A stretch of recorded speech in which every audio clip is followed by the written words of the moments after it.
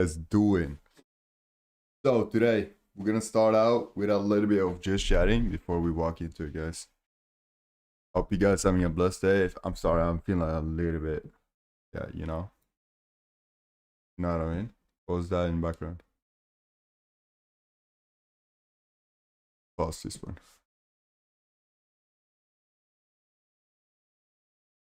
Oh, I didn't move my cam. There we go, bro.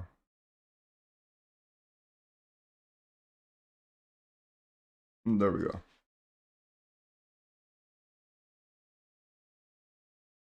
Fully surrender my life to my Lord and Jesus Christ, my Savior, and I will use the gift He has given to me to glorify His name and lead the next generation into His kingdom. Yo, that's so good. Wait, what is this? Rely on God's character and promises over your own understandings and living like this is true. Come on, that's good. So what do we see here? Trust is not a feeling. Trust isn't an outcome. Trust isn't seeing the land that is promised to you. Trust is an act of obedience and surrender, students. Let's go, Paula. Come on, boy.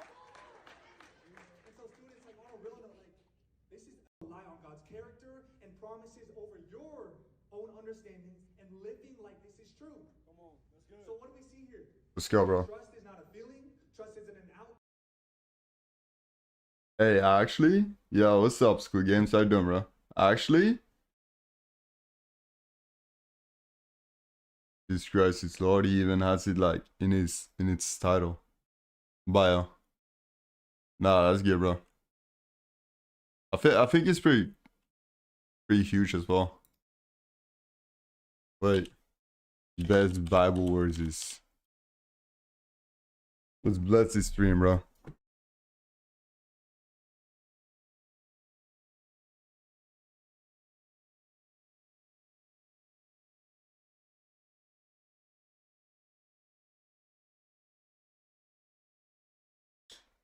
John 3:16.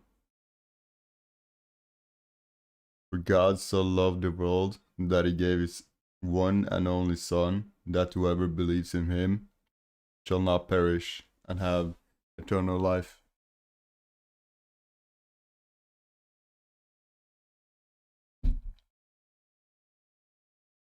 Jeremiah 29:11.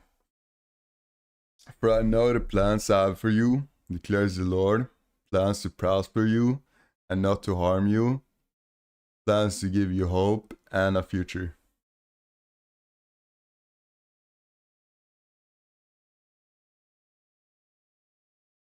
Give me a sec, guys.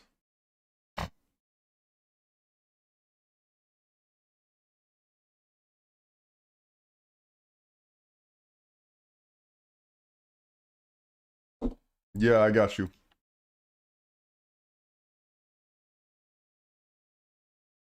Everything is in there and on my profile.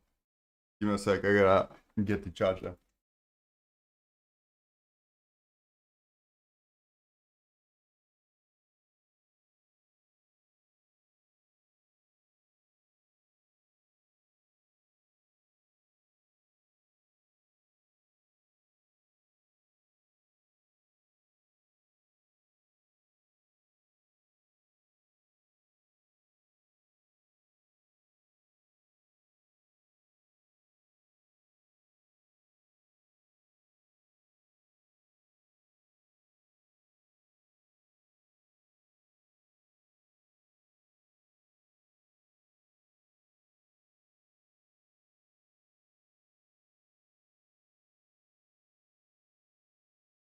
Got it.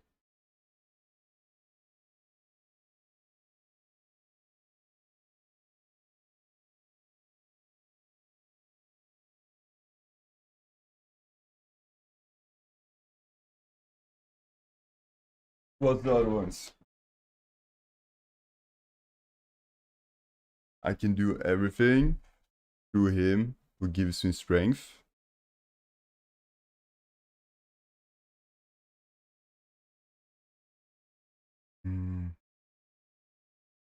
Romans 8:28. And we know that in all things God works for the good of those who love Him, who have been called according to his purpose. Yeah, that's a good one. This is a long one. This is a long one, but listen.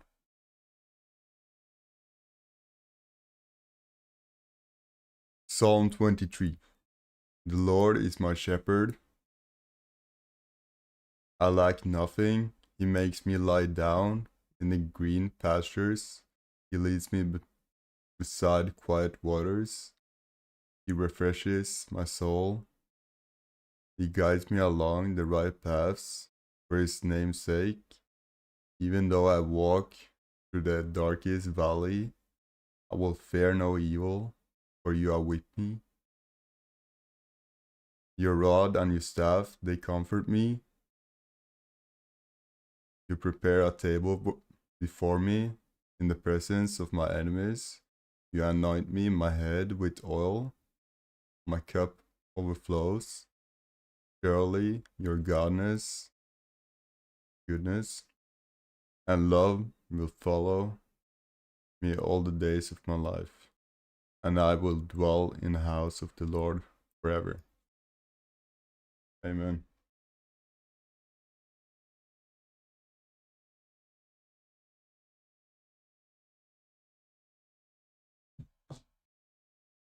Proverbs 3:5-6. Trust in the Lord with all your heart, and do not lean on your own understanding. In all your ways acknowledge him, and he will make your path straight. Yeah, I know. Give me a sec. I'm gonna post ASAP. Thank you for saying. I appreciate that.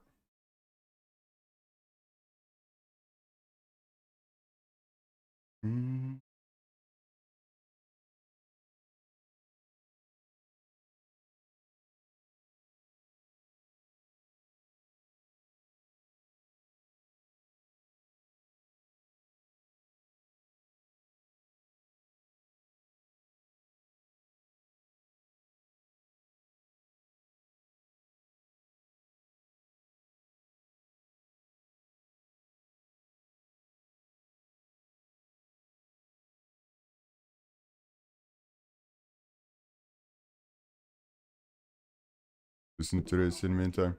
And promises over your own understandings and living like this is true. Come on, that's good. So what do we see here? Trust is not a feeling. Trust isn't an outcome. Trust isn't seeing the land that is promised to you. Trust is an act of obedience and surrender, students. Let's go, Paula. Come on, boy. And so, students, like on a real note, like this is rely on God's character and promises over your own understandings and living like this is true. Come on, that's good. So what do we see here? Trust is not a feeling. Trust isn't an outcome. Trust isn't seeing the land that is promised to you. Trust is an act of obedience and surrender, students. Let's go, Paula. Come on, boy.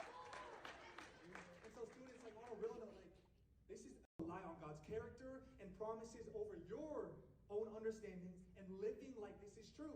Come on, that's good. So what do we see here?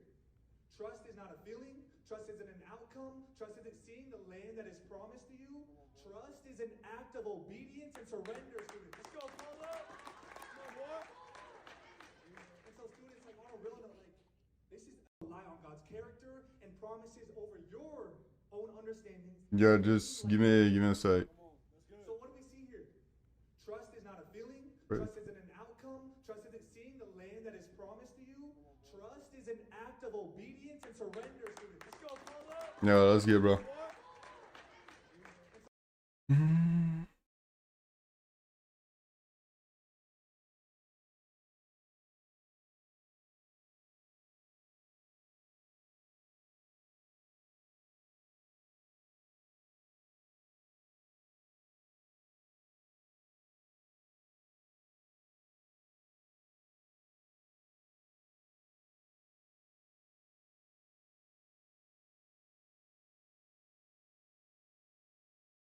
God is good. I took it in my title, bro.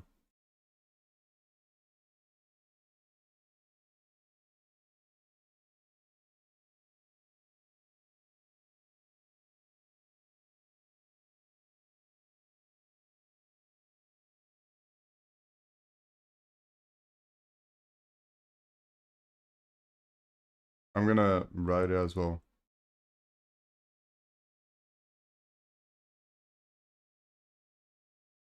There we go. And there we go.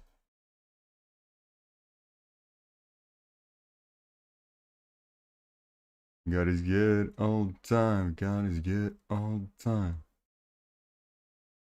The Bible is real. Jesus is real. Heaven is real. We believe. I'm getting that up a lot. Like, a lot.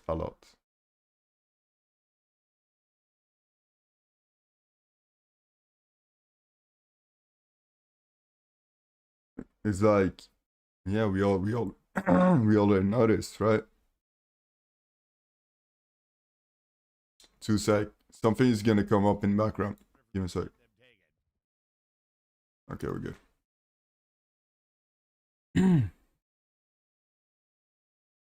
Yo, congrats, bro. That's such good vibes. How you doing, Jessica? What's up?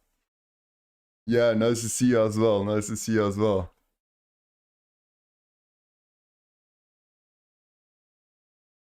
Whether you go to church or not, God is important. Yo, we gotta stop doing this though. We gotta stop doing this. Like, just using it for attention, that's something else. Like, using it to be to like praise him, that's cool, but like just getting engagement, that's crazy.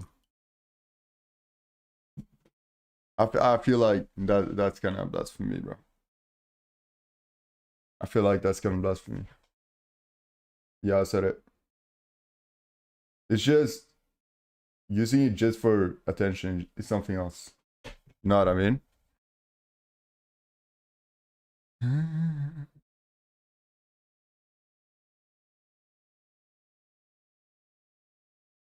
You literally need 10k views per day to make the average European salary on YouTube. Really? Is that only like long form? I mean, 10k a day is pretty not that bad, right?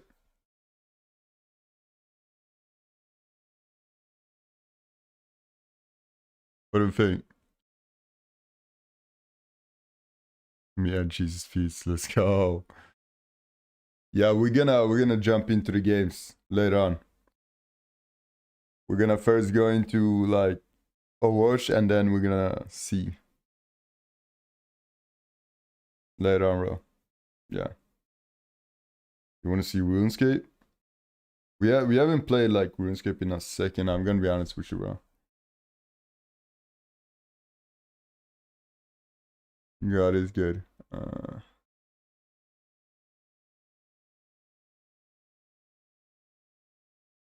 Do you guys see like my For You page? Oh, this is mine. this is mine, okay? I declare it. Jesus Christ, holy. Nah, for real, that was a nice garage. That was a real nice garage.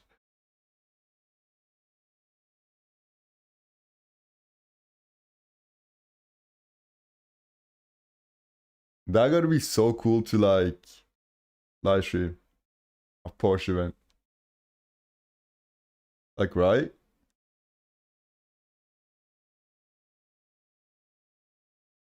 Right?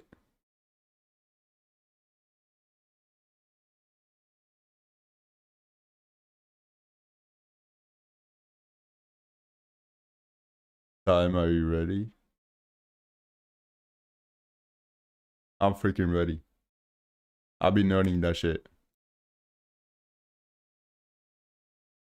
I'm ready. Let's get it. just like RuneScape. Yo, no. No. Hey, bro is getting 99 fishing. bro. Bro is getting 99 fishing. For sure. It's a perfect picture as well. You just know, like, if you play RuneScape, you know. If you play RuneScape, you know. Uh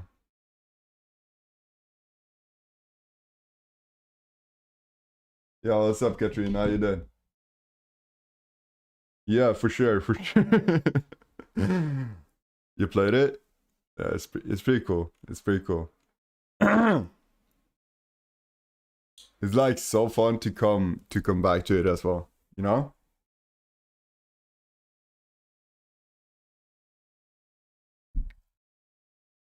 It's always fun to come back to. Rebranding yourself and hmm.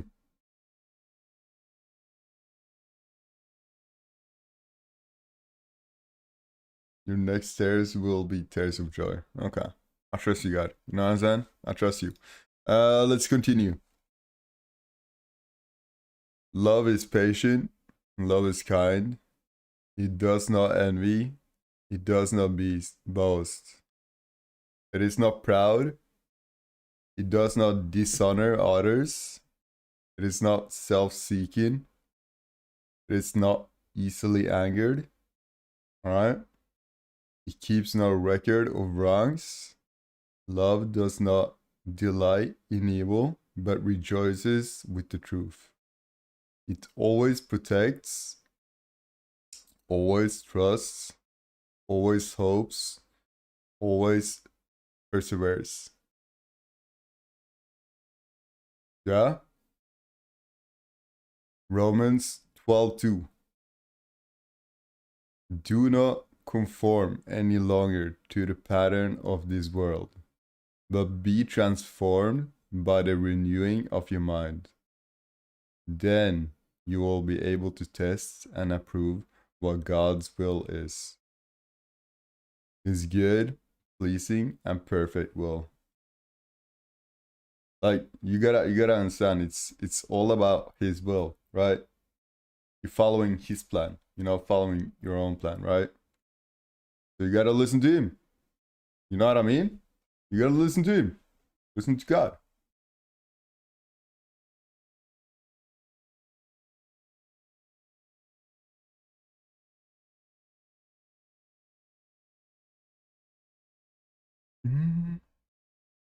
Be patient. Sometimes the wait is longer because the blessing is bigger.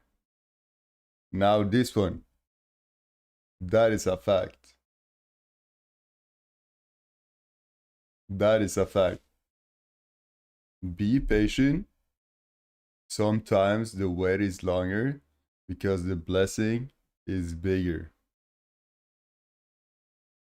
Remember that. All right?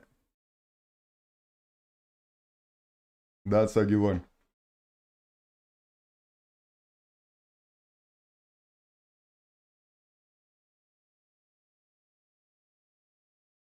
Mm.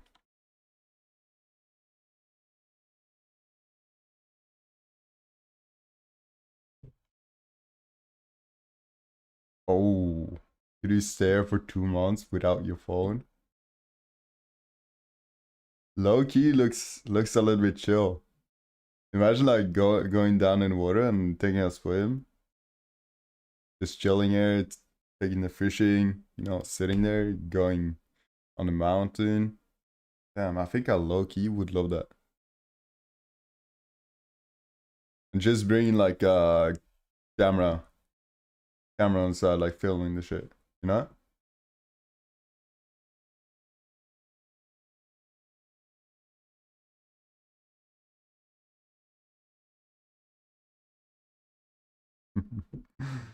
Comment section is next level. Whatever you ask the universe for. Wait. Stop trying to bait me. You cannot bait me. I will give you back 7 times what you lost. Joel 2:25. Wait.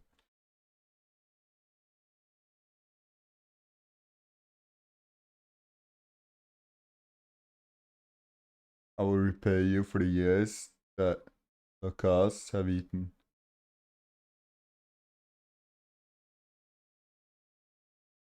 Huh. What's up, man? Yes, sir. It's Sunday, you know what I mean? It's Sunday. Do you ever think about going where somebody nobody knows you and starting a new life? This one, I've been thinking about it for probably like 6 months. Imagine like having a brand new start. You just go to somewhere that nobody knows you. Like when I was in LA, it was so good because like I could do whatever. You know what I mean? Like nobody's gonna judge. Like nobody knows me, so why not? And people were so freaking nice, like so supportive, so nice, all of that. I freaking love that. I love that. I do. New place, new start.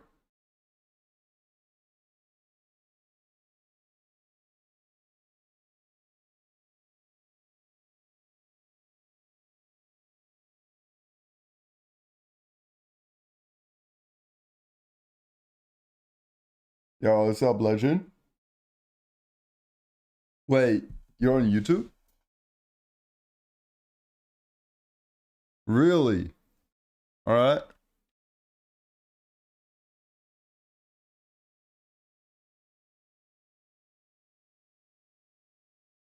You will be successful not because of your skills, but because of the grace of God. Wait, wait. So you're saying that I don't have skills? Come on, bro. Why are you saying that? Grace overrides skills, but there is still a necessary skill for the grace may abound. Grace can work without skill, but skill cannot work out without grace. So yeah, it's like something you learn, right? It's something you learn throughout throughout the time. Yeah?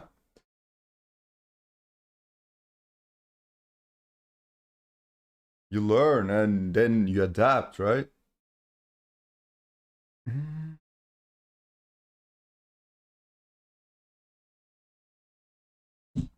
I wrote it wrong.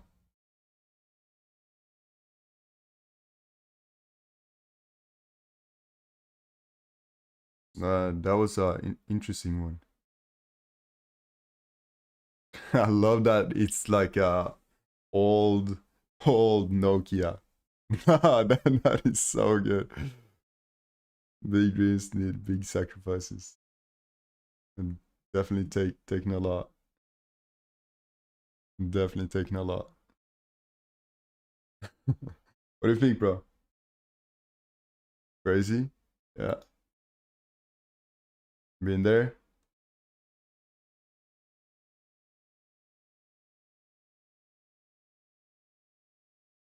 Wait, live television? You got it? This is coming. Then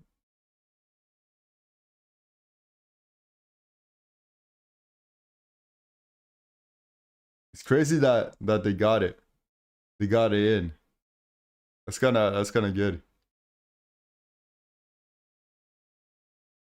This is your for your page now. It is. It is. It has changed a lot, as you can see.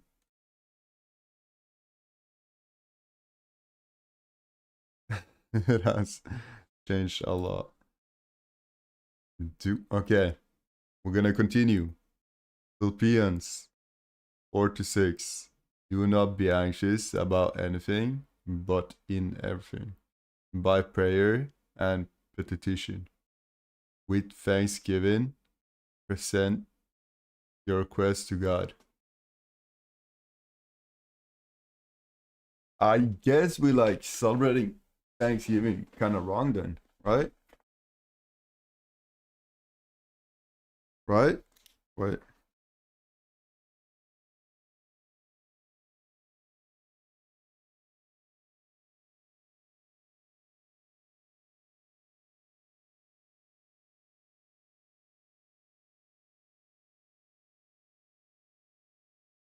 Because we usually give to other people, right? Supposed to give to God. Joshua 1:9. Have I not commanded you? Be strong and courageous. Do not be afraid. You know that do not be afraid is said like 360, I think it's 365 times in the Bible. Do not quote me on that one. Do not be discouraged, for the Lord, your God, will be with you wherever you go. Facts. I kinda love this. Kinda love this. That is Joshua 1:9.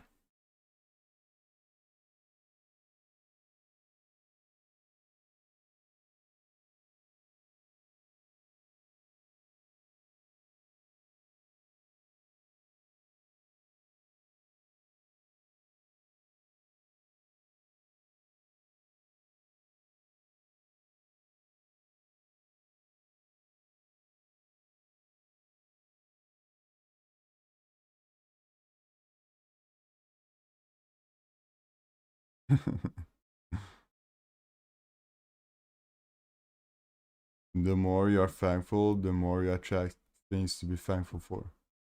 I'm grateful for it all. I'm gonna be honest with you. I had everything, everything in my life. I'm thankful for. Holy, thank you God. Amen. Nah, but on a real note, guys, let's go in. Just want to use like the first 25 minutes to show some love.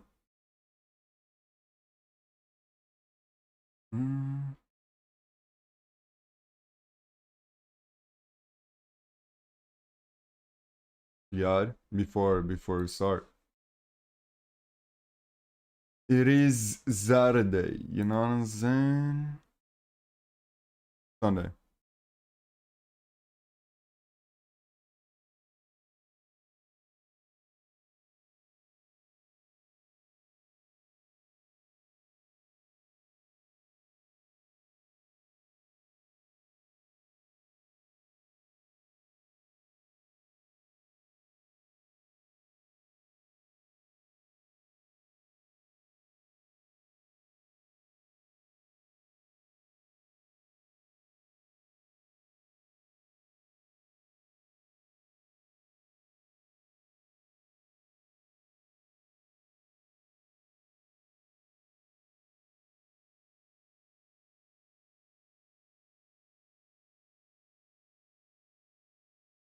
Give me a sec.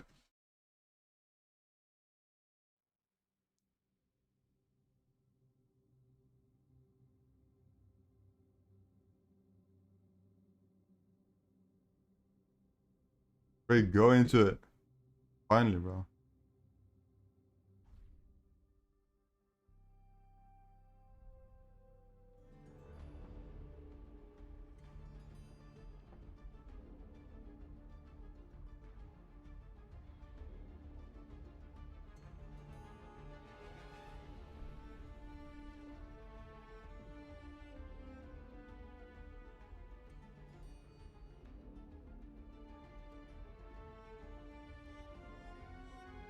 How long is it gonna last? 27?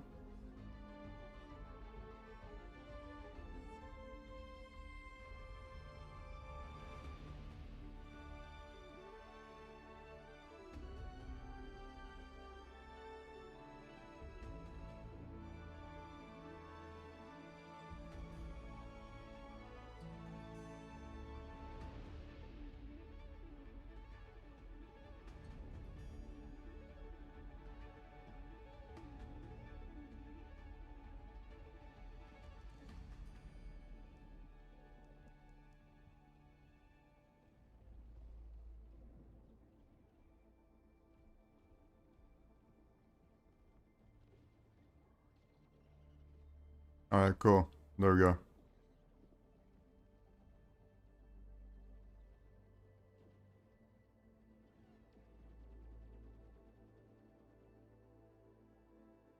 Yeah, I'm gonna write it in chat. There we go. How you doing? What's up?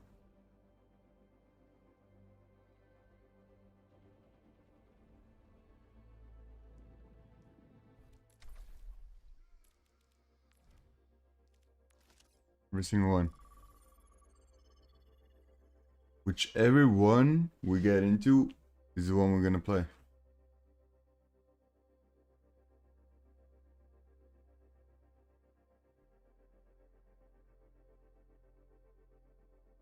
Nah, it's only like 421. Yeah, we're good. We're good, bro.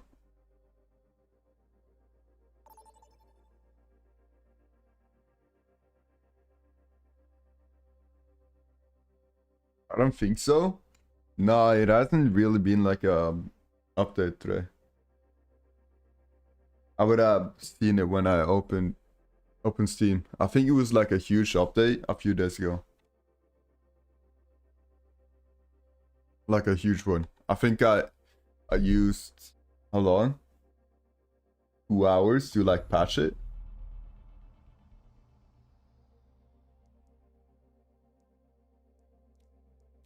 Then I didn't train my aim. Yeah, I'm just gonna go like this. Dog it off. Vote for your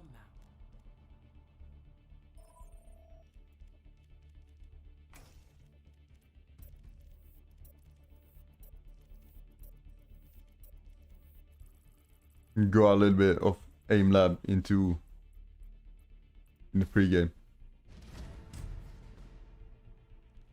Select your hero. Good. Good, bro. Aim lab in pre-lab, exactly. Aim lab in pre-lab. Choose Pre-game. bands.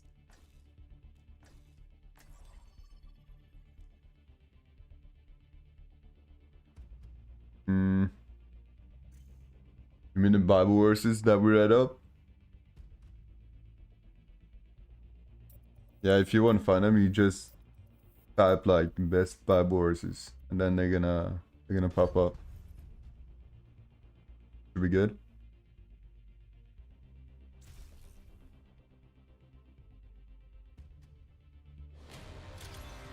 Welcome to Circuit Royale.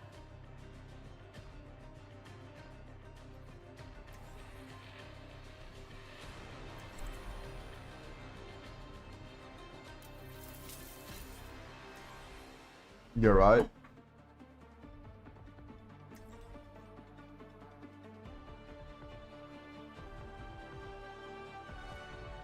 We will have peace at any cost. This will not be won without sacrifice. Be ready. Exactly. Imagine if we get like on the list. Stay inside, and I'll keep you safe. Top 500 Eirikwstreams. Seems like the virus worked. I mean, I think would have been a pretty good like data. Lo siento, chica. If there was another way, I would have followed. We wouldn't have needed more than that, right? Not sure if it's that many that checks it though.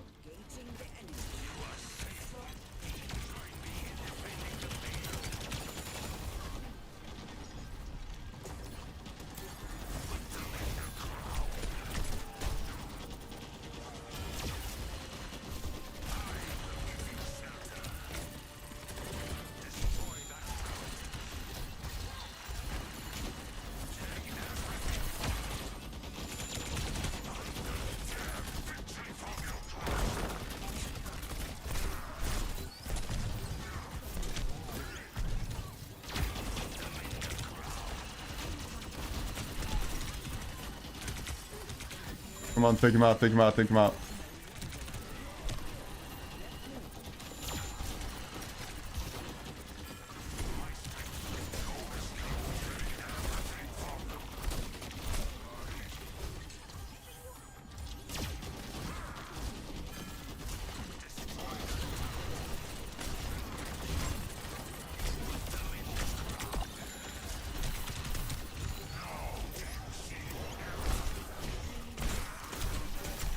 Nice push, bro.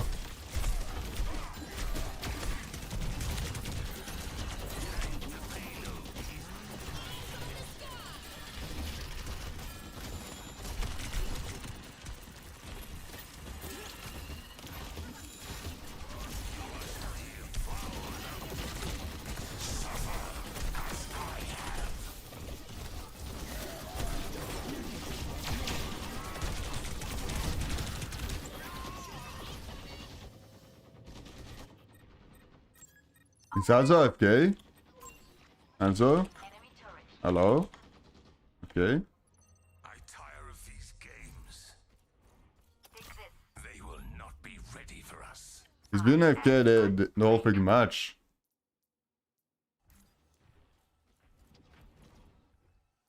We must push forward.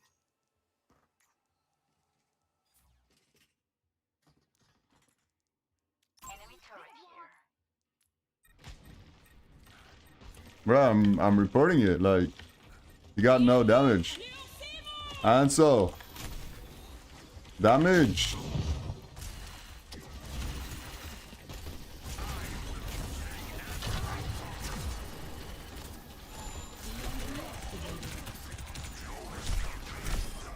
Nice, good job.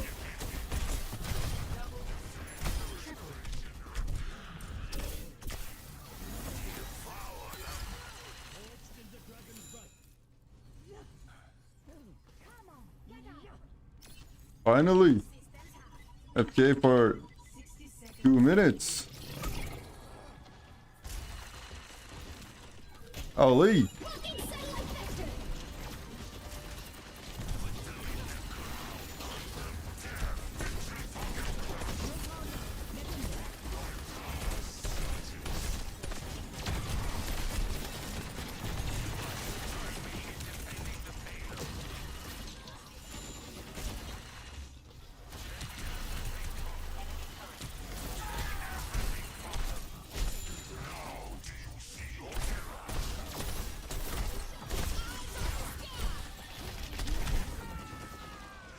The Sierra is really good.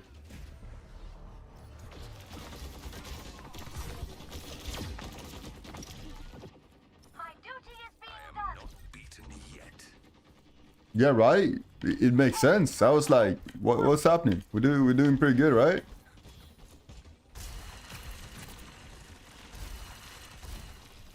And the guy was like, FK for the first 2 minutes of the game.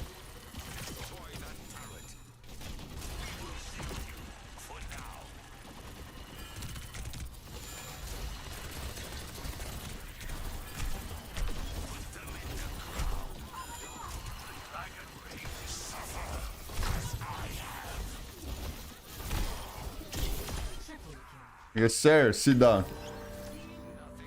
Taking down the entire team, bro. That's how we do it. Sit down, sit down, sit down, sit down. Sit down, bro. Your efforts will be rewarded.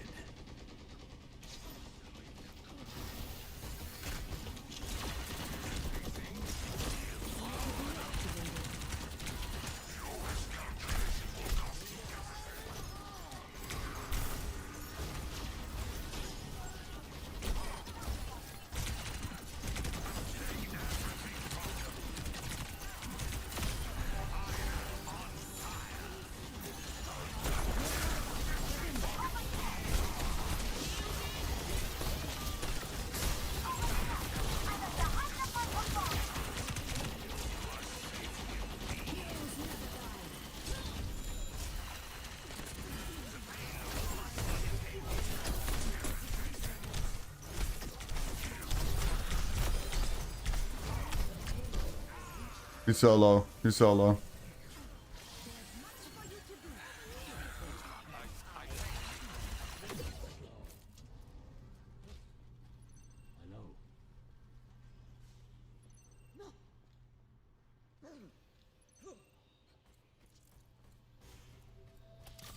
Now, I thank you. Yeah, we have so good heals, bro. I'm not even joking. We stand united. We will shield you for now. Put them in the ground.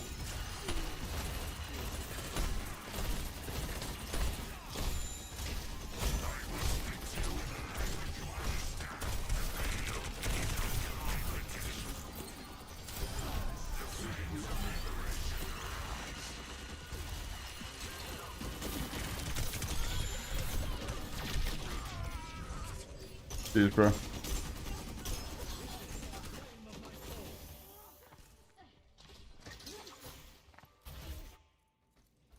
Yeah, it's good that he's stepping up because Be honest, that was kind of crazy.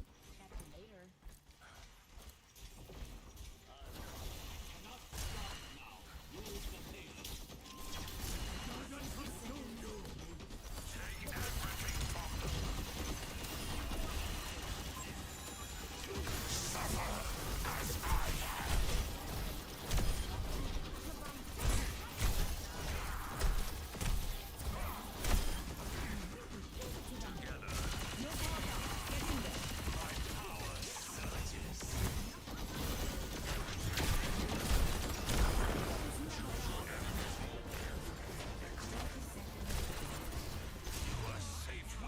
Good job.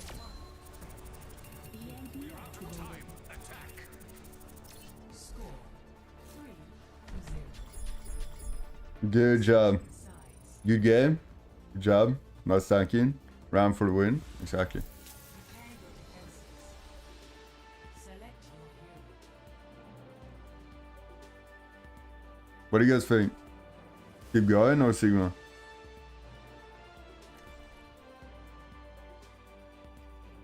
I mean, he tried a counter. He's probably gonna go Sigma now. Or Ariza. And then we're still gonna like outplay. Stay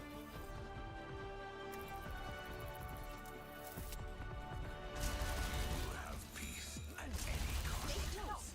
I can't feel the strength. Feeding off power. Right? According to Kiriko, your instinct for countering the Hashimoto comes as second nature. Oh, she's complimenting me behind my back? Wish she'd be that nice to my face.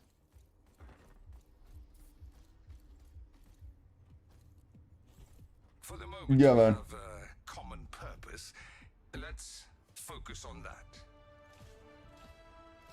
5, 4, 3, 2, 1. Attackers incoming. Oh, it actually went fine.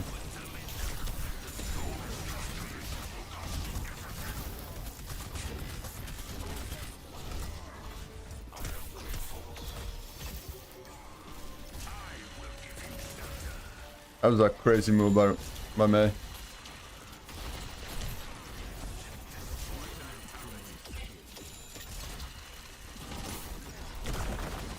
Heal on top, heal on top.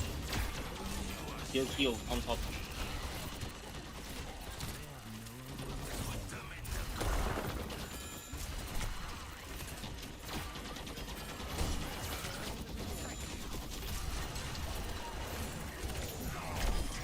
Nice.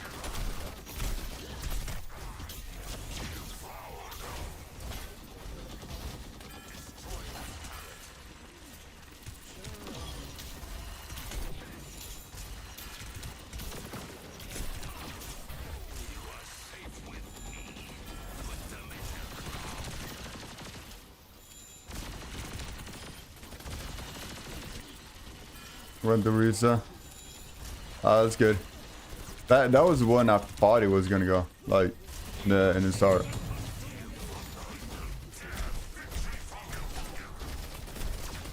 I'm gonna be honest.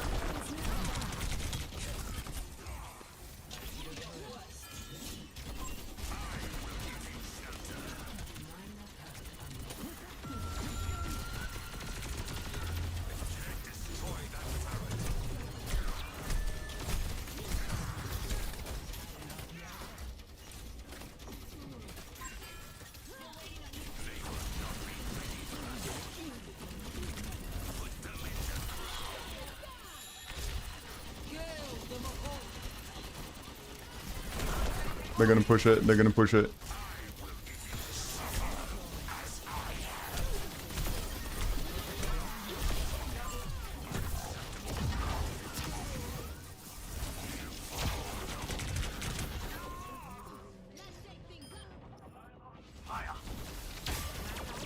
It's a nice play by Zera. Let's shake things. My resolve hardens.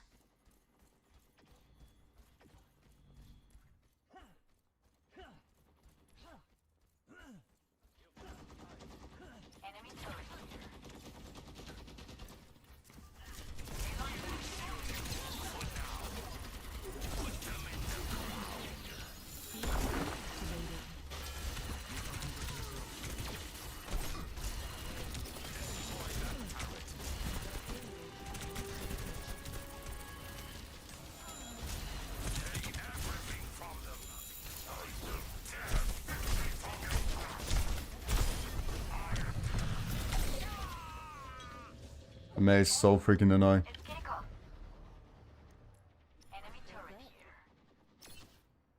Yeah, but right now we have like kind of lag.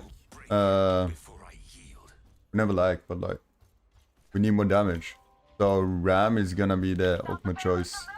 I can't really go Sigma because he's not gonna do enough. Ram is real in play.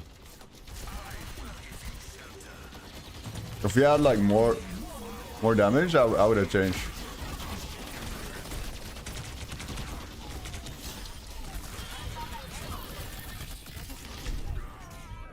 But the fact is that we don't got it.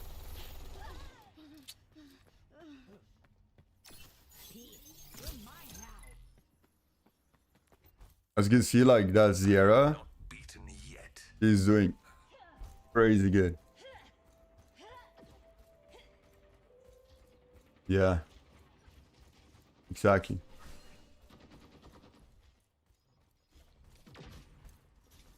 We got an amazing Mercy though. Holy.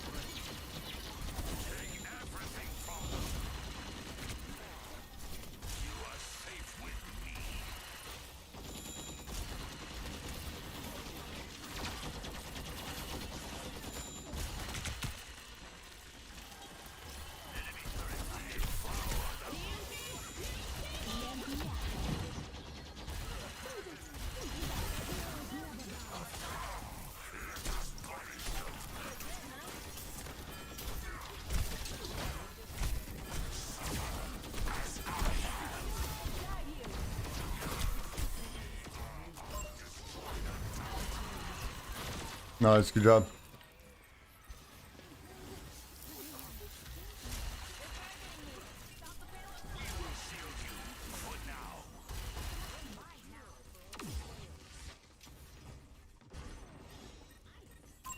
An enemy comes.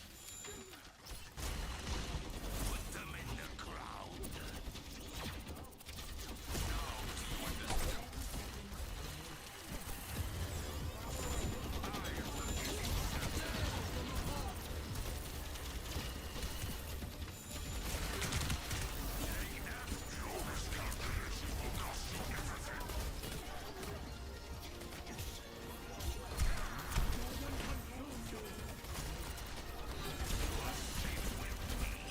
Nice, good job.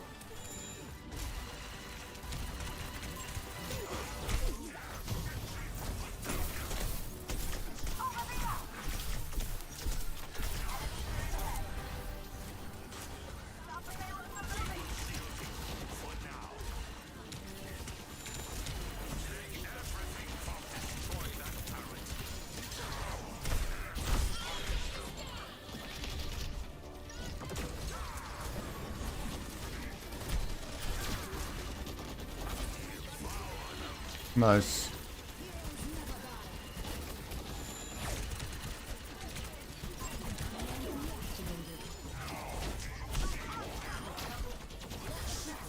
Nice.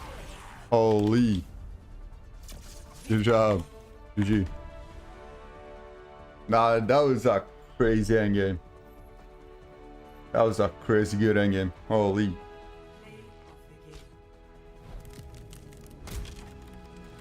Amazing job. Clip that. Let's go, bro.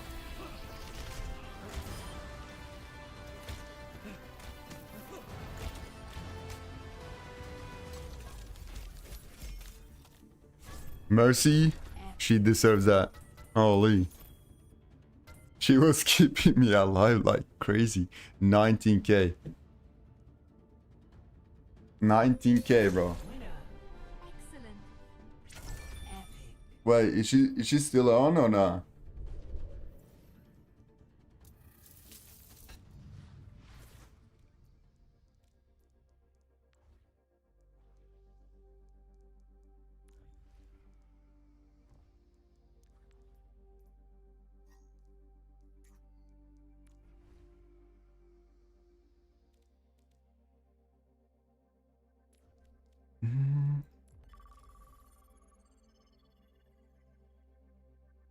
Nah, bro, you think so?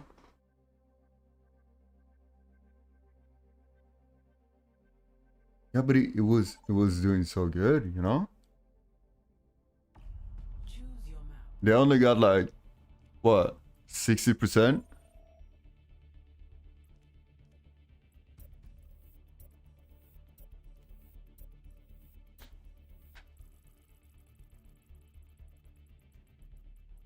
%, is pretty, you know? Select You know what I'm saying?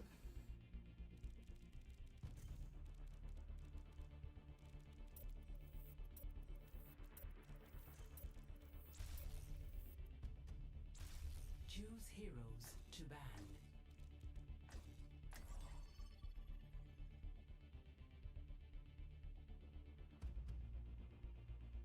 Yeah, man.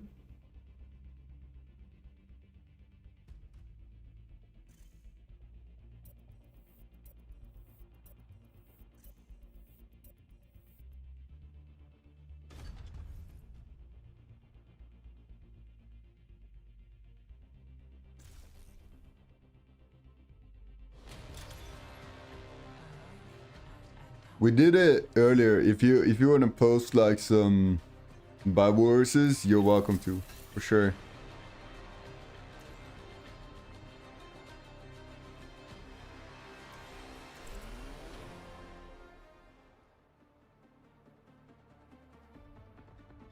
Yeah, yeah.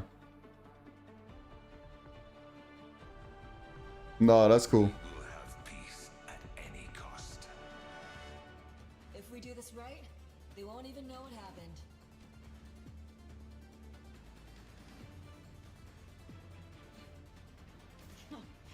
Just one more mission.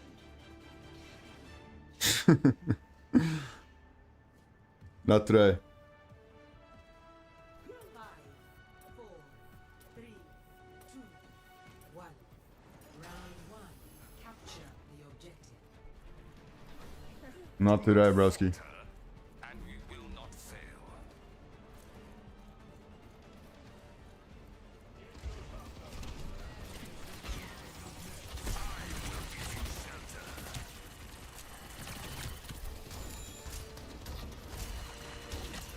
These guys are.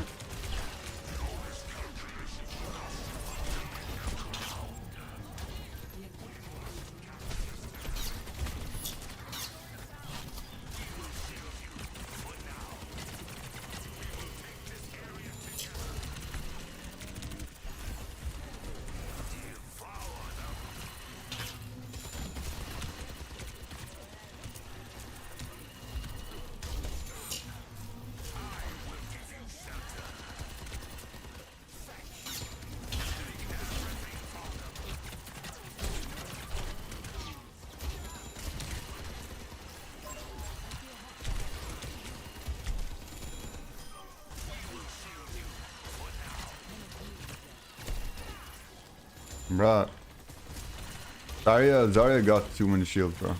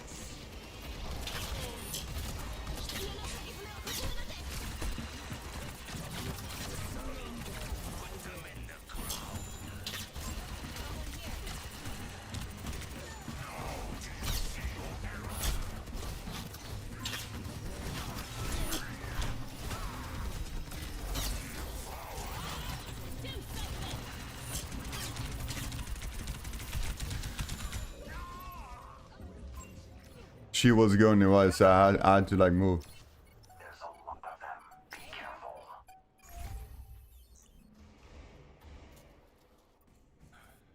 A mild inconvenience. My ultimate ability is charging. Round to number one. Round to number one.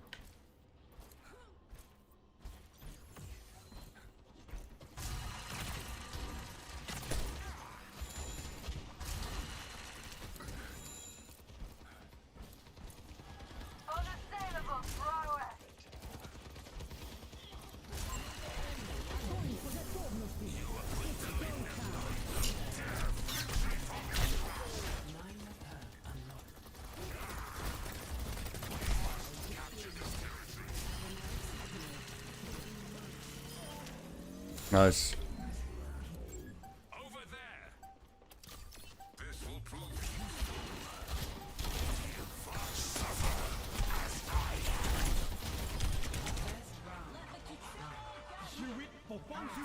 Nice push. Score 1-0.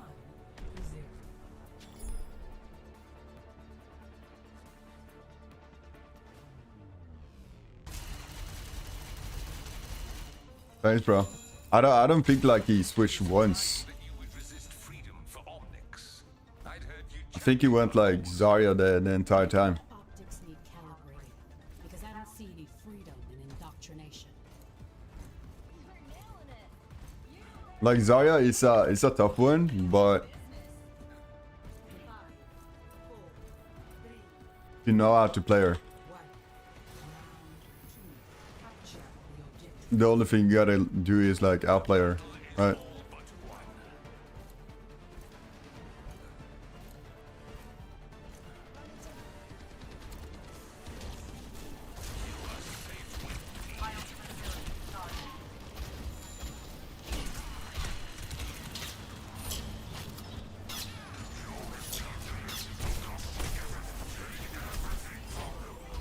Right.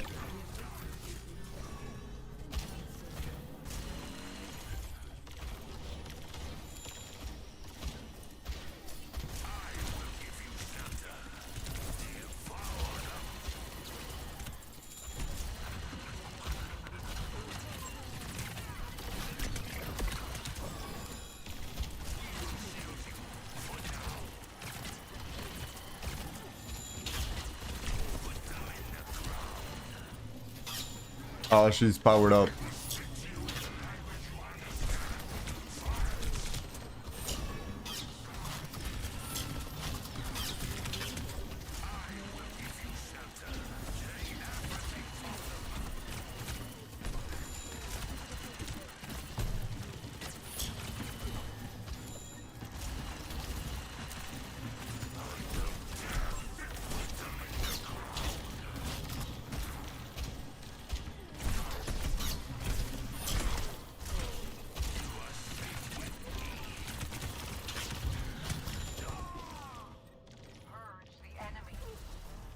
Yeah, she were at like 93%, so someone were like fitting her shield way too much.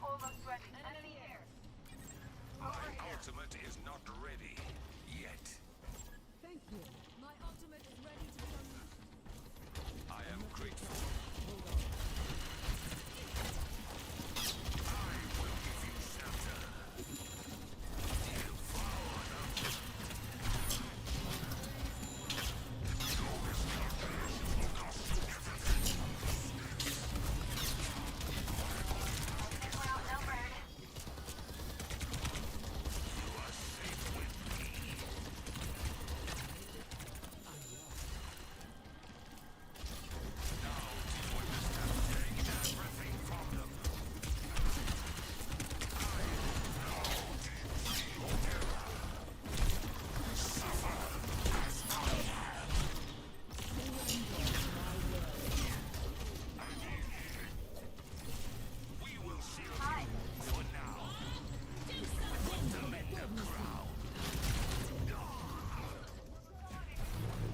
Огонь по готовности. Failure is not defeat. The ult is good, yeah. I just don't know what happened there. My ultimate is ready.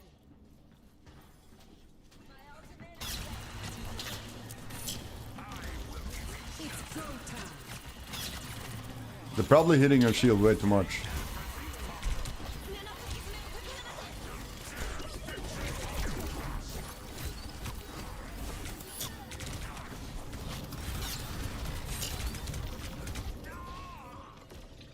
So.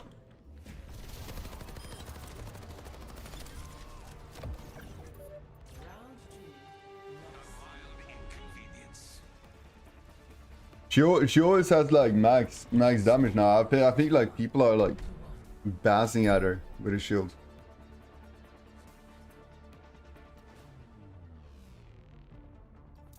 Yeah, just freaking different, bro. Weather report. Lots of sun. Go Zarya, where's Zarya? Watch your flanks. They might try something. How's our heals? We will crush them.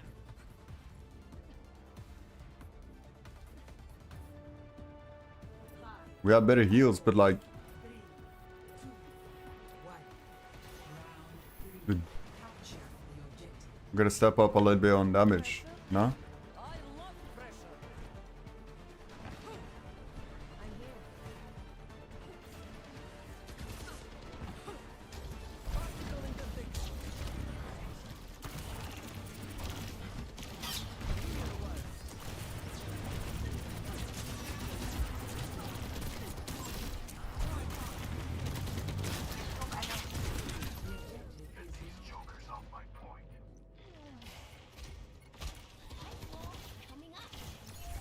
They,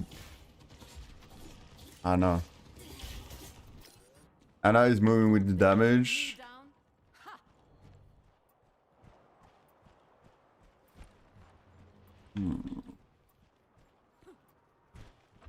Get together. Healing fortified. Very well.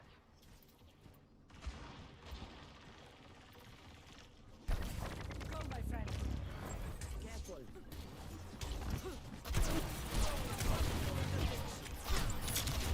Yeah, bro. Just pushing that. I'm better with low HP. And she pushed it.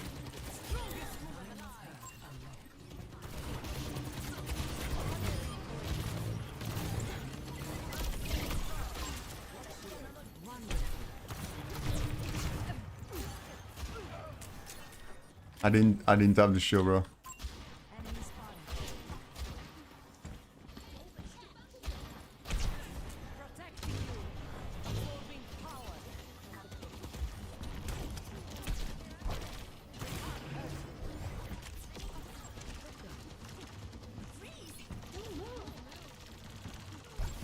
Go, my friend. Nice.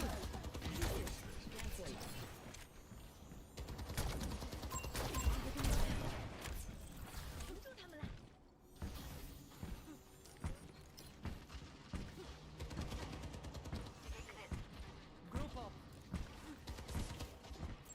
Over there. Over there.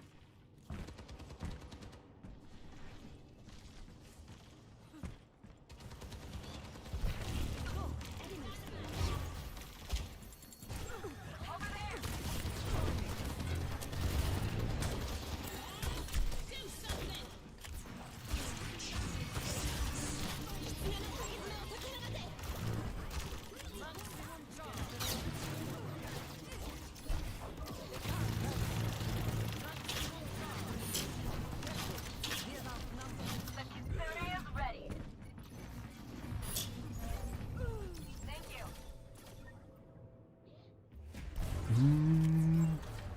Thank you.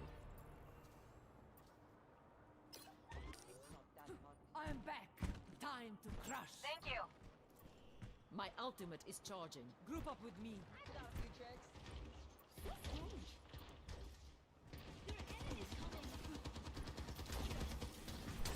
Particle interdiction.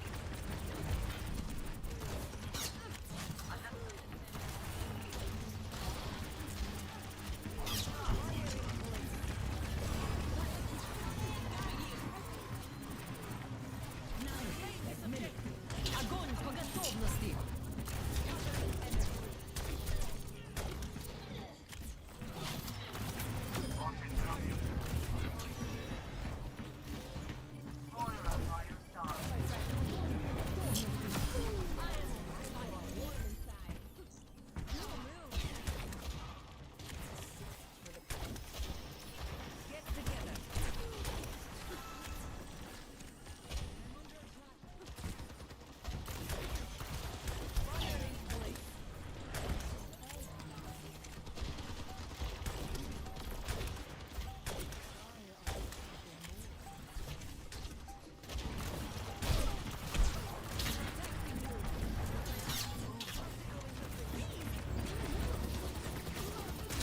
Nice.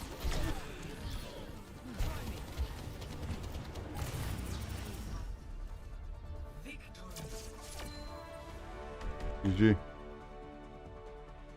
Yes, we're the best Zarya, you know what I'm saying?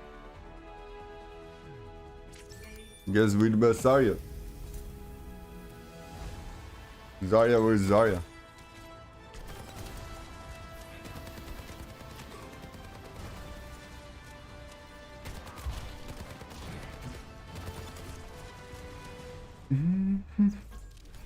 You think so? I mean, the game don't lie, right? Epic. Good job. Good job, heels.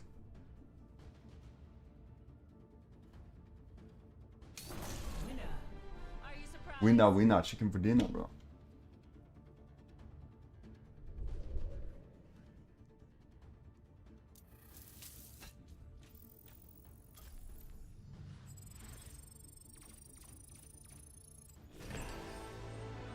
You see this? The more thankful you are, the more you attract things to be thankful for. God provides, you know? God is with me, I cannot lose. Facts. Vote for a map. Loves the game, be a pro. God will work it out.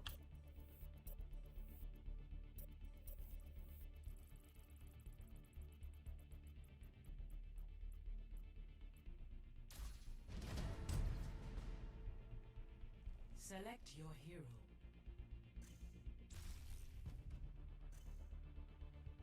Select yours, bro.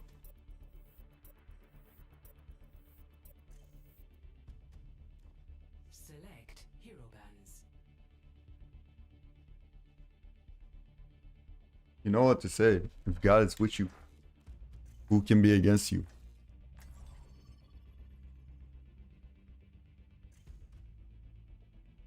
Right?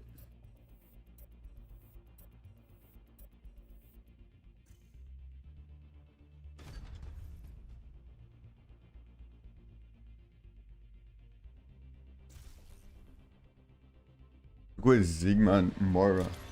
I guess maybe they had like a super bad game with Sigma. Prepare to attack. Select your Sigma is not that OP. Mora is good. Mora is good. Some said that they actually nerfed Mora. I haven't really felt it that much, but I meant like back in days, so like 2 months back, we did like 35k healing and such.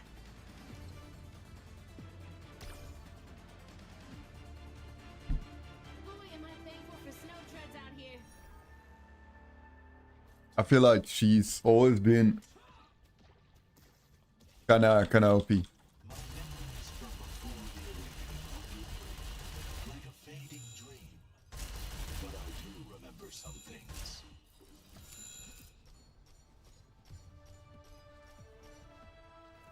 Five, 4, 3, 2, 1.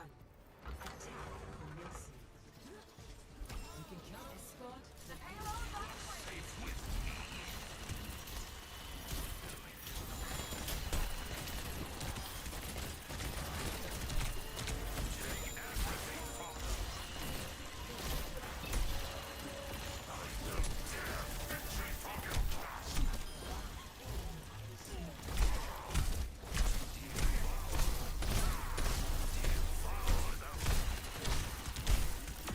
Good Dharma.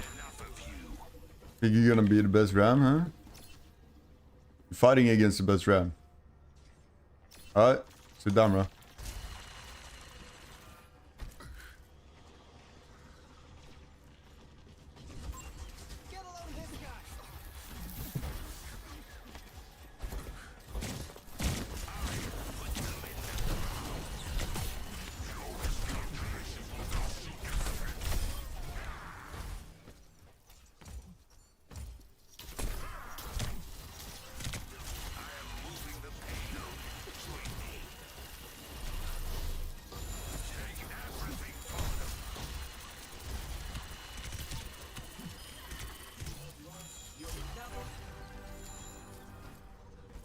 Nice, good job.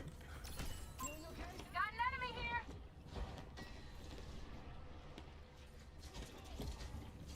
Put them in the ground.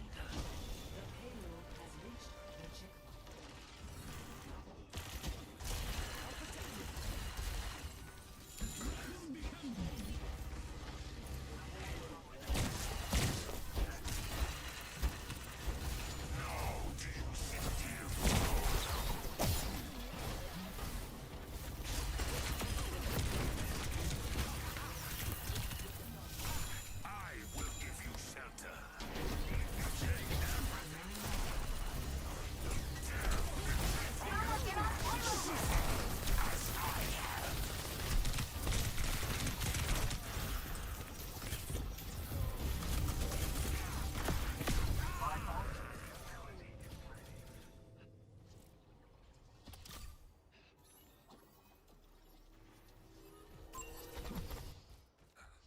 A mild inconvenience. Hyper like the dawn. We gotta move the payload. Nah, bro, I'm just feeling a little bit sneezy, you know what I mean? We're recovering now.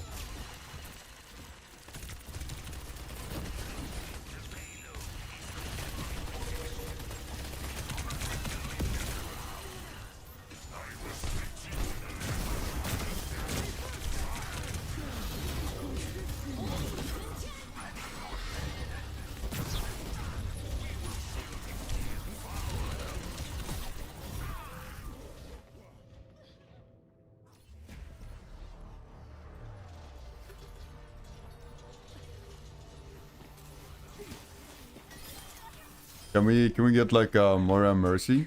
Is that possible? Defend the payload, or they will take it from us.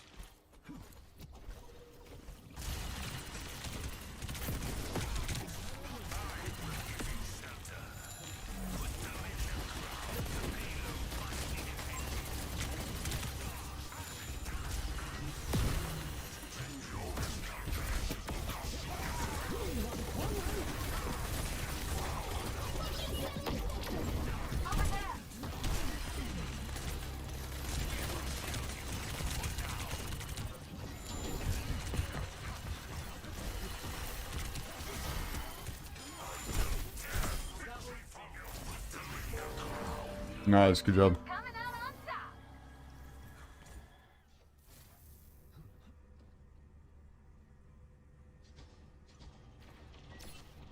Deploy and roll! Might be someone that just started.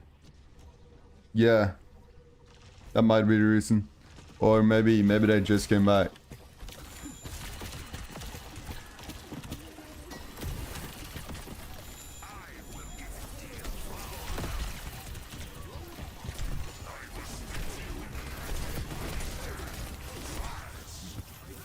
Ah, sheesh, bro. In the middle of it. I'm gonna use my ult and then I'm gonna switch. Probably Orisa. That might be a good move against Moga. Confidence will be their undoing. Gotta move the payload. Join me.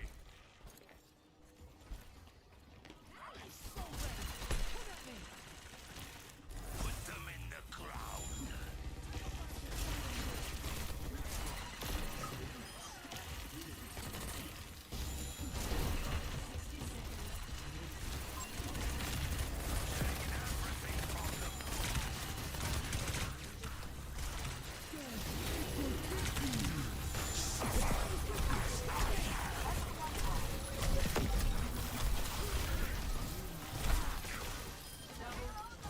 Yeah, bro. Trying to ult me like that? Gonna make you sit down. You are safe with me. 30 seconds remaining. Avast it. Assault their defenses.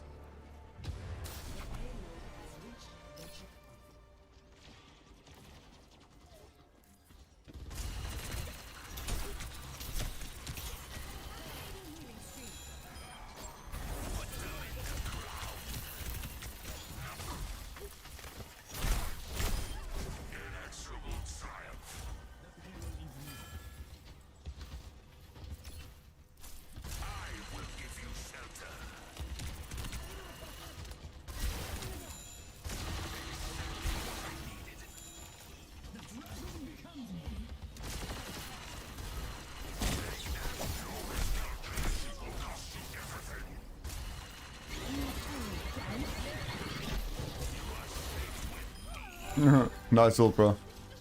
Deploying rock unit.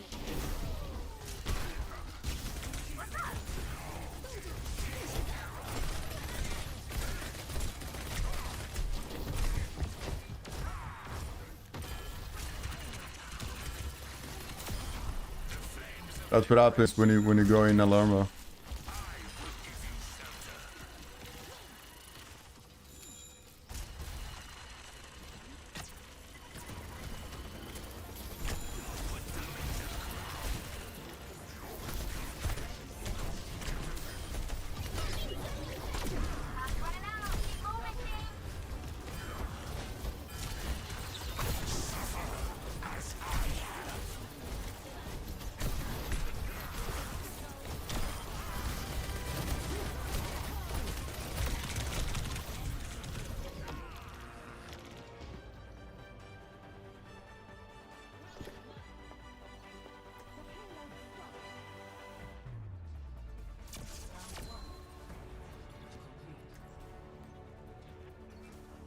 Score 2 on the exit.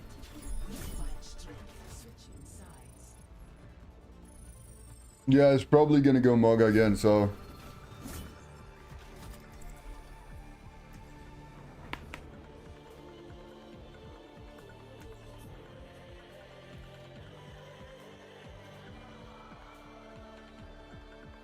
What's up, broski?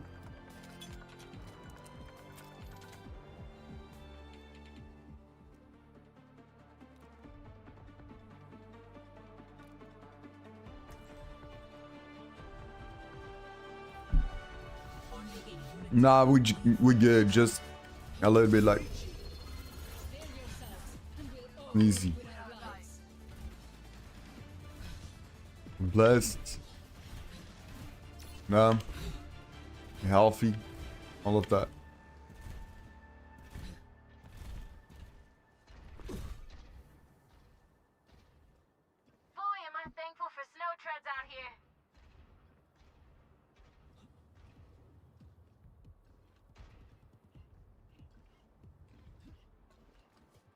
I'll protect you. 5, 4, 3, 2, 1. Attackers incoming. Stop the payload.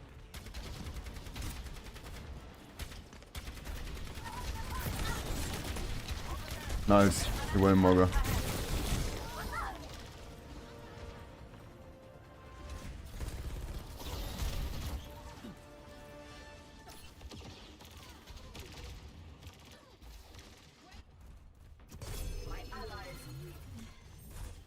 Stop them from moving the payload.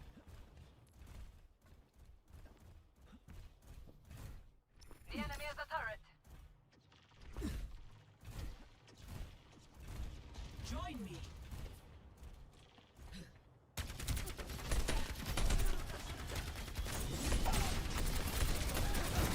The payload needs to be stopped.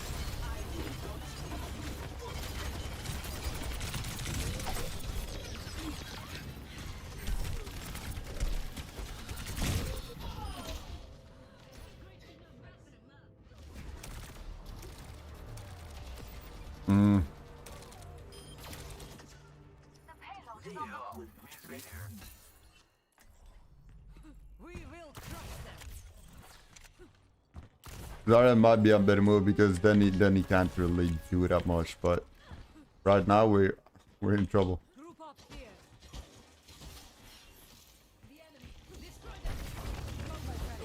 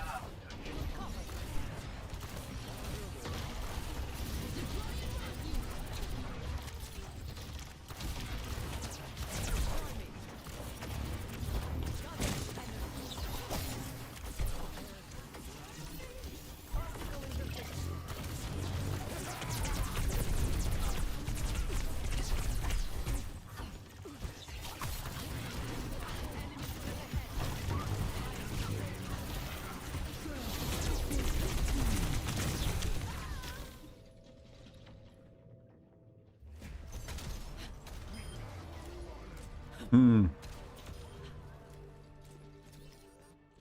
Energy tropicals calibrated.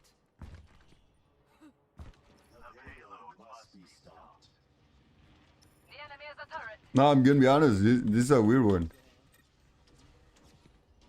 Got an enemy here. Fire in place.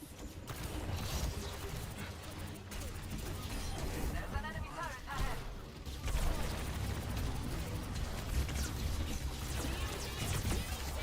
Огонь по готовности.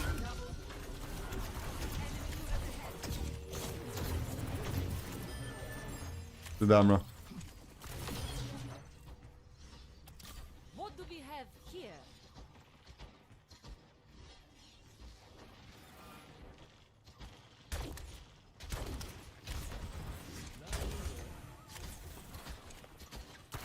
Fire in place.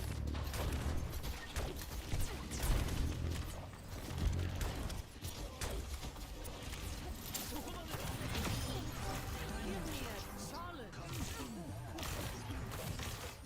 Спасибо. Thank you. Gathering energy.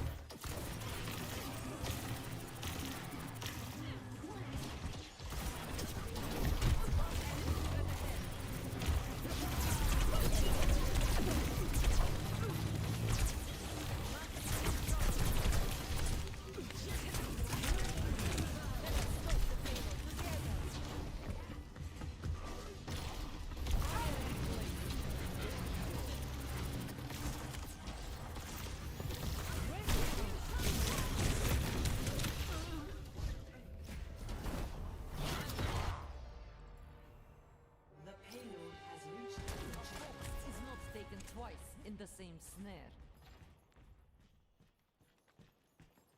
Enemy turret here. We must hinder the payload's journey. Group up.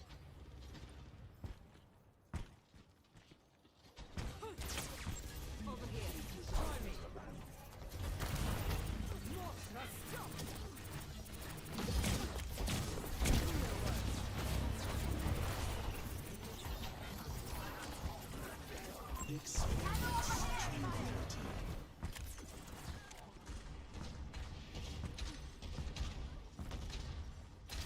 A champion's reward.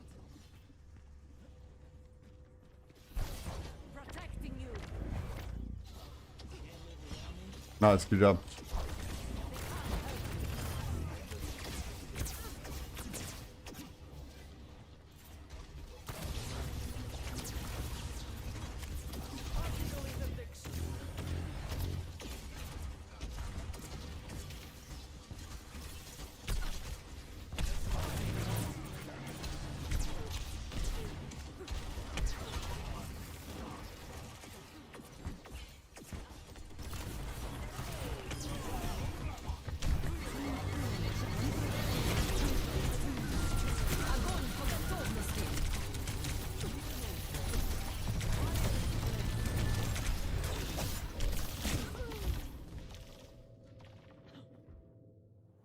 We must hinder the payload's journey. 60 seconds remaining. Give them hell. Group up with me. I'm with you.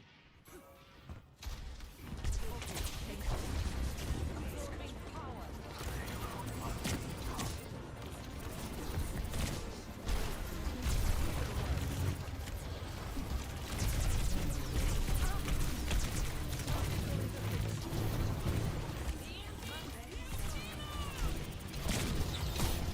Enemy turret here.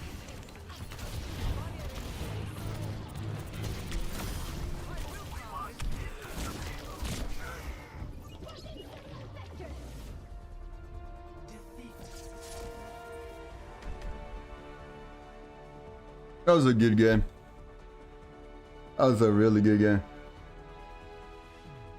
Play of the game.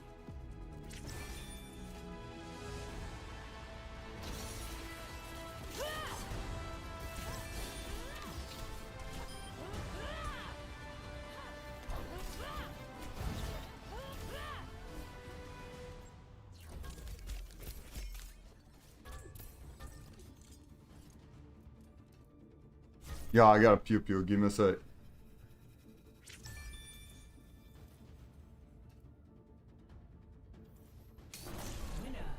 The result of hard work.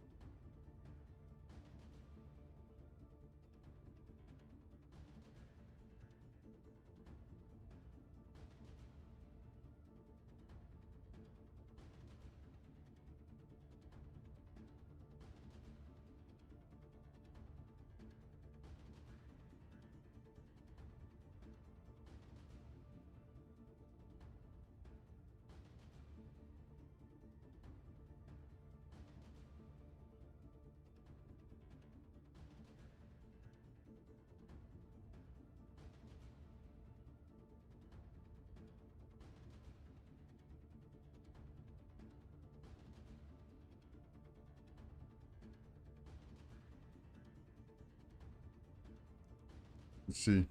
Is FNCS still going on?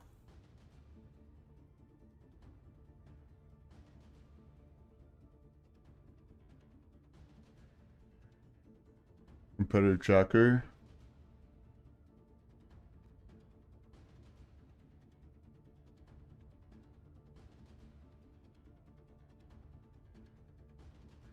'27, 26, day 2.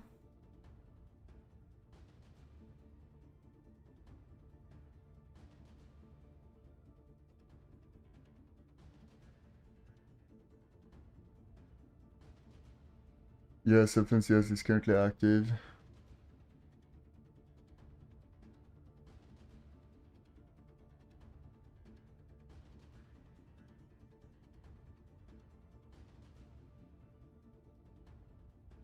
Right.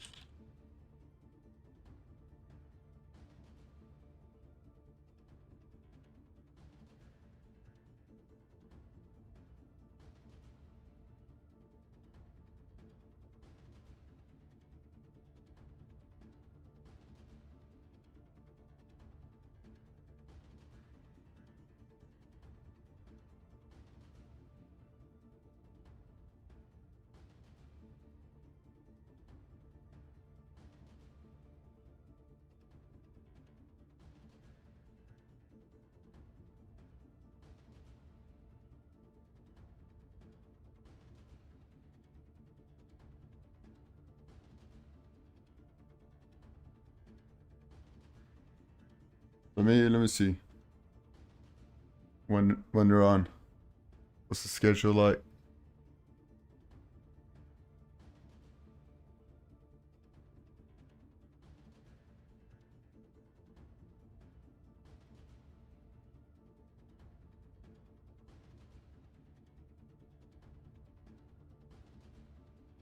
They're live right now.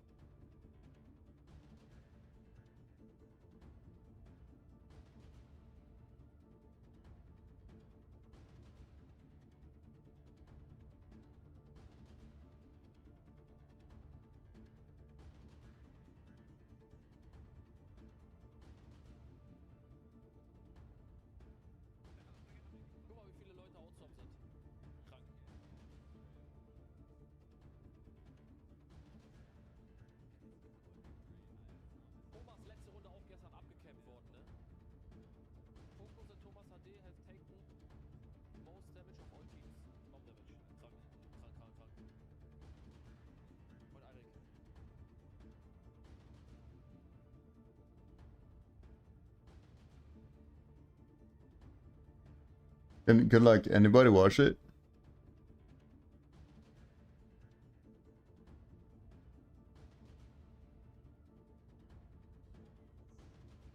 Ya, yo te lo dije, yo jugaba a casca, me mataban en la primera partida y me tilteaba por el ego. Exacto. El primer juego que competía, nunca había experimentado competir y para mí era muy frustrante porque no sabía dónde estaba.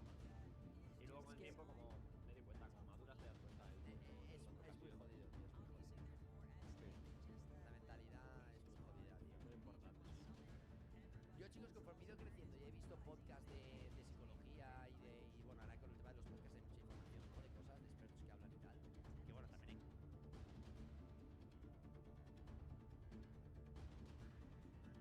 Wait, let me just check it out.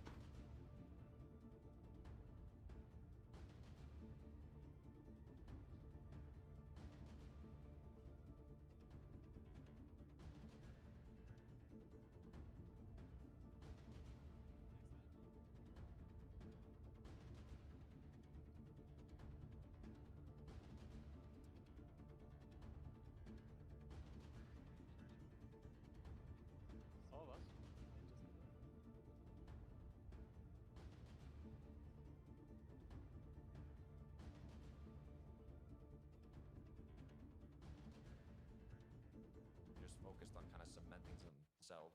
Yeah, maybe we go and check it out.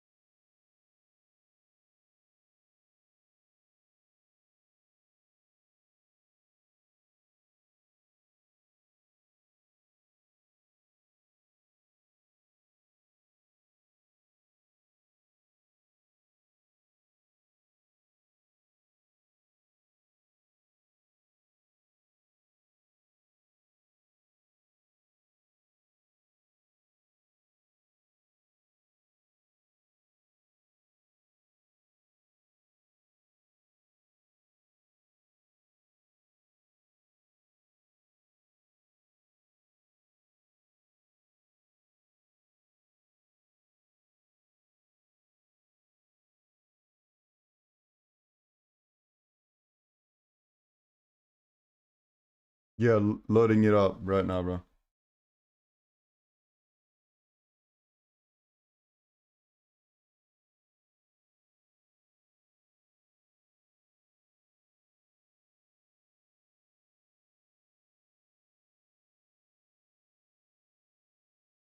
It's gotta be Sharkantini. I want the confidence to be fully built back up, though. You can kind of tell. Who do you guys hope wins? Back up that leaderboard, but looking at Chap here, 315 below. I was talking about it yesterday. This is a team that had really high expectations going into 2026, and they just haven't quite lived up to it in terms of how the placements What do you guys think wins? been. But they have the experience. The issue is This is not. Nah, this is EU. top 30. Wrong place, wrong time, man. Chap had to move. He didn't have any options. Let's but see you. It's unfortunate the overdrive grenade just sent him fully. Then I think it's gonna be later on. Complain about that. Him the It's slightest different kind of crank, just a little bit up. Headed time zone. high ground. Don't believe that they have ultimate height established just yet. Seems like they're gonna wait things out. Like imagine being in this scenario. What's up, Alexia? How you doing? That's it. Imagine being like in the scenario. How much? Like, bro, I would be stressing out. Crazy. These people has been like focusing on this like all freaking day, whole year. I mean, what's up, Alexia? How you doing? Yeah, that's crazy. Yeah, Jessica. We changed from Overwatch to like Fortnite. I gotta check this one out. They needed these refreshes, considering that they had to make a incredibly far rotate once again. Just How you doing, Alexi? Where are you coming in from? teams that has still been performing well despite that. Now, Sophia, we probably gonna jump back into it like later on. I just had to check this one out. Ticks of storm might make for a late attempt, slightly later rotate, but it looks like disaster has struck here. Pablo and Chino, while they're waiting for the opportunity, instead they're gonna be the ones seized upon. Pablo now looking to fight things out, but Reason, no, Riley, desperate there. Yeah, just had to chill for a bit. Pablo's box just yet, but Pablo's not careful.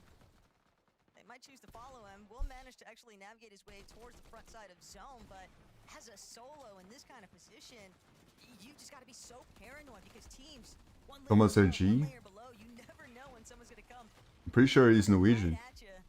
And Skyjump Momsy seems like they want I swear I heard that name before. Saw just how fruitful it was for Sky and Scroll in yesterday's performances. So if another team has those same intentions, could be interesting. No Riley though. Not gonna stick around. Ghosty cleaning up Dina's backside of the zone. Thomas He won. focus though. They got it. Eyes set on the prize, and it's just making sure that they cut off Surefour and repairs. But they've already managed to target further ahead. Pablo's still looking for eliminations, and we've seen Pablo do it before. Takada, the solo clutch factor is definitely there, but how much more placement, how many more eliminations can he realistically secure from this point? Currently top 16. Issue is he only has 3 builds. Sharktini, this is what we've been waiting for. They're running low on mats. They're going to need to look for some refreshes. Sky Scroll in a similar situation. Issue is backside of zone now. Looking for options. Yan is cheating. Holden. Oh damn, they got the high ground. So far, no teams have contested them, but it looks like Shark has gone down. Teeny is left all alone. Pablo still able to clutch this up. Gets a nice refresh and now has a chance to continue forwards. The branches, man, just stopping him in his tracks. TD also going to be brought to a fall. Come on. Thomas and Focus now waiting in the wings here. Sky. We're cheering for VP. VP. He's just trying to dance around the lobby. He's fist buying him a little bit of time, making him a slightly more difficult target to try and track down. But Sky, the fact that he hasn't received Pretty sure Thomas AG is Norwegian. We're gonna check it out after this one. the full knock though, just takes out his shields. He is not healthy on the low ground, but Thomas and Focus, they find Sky. That's gonna be 9 eliminations already for Thomas and Oh Focus. sheesh. Come on. Notch here.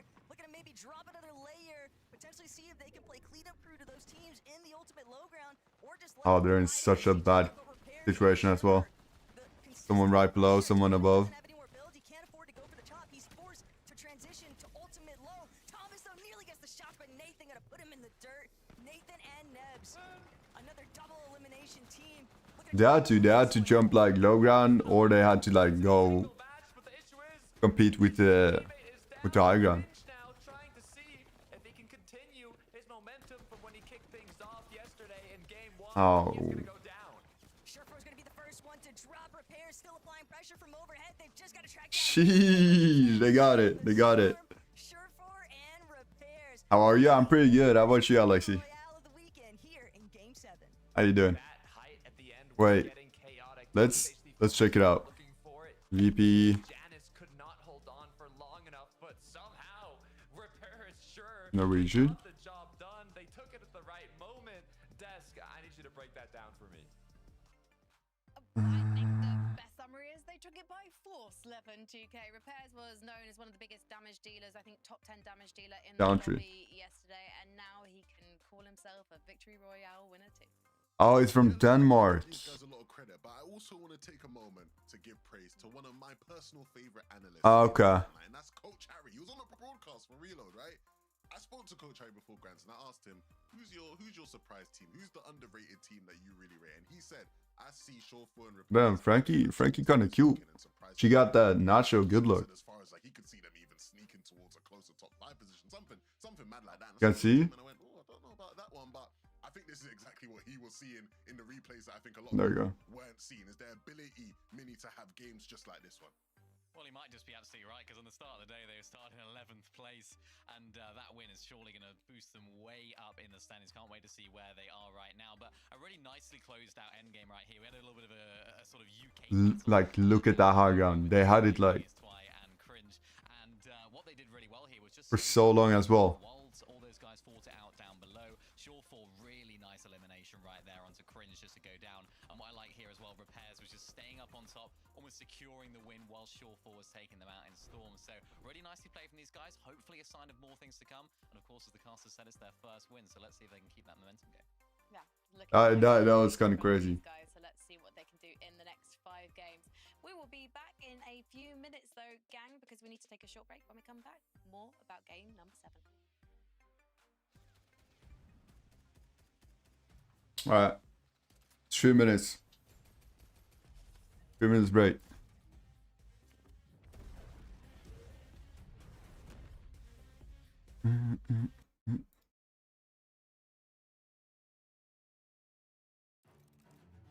Who couldn't make it? We are going to reset FNCS Major 1. It's far too long with the current. Honestly, you don't even need therapy.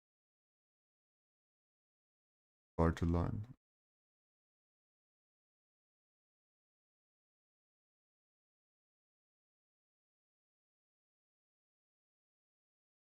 Is it because of a lot of them can like keep going? They got taken out?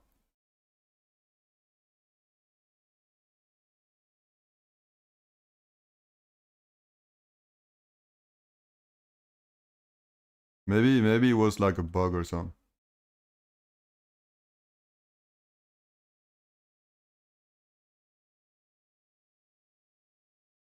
Oh shit, yeah.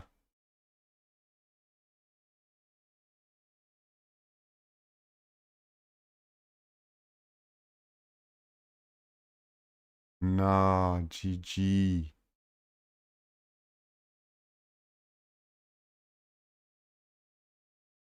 Second FNCS Grand Final, 76k.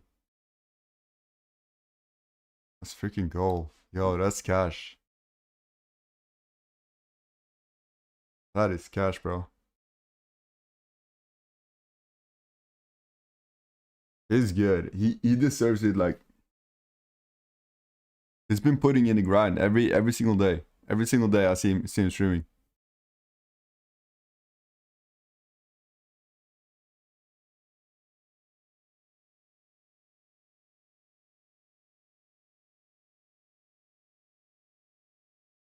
These flexes.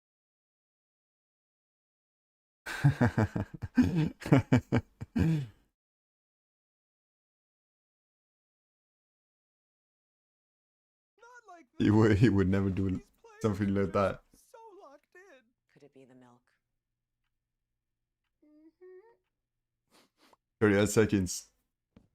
Yeah, what's up? How you doing?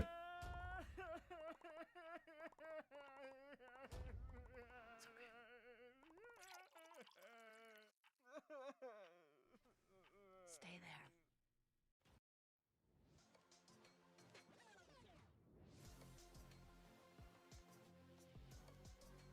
there. Oh, what's that? I got no idea.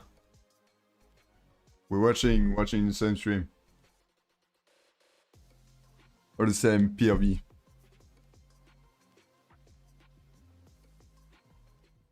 Welcome back to day 2 of the FNCS Europe Major 1 finals, and we just saw Shortfall and Repairs take the first victory royale of today. So I'll be curious to see where that gets them within the top 10. Want to see her? Sat in 11th before we kicked off today's action. And action we saw in our first game at 11-2K, because it was exciting to see Yeah, bro. Focus It's cute. managing to overcome the challenge of heading to a zone on the other side of the map. Usually they use that as an excuse to not pull off a great game, but they had 10 eliminations, made it. They're on third pretty place. Impressive. Yeah, look, I think, Thomas and Focus obviously were asking for better zones here in day 2. They would have obviously seen that zone. That is and gone, all right, who we're we gonna are get waiting this for. zone. We just gotta Or do this I am. ourselves. We got to put our tournament in our own hands. And the one thing I said about these guys yesterday was that you're not going to be more consistent than Sky and Scroll. And so how can you beat them? You have to outfrag them. And the way they came into this game, they were hitting shots. They were looking to be aggressive. They picked up a double-digit elim game. Those are the types of games they need to keep having. Yeah, man. Any chance of Honestly. catching up to first place. Yeah, 10 eliminations is absolutely huge. 4th place in that game. Sky and Scroll had a 7th place with 4 eliminations. They've actually beaten them in that game, which is absolutely huge for them. And I think it's kind of unfortunate for Thomas and Focus, because if it wasn't that Sky and Scroll were actually so good, actually took out Sky there, of course, as well. If it wasn't that Sky and Scroll were so good, they'd probably be on track to win this FNCS. Yeah, give me a sec. The teams above them in terms of Chino and Pablo, they've had fortunate zones, so it's like they haven't necessarily proved themselves as well when it comes to further zones. It's just really unfortunate for them that Sky and Scroll are just doing so well at the moment. Things can change though, and if that first game's anything to go by, they did better than them. So how's things going to change out the rest of the games? Yeah, what did go wrong for Sky and Scroll in that last game, Mini Minor? They made it. They made an appearance in the end game. Is it just like a resource situation? I got you. Yeah, everything was looking good. I mean, we saw it in the mid game. We saw them inside of the storm, like I sort of talked about previously. Ultimately, Scroll went down, and usually it is Scroll that's been most successful with these solo clutches, Levin. It was left to Sky. He had no materials, couldn't find his way around, and I think probably this duo would rather have Scroll in that situation, but a decent game nevertheless. Yeah, I think either one of them, I think is more than capable. I think we saw in the heats, it was Sky that was solo clutching a bit more than Scroll, right? So I think either one of them is comfortable. Yeah, welcome in. Thanks for the sub. I appreciate you, bro. Yeah, they couldn't find the win condition. Obviously, Sky is forced to solo clutch. It was a difficult zone to do so, especially how Hype were playing it. But I think you'd still be happy with how the game played out, especially as far as Chino and Pablo are concerned, and Chino going down and maybe not having the best of games there. Yeah, what happened, Levin? We saw Pablo doing this classic solo clutch, but why did he end up in that situation? It was quite unfortunate. It was this rotation here. They were the last ones to go. And so there's people looking backside. Chino just gets sprayed out. Unfortunate, because the setup looks like what we had seen from them yesterday, where they're just looking like they're going to have another really good game and keep up with Sky and Scroll. But Pablo had to clutch up, and as though he is one of the better solo clutches in this lobby, if you ask Destiny Jesus, he might tell you he's one of the best of all time. He wasn't quite able to salvage enough points, right, to really make it happen. And so still a good game from Pablo, able to stay up as long as he did. Who's the best on NA? The timing on that rotation was really just what got them.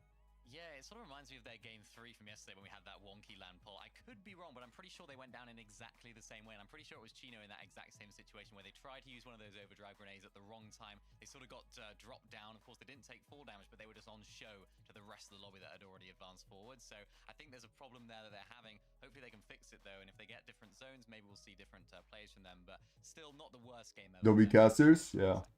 Well, let's take a look at the leaderboard again, because I want to see where Size and Scary, our Spanish duo, They're doing a good job. It wasn't a great game for them. It's amazing. It really speaks volumes of their performance yesterday, that they've only gone down one place because they had a horrible off-spawn.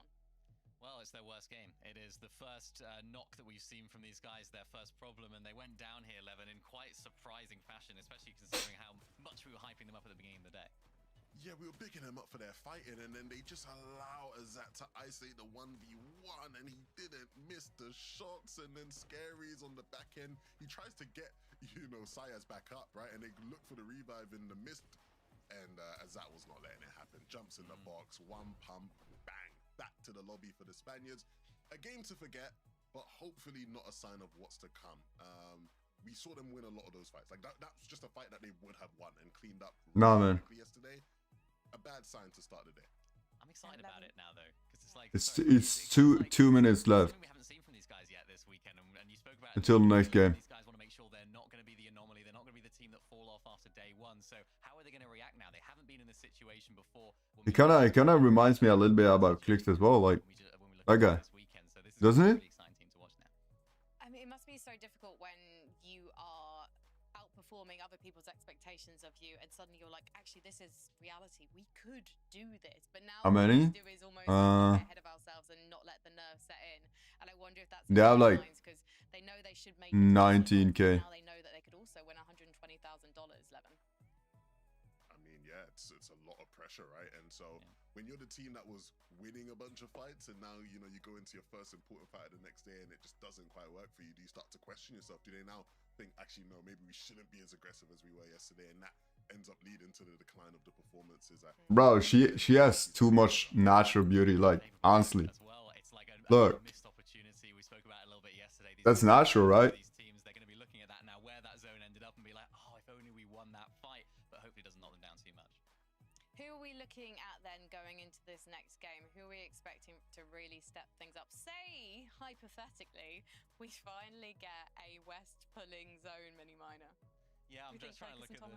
Yeah, I mean, maybe that's going to be their moment to sort of have a massive game and sort of close the gap in that first phase. It's going to be big for me to look at Pablo and Chino to see if we do get that West zone, because the one time they did have a West zone, it wasn't great for them. So we're sort of looking at different teams up there for different reasons as well. And even sort of further on down the leaderboard, excited to see that sort of section as well, as see how that develops when we look at that top 20. Pero Fortnite is really bad.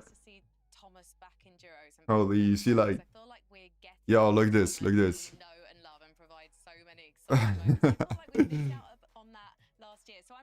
Damn, Aussie coming in with 26.7k, Aussie 36.1, and then we got like Jinxie coming in with like 74k.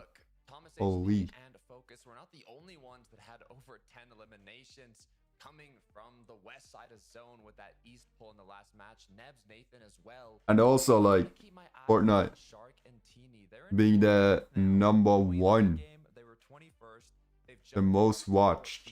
We weren't seeing them play as confident. Look at it. Huddy Fishy did go down without getting not many points at all. And the thing is, Sharktini don't only want to prove themselves with the performances leading into these major finals, but they want to make sure that Huddy and Fishy do not make it to the Summit 1. The issue is, Taco, they have to confirm their spot themselves first. I just love that they keep playing leapfrog with the placements on leaderboard, but right now we'll have to wait to see They're jumping in. what Nate has in store.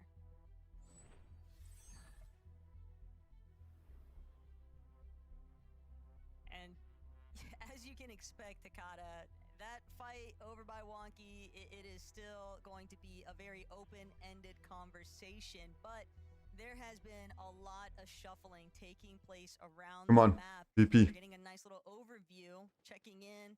Swizzy, Pixie, Truly, Gonzo. Nobody would have anticipated this to be so heavily against Swizzy and Pixie, but Damn, did you see when he got taken out?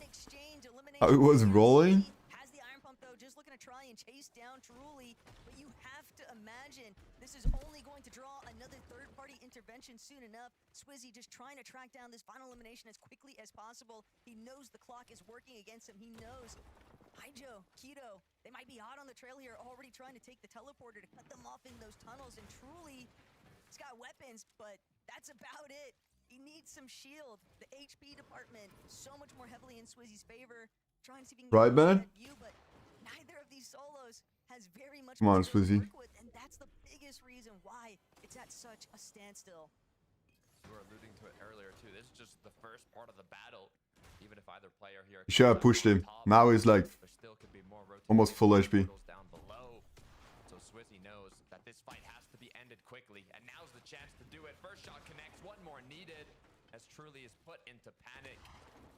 Swizzy 170 effective HP, and is going to actually not connect that shot, and this fight is just continuing to stagger. You can see in the mini-map bottom right, there's already another team close by. Truly just gonna use that overdrive effect. Yeah, but you gotta remember, like, Collapse, and he finally connects the final shot. these games are so incredible, important. But it might be a short-lived victory because Keto, Haijo, they're all So they gotta play it like safe. in those tunnels. So even after getting the reboot off onto Pixie, it's only a matter of time before they have to contend with the duo that's directly underneath them.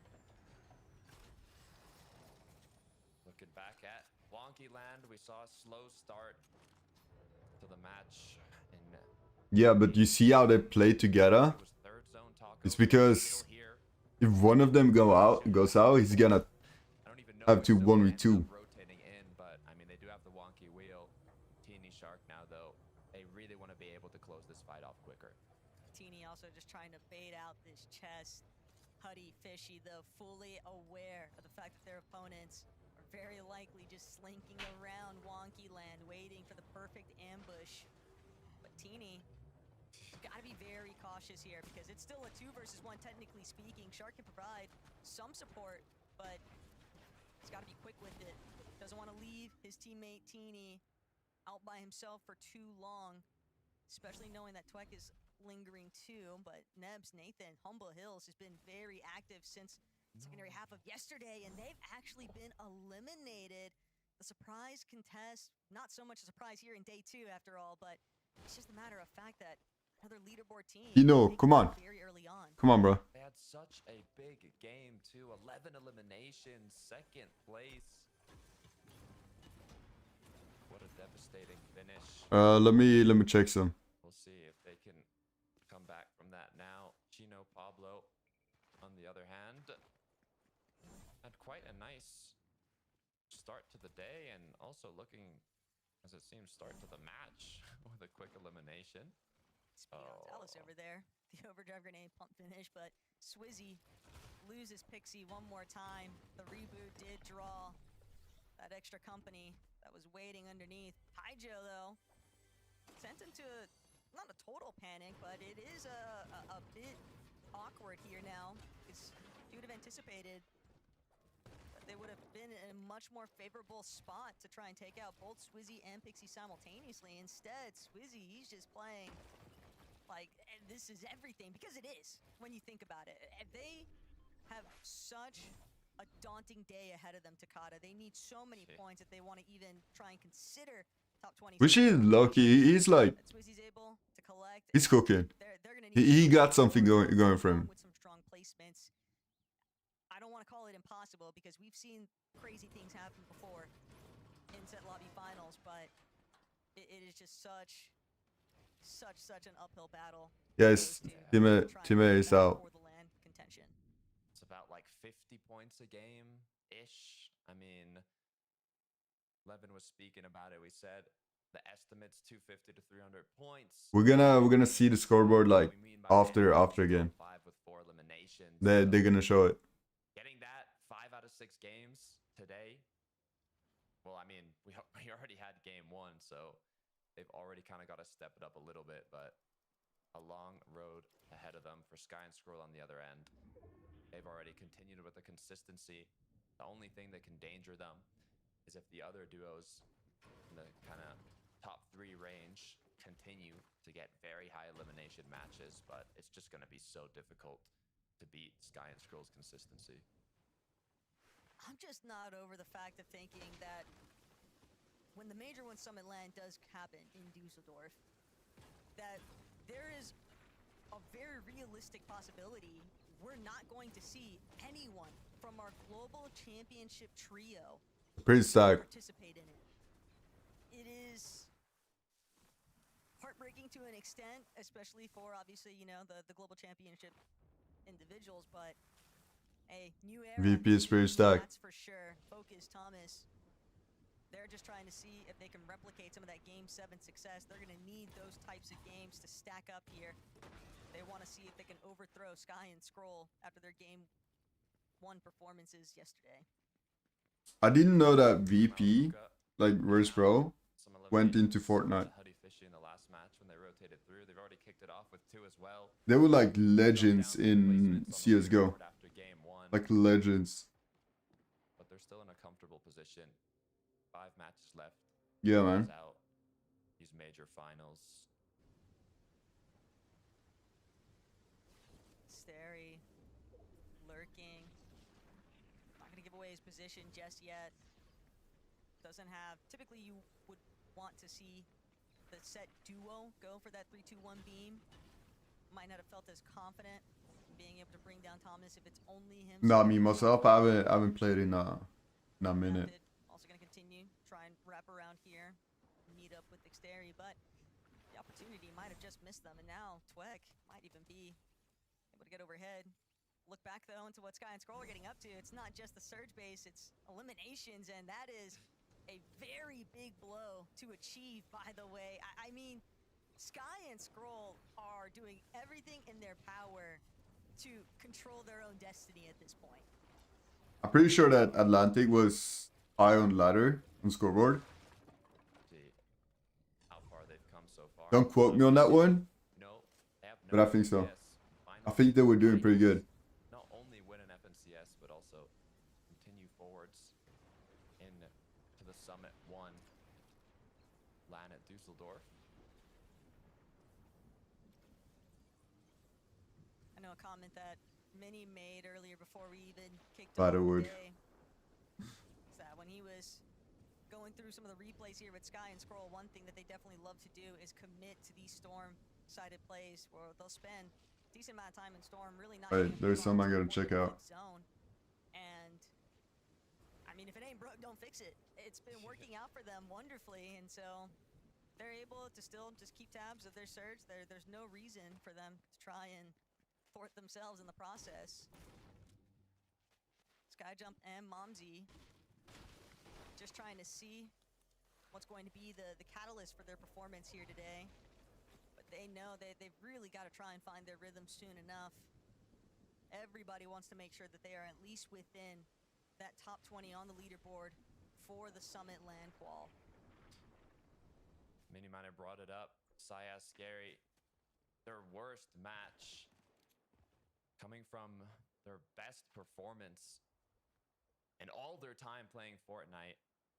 I'm just hoping we see a strong mental from them now and see them continue like we saw them yesterday. I mean, the pressure is on them. We don't want to see them drop down. Thomas and Focus, though, they keep up the way they started today. We can quickly see them pushing up that top 3. And so far, it's looking like they're going to continue. Hey, even if the zones aren't in their favor, they've clearly got other intentions for how to get the job done. Nice elimination there. Set them up 5-5-5, moving into the next couple of zones. Surefour and Repairs, though, looking much more.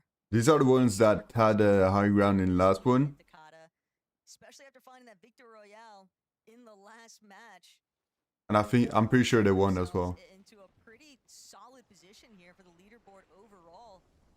Now it's just about making Look at Solary. They have built like a on some of the points that they started to sort of gather up in that game. Eiffel Tower. Size and Scary, though, like to see them still being a little bit more reserved, switching things up. You know, maybe you came out a little bit too hot off the gate, right? A little too excited for Game 7. Realize, okay, well, maybe we can get fraggy, but you know, maybe the off spawn surprise con isn't exactly where we want to hedge our bets.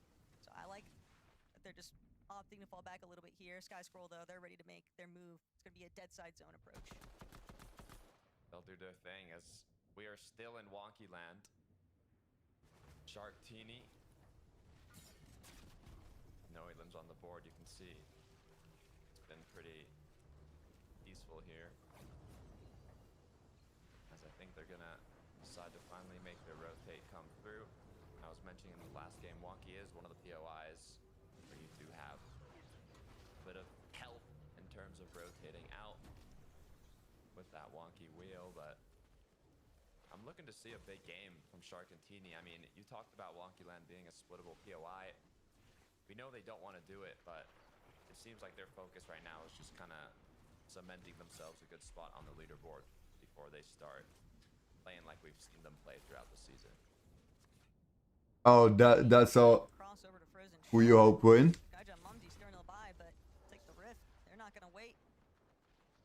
Other intentions aside from the wheel. Let's go, bro. If they even knew that Shakos and Tilio were actually waiting at the bottom of that Wonkyland wheel, maybe that was a concern for them that they didn't want to get tagged up. So they were going for that deeper rotation. But right now, Yapko, Panzer.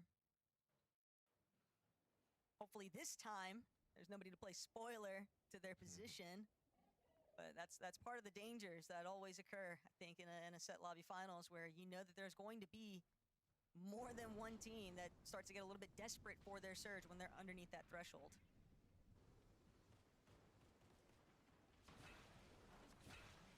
Just to see how Thomas and Focus are looking now.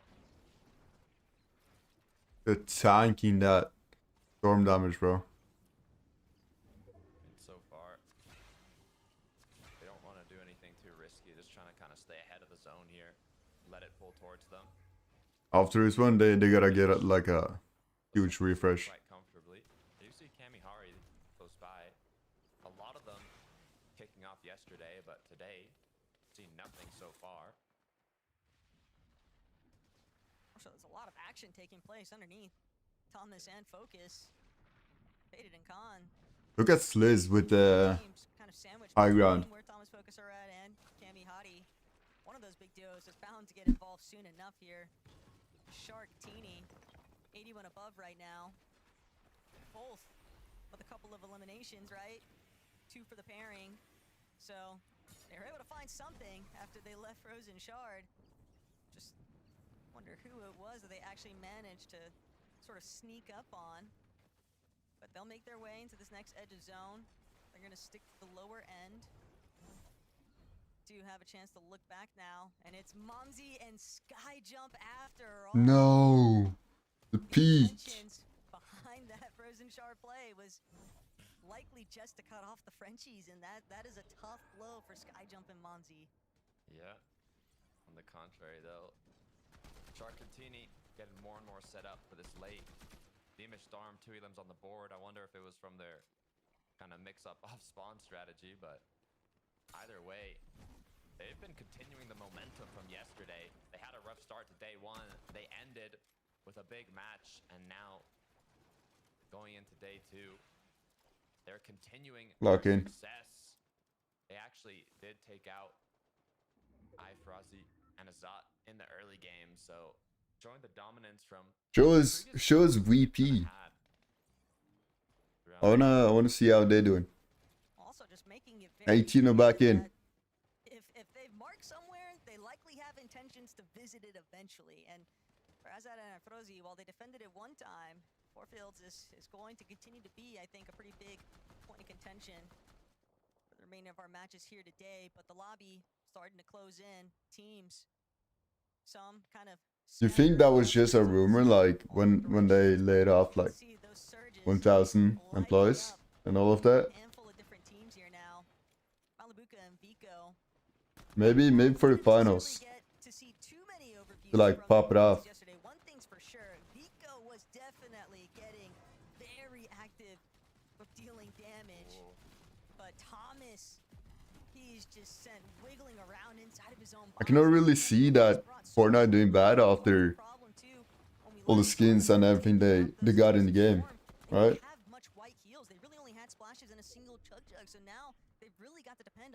The payouts they have on the maps is crazy. Thomas maybe going to be able to take over the leading charge there for aggression. Yeah, if you own a map. Just trying to apply some pressure, prevent any other teams from kind of encroaching on their position. They know. I'm pretty sure Blake said something about it on his stream. Yeah, they also pulled quite literally the furthest zone they could here. Shark and Teeny on the contrary, the perfect pull. They're capitalizing on it. Swizzy, Pixie as well. They actually got 48 points in the last match. We said they need Yeah, that 1K average if they want to make it to Dusseldorf. players on the map. In the prime payout, you get like 3K a month. All those duos that just sent themselves scattering forward. Yapko, Panzer in a heavy world of hurt right now. Panzer just trying to outlast it with this Chug Jug focus. The only one left standing right now between himself and Thomas. I'll see that. That's pretty good. He's at least got the mythic pump to work with. His only form of ability, though, a singular overdrive grenade, and he's 240 below. He has to find a shot. He has to do it now. Panzer won't be able to connect. He's going to be cleared out of the lobby. But focus. All eyes on you currently. Chat, Flixie just behind him. He's going to opt to try. See if he can will his way forward. Only 4 more players, and he might be safe. Come on. But you never want to leave it up to the rest of the lobby. But Malibuka, Vico, I thought it'd be beneficial, them being ahead of the rest of the pack, scattering in towards their direction. Instead, it looks like they've been overwhelmed. Now they're sitting underneath the surge threshold. They need Surge so bad. A big pump shot to connect. Otherwise, the surge ticks will take him out entirely. Him and Focus both just trying to see who's going to be the first to find that opening blow. But Focus, Mali, saved by the players in the lobby, eliminating themselves essentially. Surge won't work against them, but they are still in a dire situation. Both of these teams fighting for their placements on the leaderboard. We got him. To defend, but it's Malibuka taken out by Focus. Siphon just in the nick of time. And that is still the worst case. Holy, what a elim. So you has to wait, see what happens next. Wow. What a way to go down for Thomas HD2. This just shows that even the best of the best in EU are struggling with this net surge, forcing themselves in situations where they have to take those risks. Sayas now is actually left alone despite that elimination on Thomas HD, and both Huddy Fishy and Sharktini are second height and full height.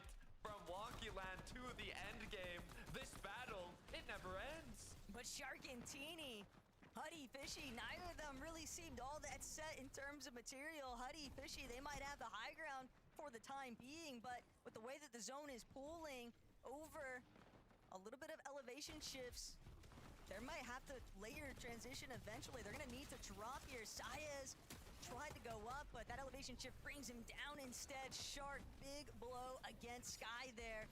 Gonna keep him incredibly low. And Come on. now Teeny's ready to go up. Couple of opening tags. Holy, what a aim. Drop. Shark gets credit for it. Fishy all by his lonesome. He'll be forced to try and escape, but he's not gonna get away. Not this time. Shark and Teeny have total control of the high ground. This is what we've been waiting for. Sharktini. Nah, that's a crazy takeover. Holy. Not only have they overthrown height, it's against the team that's contesting them. They do not want to give them a shot at the major one LAN. Chino trying to do what he can to clutch up. Sky Scroll continue on the low ground. They got to be careful though. A refresh comes through, and now the vertation continues forwards. But Sky and Scroll, they are more than comfortable here in the lower layers. We saw how fruitful it was for them in yesterday's performance. They did a great job at just controlling the low ground. Anybody that was trying to layer swap last second always had to deal with them. And Chino left by himself. Pablo left behind. Chino trying to do what he can to connect some additional tags here. Come on, Chino. A long way for him. He's gonna send himself straight towards the front side. Low. Oh, Swizzy might turn up here. He's been clawing his way through this match since the beginning. Takada, the fact that he's still standing as a solo is impressive enough as is. But Chino, very similar position, utilizing the building space now. On the other side of the wall, Oh, the peak, bro. The peak. they were both waiting to connect and Scroll. Sky, this is their best opportunity now to Come on. continue trying to extend their lead, but Sky gets put down. Repairs waiting in the wings. They are so ready to overtake these teams on the leaderboard, but you gotta make sure that you're looking every direction here because teams sneaking up just behind, and it's They got it. Teeny. We lost sight of them on the high ground, but they didn't lose They sight got of it. the lobby. They're bringing this one home. This is what we've been waiting for. 12 eliminations for Shark and Teeny. Frankie, Levin, Mini, I know you're gonna have smiles on your face. There has been a revenge narrative all weekend between Shark and Teeny and Hutty and FishyX at Wonky Land. Holy. This one was probably going to end by the mid-game, given that they were so stubbornly refusing to leave until there was a victor, but then they decided it on height 11. I was so excited. As soon as we got that drone shot and we saw who was on height, who was on second height, I knew we were getting one thing and one thing only, Mini, and that was going to be cinema. At the end of the day, you don't go swimming if you're not ready to swim with the sharks. And as soon as we went up on height, I said, yeah, man, they're ready for the comeback. That's what they're looking for.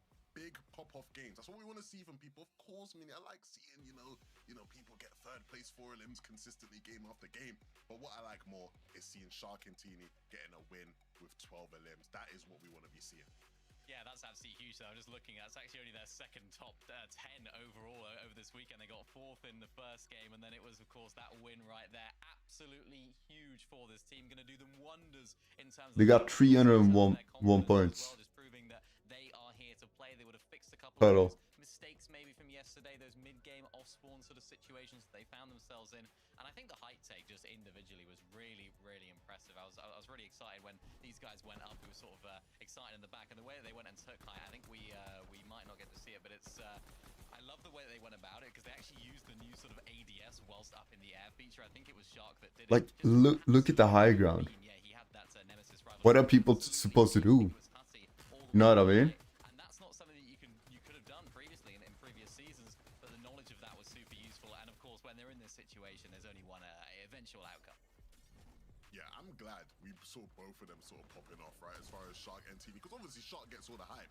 But I think people forget just how good Teeny is, right? The best controller player in the world for a reason. I know Reet over on the name might be feeling a way about me saying that, but you have 2 incredibly talented players who ultimately we've just not seen the best of them over the first sort of 6 games we saw yesterday. And so hopefully now this is the boost they need, the momentum they need to know. Even in situations where the off-spawn at Wonky is still a bit messy and we're still stuck. Guys, they're all like crazy good. Like, imagine going to FNCS at all. Nah, that's crazy. Sky and Scroll. We'll get to see if they can make even more gains in our next game after the break. That's crazy good.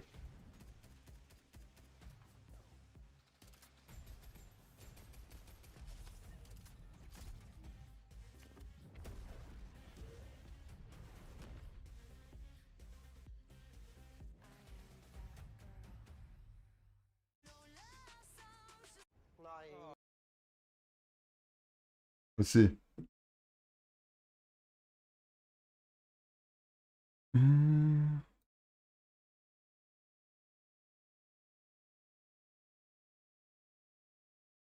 We got Sky and Scroll. Okay.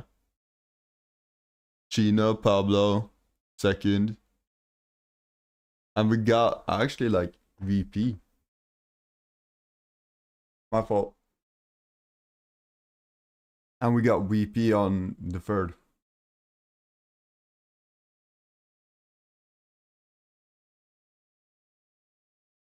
And then the ones that won, not this one, but the last one, is at 4th place with 347.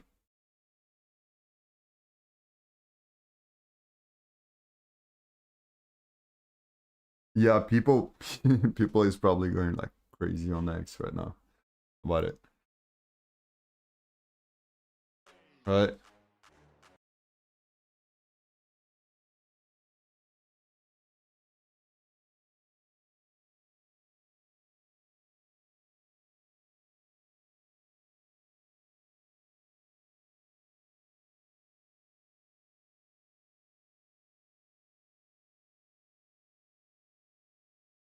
Nice.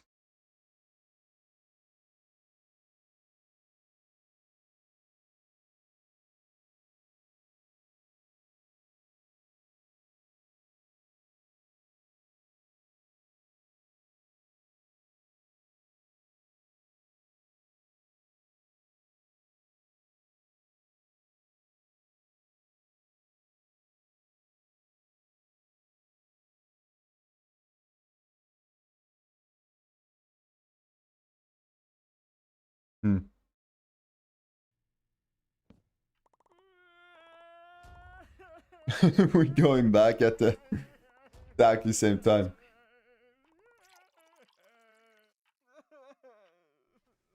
Stay there. Yeah, the back in like 15 seconds.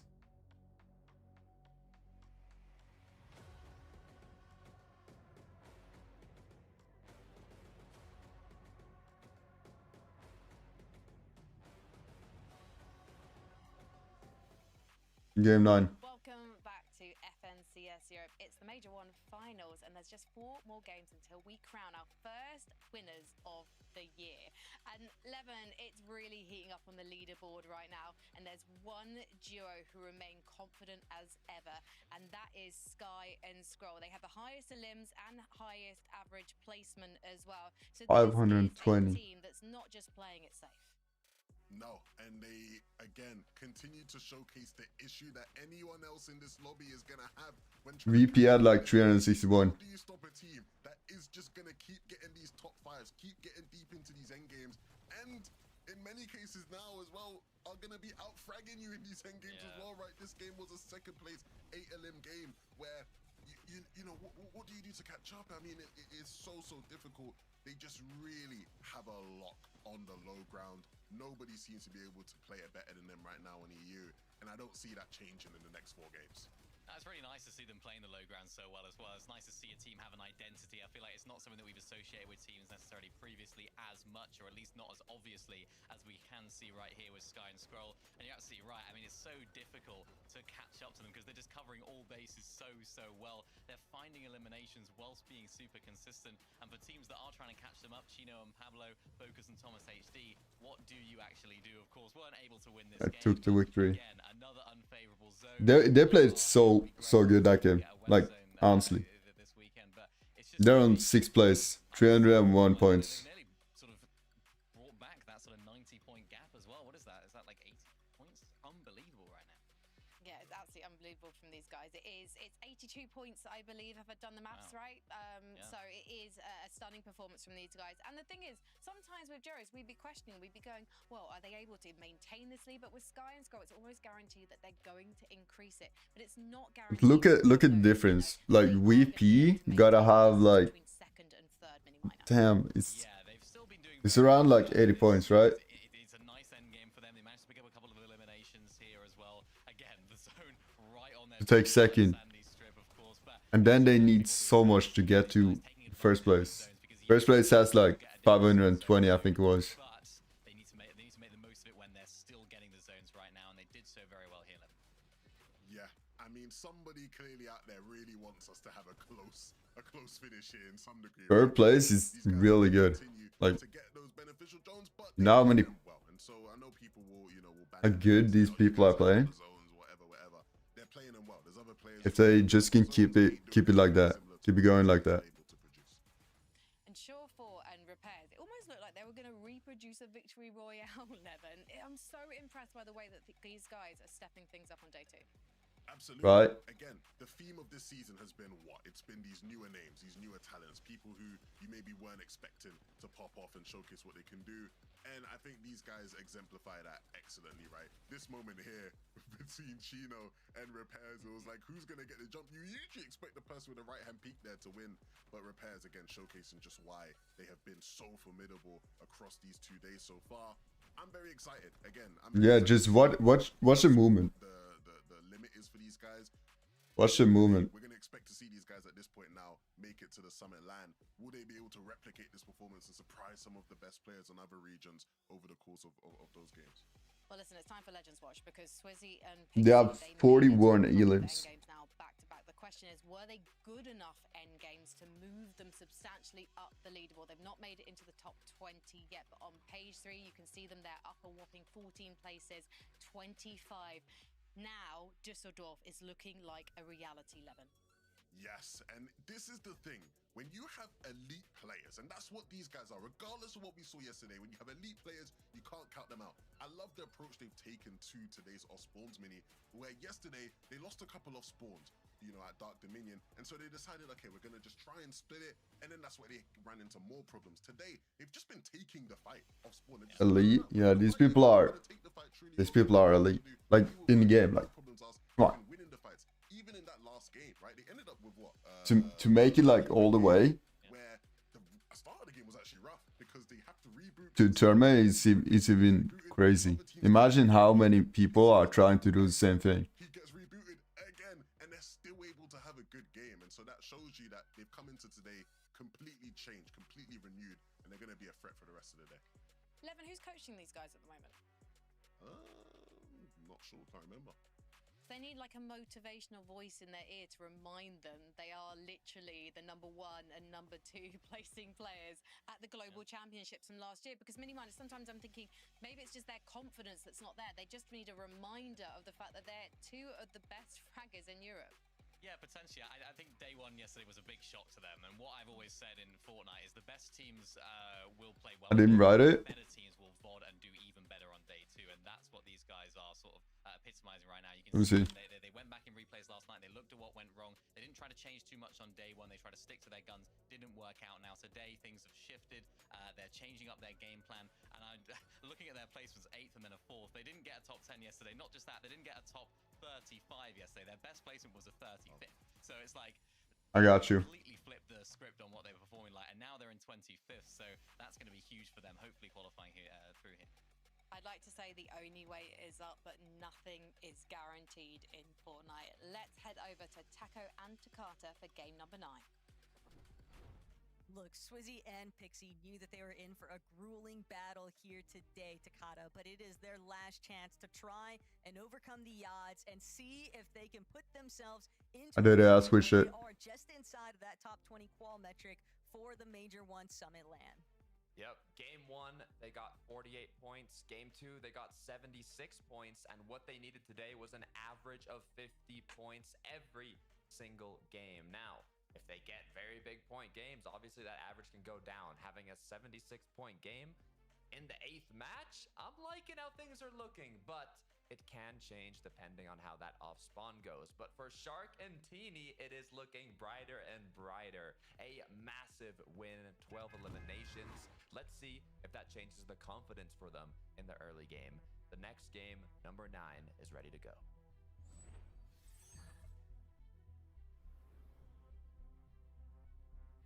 Just general overview right now. You can see the bus path transcending downwards. Wonky land. I haven't really seen like that immediate 50-50 off spawn so spawn points to different ones now. With Shark and Teeny's last I haven't. victory royale in game number 8. It would not surprise me in the slightest to see them maybe offer a little bit more aggression earlier on, but for right now, northern directions. But Teeny and Glory is pretty close. Opted to take control of this like little castle area just north of the POI, and Shark also a little bit deeper north. Maybe their concern is we saw Twek kind of poking his head on over from Wonky from Toy Box Talk, so that could be a big part of the reason why. But Swizzy, 1 elimination already, and we get a chance to revisit what. Bro, Squeezy always does his like just a really proactive off spawn.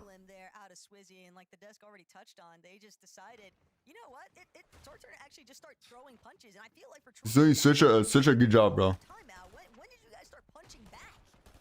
It's already 4 teams though at Dark Dominion, so we'll see how it continues as Nebs and Nathan had a very big game to kick off the day, but then fell short in the next match, 47th place, and now we're here.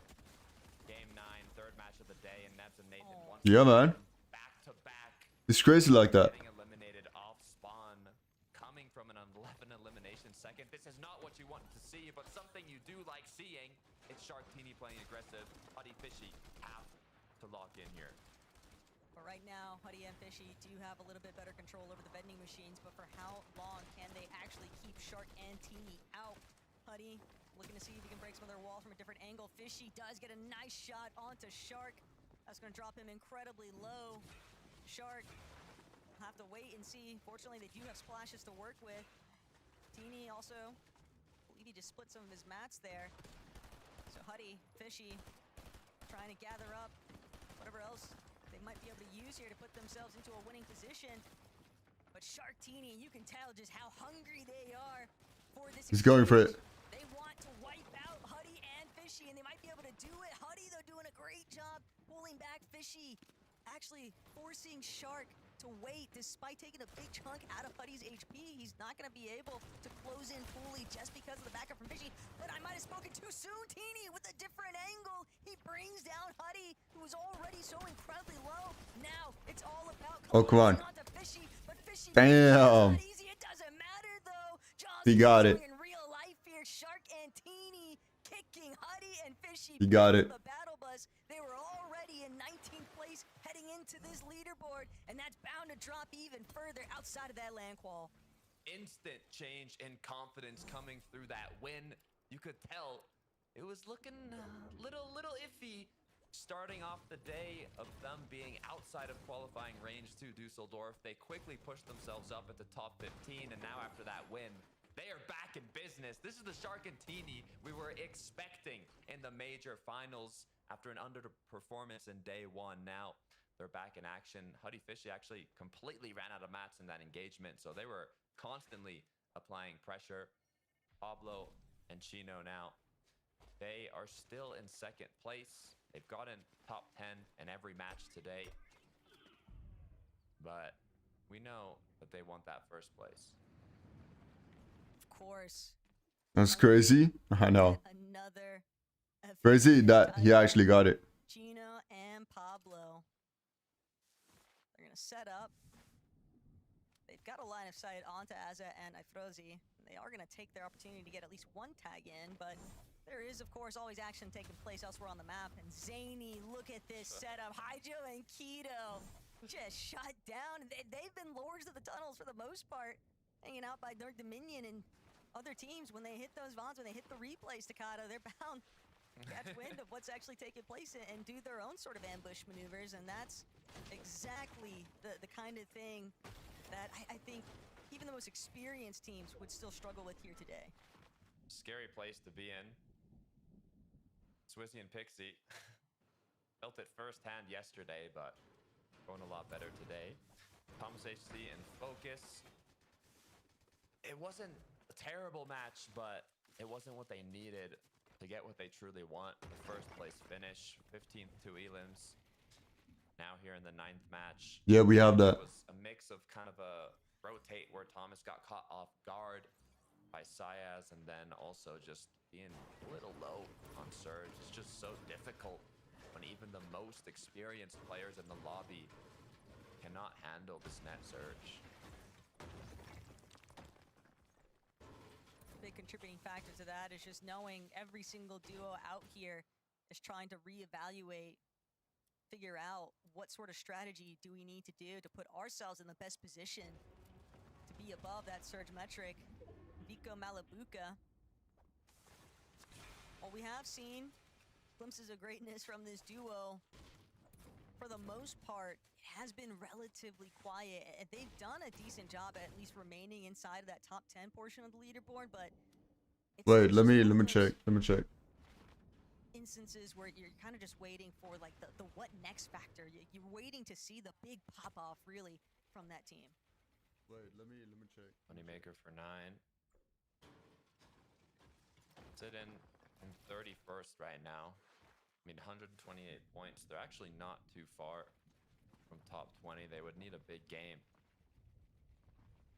But these early game fights, they mean so much. You just cannot go down here. Nah, we good.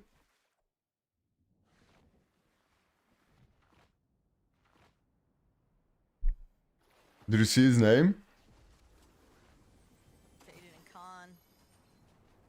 Not sure if the intention was to go for an ambush here against iDrop and Medius, but iDrop and Medius have been pretty much unconned at Latte this entire series so far.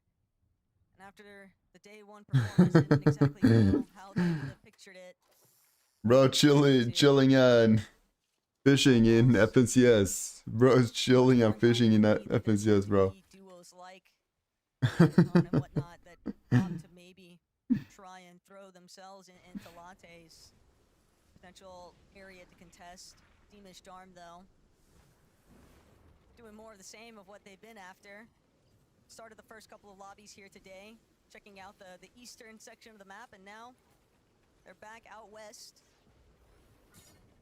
Pretty familiar sightseeing, though, for these two, given that their original starting point had been Tip Top Terrace once upon a time before map shifted a bit, and now, without a set drop, they're really just, I wouldn't call them scavengers, because I do think that they do a pretty solid job at cleaning up the teams that they fight and extending their own positions for rotations and whatnot in a game. But it is scary when you have a team that's just vaguely rolling around the map and you're not really sure where they're going to be next.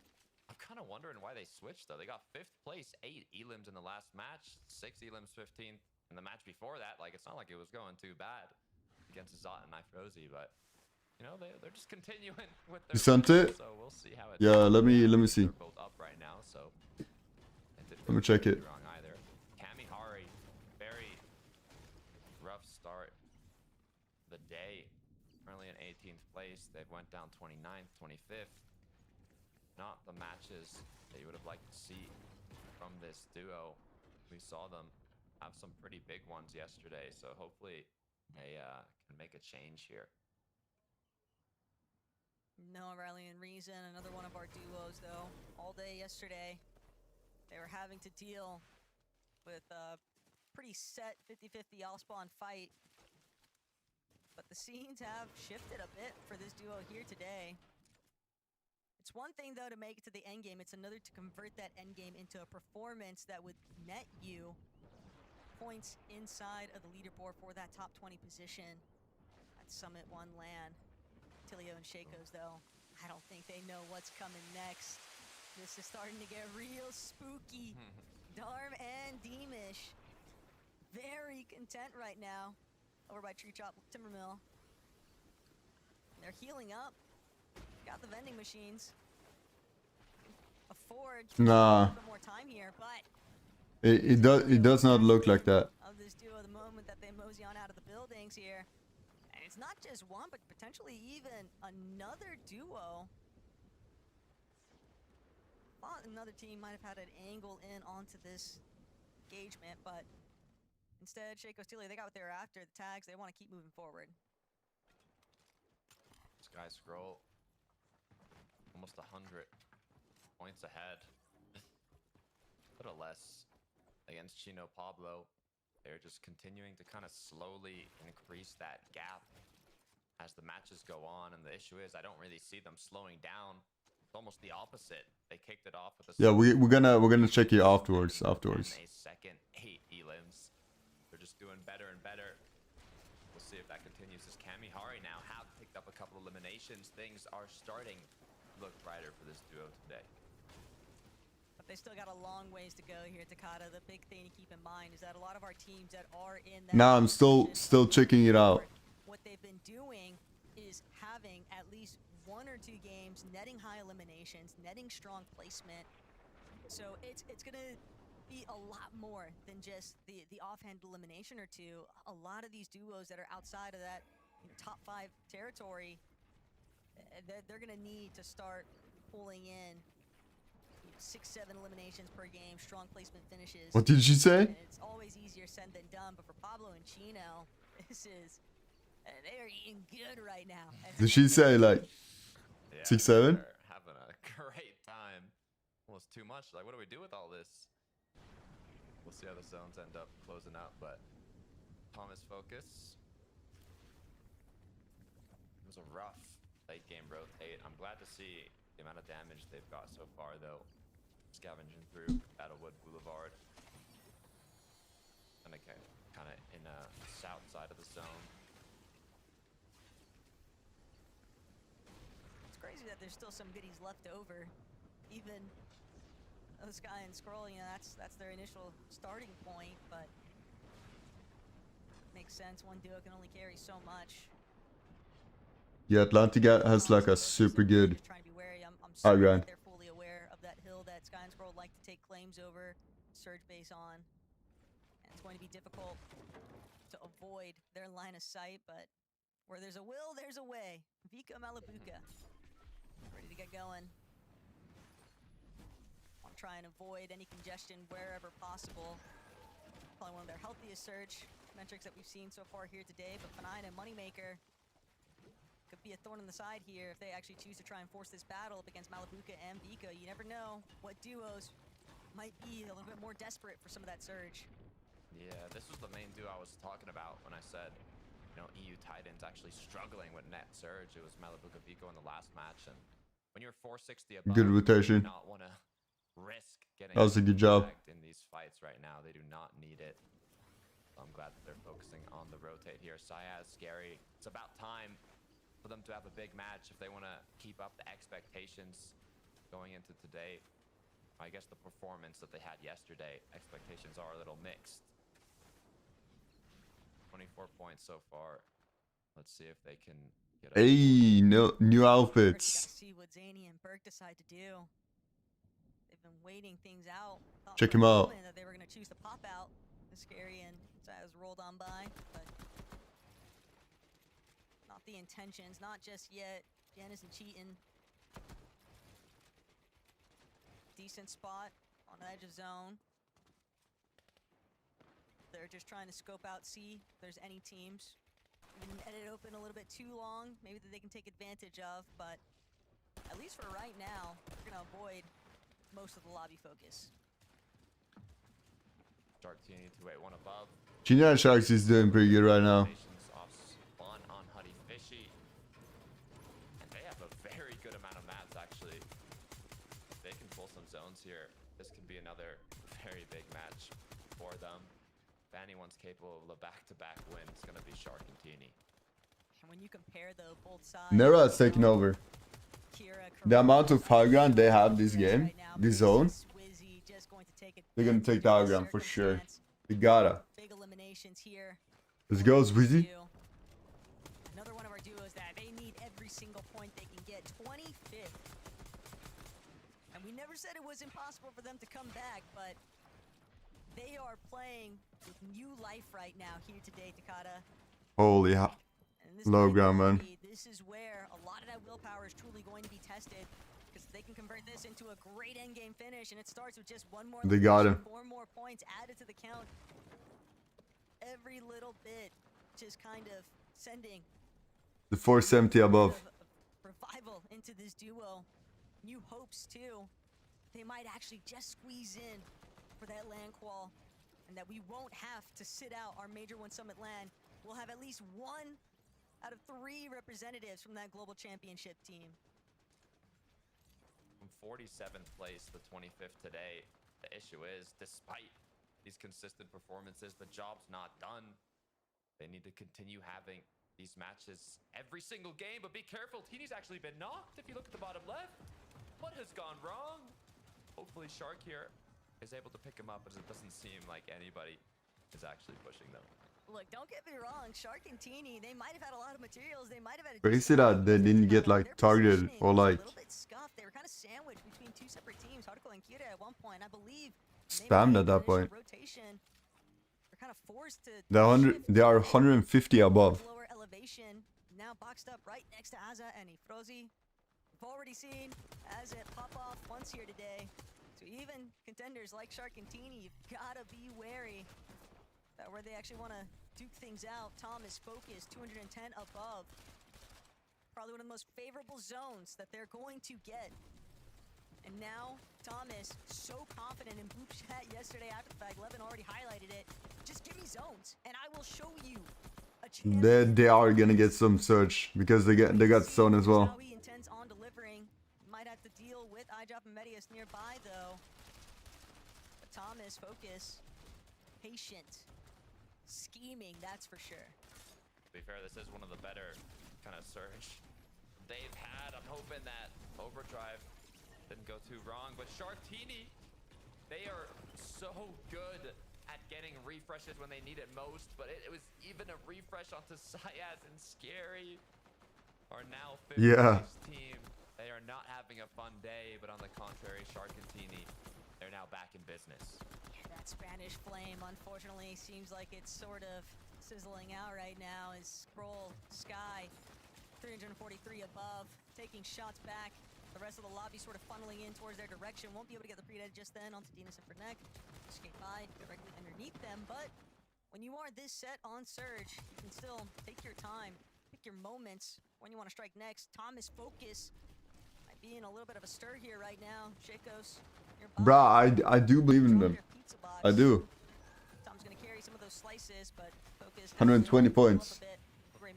too, and you have to remember anytime these I think they had like in total before the match they had like 352 or something. start looking, trying applying pressure into those areas. Minori, he's not careful, he might get sandwiched in between Sharktini, Focus, Thomas, but so many teams collecting their own fair share of eliminations here, and Pablo making it look too easy. Werex, no idea what happened next there. The pre-edit just too powerful.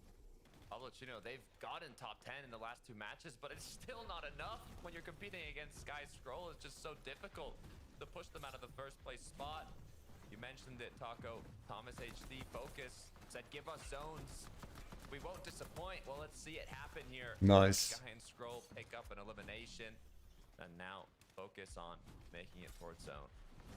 And with Sky Scroll applying that kind of pressure too, it puts out the warning signs for everybody else in the lobby. They start closing off their walls, they start boxing up, so that makes it feasible for them to just rotate so freely off that overdrive. Oh, they're going for the high ground. Swizzy, Pixie, they've actually managed to escalate themselves up. Cheat and Giannis, when it looked like it might be theirs for a moment, now they'll be forced to just sit in that secondary height position instead. Sheesh, they just stormed it. Can Swizzy and Pixie truly apply here? They've got their work cut out for them. Teeny, though, he's taking a tumble. Sharp left as a solo here.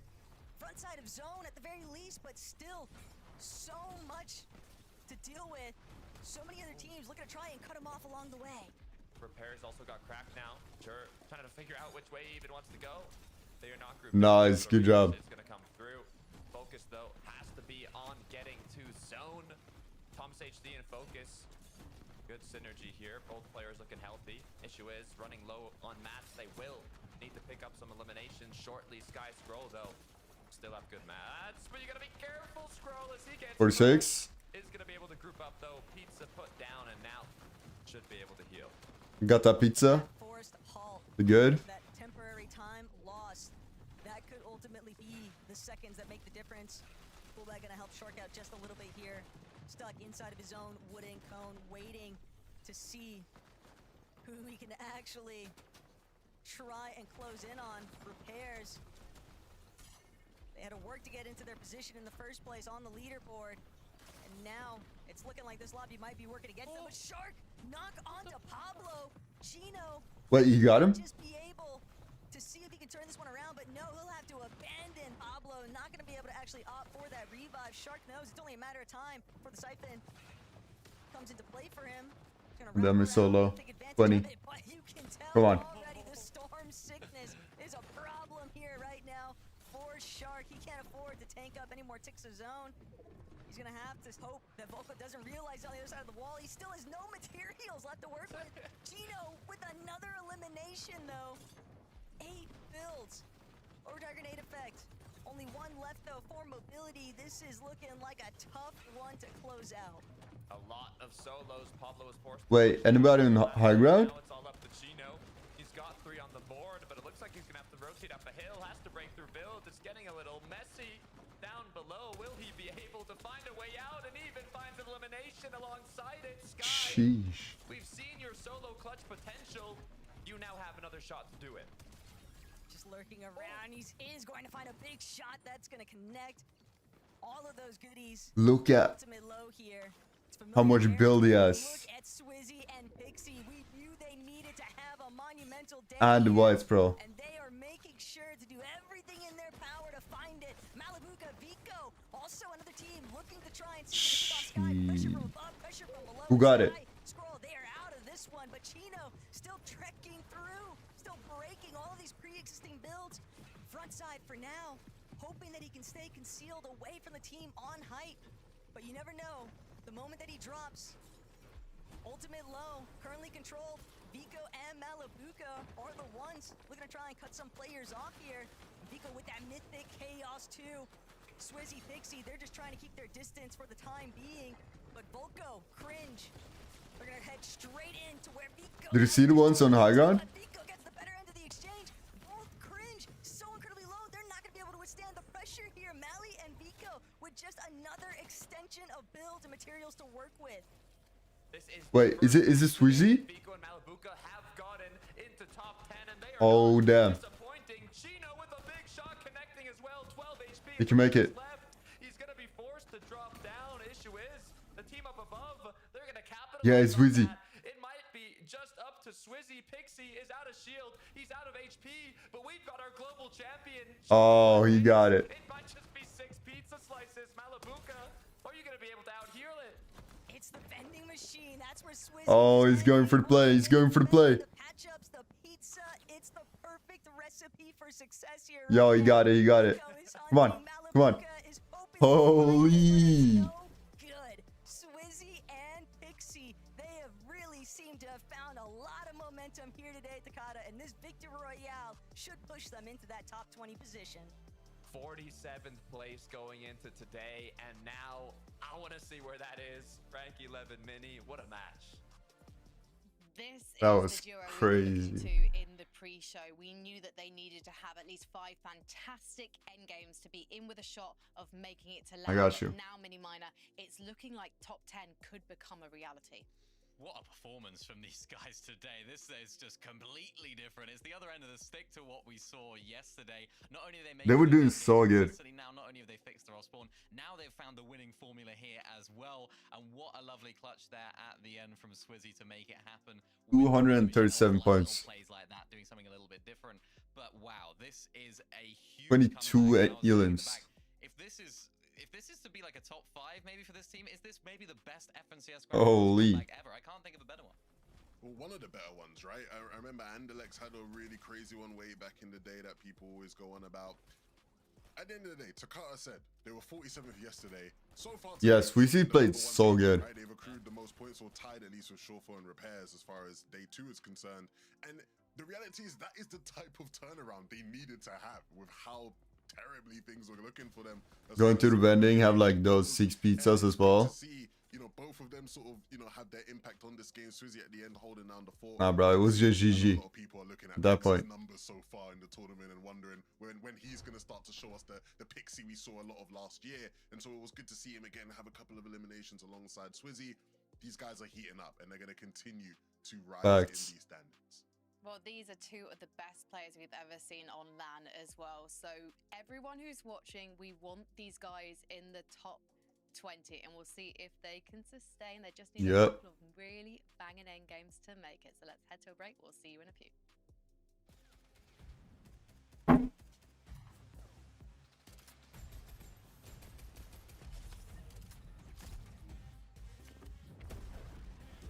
Nah, that's cool.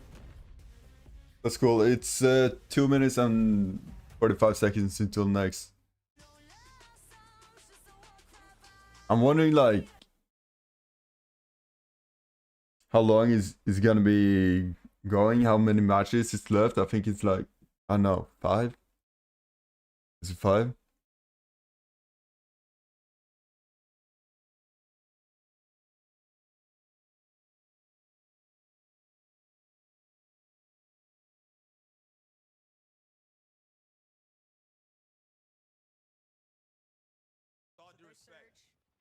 What did you say?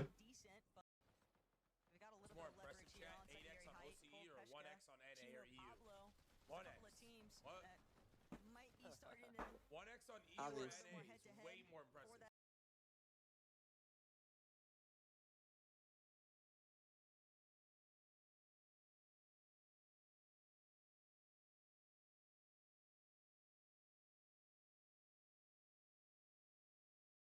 Wait, what did you say? We probably would, I'm not gonna lie. We probably would. You'd have to hide the whole game and Storm. We probably would. Oh God, we would.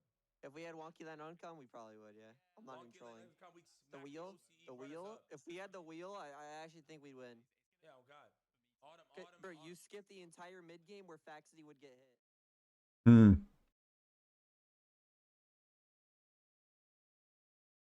Yo, this one is it's Kinda cool. Come on. Come on. This one is so cool, bro.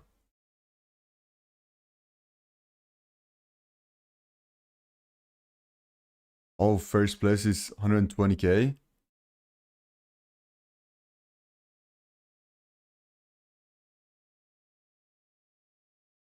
$50 seconds. Let me go on QQ before 20 seconds. 20 seconds.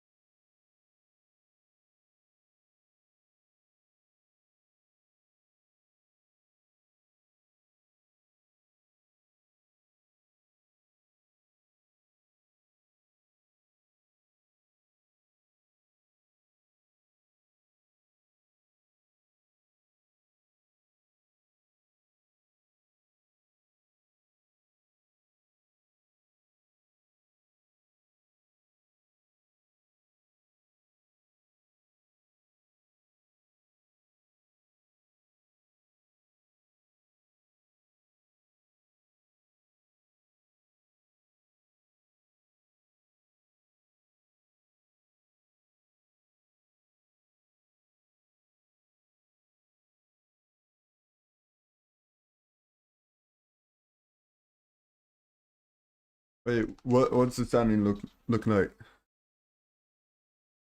Now in contention, we could be seeing them on land, which we didn't expect yesterday.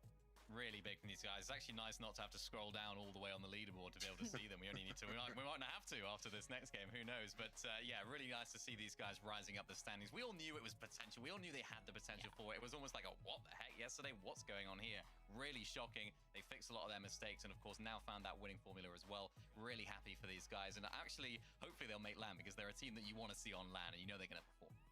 Well, let's take another look at the leaderboard, because that was surely a Focus and Thomas zone. They've been asking for this. They've surely been sending nice messages to Zeke, and yet they are in 4th now. They've actually been overtaken by Shawfall and Repairs, who are my favorite revelation of day 2, Levin.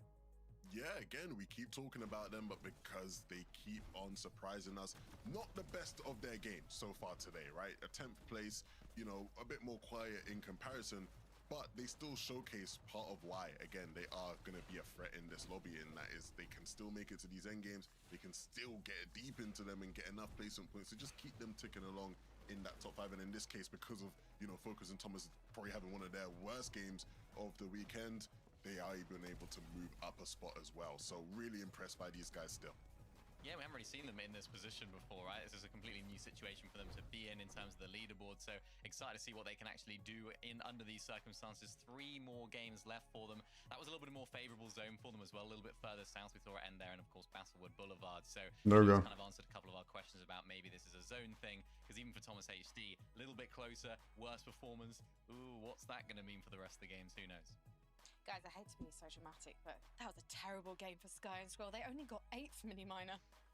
Sky was doing good, like in Back it in. the other one. No, it's nice. It's good to see these guys still performing well, even when they're not doing what we know they can do. But again, it's just another consistent end game. I feel like we could sort of cookie cutter every single time we come out of one of these games and talk about them. Nicely done from these guys again. Nicely done on these pre-edits as well. It's nice to see teams still using those to their advantage.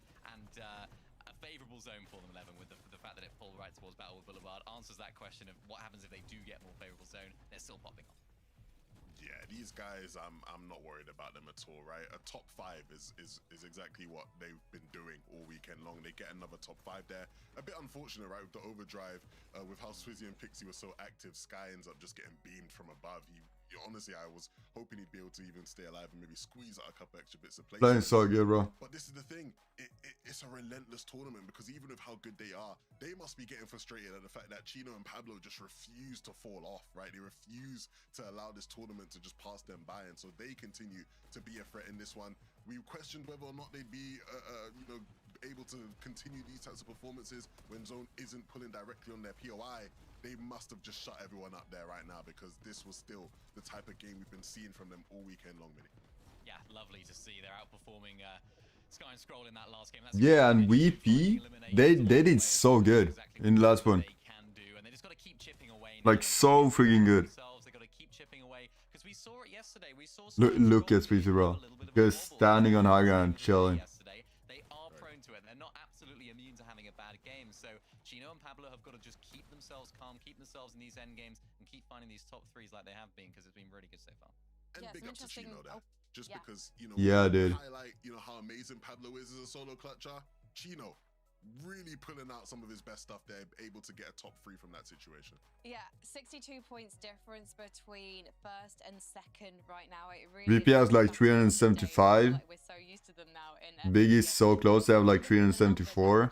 And the top one, number one, has like 576. 4.11. I say only. It's not much of a distance, 4.11. It's very similar when it comes to average placement as well. There is like not of a percentage. I'm very bad at math. Yeah, but you gotta know, like, they're not playing around. It's a very slim difference between these two teams, and the next game could make all the difference. So let's head into game number 10 with Taco and Takata. Alright, let's see. Thank you, Frankie. It must be difficult.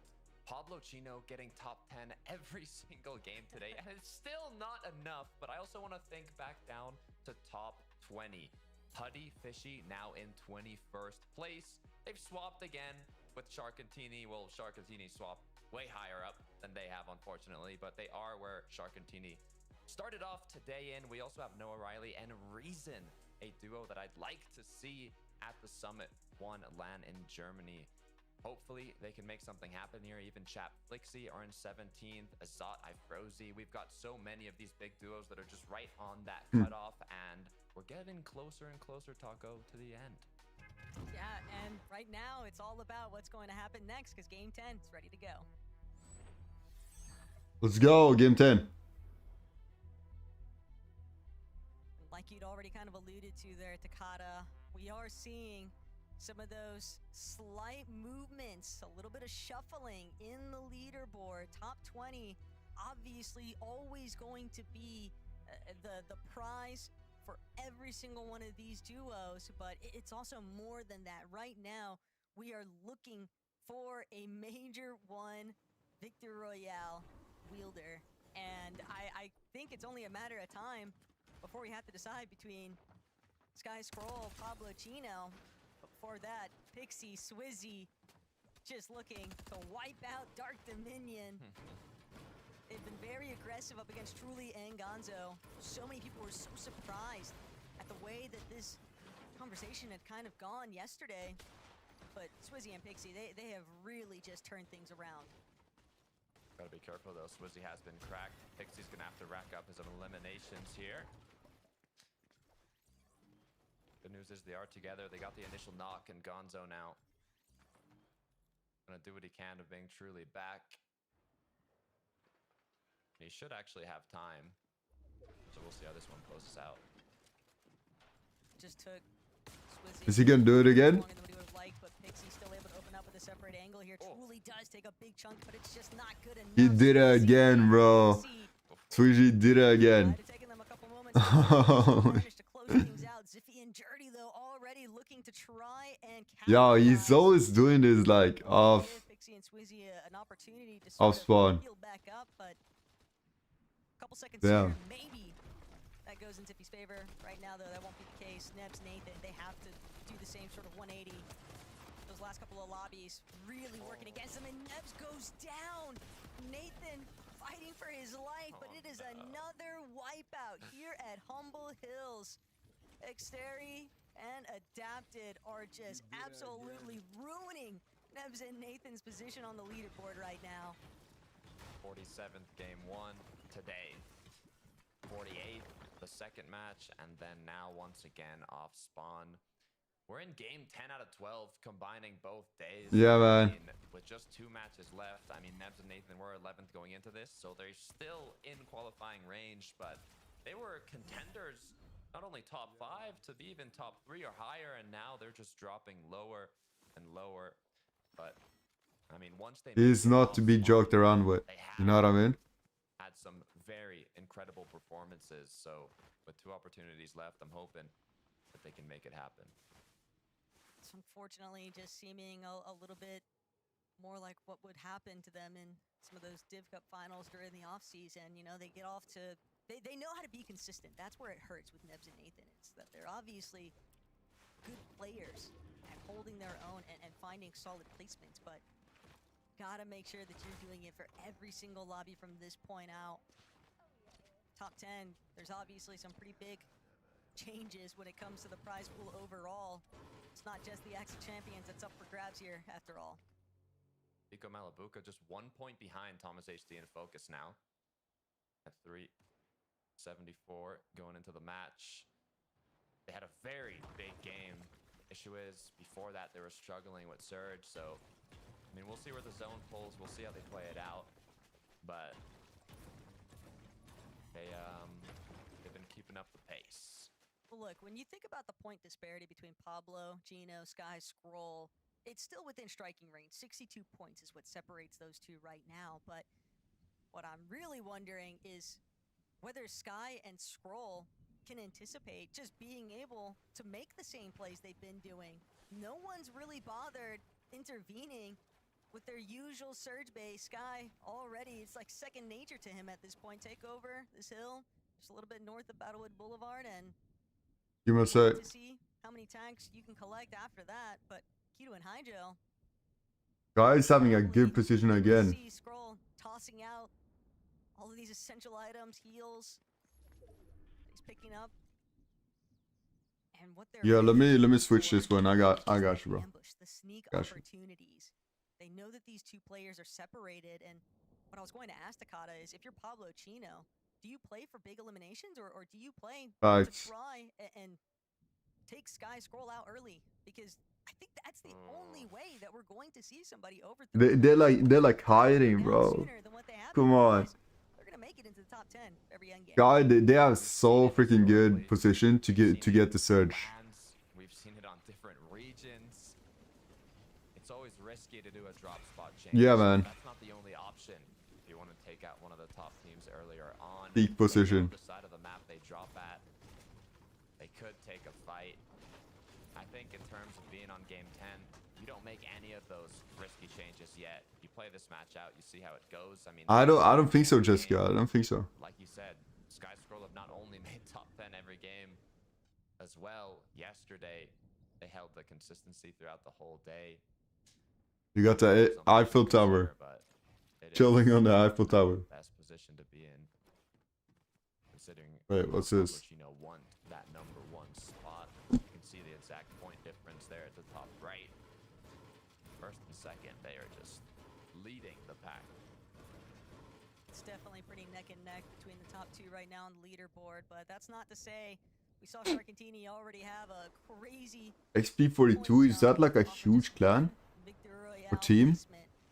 And that's the same thing that a duo like Thomas and Focus is going to have. They gotta be pretty new. I've never heard about them.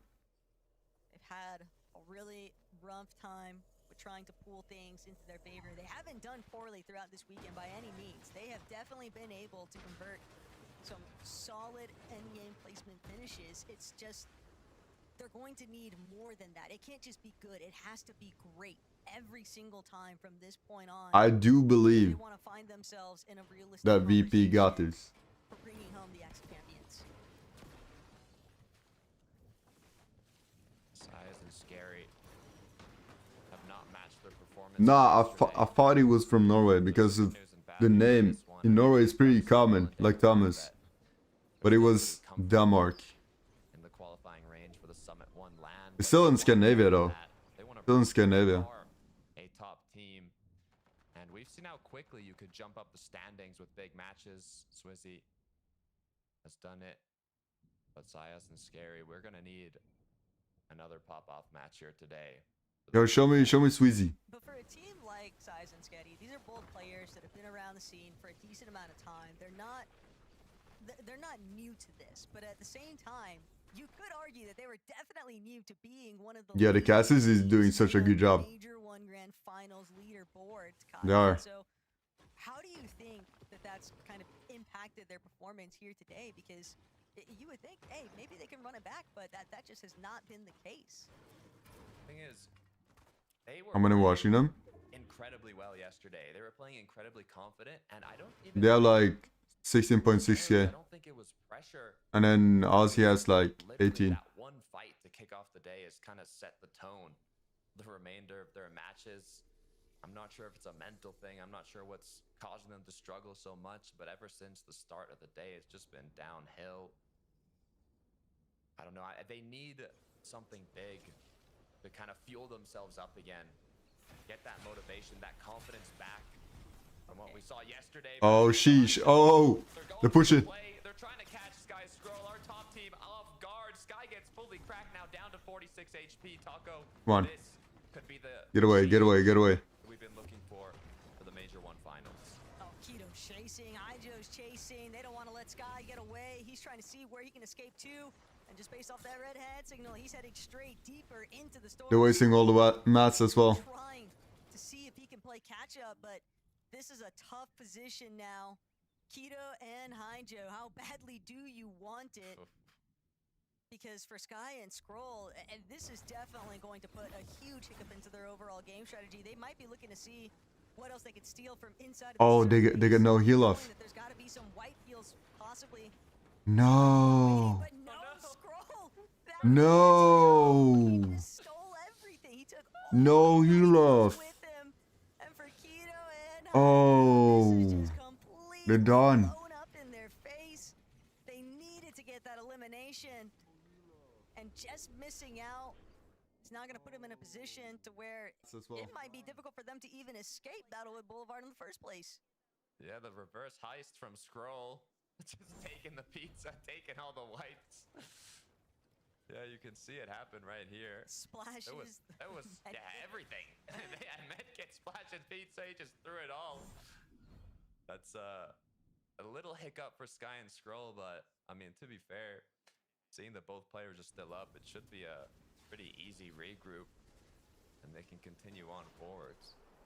But now they're going to have to think about it for the rest of the lobbies if that's going to happen again. Teeny trying to see what else he can pop off with. Got him.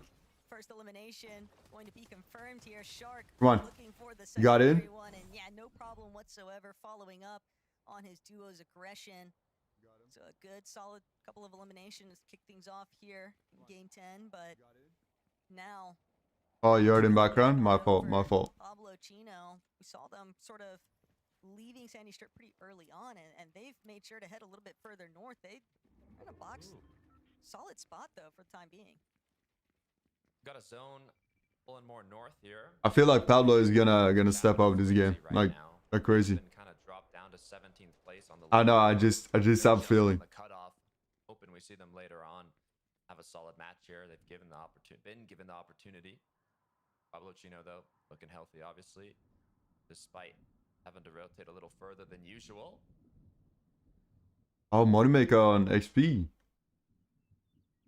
Oh, man. It just keeps getting worse, though. Over by Battlewood Boulevard. Sky trying to make his way on over. Keto and Haijo punished very heavily for their failed execution of that sneak play onto Sky. The bigger problem now to contend with, though, is that Belugi and Zangi are just hanging out nearby, and that's going to make it so problematic for either of these duos to kind of leave the area. No whites. I just feel like the third-party opportunity is still so prevalent here right now as Keto trying to escape from Scroll. Yeah, he's done. A little bit of vengeance. Sky, too. Doesn't matter who gets the shots. Both of them clearly want to get this elimination, settle the score once and for all. I don't know if you Boom. consider it revenge, but GG. either way, Sky and Scroll definitely happy. Yeah, that's a big point to defend, but for Zangi and Belusi, this is still a little bit awkward for Sky and Scroll because they could potentially be cut off here. The zone has pulled pretty far north, and so they've got a lot of time and ground to make up for. And unfortunately, teams that are already based in better positions, they might just catch them when they're a little bit closer to the outskirts of the edge of zone. Let's see if they can live up to the hype, though. I mean, we've seen Sky and Scroll play consistent, even when zones pull far. So they're going to have to prove themselves once again now when the gap has been closing more and more between first and second. I drop Marius. This is a team that's right outside of the cutoff in 22nd place. They do need a big match here. They want to make it the Summit 1 LAN, but for that, they have to figure out the Storm Surge situation. Doesn't have to look pretty. They just got to get it done. That's really all they're trying to defend right now is both their namesakes. I drop Medius. A little bit of a Where's Wizzy? Where's Wizzy? Good shots in here. They won't have to worry as much about that surge working against them. Ah, the bloom, bro. The bloom. By everyone else. I drop to be able to help bring them just above that surge threshold, but they are still looking every which way to see where else they can possibly where is try it? and get some shots in. They're able to bring down Karama. That could be a really nice refresh for this duo. Their material count doesn't look bad, but and Takata, it's just elimination points and potentially bringing yourself one placement closer where you need to be. Darko's going to be cleared up though by the lobby. Not really many other options when everybody is just looking at the one solo moving by. Wondering what happened to Vico. They good. They got like a chug and they're 76 below, struggling on mats, rotating late. they got medkit. I think they can recover. They can recover. Situation we want to see them in, especially with how good of a recent performance they just had, getting second with 12 eliminations. This is a team, they're always shooting for first place. Get that quick peek. There you go. There you go. Come on. 10 below. And the surge being In the here. first major finals we've had this net surge is just showing how much it affects everything. Okay, there's 6 above, 9 above. Nice. It's just the fact that sometimes when you get these zone pulls, when you look to go and try and build your surge off of set strategies, teams just aren't going to be where you'd originally kind of expected them to be at, right? Everybody's rotating a little bit differently. These big surge bases, everybody marks so clearly from the elevation points, but Sky, Scroll, they've managed to come this far. They've made it into Wonky Land. Odds VP versus Atlantic. Oh no, who's second out? Come on.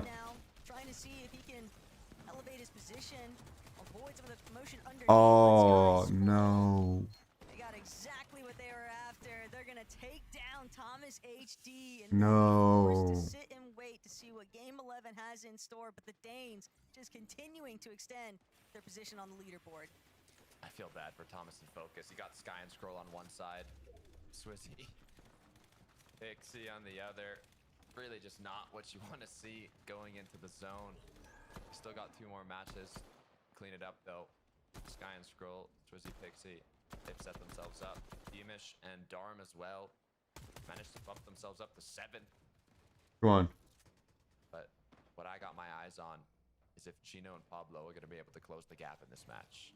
I don't know, the way that Beamish and Darm were moving just then, it looked like they were very interested in the fight that was taking place with Reason, O'Reilly, a couple of other teams. Definitely wanting to get a bit more aggressive here.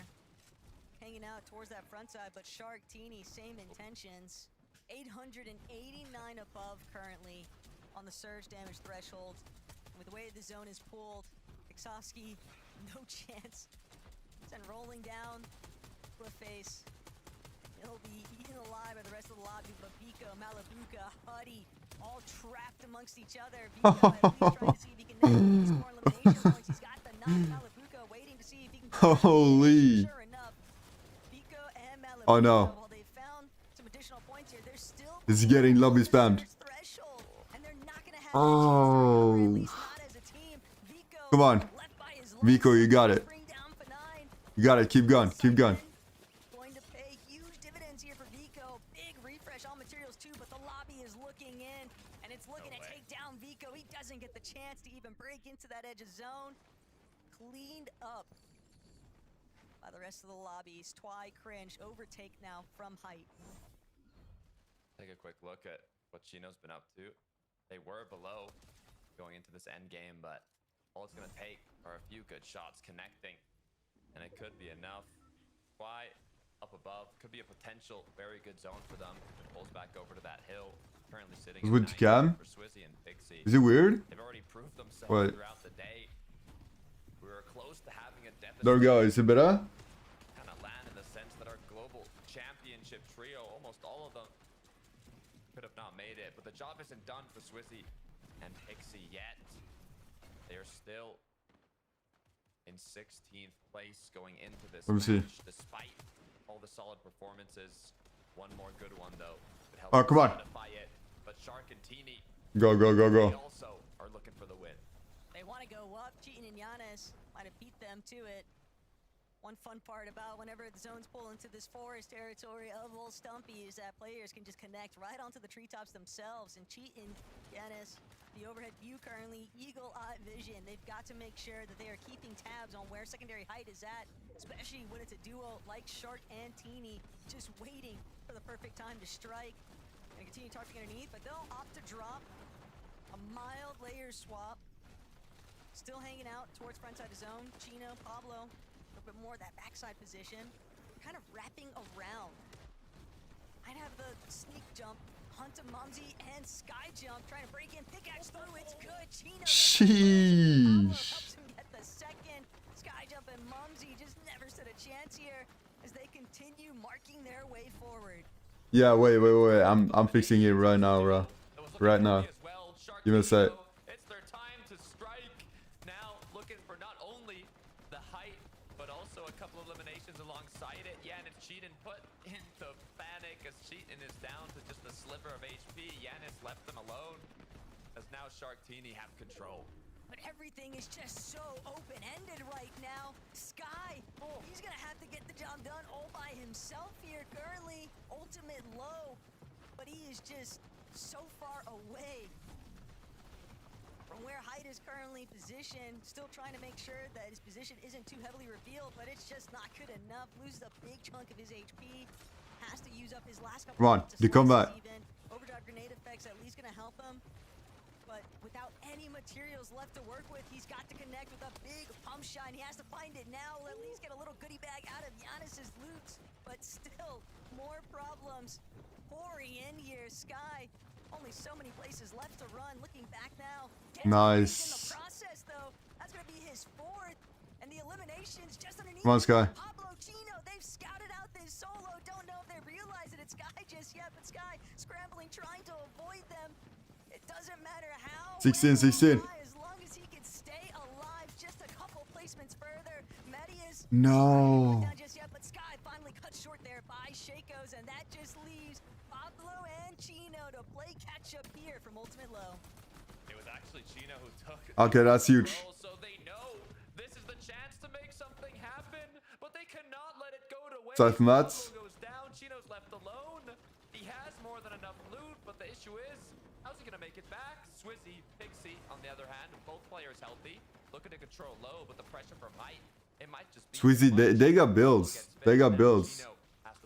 This should be good. But this is the recovery tour of a lifetime right now for Swizzy and Pixie. Chino still. Come on, Swizzy. Out of the storm, but he's gonna take down Medius, waiting for that siphon to kick in. He needs it now more than ever. Stuck as a solo in the backside of the zone, and Shark and Teeny from way overhead, still applying so much pressure onto all these teams underneath. I drop forced to just try and drop down to ultimate low here, but he might just drop straight into where Come on, Swizzy. They're going for the top. Shark's gonna be the first one to punch though. He brings down Swizzy. Now it's just Pixie left in the solo clutch scenario, but Shark Teeny, once they get rolling, they don't seem to stop. Pixie has height, but it's only. Come on, PC. Come on, come on, come on. Eventually, Teeny, Shark though low on materials, trying to get the chop. It's the 1 versus 2. Oh, she. They did super good though. Like, let's be honest, they did so good. Holy. And day comparing to yesterday, going into today in 21st, I don't even know where they're gonna be on the leaderboard after the second win of the day. The expectations have been met. This is the Shark and Teeny that we wanted to see. Desk, how are we feeling? I am feeling electrified now. Tini has to have such a strong faith now in this duo, not only making it to LAN, obviously they're going to make it to LAN, but also performing on LAN. He's teamed up with the most talked about player, arguably, in Chapter 7, at least in the European side of things, Levin. And now we're getting to see Shark really perform in a final. It is great to see these guys have the day 2 resurgence, right? We've seen a lot of players have a bit of a day 2 resurgence, but I think this one in particular will inspire people, because after day 1, I think a lot of people were looking at Shark and Tini and saying, hey, these boys, man, their chain might be fake. I don't know if we can rate them how we really been rating them this season. And today has shown that no, these guys are 2 of the most talented players. They do have the ability in some of the most difficult lobbies to deliver and to perform. And again, regardless of what happens now as far as where they end in the leaderboard, as long as they qualify for Summit, I think they will continue to remain a team that people expect to do big things.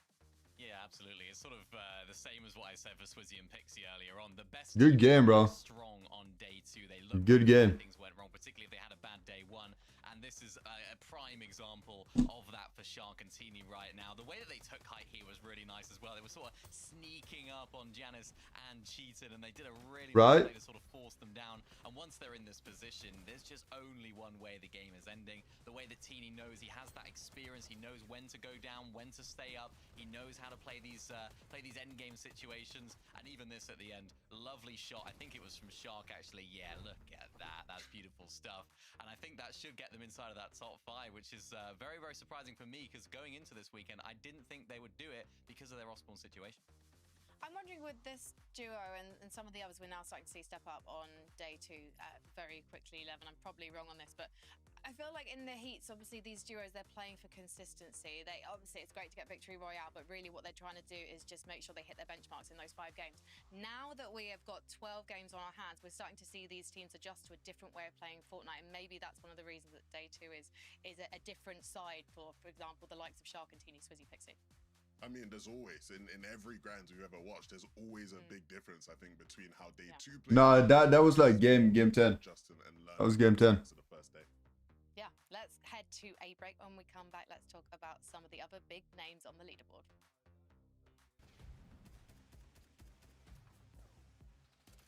It's gonna be game 11. I gotta catch some food. Or before that, I gotta catch some food. We're gonna turn on the timer, and then I'm gonna catch some food.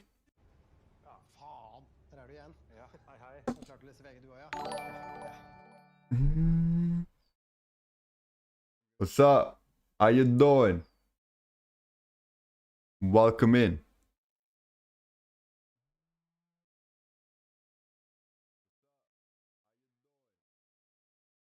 Wait. What's up?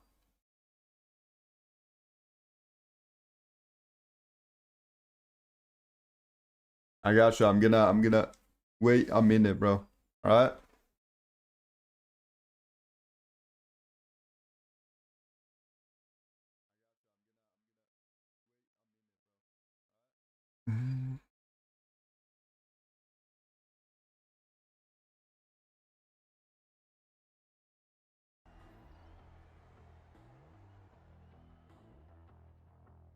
Yeah, it's gonna be like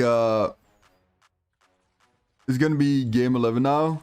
1 minute and 38 seconds.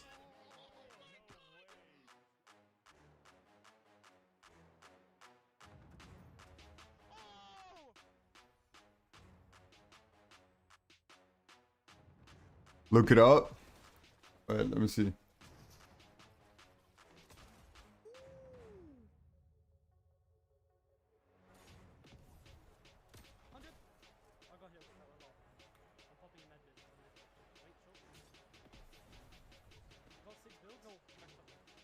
Greedy. Wait, what?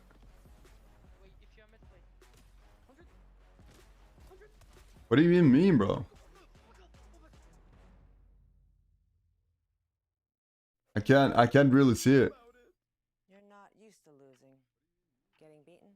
Not like this. These players are just so locked in. Could it be the milk?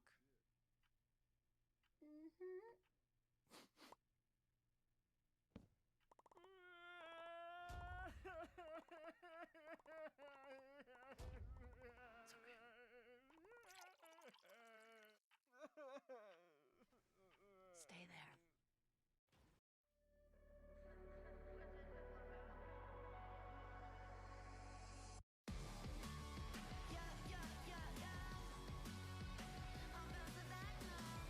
Yeah, I'm gonna catch some food.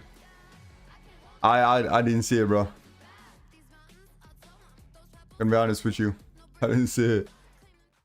We've got 2 more games to go today, and a lot of big name duos are indeed bouncing back. So let's take a look at the leaderboard and see where things stand before we head to game 11. And game 11 is where everything can truly change. So as you can see, Sky and Scroll are at the top, but again, their win is not secured. 42 points between them and Pablo Chino, who are having a fantastic day too. It doesn't matter where the zone goes. These guys are making it to the end games consistently. And All right, we're gonna take a break for like 50 minutes. Do whatever you need to do. All right.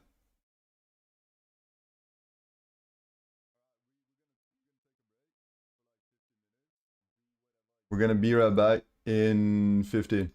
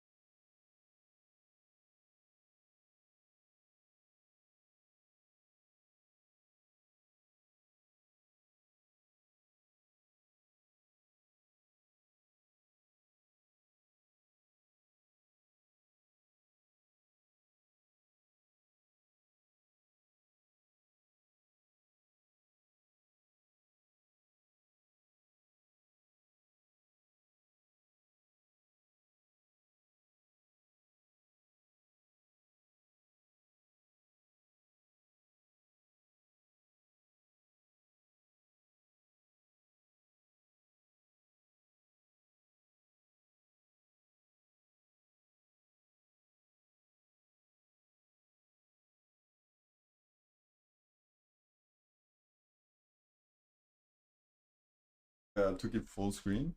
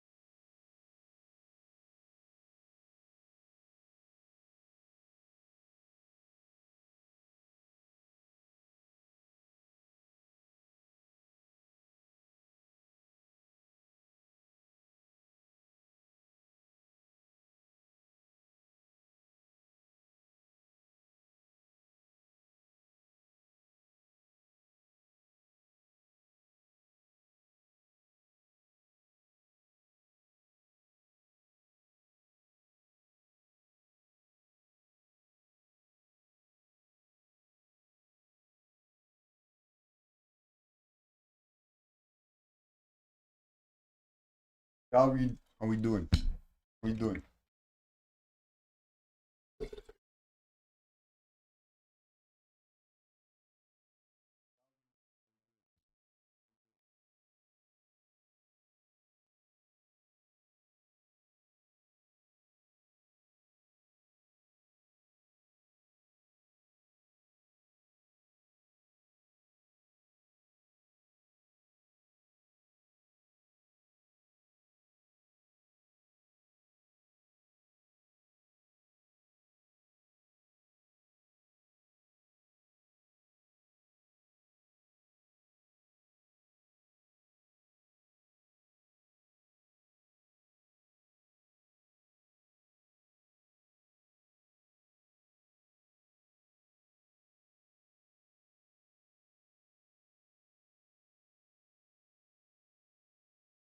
Yo, who's winning?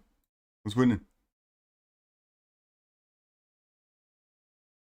Reference because normally they've been heading a little bit south of that frigid fortress position, but Vico You want to see it?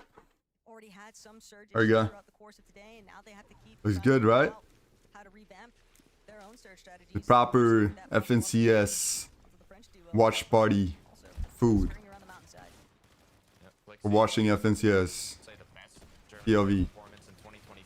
Yeah. Of qualifying in 15th place, they have 261 points. But if they go down early, that could quickly turn around. They're both just such competent fighters, though. Chat, Flixie, dealing with the likes of Twek and Midro. They've certainly not had the weekend that they would have wanted to, but experience is experience. At the end of the day, Chap lurking around, gets the big shot to start things off. Midro made it closer than what he would like it to be, but Twek now from underneath, trying to see where he can chop break through. Flixie and Chap, though, firmly driving this fight into their favor. And Flixie, Chap, they might still just want another. Yeah, man, looks good. Let's go. Just find it onto Twek. Doesn't really have Let's go, man. Cheeto count was running relatively low here. And we got some wood as well. That's important. Let's go, chat. Chap still able to help seal the deal here. Seal the deal. Let's go. Elimination is going to be confirmed. Kings of the Mountainside for right now. Big early game for Chap and Flixie. That's what they needed. Yanis cheating. This is a duo that is a bit more comfortable. They are in the top 10. So they're in qualifying range now. Not much more to do, but they would like to obviously bump themselves up the leaderboard. Alright.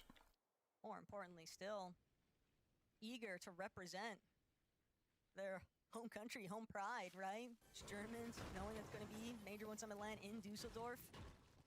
That home crowd, very likely to get pretty loud for those two. So they definitely want to make sure that they leave things on a positive note. For Shark and Teeny, though, think back to where Chap and Flixie were just at. There is a possibility that later on, Shark Teeny might actually end up clashing with those two a little bit later on, since they are so far north playing for The NA? now, but They're probably playing like later on. just wait and see. O'Reilly and Reason, though, This is like game 11. they had a much more volatile day two. Even day one, gave them a run for their money. They still managed to overcome, and despite dealing with consistent off spawns, Yeah, bro. they have managed to stay within that top 20 threshold. And obviously, you want to see two German icons in I'm not sure, Jessica. You gotta search that out. Before the previous match, they got 36th, 24th. The 7th place kind of bumped them up, but if they have another match where they don't make it into that end game, they can quickly fall short and not be in qualifying range any longer. So hopefully they don't have to take too many risks in this game.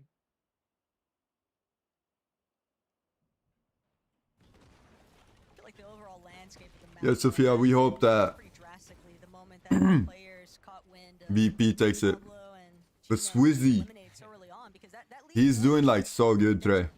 so many other teams might have been He's able to doing take like advantage so freaking good of what today. actually offered from that POI, and think that's why we're seeing a little bit more of littering throughout. Battlewood Boulevard, even teams kind of just more willing to scavenge those southern sections of the map. I don't know if we're gonna jump team, but like Gliding overhead. I hope that Weepy gets it or like Sweezy. Storm, touching down where the rest of the lobby's at. There's a team that lands close to Chino and Pablo, but seeing that they're just heading north already, we don't really know if they were able to kind of capitalize on that. One of the 3 duos opting for this rotate as well. Like you said, the calm before the storm, second to last match of the major. A lot of pressure on these players' shoulders. They have had a decent weekend. Still sitting in that 13th position, and currently with only 1 lobby left to work with here, Takata, it's pretty sensible to believe that teams that are Come on, Shark and Teeny. should be pretty much confirmed for that Summit Land qualification spot. But ultimately, 6 splashes. up to chance. You don't want to be sitting on the sidelines. You want to make sure that you play out these lobbies as thoroughly as possible. They're going for the winning, right? The last 2 opportunities that all of these teams get. Teeny, Shark still lingering over by Wonkyland too. So when you think about teams like Yepco Panzer opting for those deep north side, dead side rotations, you gotta keep an eye out for where Shark and Teeny are getting up to. And honestly, Shark Teeny, I mean, think about the 2 wins that they've gotten, both 100+ point games, if I'm not mistaken. Hey, welcome in, legend. Long time no see. Each time, and hey, you never know. Pablo Chino being taken out super early on. Shark Teeny, if they go for the hat trick, things could start to get a little dangerous for who's actually going to finish in that top 2. That's what I was thinking. You know, they've got a big smile on their face. This one, game 11. They eliminated Fishy Huddy off spawn. No one will have to worry about Wonkyland, and now the 2nd place team that was right above them has gone down with 0 points. It's their perfect opportunity to overthrow them. Sure Repairs, another team in that top 5. They're trying to get above Vico Malabuka. Sayaz Scary yet to show us that they have what it takes to continue with their performance from yesterday. Now dropped to 8th. These players aren't even focused on qualifying to the LAN anymore. They're focused on getting the best placement possible. Size and Scary compared to yesterday. We're gonna see it after the game. Then we're gonna see the rankings, the scoreboard. Against Azat losing the 1v2. It's definitely seemed like it's pretty much put so much hesitancy into how much confidence they really want to invest for some of these fights. I mean, we're just not witnessing the same duo that we did in yesterday's lobbies, but still definitely respect that performance they put in, because it's left them in a position where they don't have to be too pressed over today, because at least they know they've got the Summit Land locked in. Oh, there they are. Focus are up 2. Thomas got some. Ooh, we got him. It was actually Nebs. They've had such a And he got some surge as well. W. Nebs and Nathan. W. 238 above. That's pretty good. That's pretty good. They are sitting in 6th place right now. Good news for They gotta keep going. The gap is not nearly as much as it is from 3rd to 2nd or 1st. So they have a very good chance they can at least push themselves into top 4. Did see just then though that leaderboard overview. Dharma and Deemish, 7th place team, has been eliminated. They've been very key heavy in today's matches ever since they were able to pretty much confirm maintaining top 20, but hey, never want to bite off more than you can chew, especially when there's so many duos that are also still so hungry to see how many more placement points they can climb up. Learning points, learning pains, growing pains too for Darn Deemish here, but for Twy and Cringe, 51 below currently. Zone pool just outside Squibbly Shores. They're going to be harassed now by some of these surge ticks. They've got Miro and Joshua on the other side of their builds, but can they force the engagement? I don't think they want to get up close and personal just yet. They'd rather... They're on like 51 below. A couple of tags from afar. be much easier to work with than having to If they just hit like Zay a little bit, they would have been good. Oh, there we go. Good job. Will be isolated and brought down. That's a big Good job. I'm almost They got it. for Hari and Cammy that are right beside them, considering that they're 19th right now. Right by the cutoff, but for repair, They got it. Sure, things were looking so bright in 5th place. The damage was there, but now Repairs is left as a solo, forced to close this game out alone. No heals, no shield, and just one overdrive grenade. This is really not what you want to be. Might have just stayed a little bit too long inside that last zone. Sure, you get the surge you were looking for, finding the elimination, but ultimately teams that are already based in just better positions, kind of keeping Repairs at bay right now. He's going to have to wait for the rest of the lobby to move first before he can even consider trying to depart his current box position. Twy and Cringe, though, picking back up where they left off. Nice, good job. And now there's a little bit of flow state happening here. Okay, another nice little elimination pick off there. All that matters right now is making sure that you stay A good small refresh. but more elimination points never hurts. No, it does not. Sky and Scroll, they've made it. Such a good rotate. Now from the stressful Such a good rotate. Holy. that pressure was quickly relieved. They've been playing like so flawless.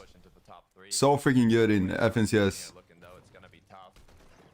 But so far they are looking to be managing Surge better than they have been in previous games. But you do have Oh, they got the limit as well.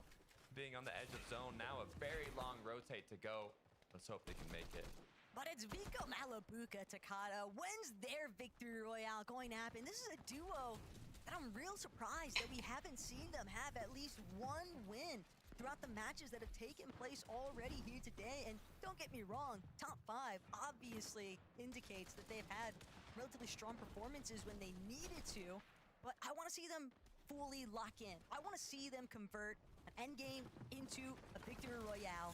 And I wouldn't hate to see it, better late than never after all, but for Sky and Scroll, just another elimination added to the pile. 3 in total, 558 above now, make that 566 for the Surge threshold. But the point is, they've got more than enough to work with. They're fully aware of where Ultimate High is at, and fortunately for us, they got a little look back, sees poor Frenek trying to keep tabs on what's in front of him, never know what's coming from behind, and unfortunately, that was just too much pressure to deal with. Keep going. A great collapse there by Sky and Scroll. 290, 98 above. Right now, even Sharktini, if they have a big match, it's gonna put them closer and closer to that second place spot. That is not Holy. what you want to lose. That's now 409 up. No. No. Oh. Shark and Teeny get eliminated by Cringe and Twy. Ah. Shark and Teeny, they wanted to be set up for that front side of the zone, but sadly, that's just not going to go in their favor.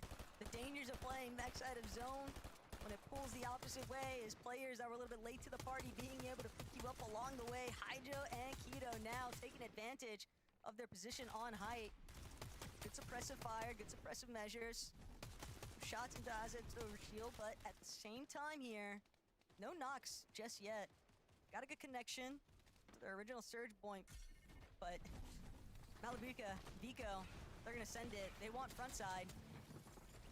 Mid layer. In this one, we gotta see. We gotta see. They haven't shown yet. Surrounding them. Vico now looking for some aggression onto Nico and Joshua. They find the first. Can they get the second? They might not need it after all. The content to just wait. That little bit of Cypher materials. That's exactly what they needed. It's a big opportunity for Vico and Malabuka, though.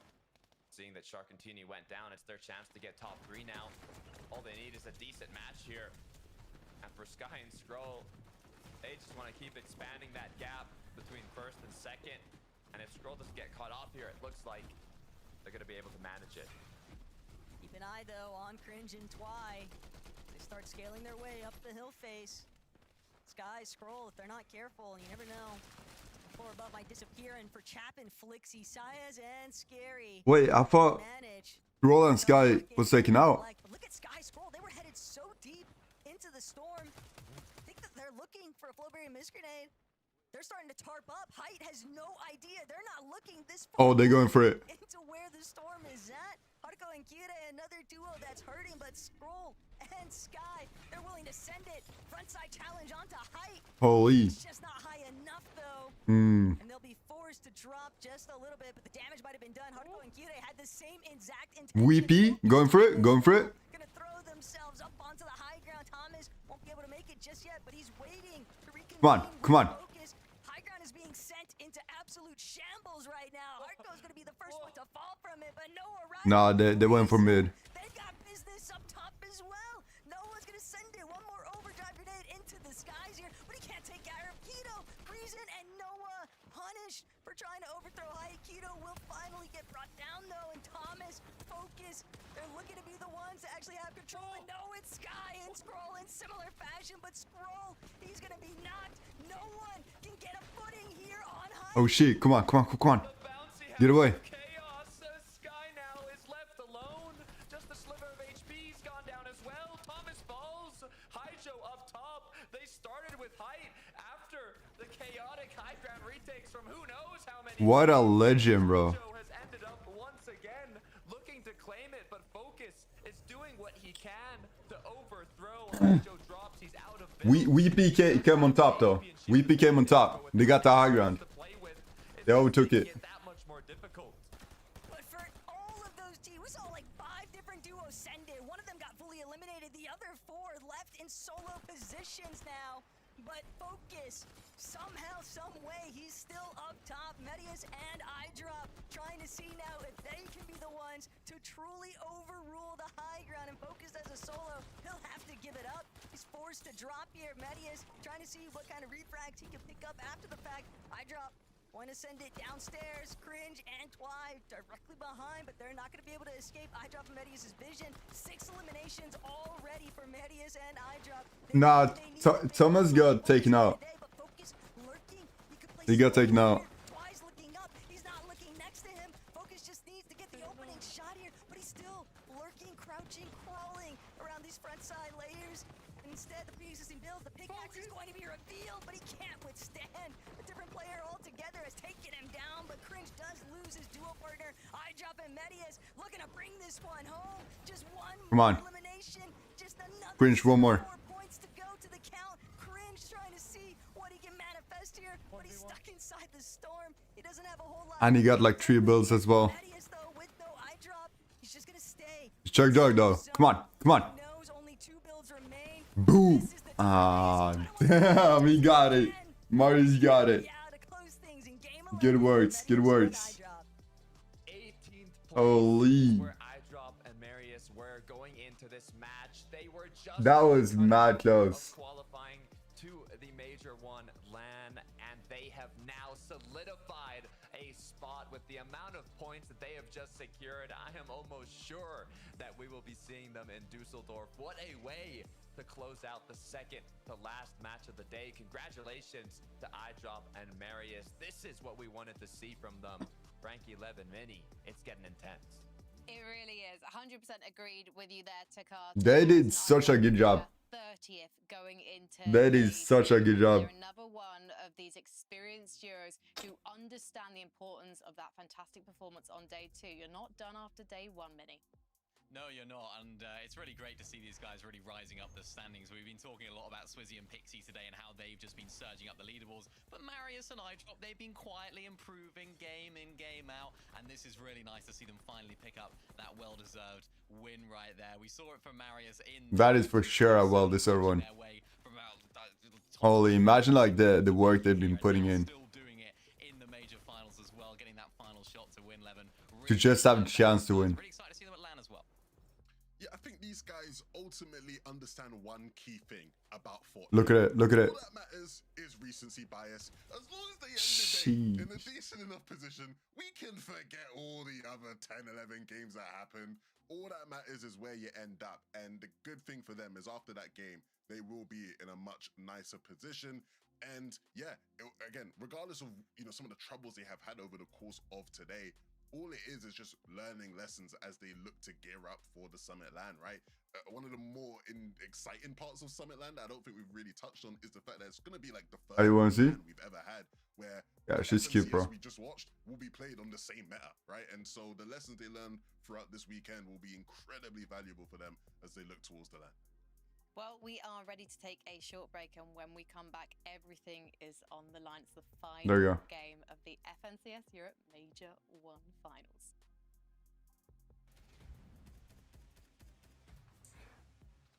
Game 12 coming up.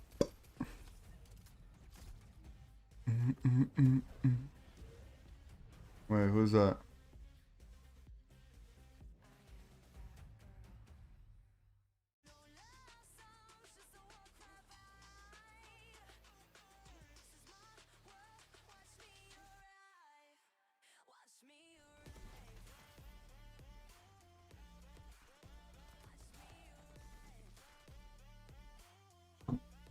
Two minutes and 24 seconds. Ah, you were waiting for them? You hope they win? Alright, I feel that, I feel that. That's cool. They did a good job. They did a very good job. See. Any updates on X?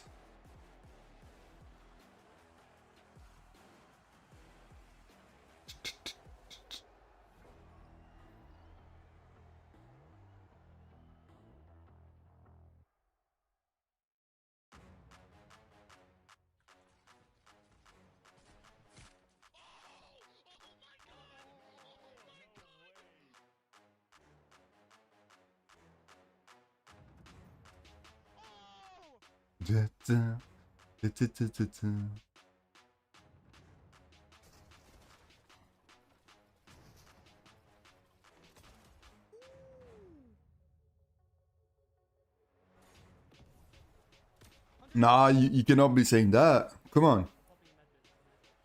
Imagine like everything they've been doing, like how long they've been putting in the works.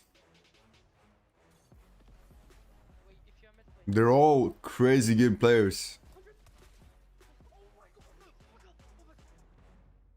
Imagine how much it takes to get into the majors, right? You're not used to losing. Getting beaten? Not like this. They're like in the finals. So locked in. Could it be the milk?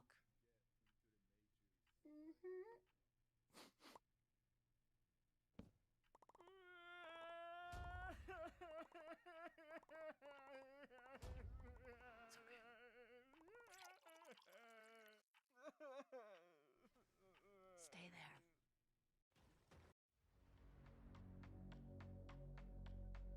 I don't really know. I had no idea what that commercial was about.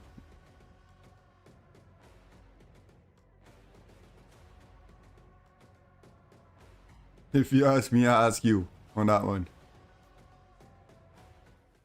It doesn't matter where you are watching, whether on LAN or I got you. online. Game 11 and FNCS always delivers, and there's a good reason for that, because it's time to look at the two duos at the top and see what they're going to do to assert themselves.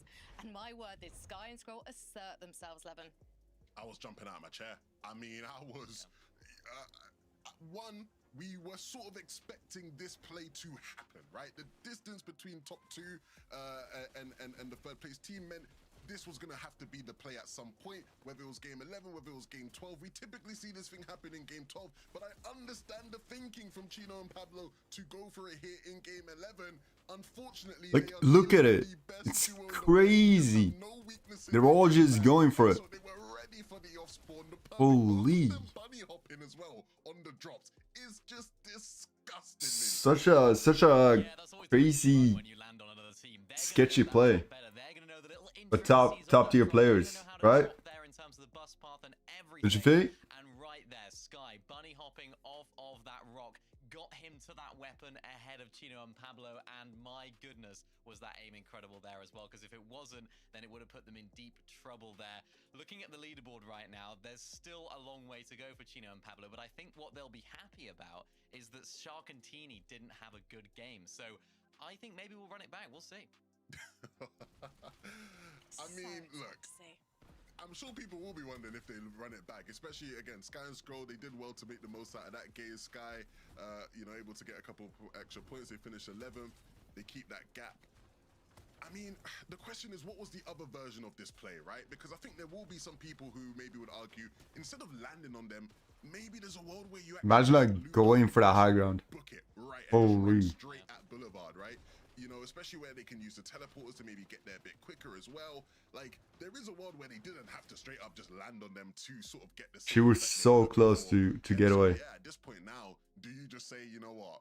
We actually just have nothing to lose now as far as... Sky was so close to get away from it. Do you take a different approach to it? I think maybe I'd take the different approach, especially since Sky and Scroll clearly aren't mucking about when it comes to fighting off spawn.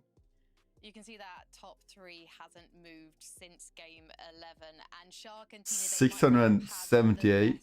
Game, but they have absolutely dominated on day 2 at their off spawn. I'm sure that's sure to continue into game 12, Levin. Yeah, I mean, look, the reality is, you know, this game, you probably were expecting more out of them because there was a genuine opportunity for them to maybe even catch up and steal second place away in this tournament. I'm almost glad that they didn't, because now it makes the sort of rematch between Pablo, Chino, and Sky and Scroll a possibility and more interesting. But you can't deny just how exceptional Shark and Tini have had to be today to be in this position. Contested, third place. You know, I started at the start of the weekend talking about how one of the best performances I've ever seen contested was... We PF 447. And so these guys currently beating that out. Wait, where's Sweezy? Looking at 4th right now, Focus and Thomas, there are lots of memes online about him coming Not in top 10. And it has been difficult for them at times in terms of the zones, but it's great to see them consistently stay in this top 5, Minnie. Yeah, really happy that these guys have been able to continue what they started yesterday. Again, the zones haven't been quite as favorable as they would have liked. We haven't really had that sort of southwest zone, barring that one that was Battlewood that wasn't really Battlewood. It was more south, wasn't it? So, no, it's great to see these guys popping up. It's great to see them performing. And it's going to be great to see them on LAN as well. And I think you raised a great point earlier, Levin. Of course, the meta is going to be largely the same. You have to imagine we're going to be playing on the same season. So I think Thomas and Focus are a team that will continue to grow, and they will be a prime example of a team that will continue to develop in this meta. And we've missed Thomas on LAN. We want to see... 4th place is very good though. Excited to see Like, Scary and Sires. I think to be honest, excited to see right? Scary and Sires. Their day 2 hasn't been great, but hopefully lessons have been learned as they look towards Düsseldorf then. Yeah, at the end of the day, these guys, you know, they could not play this last game and they should still be able to walk away from this weekend with their heads held high. Everybody doubted them. Nobody had them anywhere near the types of performances they've been able to put on today. And for that alone, I'm excited to see how this translates onto the LAN stage for these two. Well, you know what, guys? We have waited a long time for this finals. We had to wait until spring for Major 1. We're so excited to head to LAN in Düsseldorf next month. The question is, which 20 duos from Europe are we going to see representing our region? It's time for Game 12. Let's go. Thank you, Frankie. The big question, not only which 20 duos will make it to Summit 1 LAN, who is going to end up winning? We had the off-spawn battle, Chino Pablo against Sky and Scroll. Now, I did some math. The difference between 1st to 2nd place is 88 points. We've seen 100-point games. The difference between 2nd to 3rd is 130 points. I was thinking with the way that went, there's no way they do it again, right? Right? Right. I don't know. They don't have much to lose. They could run it back. Why not? I always like to play devil's advocate in these kinds of situations because I'm looking at it from our viewer perspective. This has been an absolute showdown, and not only that, but Chino, Pablo, you really just gonna let them B-hop disgrace y'all off spawn? Take it back, run it back, see what happens. Because if there's any duo that I think could bounce back from that kind of situation in Game 11, it would be Chino and Pablo. But Game 12, ready to rumble. Let's see how it goes. We gotta have this one. I think there's higher odds that we do get a run back versus not. It's going to be very difficult to get 130 points. But I mean, if any duo is going to do it, Shark and Tini is the duo that would be capable of it. But we don't have to wait long. This is Sky Scroll. And Lock in. Pablo Chino. But that's fine, because there's one other thing to still keep in the back of your minds, and it's that for Sky and Scroll, while they aren't going to be contested off the immediate 50-50 for the spawn, there's still an opportunity for Chino and Pablo to try. It all depends on like when the NA is gonna play. They're probably gonna play like after respawn. Trying to see exactly how We're gonna see how late it's gonna be. You know what I mean? Pablo and Chino, it's not without it's still within their reach, but it's just going to be a very, very difficult game. They've got a lot of work cut out for them. Sharktini though. All right. Putty Fishy, hurt but still kicking. Shark trying to see if he can change that though. If Putty Fishy somehow get like a 100-point game here and win, just to qualify to the Summit 1 man. They're going for it. That would be crazy. We know that's the last thing Sharktini want. So I expect some aggression from this early game here. Question is when. Doesn't have to be quick. But with the confidence they've had, wouldn't be surprised if it is. Yeah, like let's be honest. If there's anybody that's gonna take them down, is like these guys. Want to go over aggressive with it. They want to make Yeah, I appreciate the sub. How you doing? Confirming the elimination of Huddy and Fishy, and already Huddy Fishy, they have fully forfeited the arcade game position, but they're still. Oh, they're going for it. If they can maybe try and sneak up onto Shark. Fishy, Huddy, going for a quick collapse here. Shark though getting the better end of the exchange, but No, come on. Instead, Shark has been brought down solely down to Teeny, come on. He doesn't have a shotgun. He's only got 2 pistols and an assault rifle, and with no shotgun against the likes of Huddy. No, not like this. Not like this. There's a way for him to escape here. He's going to have to kick it into overdrive to beat this one out, and will manage to get the loot from the arcade. Do some crazy. Temporary bailout, but still, twin hammers versus a couple of palms. That is a daunting feat to overcome here right now. Fortini, Pablo, and Chino. They find their first pair of eliminations here. 8 points added to the count.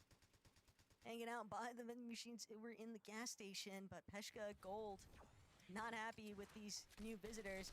He's still alive though. Limping. We got a jug. Chug jug. Does have a chug jug. But Huddy and Fishy are just so healthy. No. Shark and Bro. they have done Not like so that. much to prevent Huddy and Fishy at least from entering game 12 within the top 20. But now they have to sit and wait to see whether or not Fishy and Huddy have the ultimate type of plot armor.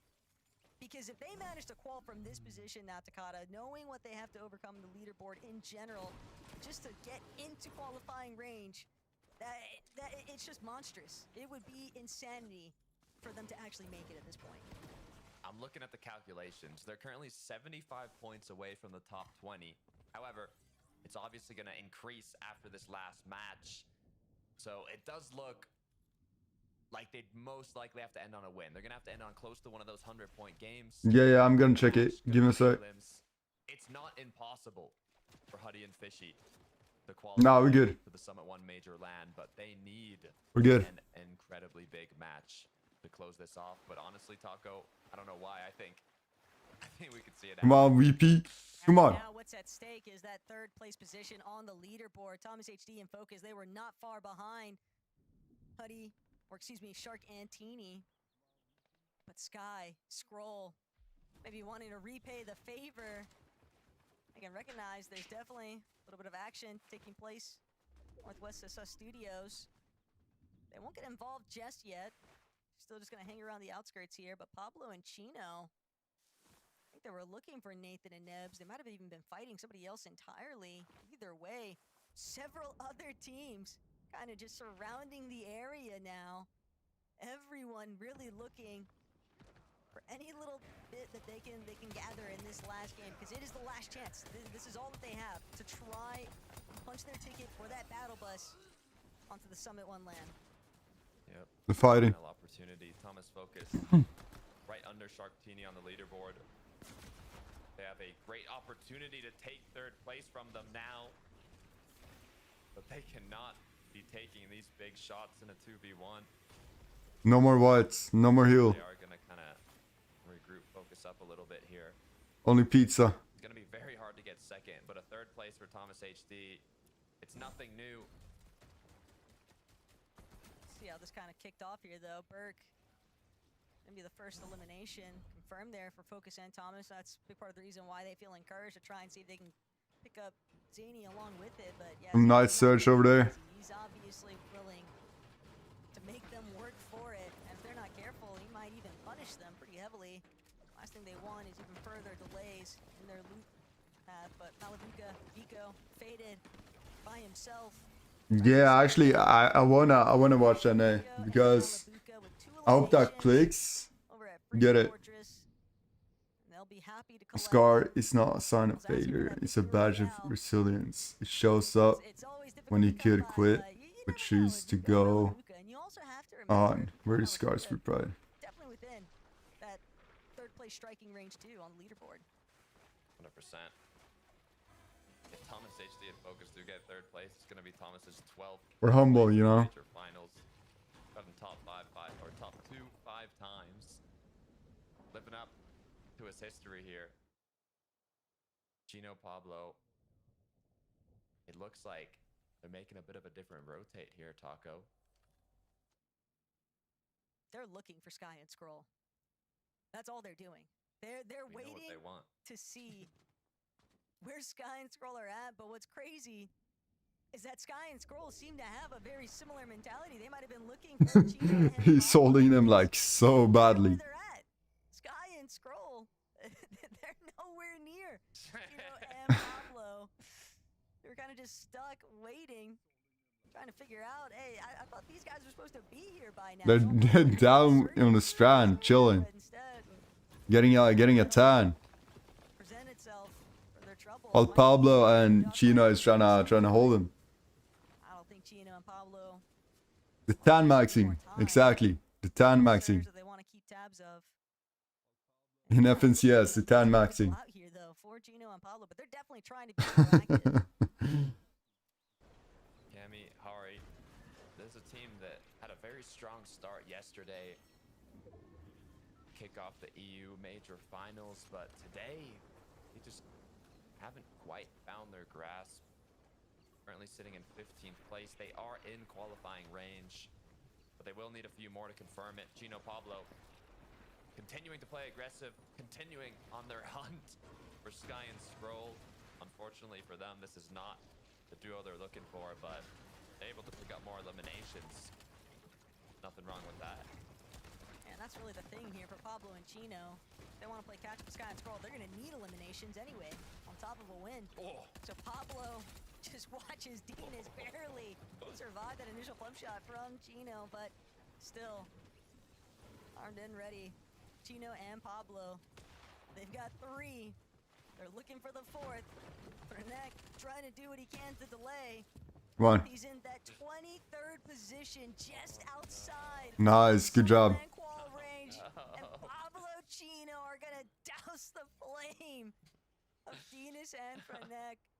That will not have the opportunity to try and represent Poland at the Germany LAN, but hey, game is game at the end of the day here at Takata.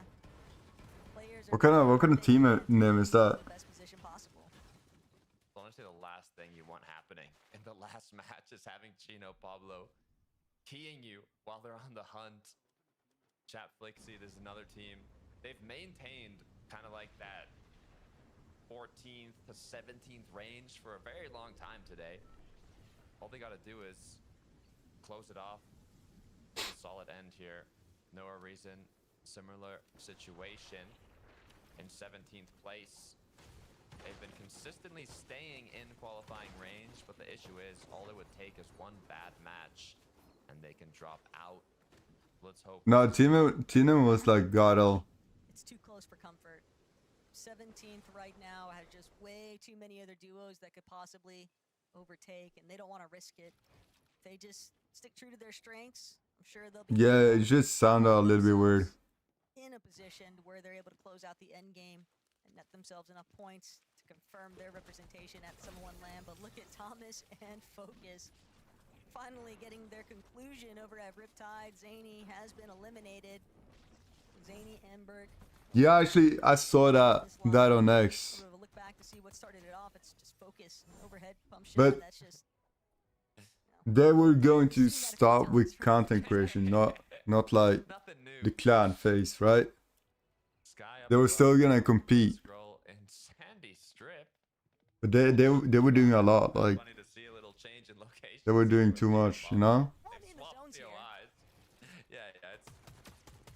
Or it's just a PR stunt, who knows? The Sky and Scroll, I mean, Maybe they come back stronger as the days gone on. with a rebrand or something. Swizzy Pixie eliminated. They were in that 13th position. I do believe they should be able to stay within the qualifying range. Skyjump and Momsy, on the other hand, 20th place duos eliminated.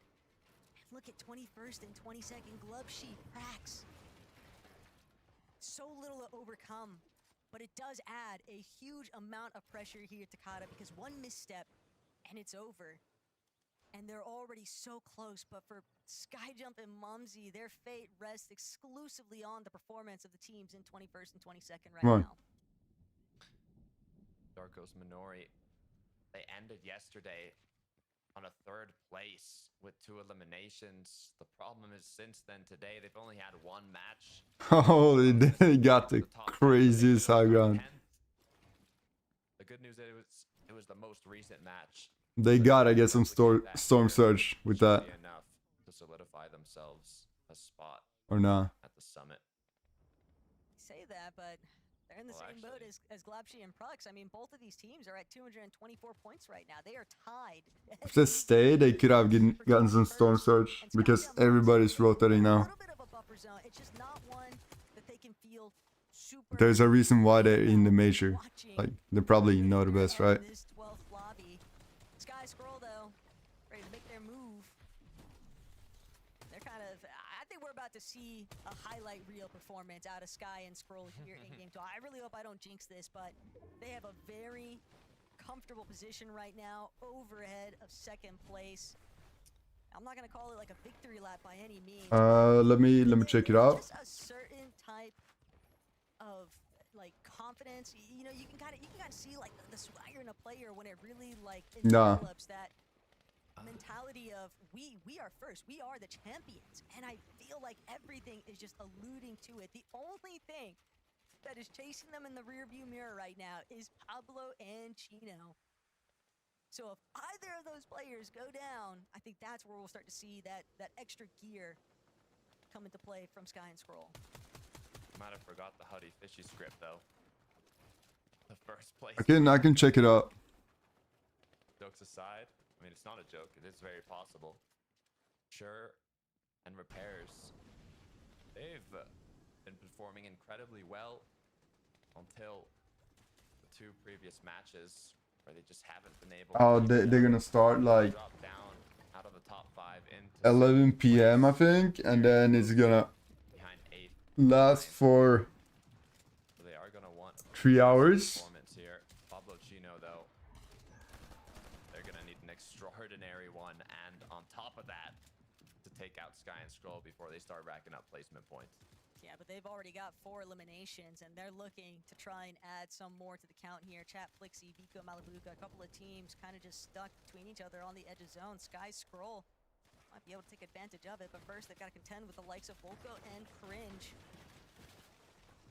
Players not necessarily sorted out with their surge metrics. Vico, Malibuca, they're trying to wait things out. Good question. One more splash remains. Vico Let me see. Let me see. And it's focusing solely on their position.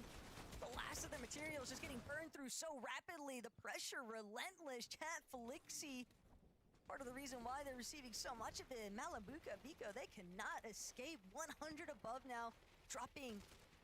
And the constant fluctuations, it's just got to be battling on the nerves right now. But Vico, Malibuca, they are a team that can definitely hold. Kind of crazy, right?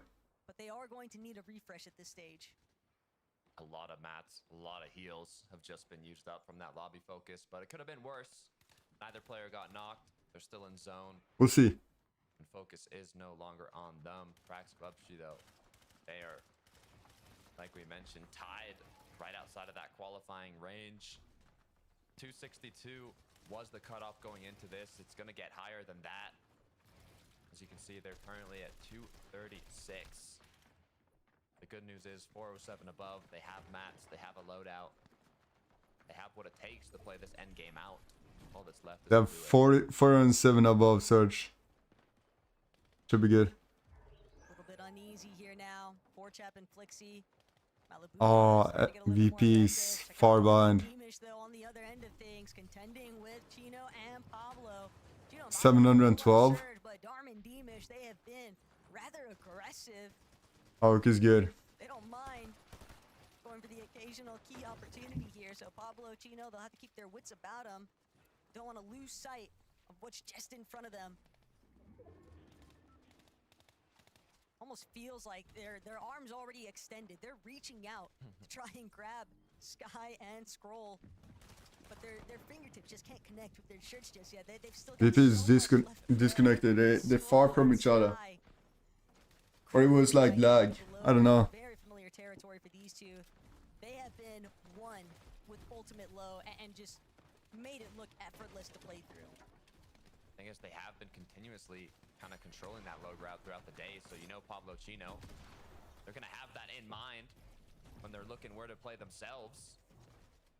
As now they have also gotten ahead on low. As Focus has to be careful. He's been cracked. Thomas on the other Come on, side of the Thomas. zone trying to You're in group up. teammate.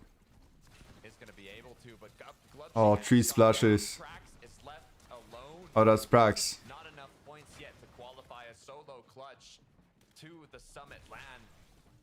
Is what's left for Prax here. Skyjump and Momsy almost want to close their eyes, but it's like you got to make the cracks through your fingers. You want to see what happens to these teams that are hot on your heels for overthrowing your position for that summit land wall. Pablo Chino, though, chopping at the floor right now, trying to see if they can bring Darman Beamish down, but even with the pressure from overhead and underneath, 878. managed to stay strong. At least for right now, but Chino, Pablo, they still want this. They still might be able to go for it too. Or they might just choose back off, look back, wait, see. Is anybody else gonna run across our screens? Well, they're trying to find, look for a healthy duo here, but be careful. Scroll has gone down. Sky is left alone. Nice. VP is back on track. Guarantee Pablo Chino are going to be happy with seeing that on the feed. As Sky is not used to these solo clutch opportunities, but Chino's also gone down. Taco, both our first and second place team are now left as solos. But the big thing here is that it's better for Sky and Scroll. Pablo and Chino, they needed to be together. They needed to confirm as many eliminations as possible. And now the world rests upon Chino. Stolder's just watching Pablo try to bring Come on, things come home on. pairing. Still, it's just so much to overcome here. And Sky, on the other end of things, in a nicely set up position, he'll be able to help bring down... Nah, they have like 288 points. A much rougher time trying to navigate his way through this elevation shift in Sky. We'll take a moment to pause, a moment to breathe. Pablo, he still needs more eliminations. He needs a strong placement on top of those eliminations, and I don't know if the opportunity is going to come by him. Sky, Scroll, eliminated here. Pablo left as a solo. So good to box up. Against him, and Sky, he might be able to net something more still. We saw him in the last lobby. He had 4 eliminations all by himself, and I think it's not unreasonable to believe he might be able to net another one, but Pablo has no idea. It's Sky that's underneath him. Sky gonna find a secondary elimination here already. He's gonna keep maneuvering straight towards that front side, but there is no moment to pause and think if you are Pablo. He's just gotta keep things going. Both of these players, Pablo and Sky, they've solo clutched countless times. They're crazy. Capable of doing it, but like you said, this is much more. They're doing such a good job. I can't sleep. Already with 2 elims, mats are running low. Gonna choose to just farm as many placements as Come on, possible. come on, you got him. On Pablo's door. Is he gonna take the pursuit? Sky now in the zone. Pop the flowberry missed as the shot. Oh, he literally jumped to it. Fresh, but the issue is didn't get the mats. Pablo now left with 12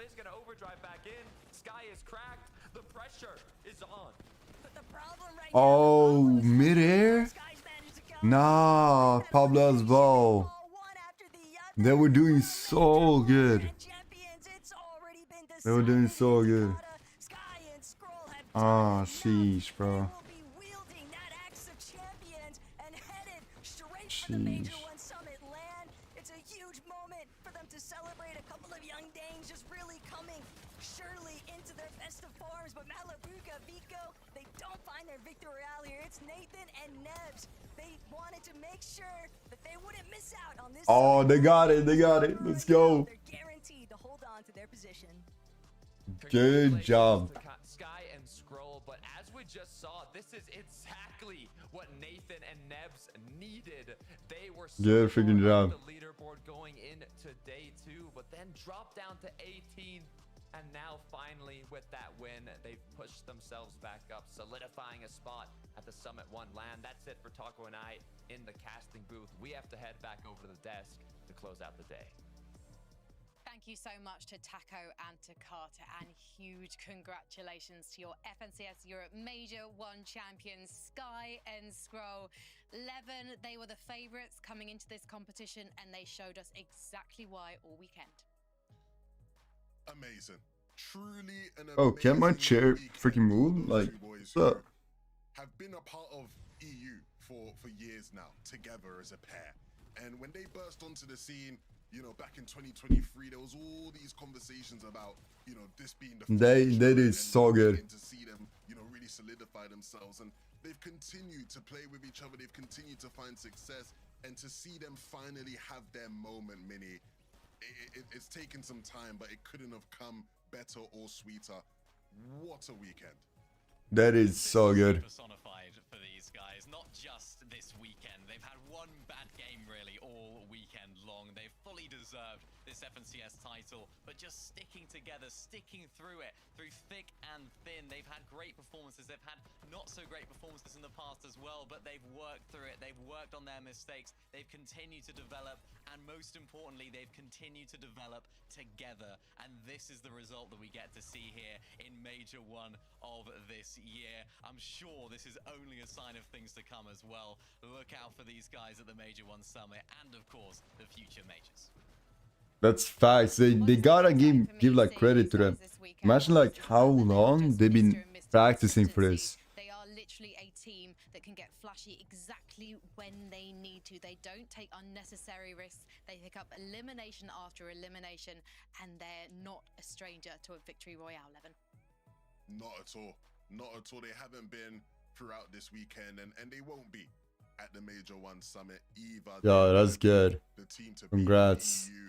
Commiserations to Chino and Pablo. They really made it a show, because, you know, even at the start of this weekend, I predicted Sky and Scroll to win, but I was saying, look, I think they're just going to run away with it, right? And if it hadn't have Well been deserved. Chino and Pablo and the way they played and rising maybe above their expectations, it would have been just that, right? Because they really are the only things that are stopping it from being, you know, an absolute ridiculous gap between Sky and Scroll in the lobby.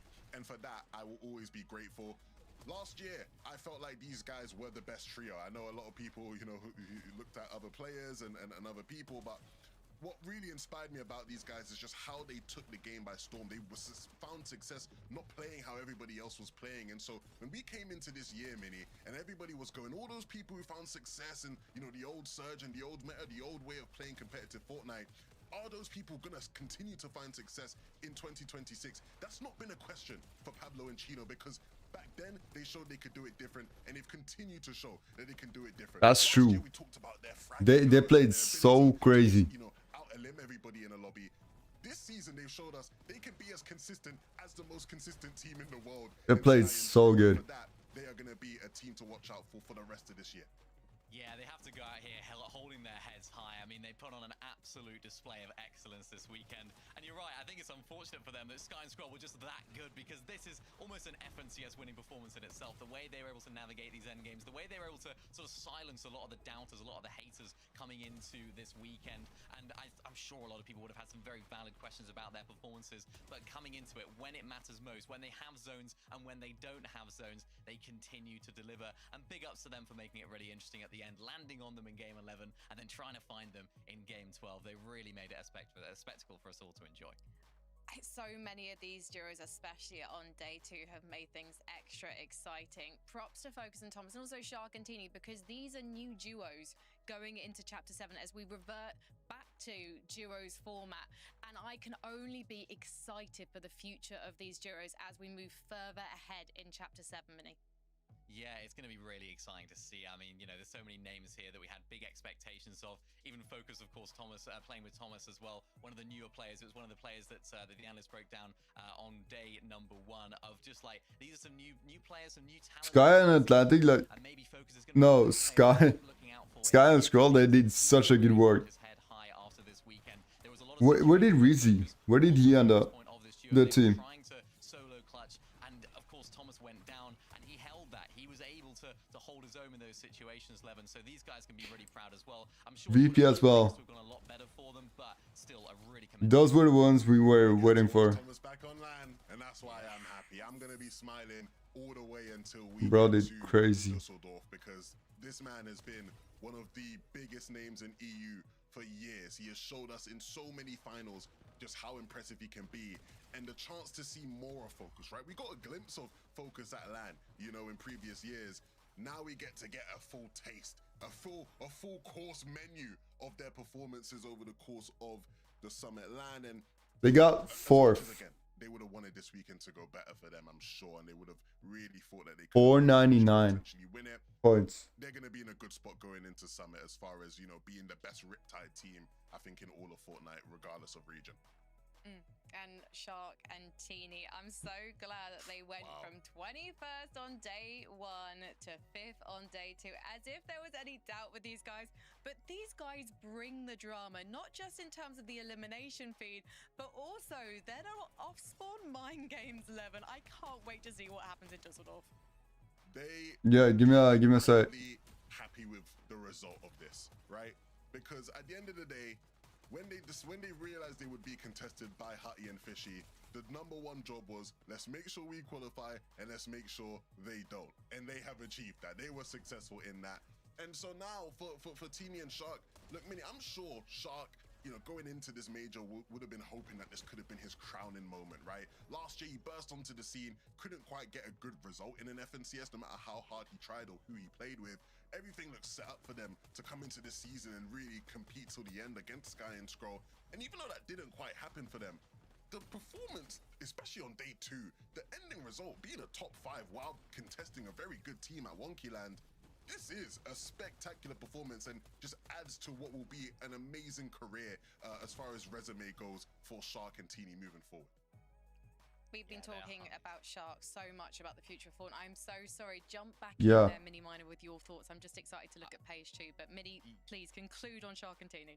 I was just going to say their highs are as good as any team in this lobby, and I'm sure will be as good as any team in the Düsseldorf Major 1 Summit lobby as well. They are a fantastic team. Lots of people had their eyes on them when they got together for this chapter, and it's like, yeah, this is a team that has so much potential. Quite unfortunate that they were actually contested here in the Major Finals, because who knows what things are going to change if they are going to be uncontested. But Yeah, we might be watching NA as well. Well, let's see the other 10 duos who will be representing Europe at the Major 1 Summit in Düsseldorf. We're going to see Nebs and Nathan and up and Let's down go. day There 2 he is. for them, but so pleased with the Wizzy. boys. I drop and Marius from 30th to 13th. Cheat and Janice holding on all weekend. And in 16th, 11, we have Swizzy and Pixie. I'm gonna be honest. I think he did so crazy, especially like off spawn as well. He went and took down so many. Like, These 2 incredibly talented players playing on that stage in Germany. Look, let's forget about day 1, Mini. You know, let's sweep it under the rug. We ain't got to talk about that. We got to just look forward to what does this team look like at Dark Dominion when it comes to the LAN. Do they even decide to run it back there after their experience of day 1 and how that all played out? Who knows? Who cares? We get to see them at the LAN. yeah, and what I'm excited for, and particularly for these guys. yeah, I'm just waiting for the schedule, to be honest. They're going to be able to learn now. This is almost like an extended version of the break we got between day 1 and day 2. It's going to be learning about what went wrong, learning about how they can improve, and they are one of the best teams at that with all the experience they have, with all of the prowess that they have when it comes to a LAN environment. And I'm posing as well. Performing incredibly well. Like you said, forget about day one. Did it even happen? I don't think so. Very quick one before we head to our winners interview. Noah and Reason have also made. They're gonna do the interviews, guys. I'm hoping that German fans are gonna turn up for these two, and we are gonna be so excited to see this man on the broadcast as well, because we have Sky joining us for a winners. Let's go. Hello, Sky. First of all, congratulations. I can't hear you, and I don't know if that's my system or it's your system. Boys, can you confirm? I can't hear him. I'd love to hear him. I'd love to hear him right now. I'm sure he has so much wisdom to give us about the glorious performance this weekend. Sky, I think you've had such a hard fought-for weekend that, you know, the sound has been an afterthought. If you are able to get anyone to help you, that would be amazing, because we are dying to talk to you. I think it was Scroll Boys that we spoke to after the Fortnite Reload Elite series, and something that Scroll was saying about the fact that these guys, they weren't focusing anymore on Reload, they were just focusing all the way for the W. And Sky, I don't know if you could just hear me there. Yeah, I can hear you. I don't know if you can hear me. You can hear me. You know, we can slightly hear you. We just need production to turn you up in our ears. But after qualifying for the Reload Elite Series finals, was it really a case of just grinding now and focusing on the Major One performance? Wait, what was it? His side? We just turned like over to FNCS Major 1 and like put all our time into it, and yeah, we prepared the most we could. Sky, it's been a great year for you guys. You guys have dominated in you know, almost every competition you've played in. Talk to me about your relationship with Scroll. Everybody wants to know. You guys have been playing with each other for so long. What does he help you to do? How does he help you, you know, reach the heights you reach as an individual as well? I think like Scroll's a great player. Like, he's one of the best, I feel like, and we've known each other for years. He's so humble, bro. I would say we're he's so humble. And yeah, I agree. It just I agree. When we play as well, because we kind of know what. That's so good, right, Jessica? Know how we play, so it's so easy to just follow each other, get the refreshes, and just play the way we want to. I want to talk about how today ended bro. for you guys. Bro, it's too humble. Based on how they did. What's up, Bella? How you doing? And then game 12, they try and chase you around. What was going through your mind, both in game 11 and in game 12, there to try and close it out? I mean, in game 11, we had an idea they would con, but we didn't know. But yeah, we've just prepared. We've been preparing our spawns for like hours during the week, and yeah, we were ready for the spawn. Wait, how young are they? It looked like you changed your approach in game 12 to hunt down Pablo and Chino. Can you talk? Bro, these people gotta like. Who made that call? What you decided to do there?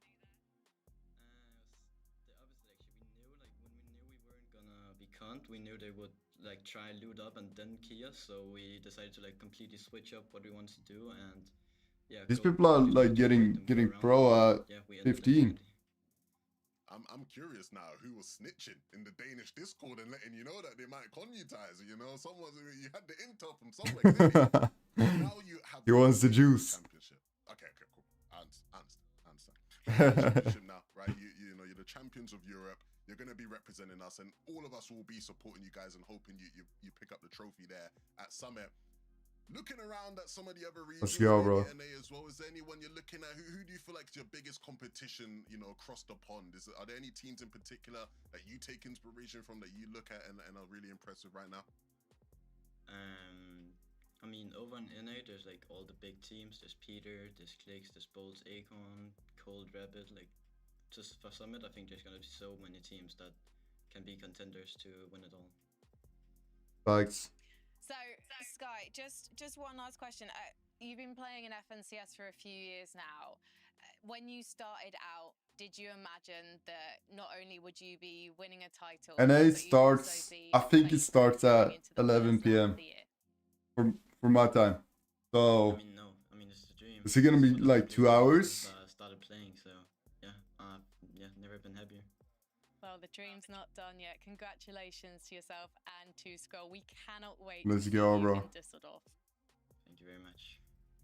And don't forget Sky SZN _ if you want to find Scroll on Sky on social media. I'm sure he's also going to be tagging Scroll in all of his celebratory posts as well. Guys, what an incredible weekend. Let's take a look at the jurors who have qualified to represent Europe at the Major One Summit in Dusseldorf. I don't know if we can say it's coming home because normally that's only attributed to the Brits, but you know it could because That'll be a bro. qualified, Levin. Yeah, let's not get too excited. You know, I'm gonna, at the end of the day, right, when we talk about the regional pride, Europe, we're on top of the world right now. You know, after globals, you know, I don't really want to hear any other region chatting to me right now. But I think one thing that I'm very excited about, Mini, is we are sending some. I'm excited to see like DNA. Some really good players to this land. Oh, some really, really great teams. I mean, even looking at some of the teams that didn't have a great weekend compared to how we'd expect them to. Looking at Shark and Teeny, of course, having a really, really good comeback, getting into that top 5 in the end. And of course, Swizzy and Pixie as well. These are teams that, yeah, they may have not had the greatest weekend in terms of, especially on day one, but when it comes to these LAN environments, they're going to come into a world of their own and expect big things from them. It's going to be absolute chaos as always, but it's going to be the best kind. It really is. The PSD Bank Dome in Dusseldorf is going to be electrifying on May 30th and 31st. Don't forget to get your tickets. We cannot wait to see you there. So don't miss your opportunity. In a couple of hours' time, the North American broadcast will be here. They'll be selecting the next jurors who will be competing in Germany. So make sure you don't miss that one. Levin, hang on a second, that chin stroke. First place. No, I'm just very excited for NA. I mean, it's been a fun watch so far. I think we've seen similar things, you know, similar parallels between EU and NA as far as certain teams maybe underperforming who we expected to do better and other teams walking through and looking incredibly consistent. Mini Minor, any predictions? No predictions. All I'm going to say is, jeez Louise, Sky and Scroll, what a performance. I mean, unbelievable. I guess you could say the Sky is the limit for these guys, and they won't need to be scrolling down the leaderboard much longer. Oh, GG, Mini. Let's get back to the lobby as we sound that horn. Thank you so much. I think that was mad fun. Thank you, commentators. We'll see you very Don't you guys think?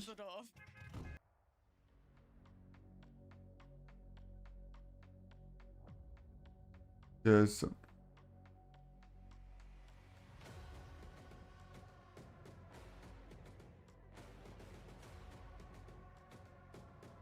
When is NA playing?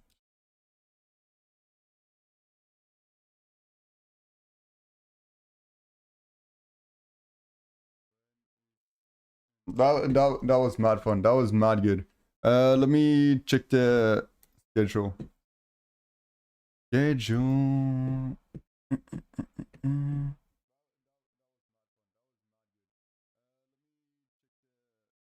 Probably gonna be like around.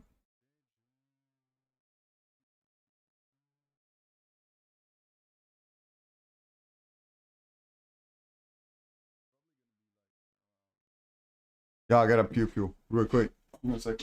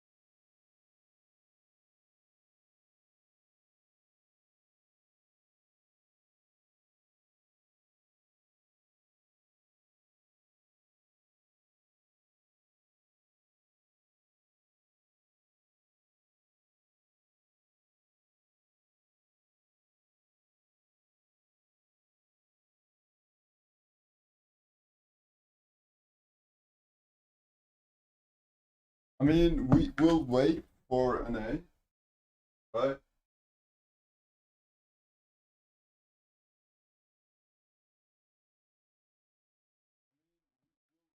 Probably gonna play in like flowers, something like that. Let me just put this back.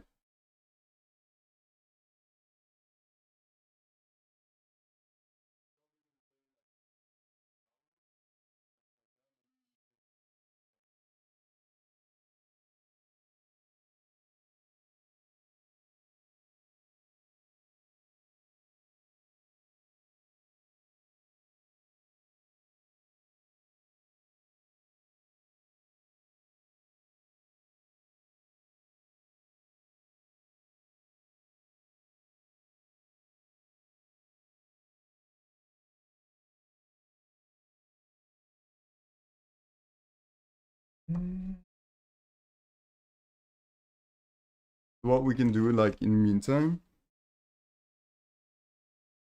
it's I just want to make sure that it's the right timing.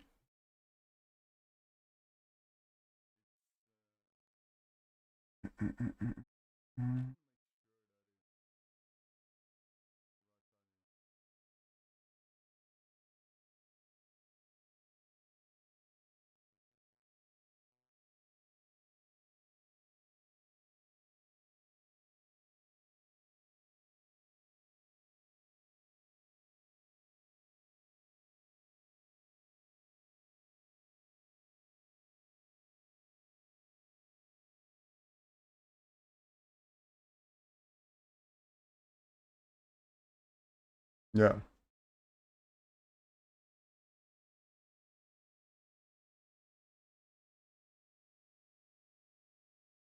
Just ask ChatGPT. When is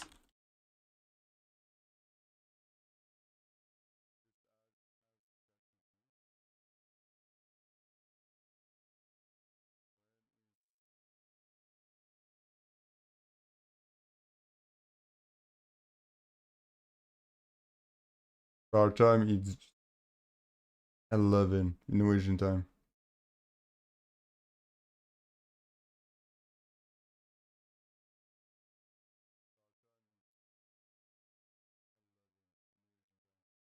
Nah, that's cool.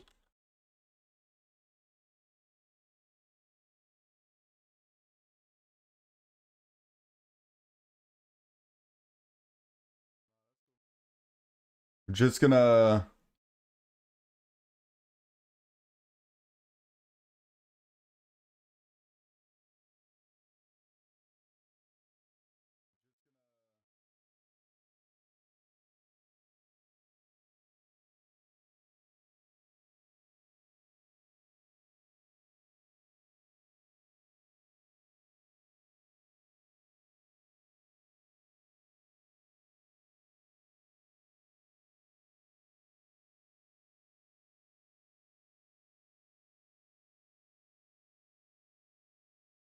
switch.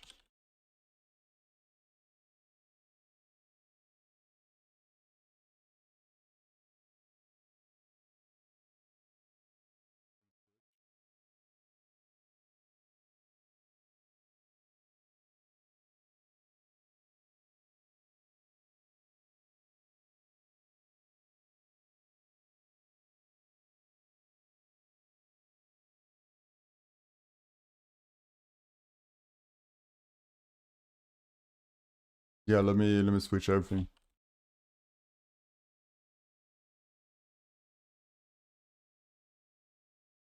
I'm gonna go into some Overwatch in the meantime.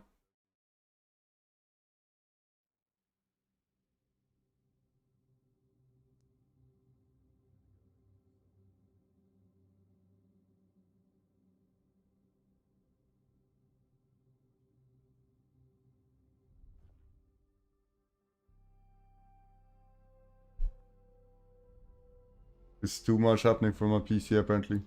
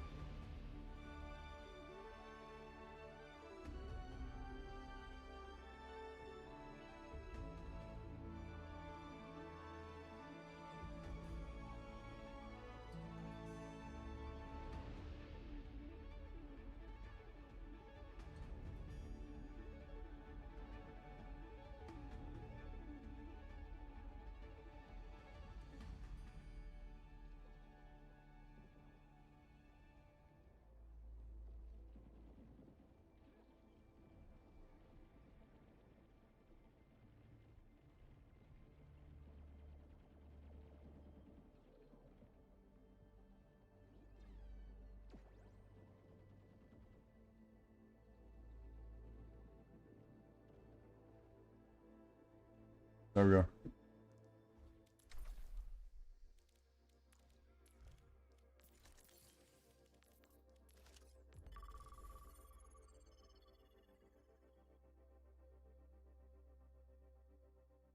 Sunday, a fun day.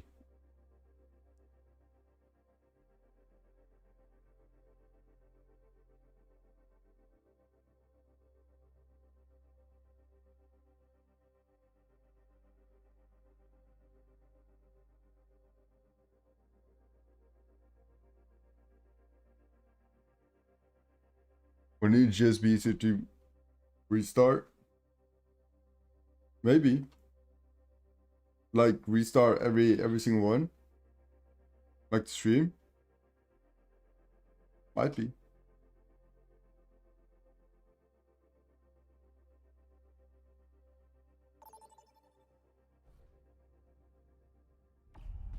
Vote for a map.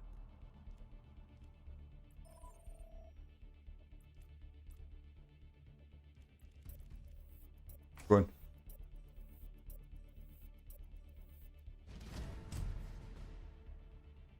Select your hero. That might actually be like the play for next one. Just like they're doing. But they're taking like a break. You know what I'm saying? Select hero bans. We'll see on next one.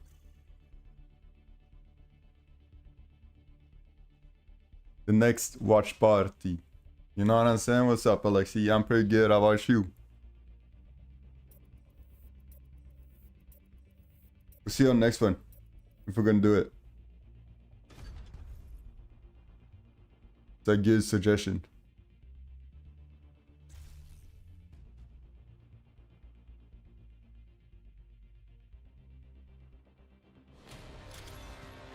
Now entering King's Row. But for now, we're gonna get that rank. Alright?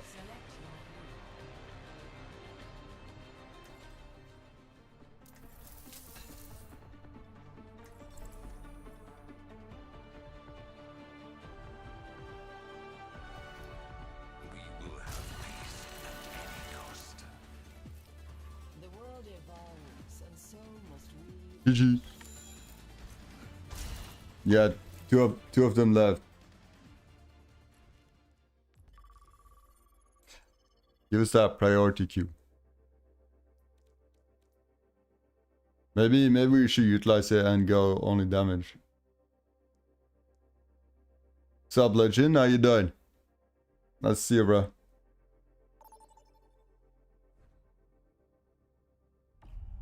Choose your map.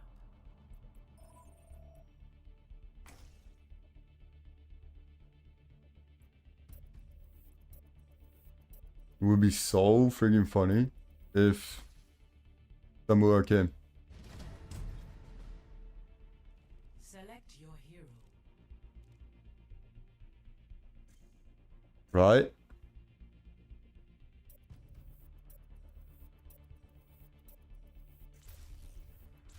Choose hero bans.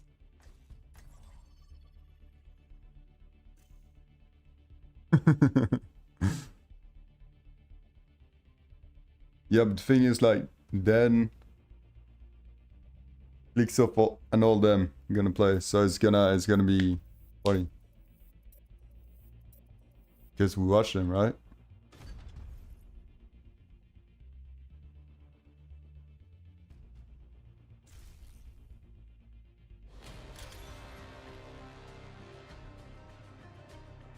Prepare to attack. Select your hero. So we have some that we are actually cheering for, that we know.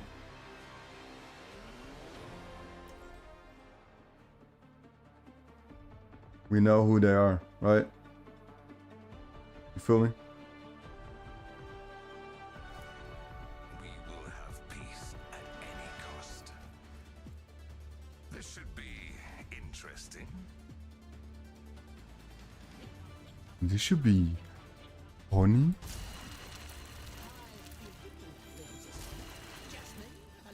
This should be good.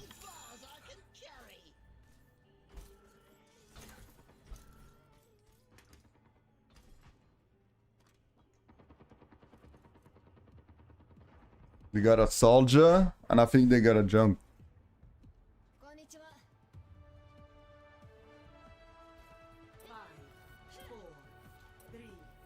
2, 1, go.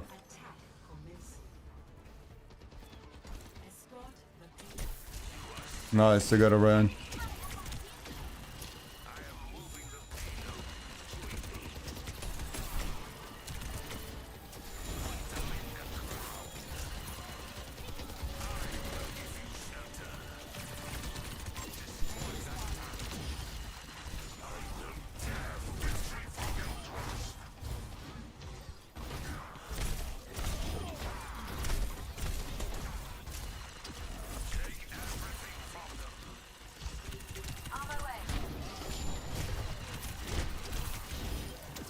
Nice, good job.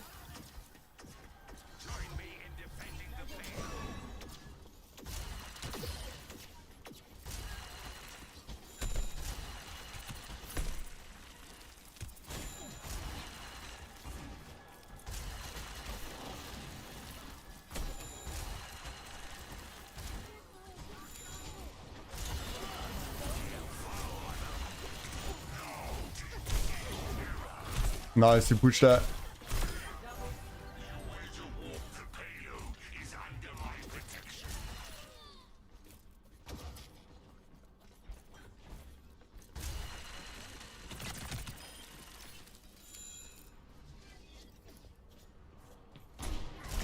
Good job, bro. Right?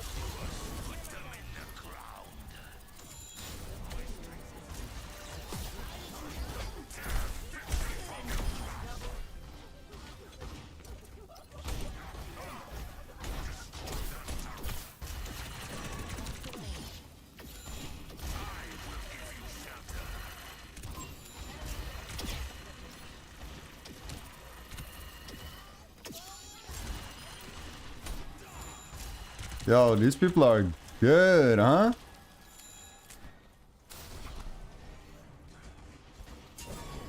We're good teammates.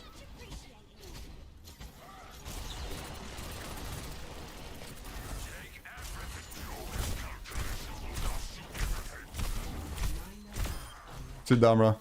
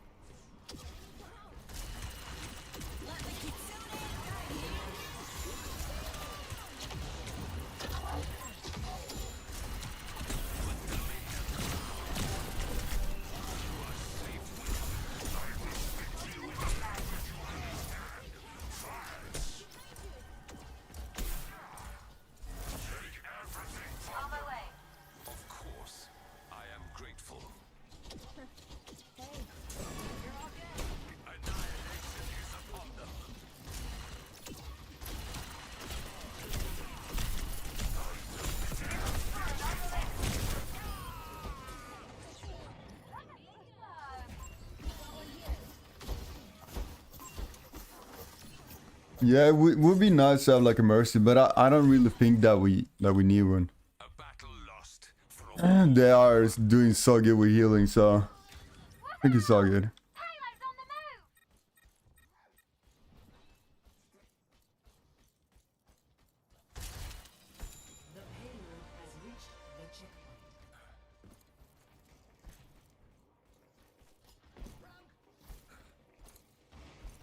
Junkie's doing crazy good damage as well. What's up, man? How you doing? Yeah, we were watching FNCS. We had a watch party, but we're waiting for NA before we continue.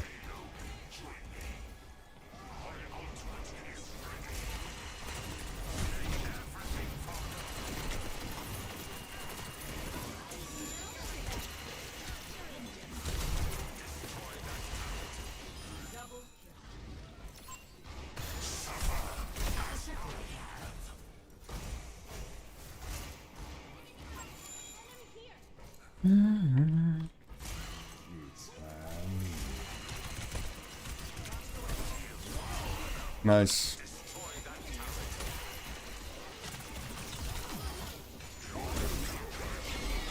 Oh no! He got blocked. He got freaking blocked.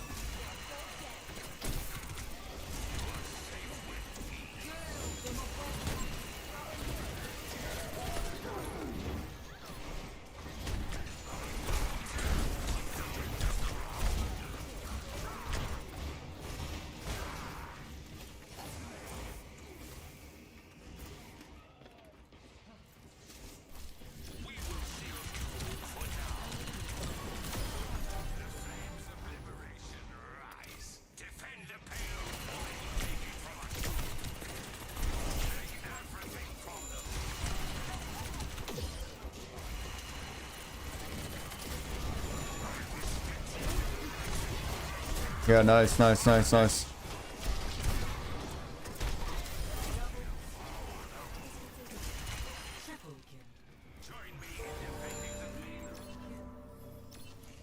Thank you. Good job.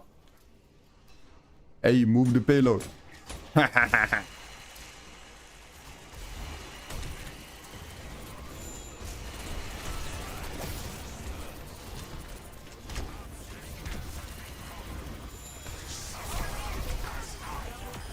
Yes, sir.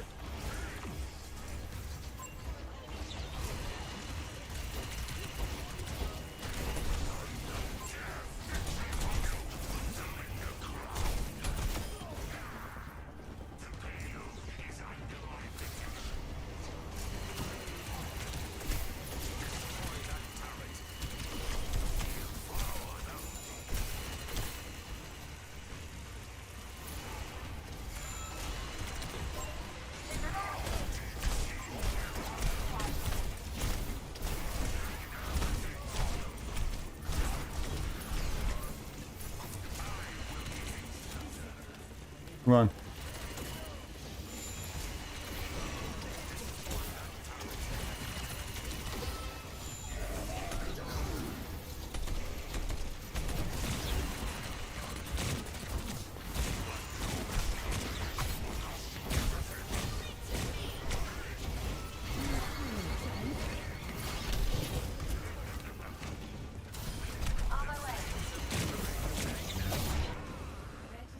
So lucky, bro. Come on. Nice. Good job. Score 3-0. Switching sides.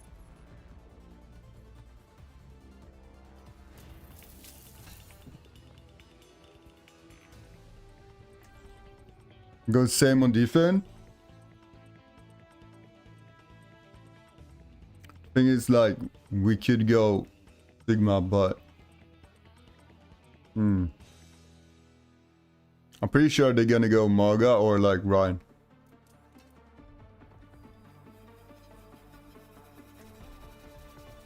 Let's keep doing it and see like what happens.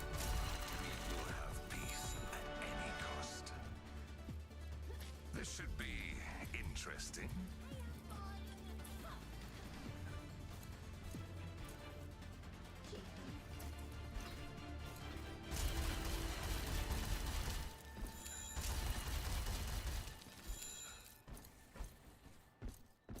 Who's ready to commit some crimes?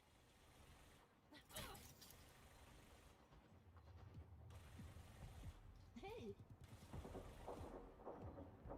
G'day, mate. Hello. Look like Batman. 3, 2, 1. Attackers incoming. Stop the payload. Ah, it's gonna rain. Nice.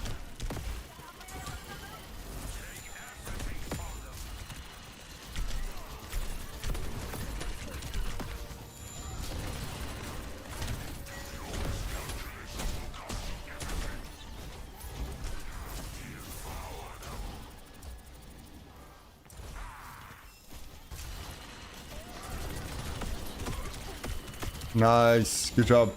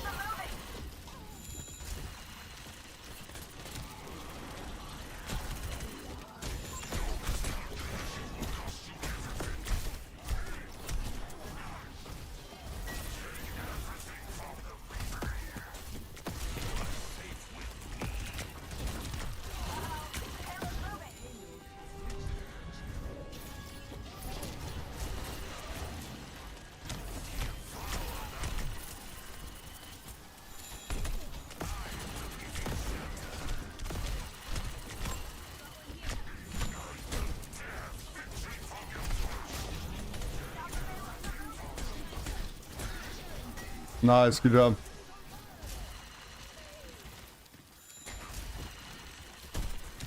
Why is he always like over pushing like that?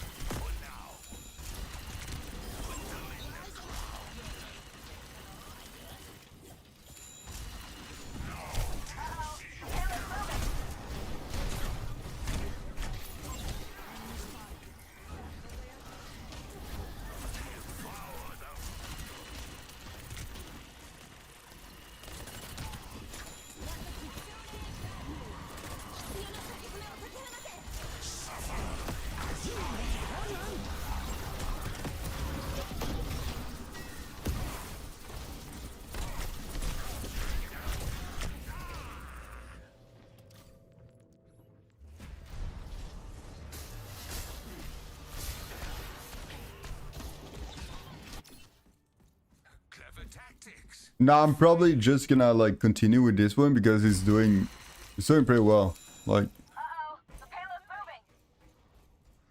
let's be honest.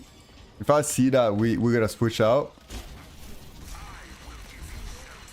later on, we're gonna do that.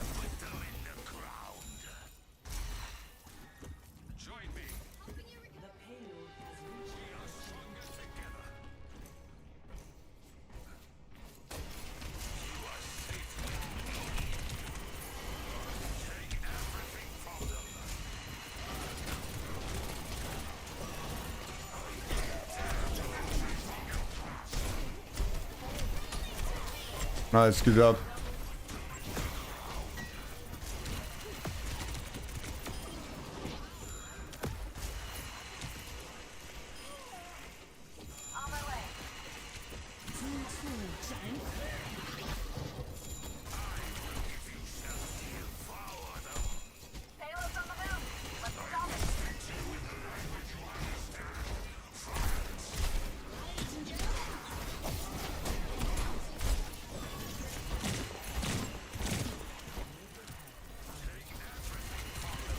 Nice.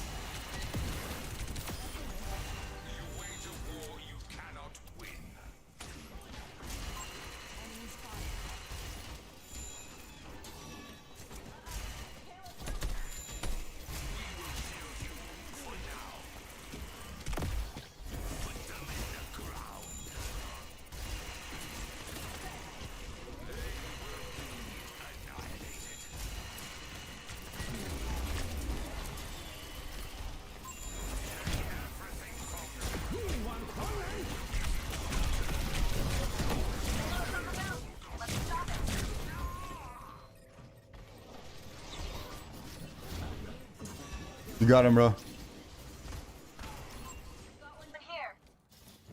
tire of these games. A blazing massacre. I'm blazing.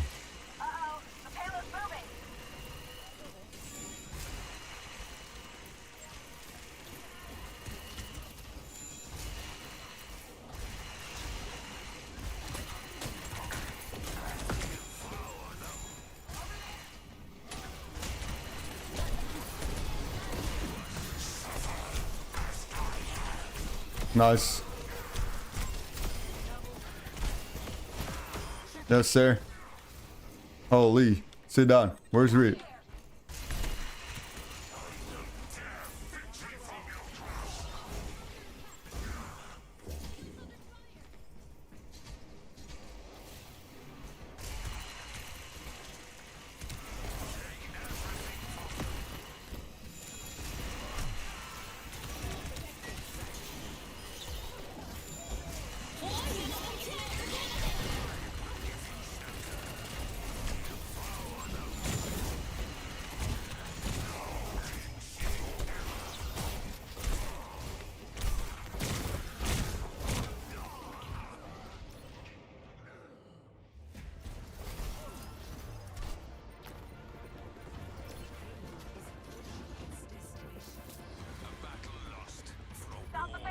They can hold it. They can hold it, right?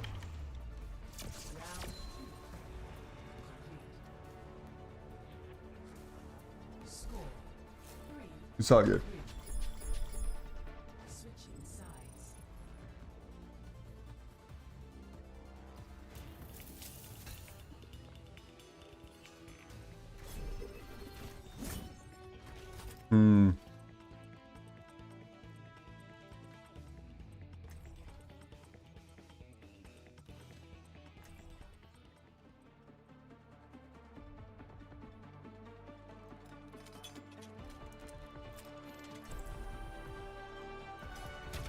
In attack, we go this one, and then we're gonna switch to another one. I'm not gonna say which one, but you guys will see.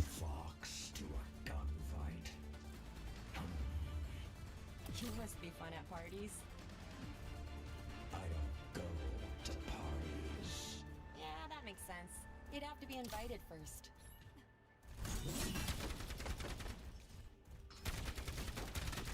Battle draws near. Ready yourselves.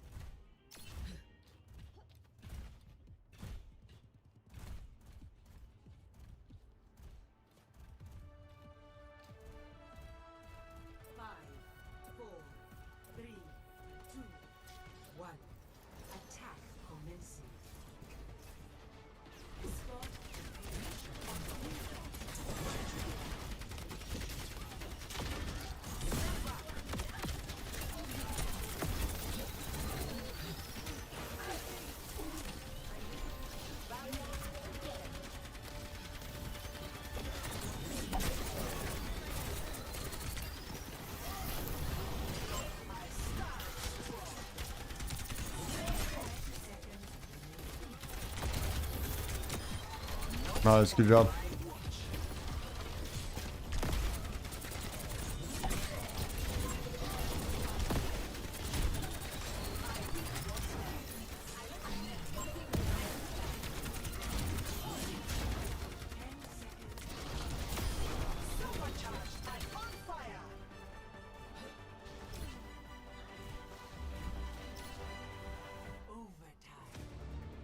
Good work.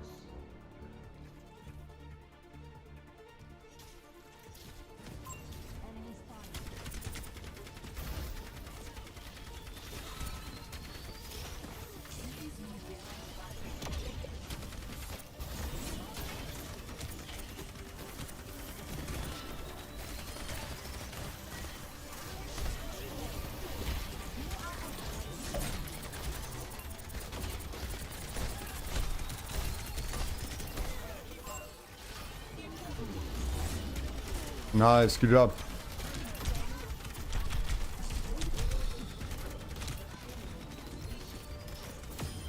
Nice. Any challenge. I need to be healed. On my way.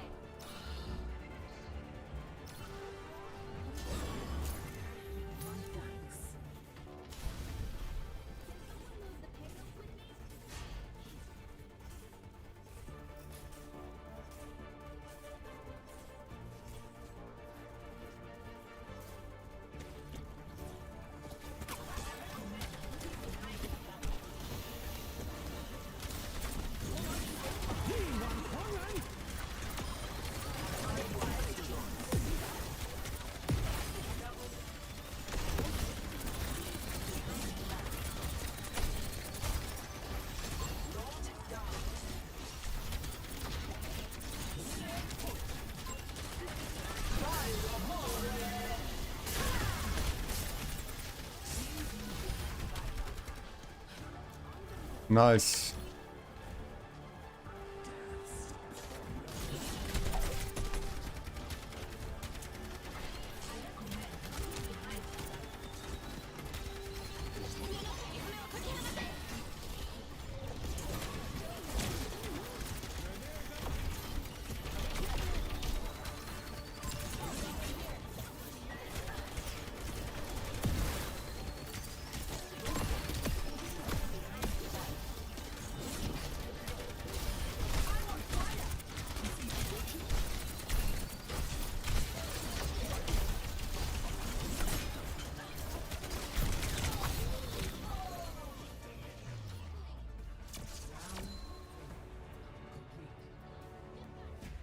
Yeah, that was a crazy good pull.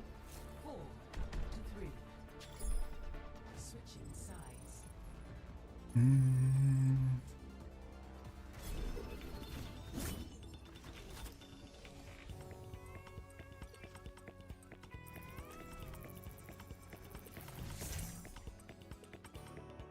Nah, it's probably gonna go Ram, right?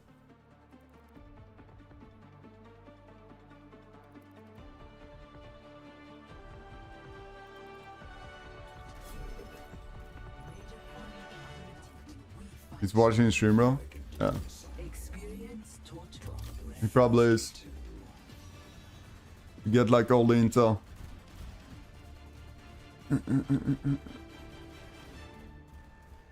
Smart move. No? But you can be smart and still get the win.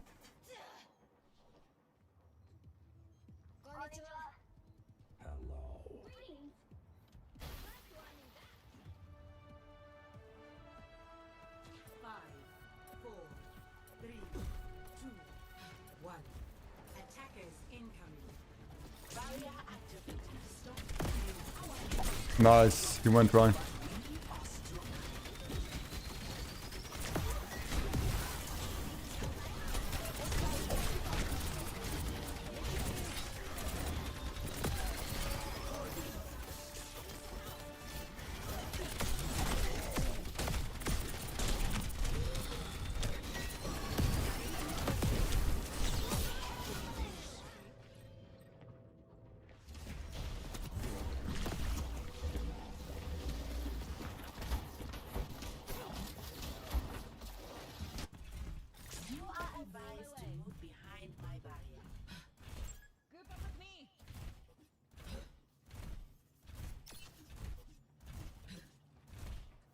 Together.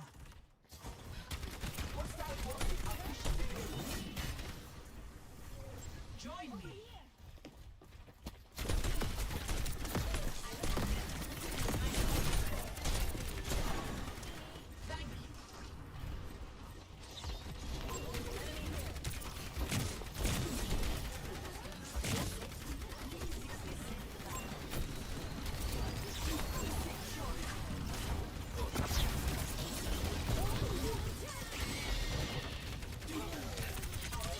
Nice.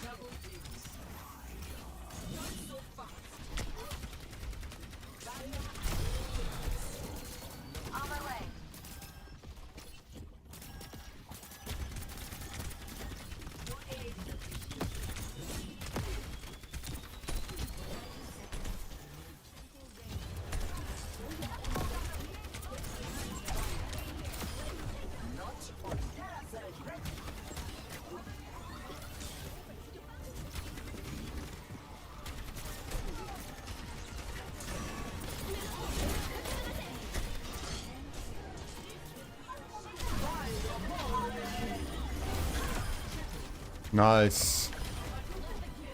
Good work. Good work.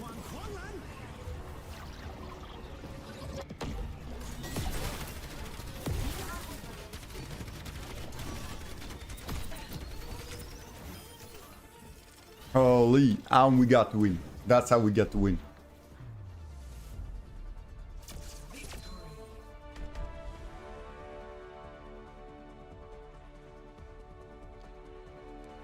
Yes, sir.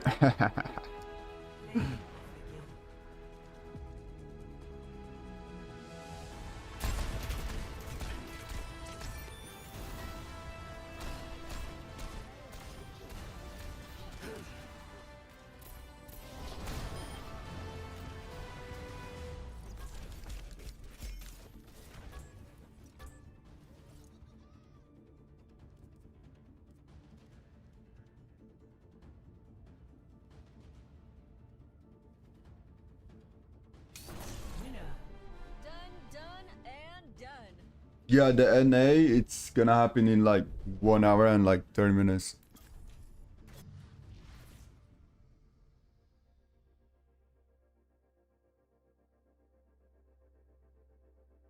One hour and 30 minutes.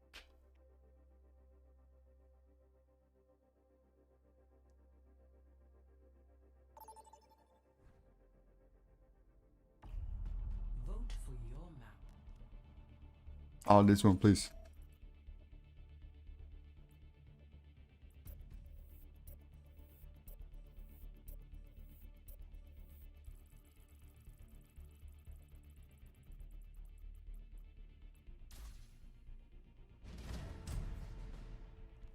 Select your hero. Now that I think about it, I actually want to go like Gibraltar. Choose heroes to ban.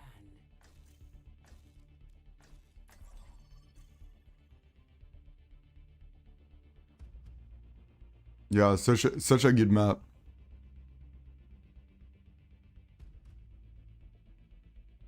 I think so too.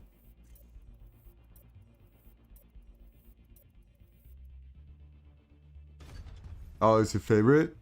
That one on Route 66. Okay. The one we just played, right? Yeah, it's pretty fun. It's pretty fun.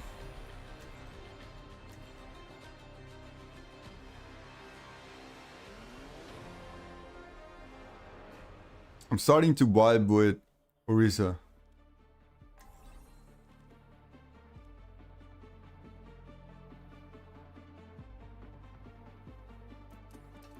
Riza, Zarya.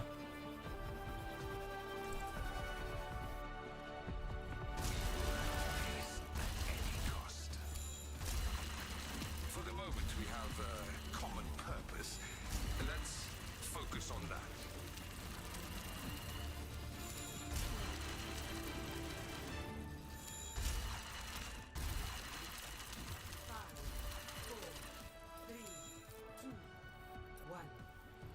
Objective unlocks in 30 seconds. Yeah, pretty good characters.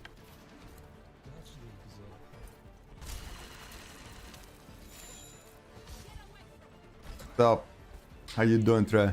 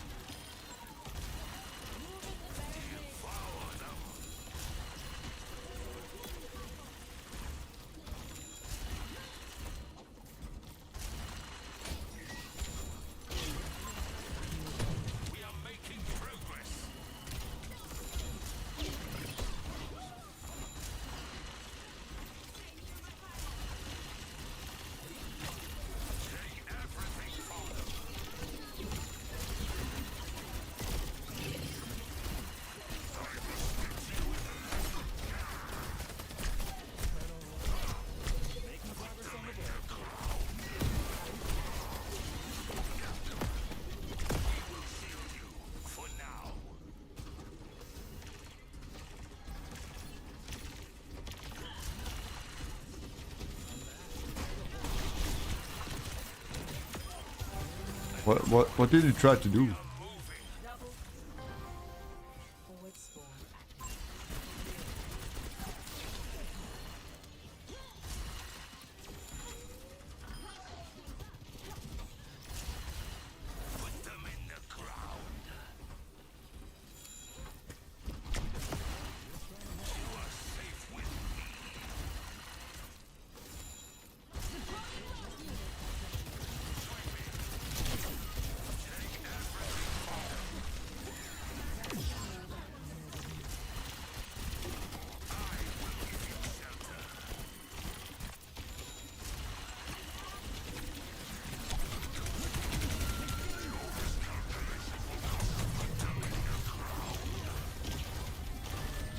Literally one.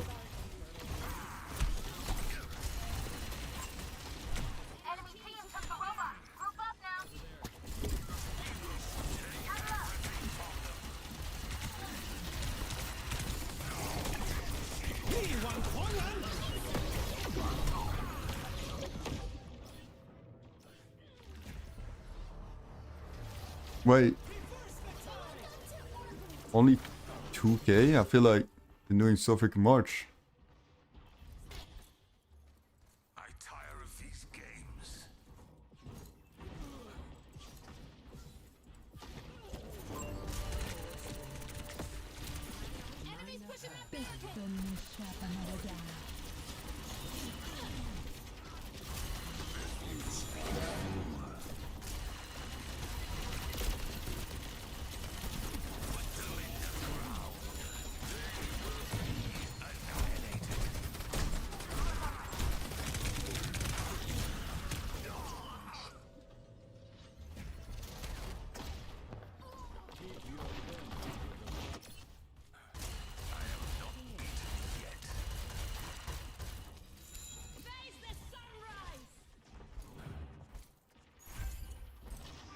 Yeah, but the thing is like... Wait.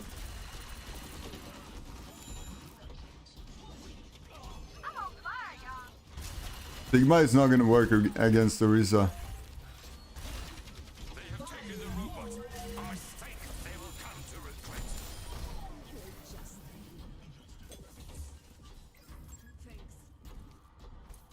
I thank you. A sniper is nearby. Take cover.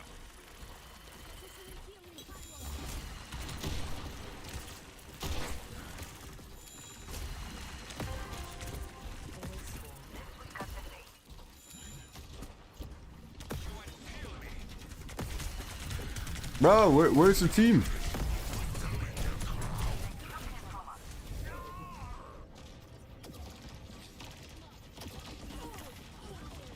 What they doing?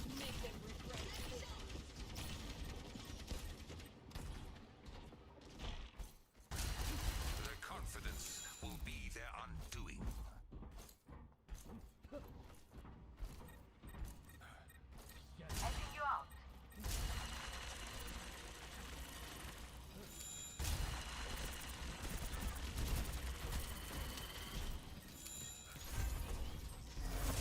Rally to my side. We are pushing.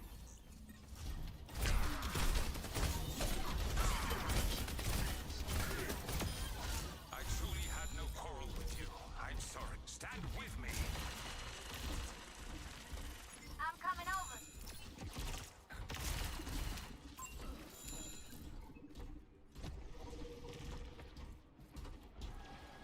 Deploying rock unit. We are moving. Better in here. Put them in the ground. Come to me. I'll kill you. They took it from us. We have to pull back. Bro, the healers is dying so much. I feel like. Straight fire.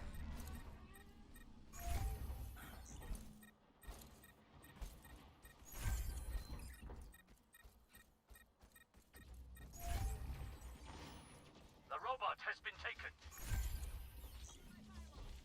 That's it, team. Keep it pushing. Here they come.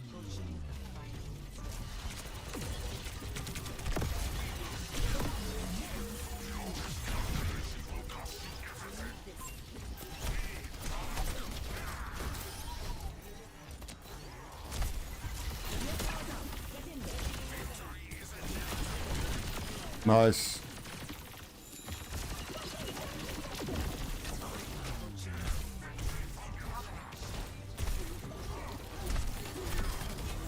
Good job.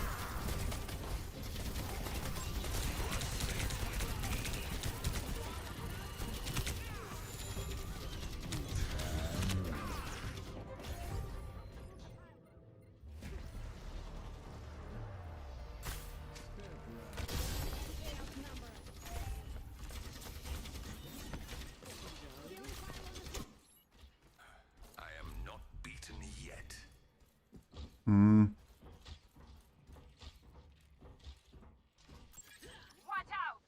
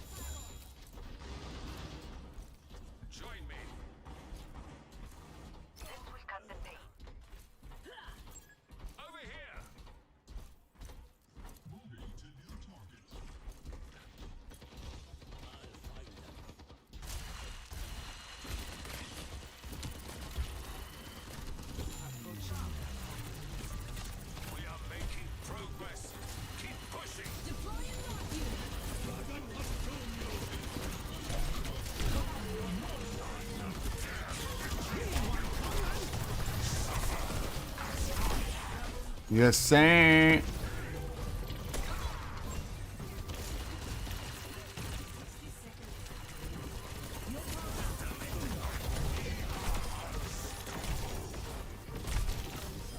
Nice. Holy.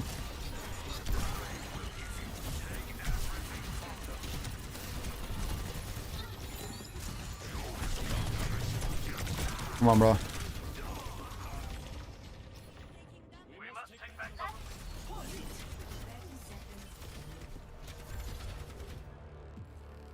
mild inconvenience.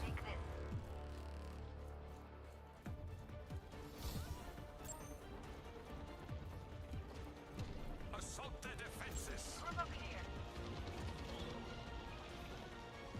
10 seconds. Welcome, Mike.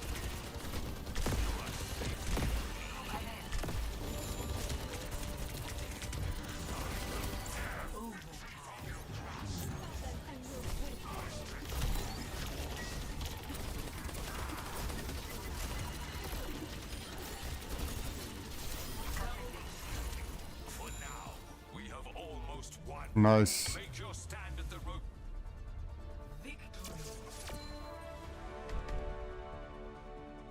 Holy. Have a nice day.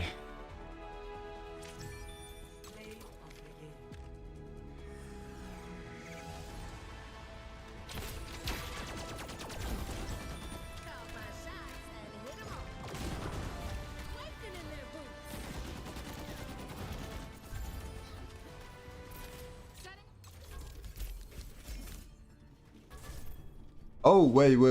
I waited for myself? No, I didn't. It was a misclick. It was a misclick. Alright. Ooh, but I won though.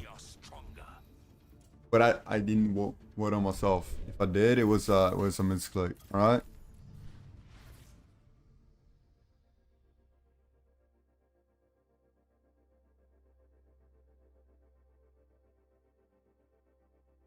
MVP, the final night.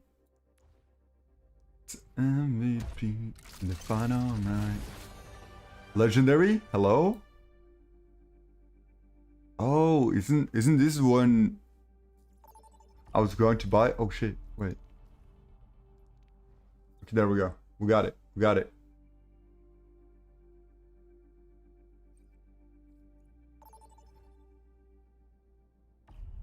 Vote for a map.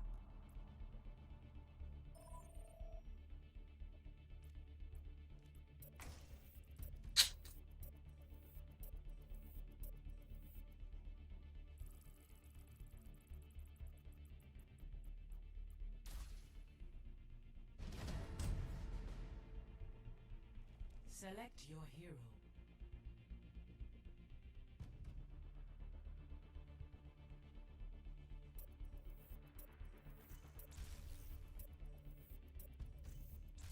Select heroes to ban.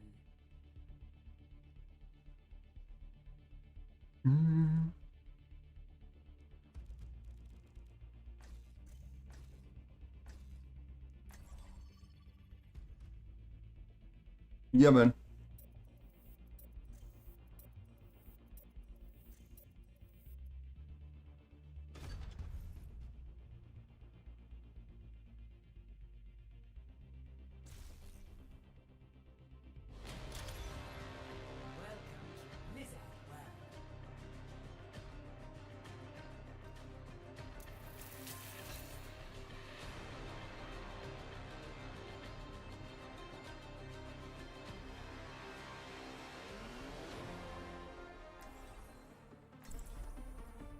Bro, you always go ram. No, not always. I went to Risa last one. Did. Check it. It's in the VOD. Alright?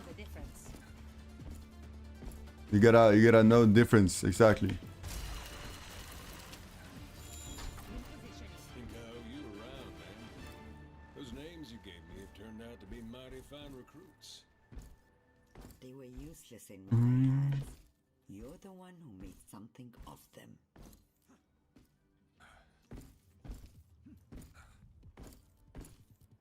There's a huge difference, alright? 5, 4, 3, 2, 1. Attack commencing. Capture objective A.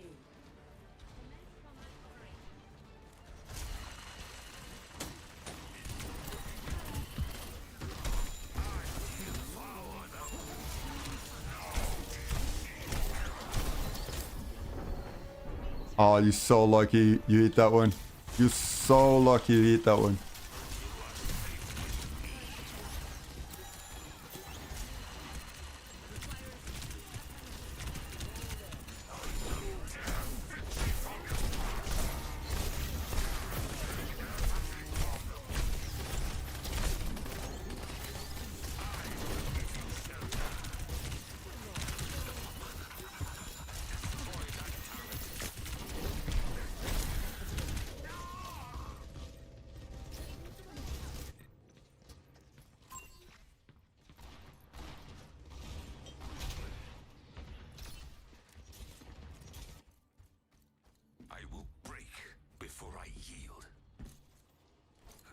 I never yield.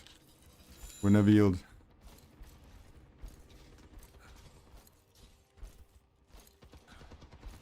We only surrender to Jesus. Alright?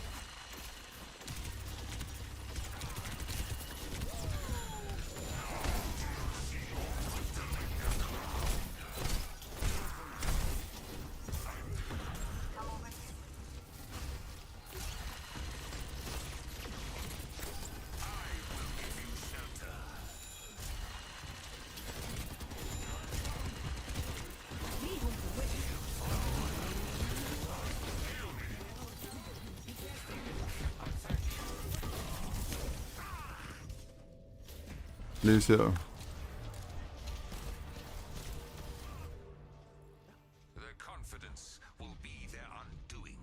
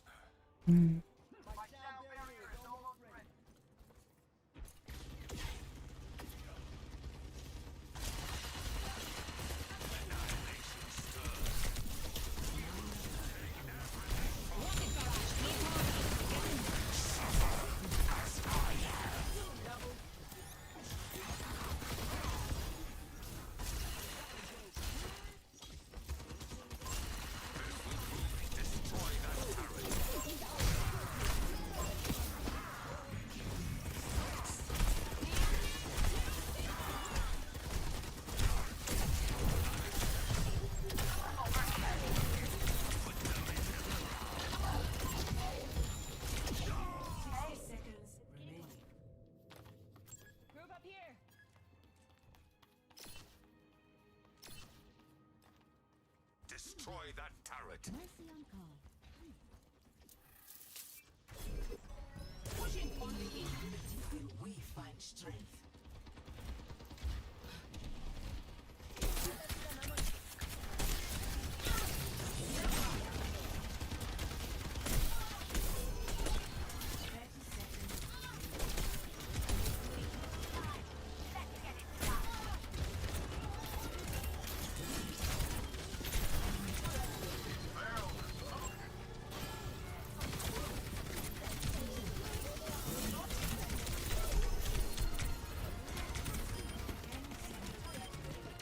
Nice.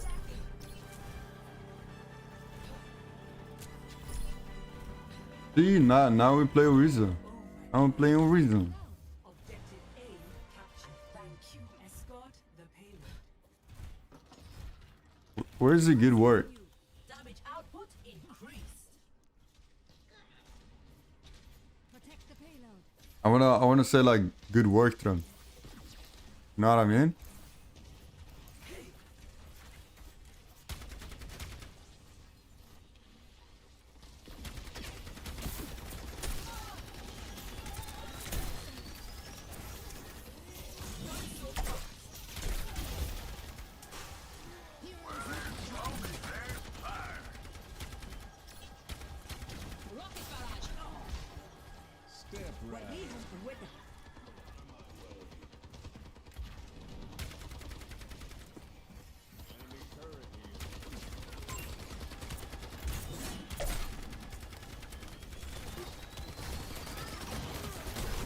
Ooh, okay.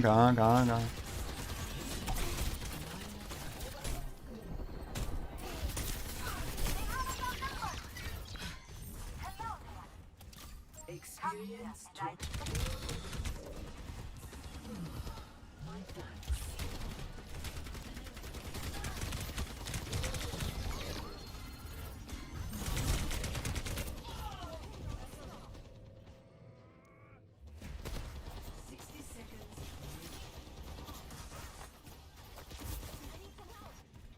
Cutting through. I see an enemy.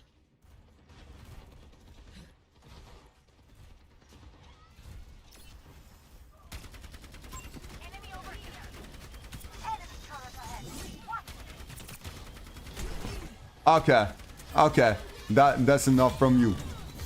You feel me?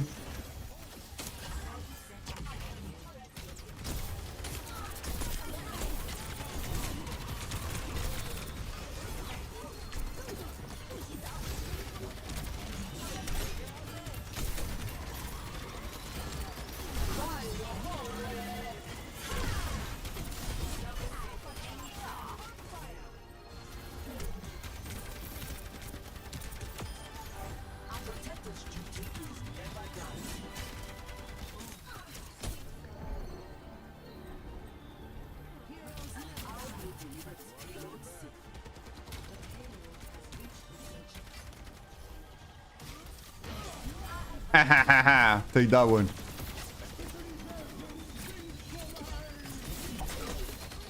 Take that one as well. Yeah, exactly, bro.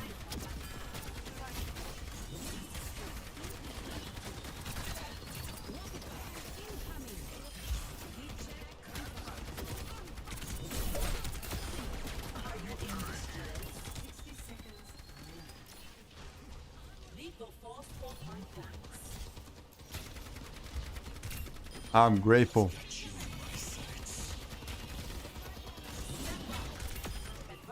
Good down, bro.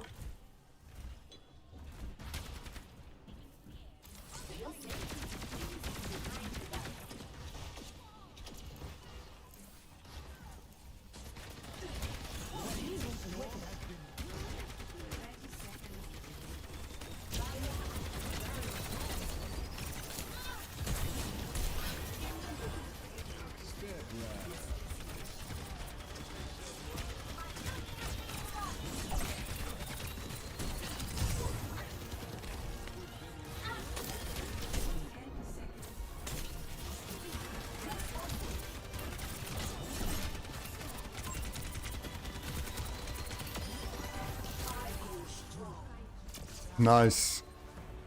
The C9 that shit.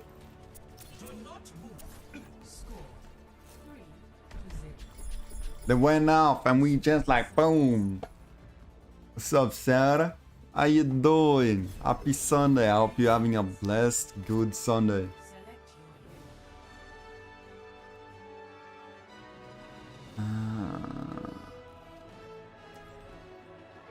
Maybe on defense we go same one. Was doing so good. Hey, you're doing some acrobat.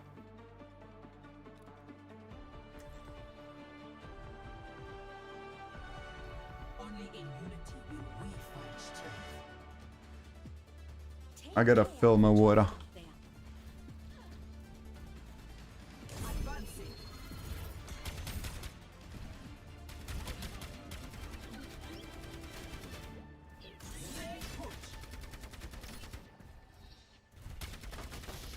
Does anyone have a bandage? I should have a few. Finally, I'm glad someone came. Boom. I'm having a blessed, wonderful day. Exactly, that's what we'd like to hear. My day is pretty good. We've been watching like watch party FNCS, you know, like showing love to God, yeah. Playing a few games, you know what I'm saying?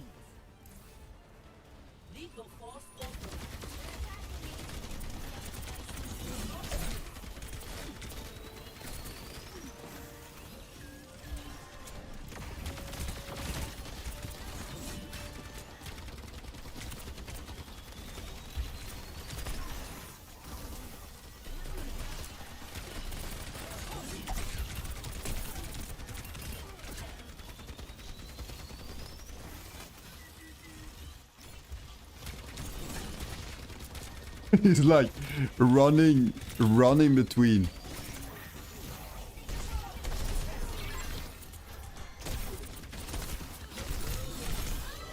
Oh shit.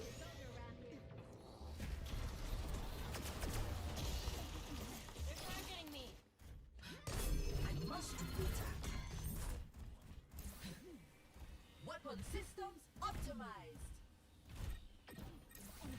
I'm gonna be honest. That is not good. That is not good.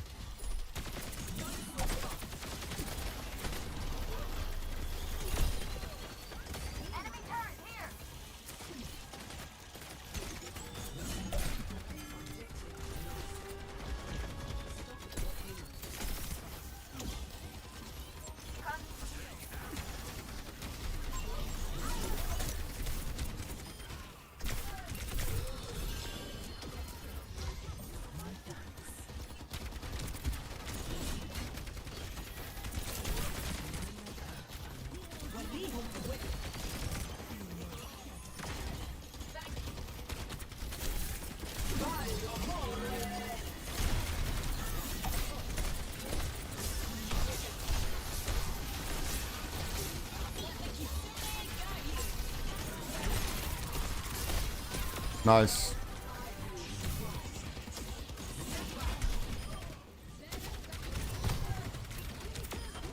Good job. Holy.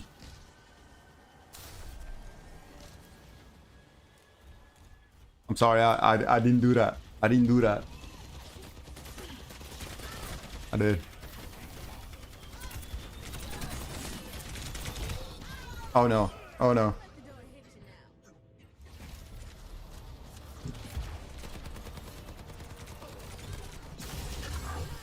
Oh, Mercy coming in big time.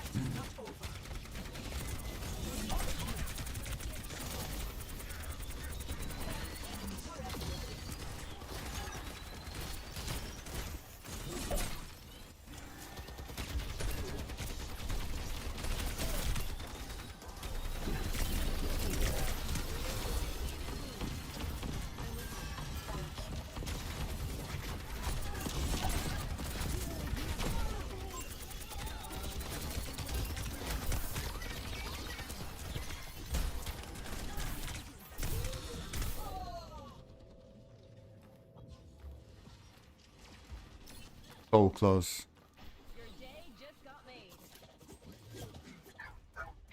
Day just got made? Or laid? What did you say? Your day just got laid? Nah, that wouldn't make sense, would it?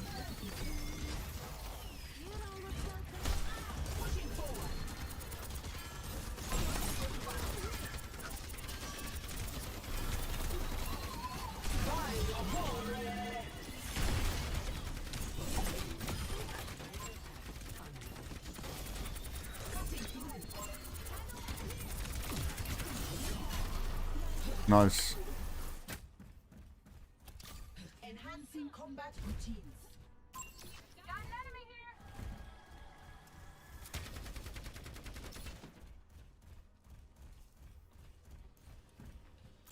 Over there. They're gonna try and sneak attack. Watch out.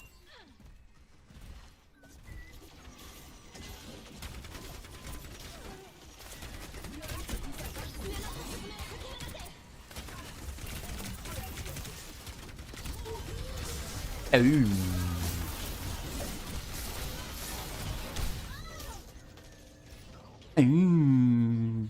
Oh, Ram. You're so lucky on that one. So freaking lucky. I'm telling you. I'm sorry, my fault. I thought it was my the spinning thing. But it wasn't.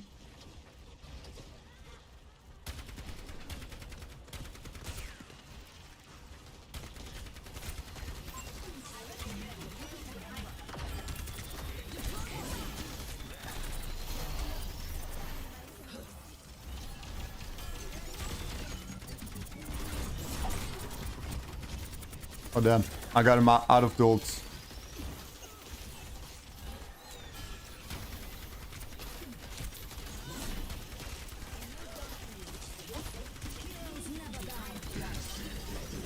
Oh no.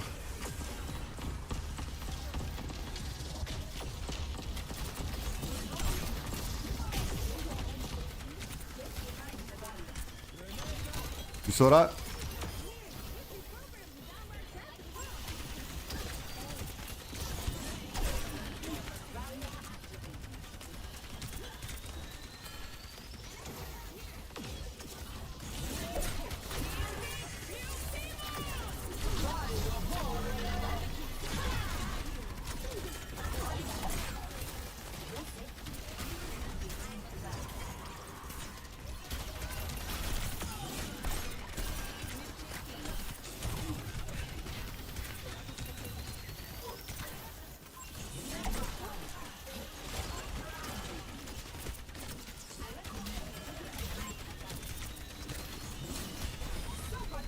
Nice.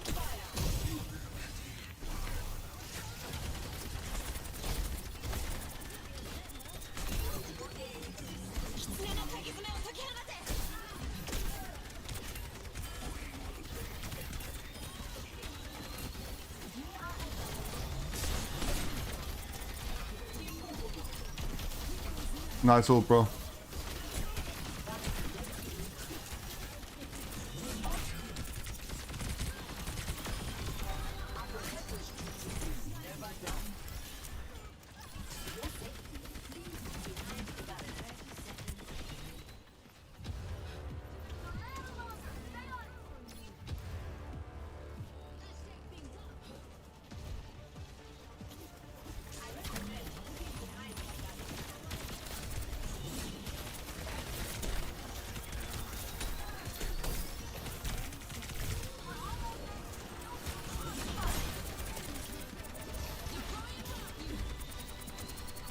There's one.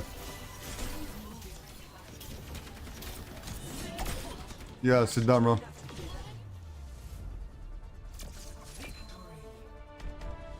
Good job.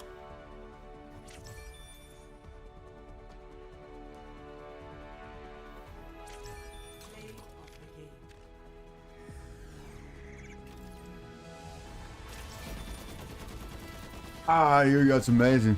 Like honestly. Every single one of you guys. Holy.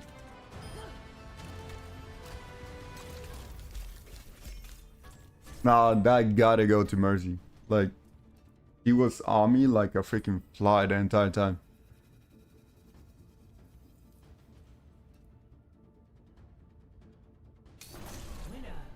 It's nice to be appreciated. Like a freaking fly. It's yeah, it's 1 hour. 1 hour. Then we go into it.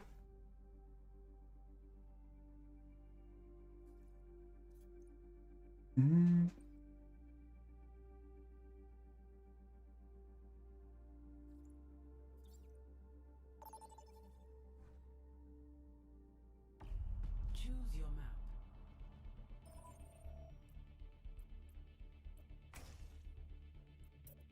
It lasts for 3 hours, I think.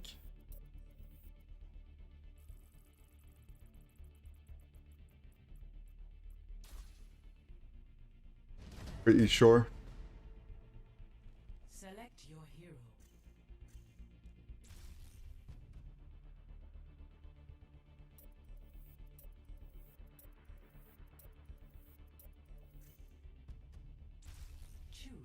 Yeah, would have been cool if we catch the first one as well. And the heats. But I mean, they're already done.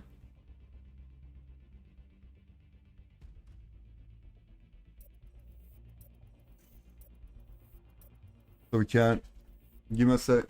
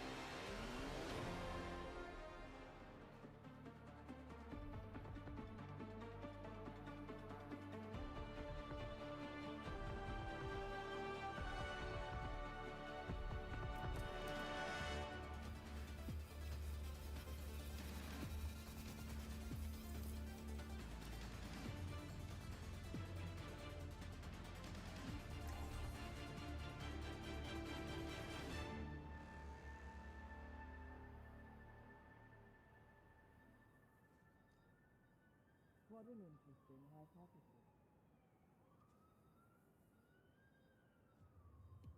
He's gonna blow! Yeah!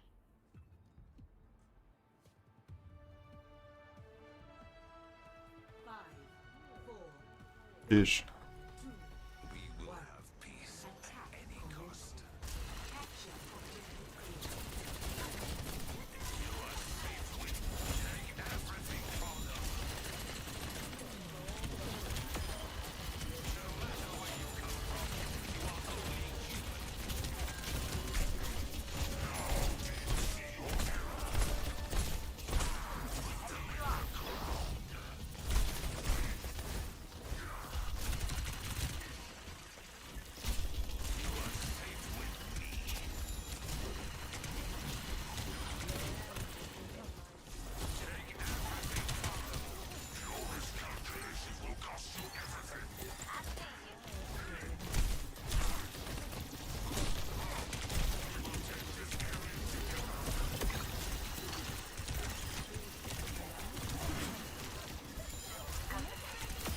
Nice.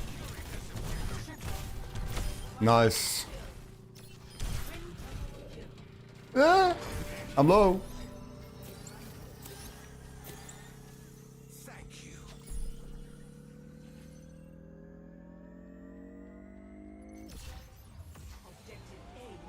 Personne n'échappe à mon regard.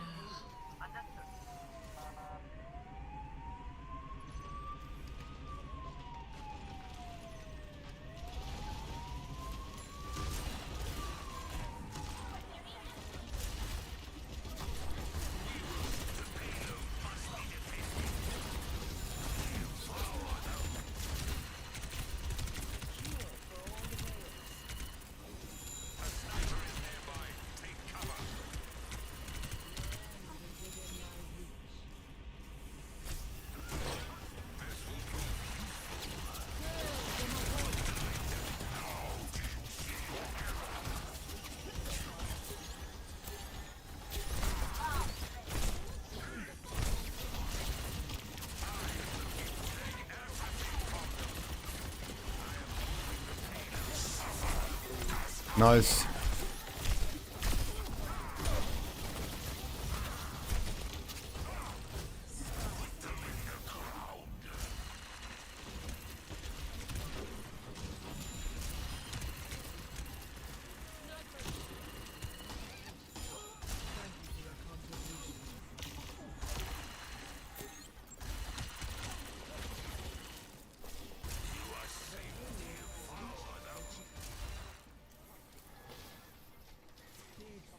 Just, yeah, we're just going as fast as possible.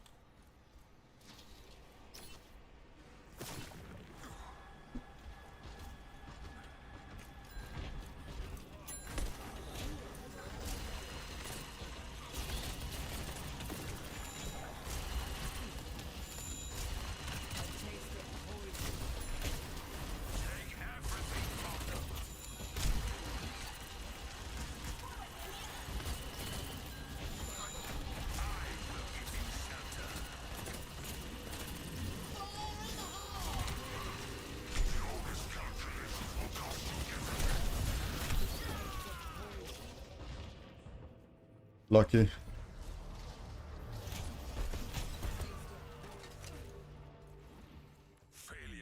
Personne n'échappe à mon regard.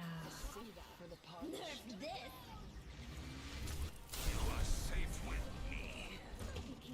You saw that? You saw that? He came out of nowhere, and I'm like chilling that shit.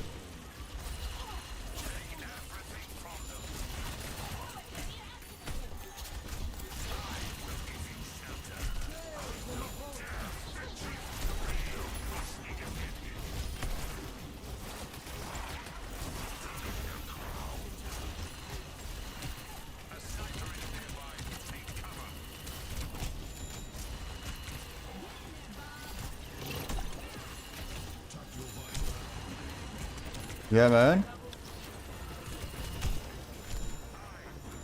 Good game, right?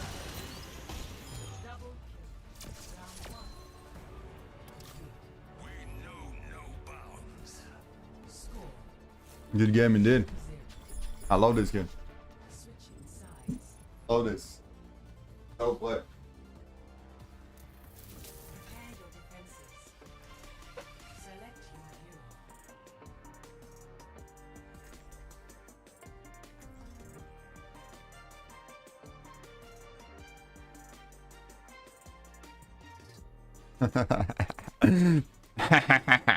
I know you're just juking around a little bit, huh?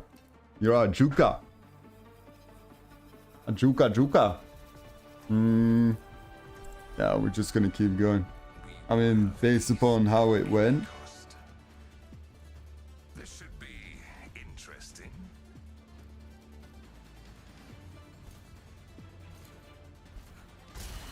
Push your limits. Nothing breaks. Based upon how it went. We're gonna keep going.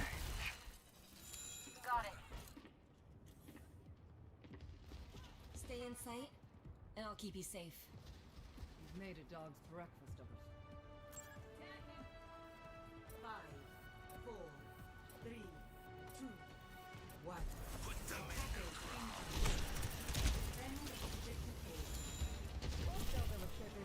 Join me.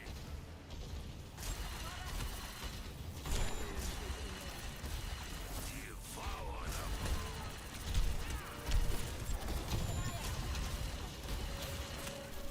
You are safe with me. Take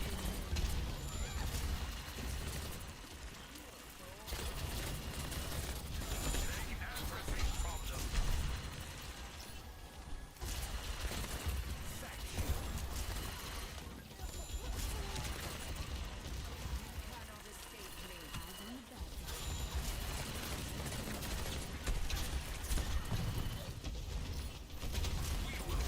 Devour them.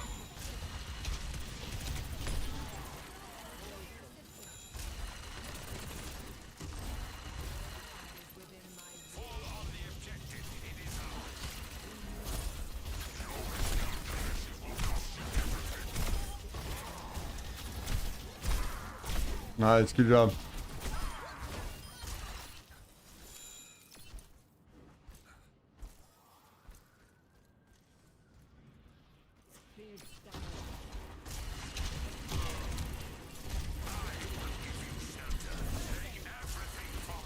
I got no idea what they tried to accomplish with that.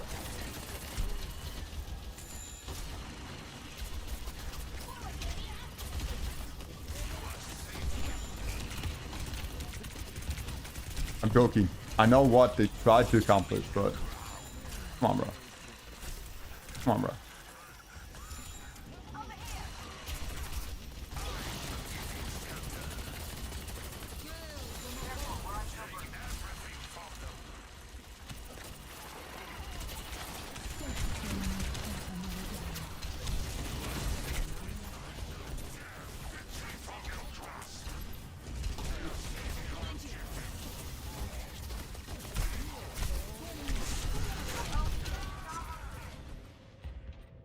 Okay, I just so you guys know, I wanted to give that to them. All right, I know I got my lock-in phase when I'm playing, but I gave that to them.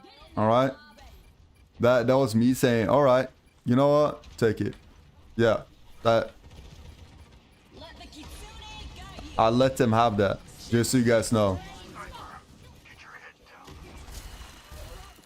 Just for like your information, if you wondered.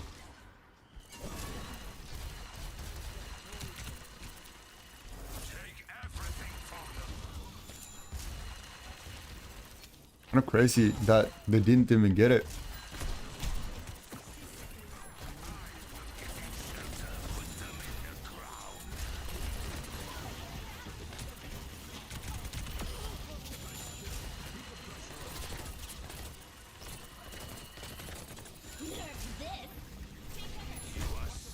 What? I nailed that.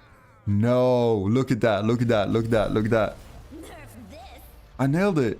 What is that? What is that? No. 30 seconds remaining.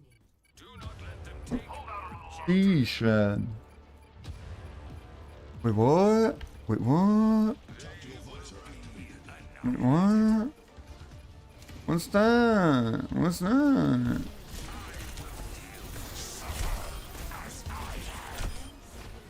What's that?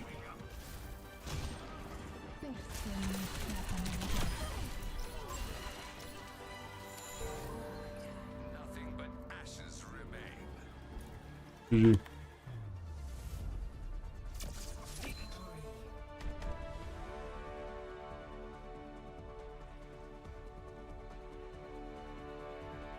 You guys are amazing. The best.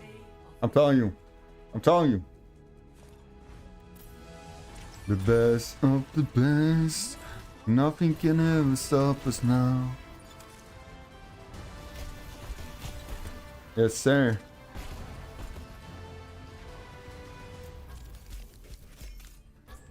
Oh. Somebody voted for me. I didn't vote for myself, alright? Yo, one more. Come on. That's what we're talking about. Getting that epic, getting that MVP, bro. MVP. Say it with me. MVP.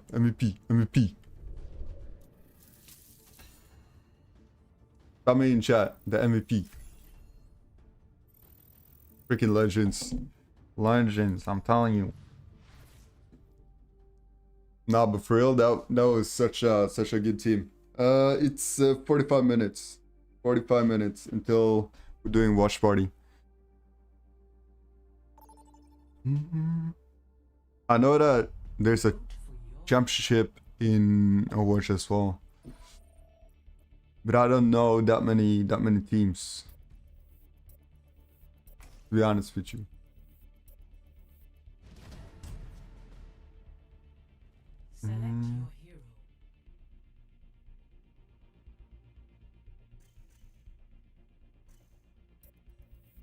You spam it then, Zara.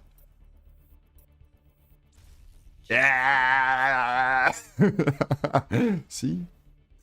We got one. It's the MVP, the final night.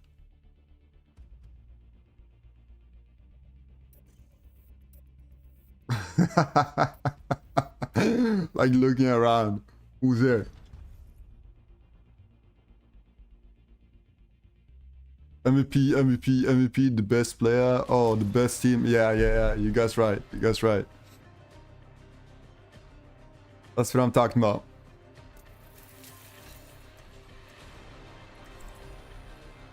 You didn't see it?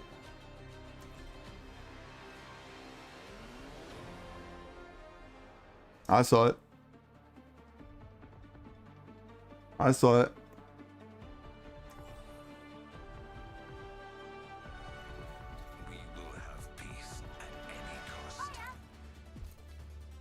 You having doubts?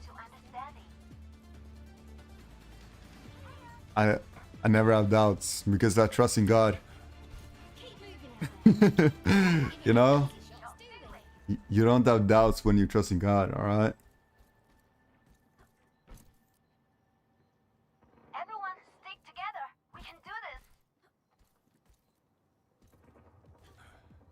this. Fill that one.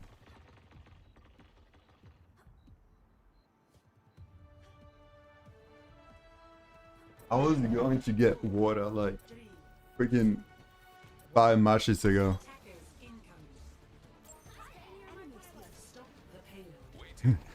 You know what's that? You're yapping too much. That's it. You're yapping too much. Yapster.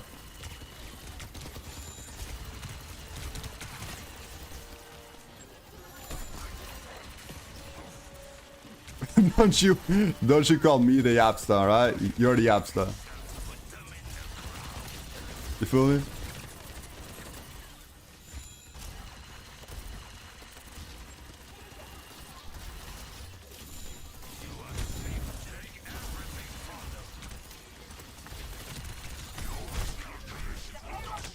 Where did he go? Oh no. Wait. I gotta watch out.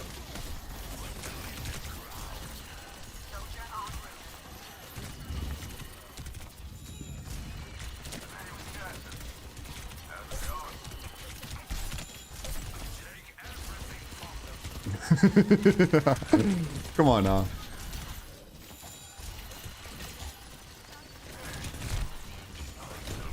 Don't you think I know what that emote is, huh?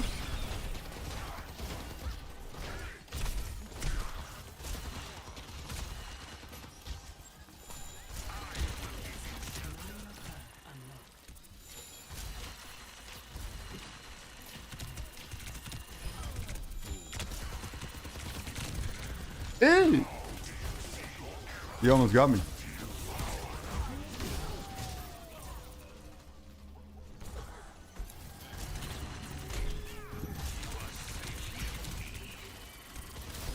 Nice.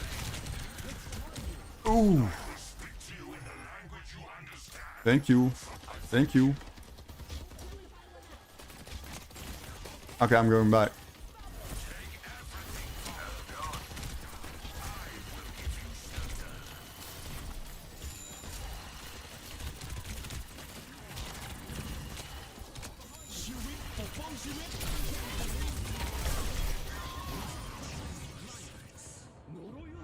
Bruh, I got one shot.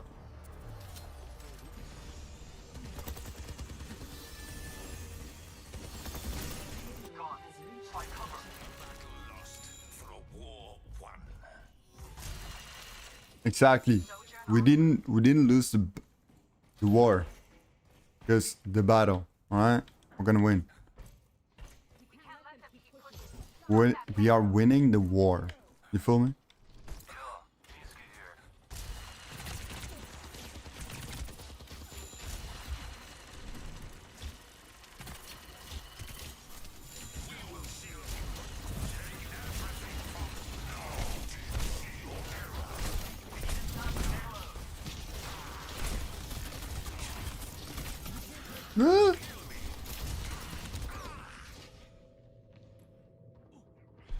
Okay, I'm gonna use.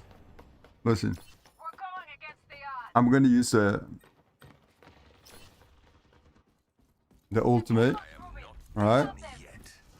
Then I'm gonna go. I'm not gonna say which one I'm gonna go. In case.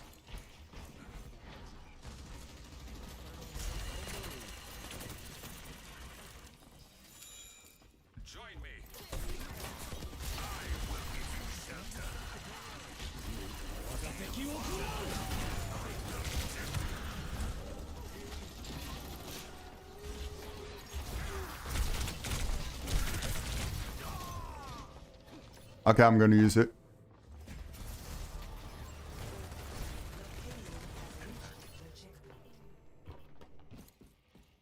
Their confidence will be their undoing. Warm up here. Over here. Does anyone feel like stopping? You are safe with me. Annihilation is upon them. Put them in the ground.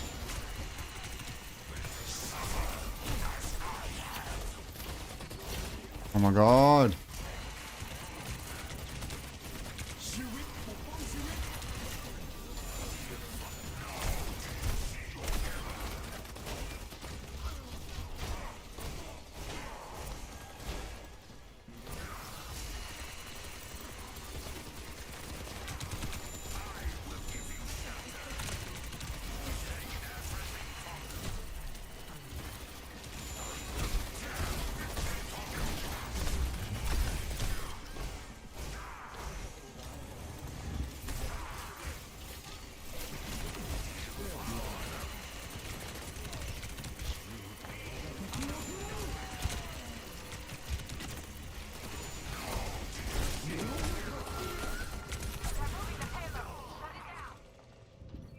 Go fast, go fast, go fast, go fast, go fast, go fast.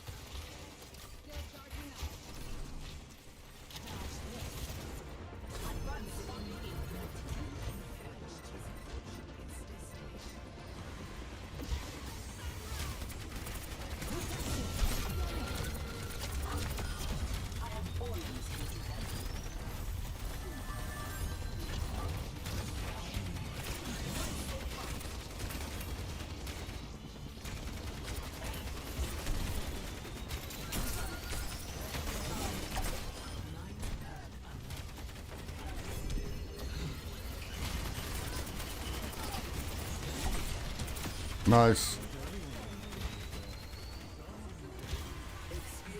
You see what I mean?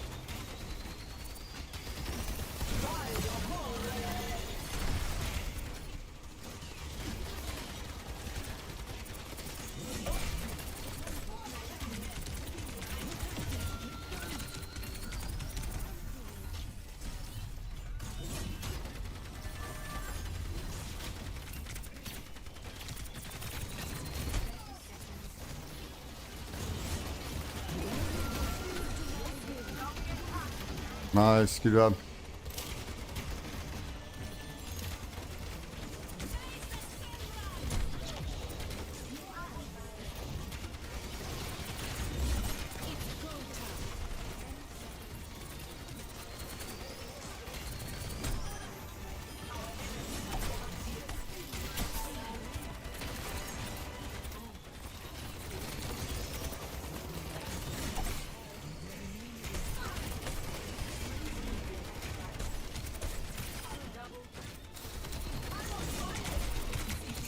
Nice. Good job.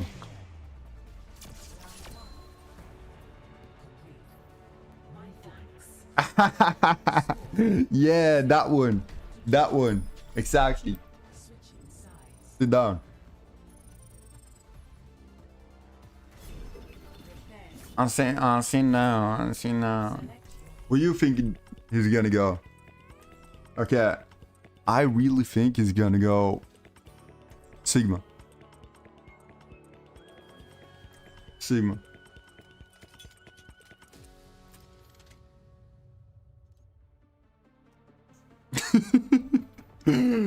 Wait, sorry, my cat was in the way and I was playing with one hand. I'm back now. Yo, you're way too funny. If you're going to die, do it when I'm not looking.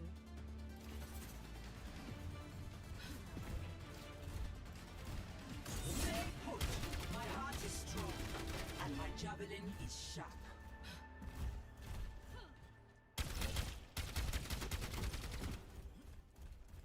Outlaw country, huh?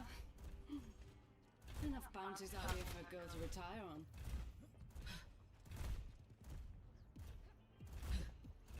Maybe it was Wrecking Ball or like, what's it? 4, 3, 2, 1. Attack commencing.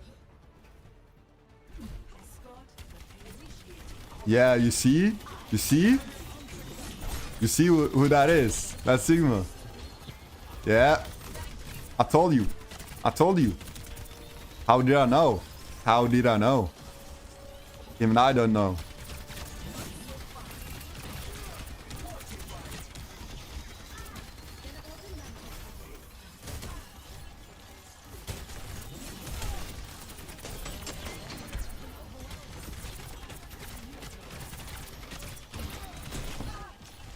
Ah, I didn't have it. Oh, you're so lucky. You're so lucky.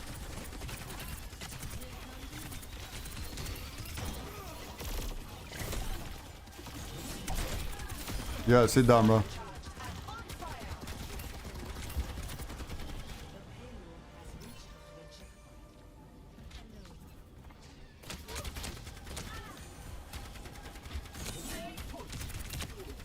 Imagine he just goes across the map and boom.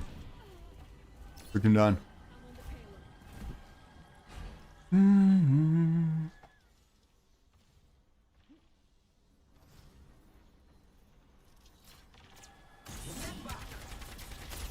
With the diva?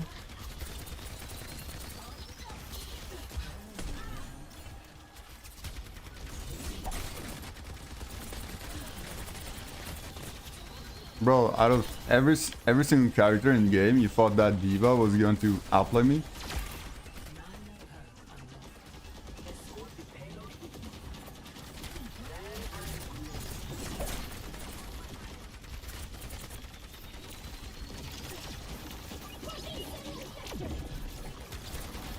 Like, bro, come on.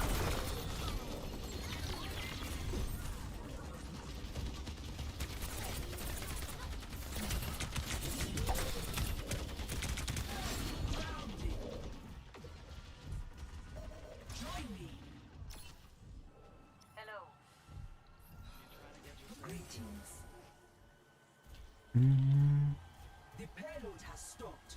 Use your strength.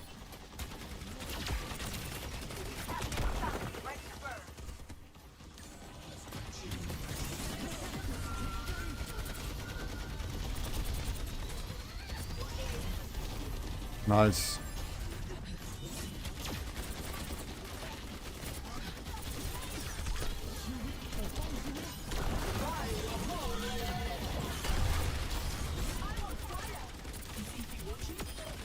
Nice, good job.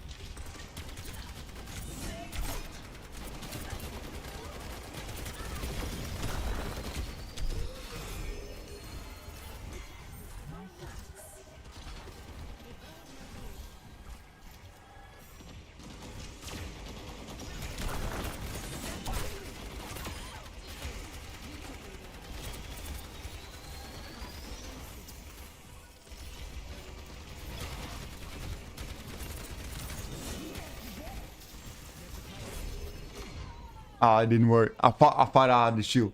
I thought I had the shield. That's why I did it. Otherwise, I would never have done that. You guys know that.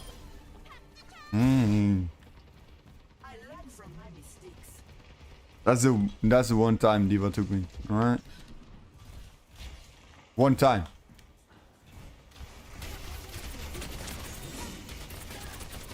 Ah, nice one. Nice one. Oh no.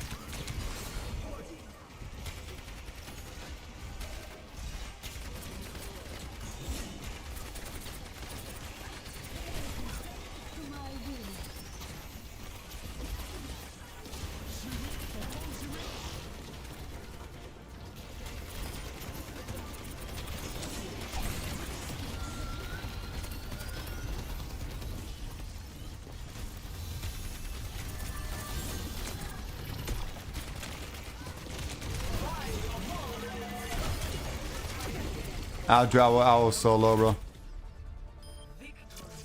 GG.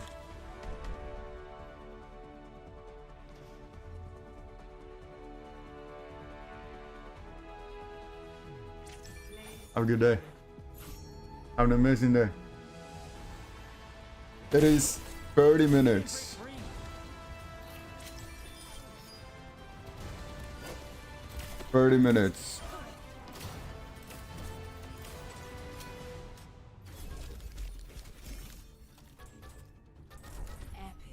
Wait, I'm gonna go and fill some water. Give me a sec.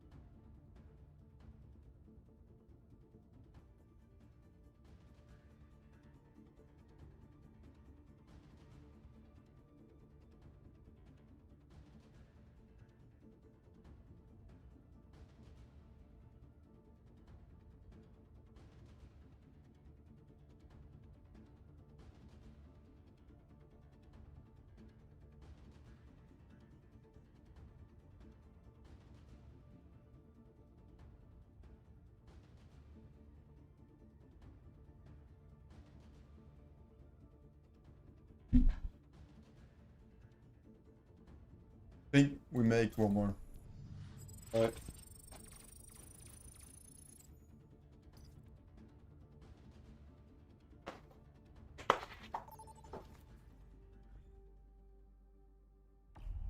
Select a map.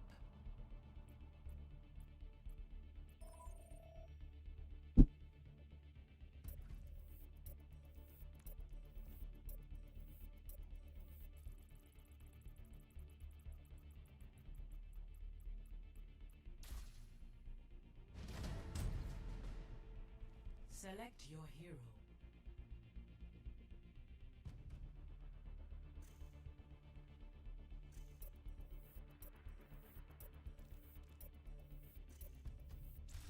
Select heroes to ban.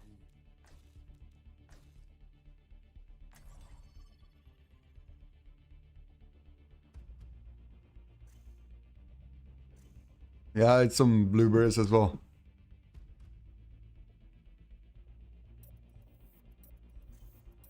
Just a few though.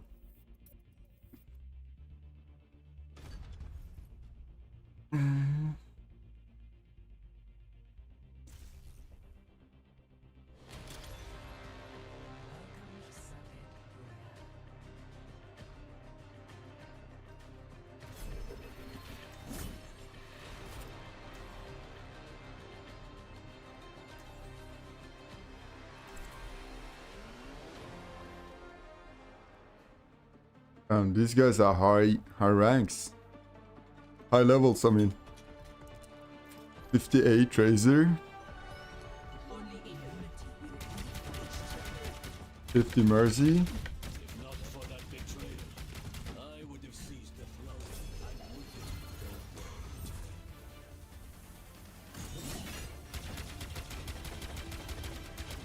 Be very careful not to harm any civilians. Do not just assume I can hear them. Although I could, of course. Yeah, man. Crazy nice level, brother.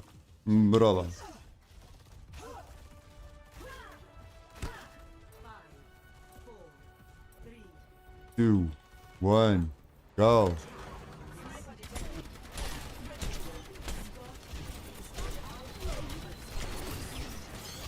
Are you hitting every single one?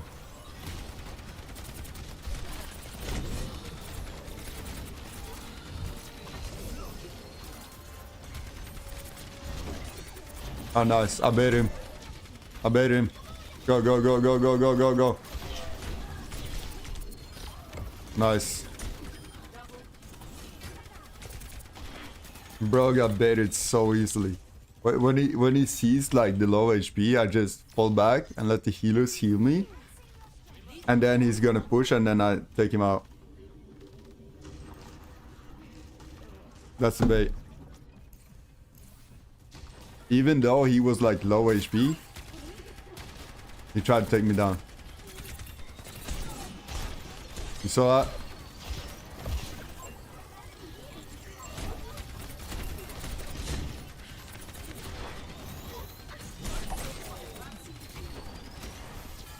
Crazy, right?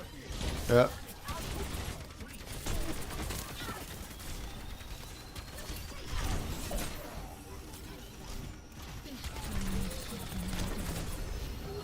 You see that? You see that?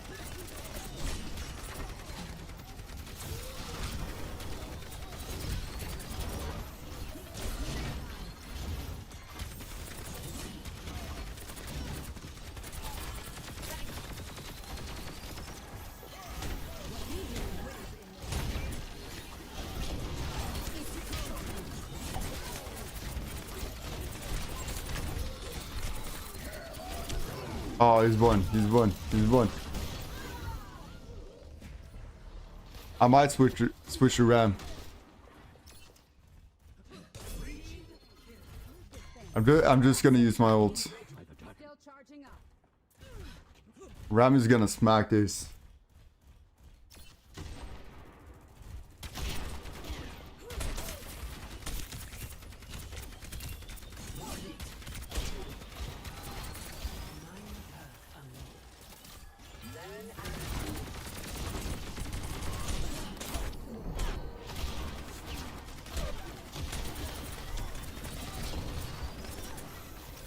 Oh, nice, perfect.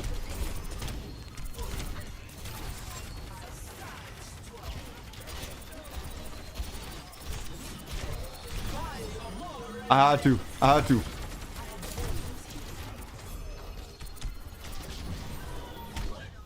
had to. I'm gonna switch to RAM.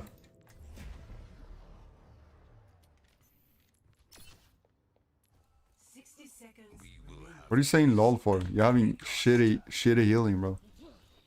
You're the reason I'm going down.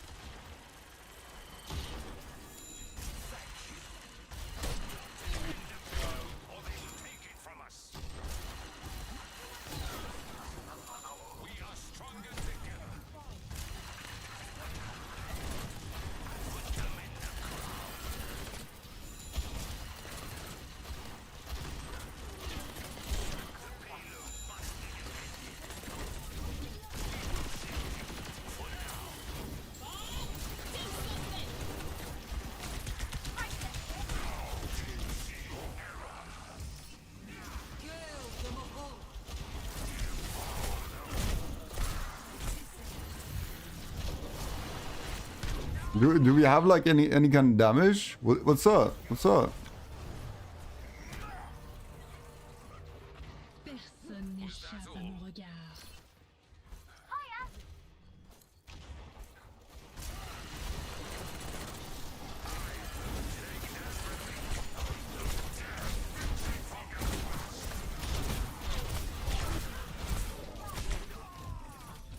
Hello?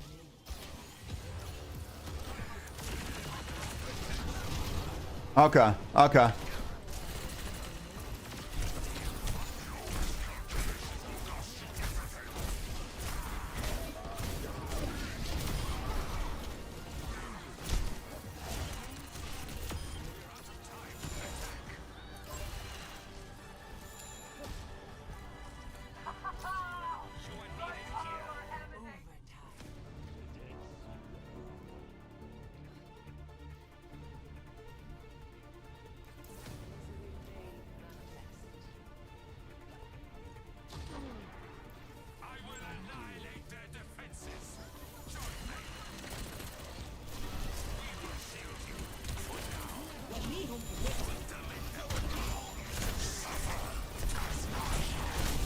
Yeah. Freaking right, bro.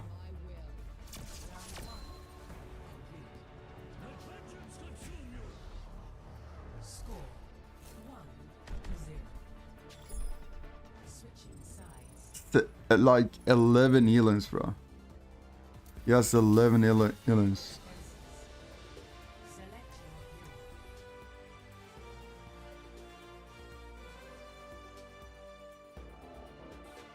It's probably gonna go Sigma or go the same because he felt like, okay, this is gonna work.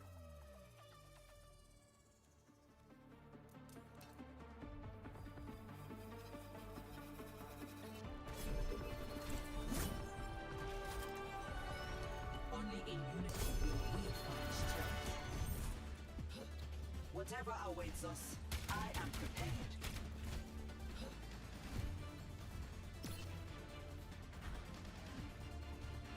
Not exactly built speed, Lucinda. How'd you catch someone who's running away?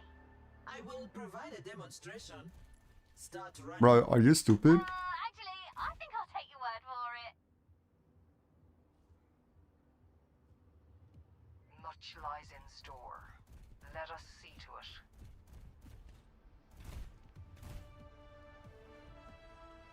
Five, four, three, two, one. Leap of escape incoming. Listen away from the payload.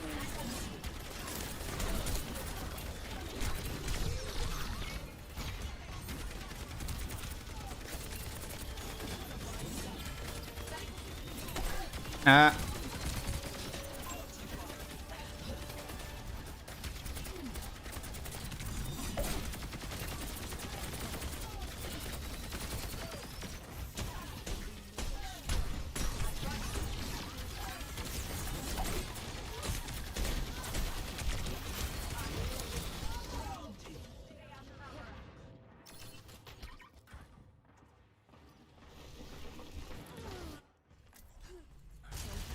We'll have peace at any cost.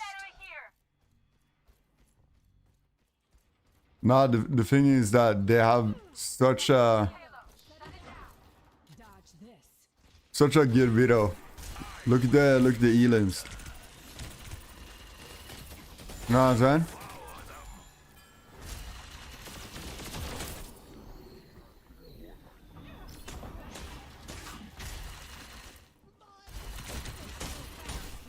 No tank? Is he stupid?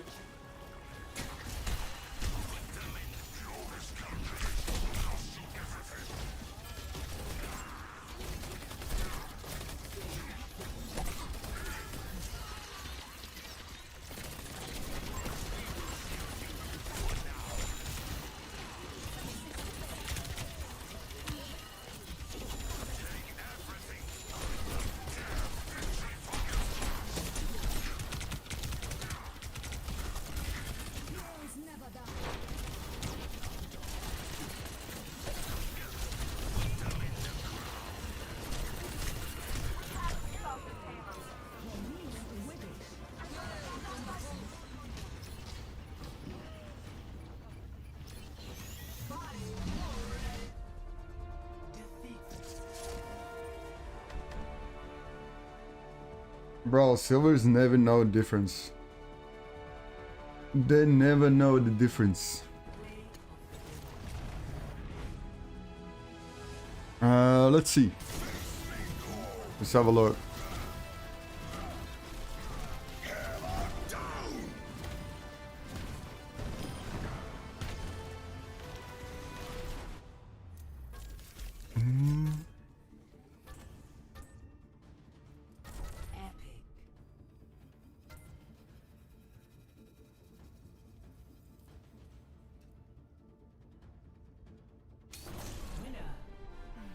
I always hit my mark.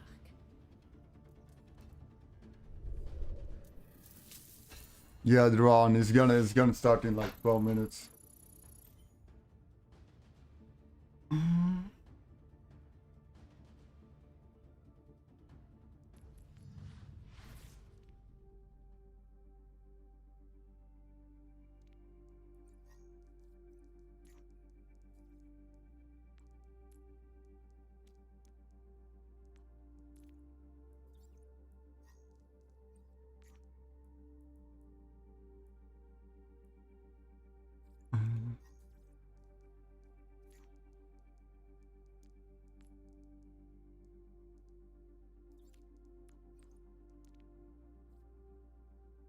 There we go.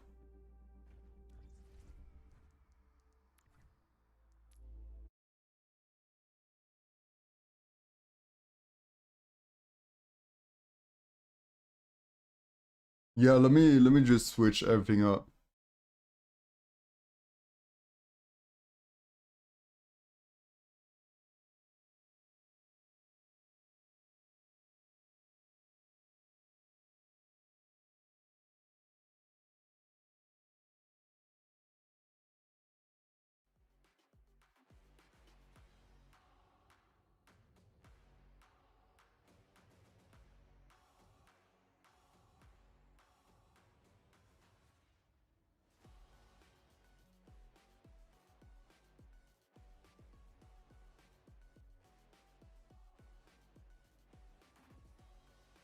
What's up, dude? How you doing?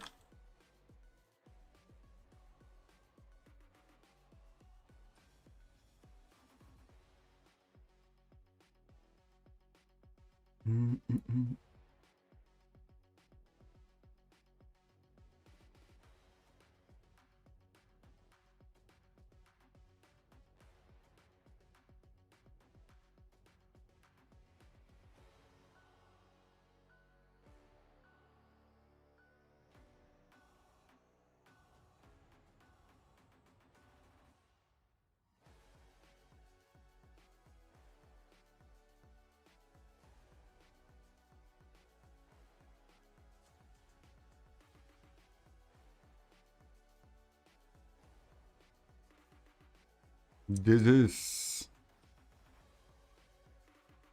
Major 1.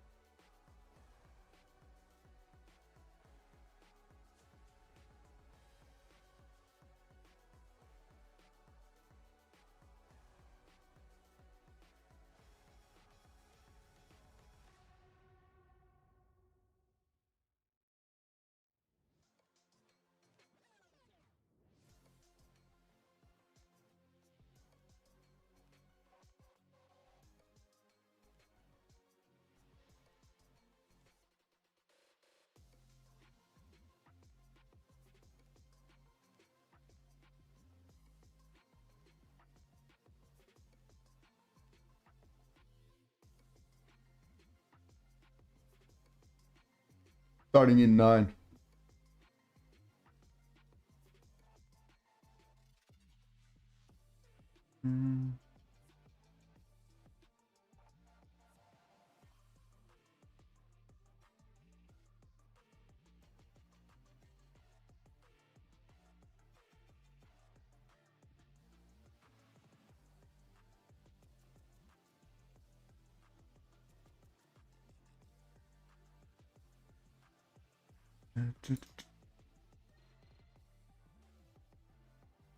This is NA. Major 1. Yeah, that's cool, Sarah. I hope you have a good night's sleep. I appreciate you. Thank you, brother. I appreciate that.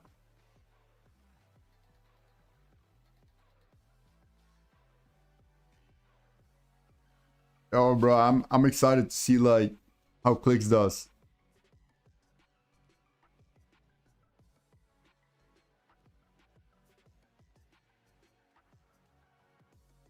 I'm excited to see how he does.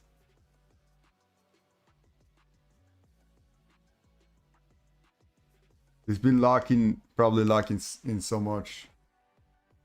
Do you guys know who his duo is?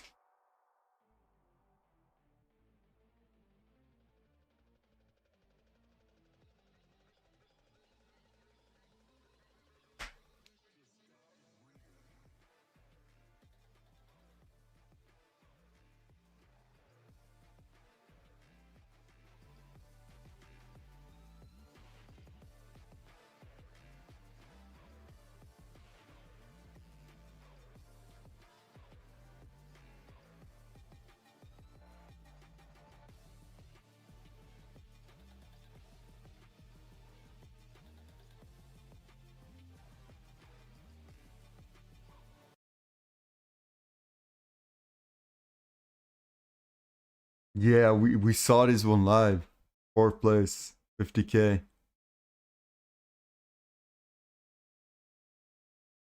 That's a W though.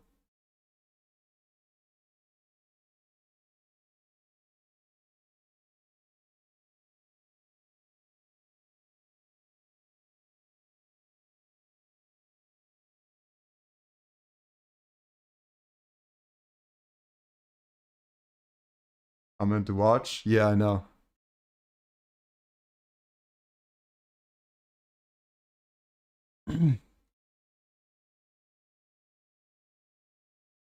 We're officially business owners. Never, I think 5 years ago. Gratis. Yo, congrats.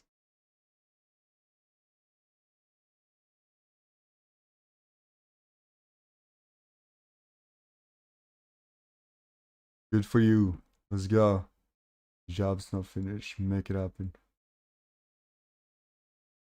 Yo, he's gonna have this one. Like, facts. He's gonna have this one.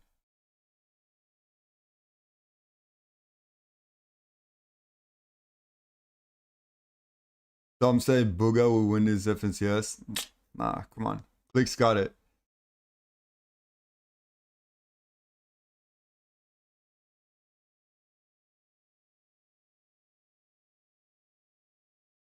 Click's got it.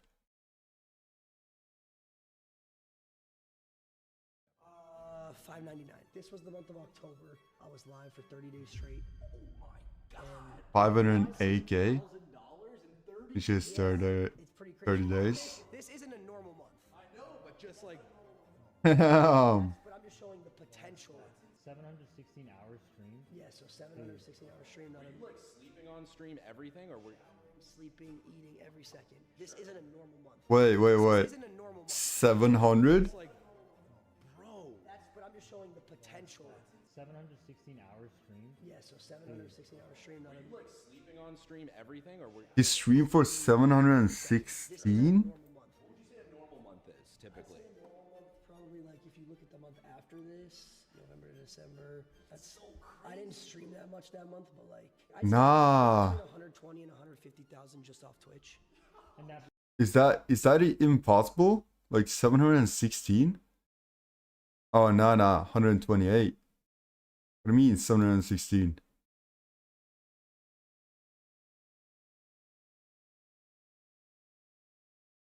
Bro, what do you mean 716?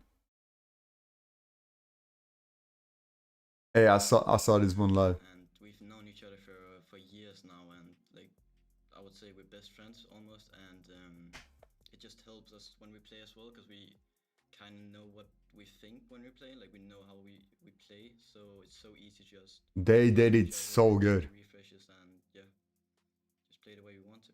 Holy, the way that they were playing, crazy, bro. Yeah, one of the best, I feel like. Crazy plays. We've known each other for years now, and like I would say we're best friends almost, and it just helps us when we play as well, because we kind of know what we think when we play, like we know how we play, so it's so easy to just follow each other, get the refreshes, and yeah, just play the way we want to. Nice, bro. Like, Yo, do you guys think that this guy looks a little bit like Lux? What do you guys think? We've known each other for years now, and like I would say we're best friends almost, and it just helps us when we play as well, because we kind of I actually think so. think when we play, like we know how we I don't know, maybe it's just me. What are you doing next to each other, Chino and Pablo? They want to take this for themselves. Oh, I saw this. This was crazy. Chino is down. Pablo is finished. Sky and Scroll win out with the surprise off-spawn contest. But Sky That was so crazy. Look at it. What are you doing next to each other, Chino and Pablo? They want to take this for themselves. They're not leaving it up to fate. Who's going to be the first one down the hill? Like, what is that? Pablo is finished. Sky and Scroll win out with the surprise off-spawn. Jeez, bro. Pulling up in LA. Wait, how long? 1 minute 49. 1 minute and 49, guys. Give me a sec.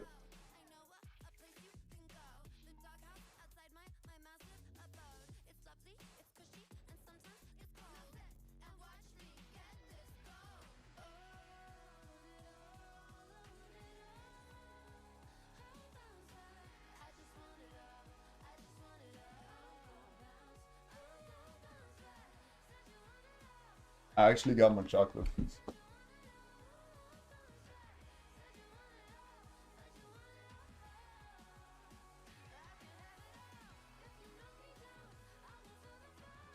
I'm hyped, bro.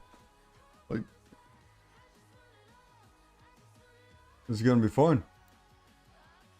1 minute. Let's see if they release some.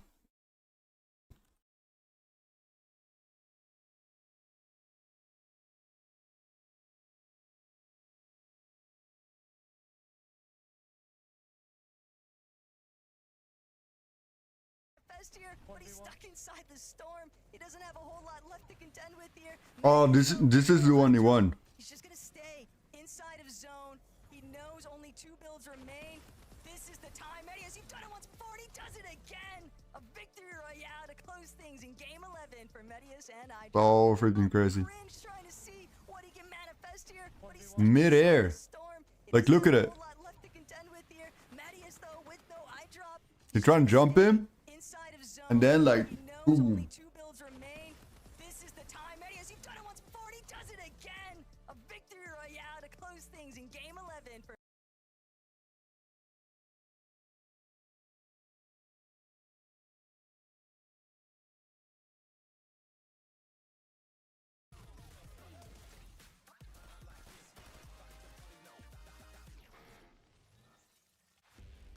They're starting.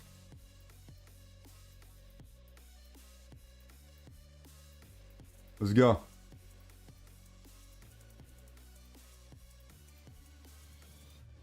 Ooh.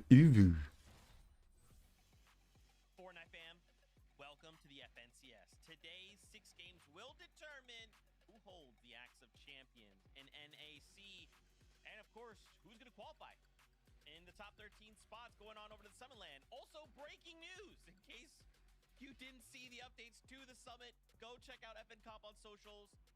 There's a lot to break down on that, and we would love to take time to do that, but we have 6 games ahead of us today. There's still so much story to be told in the right. Oh, I'm hyped. I'm hyped for this one. Kelly Link and Vivid. Friends, day 2, obviously, big announcement. Come on, let's go. But right now, we're looking at a close race. Bro, she looks kind of good, huh? It will be Fortnite. Crazy things will happen. Players will win games. Like, I'm not talking about like. And we have 6 games to determine it all, Kelly. Oh, okay. I got you. Give me a sec. That's good.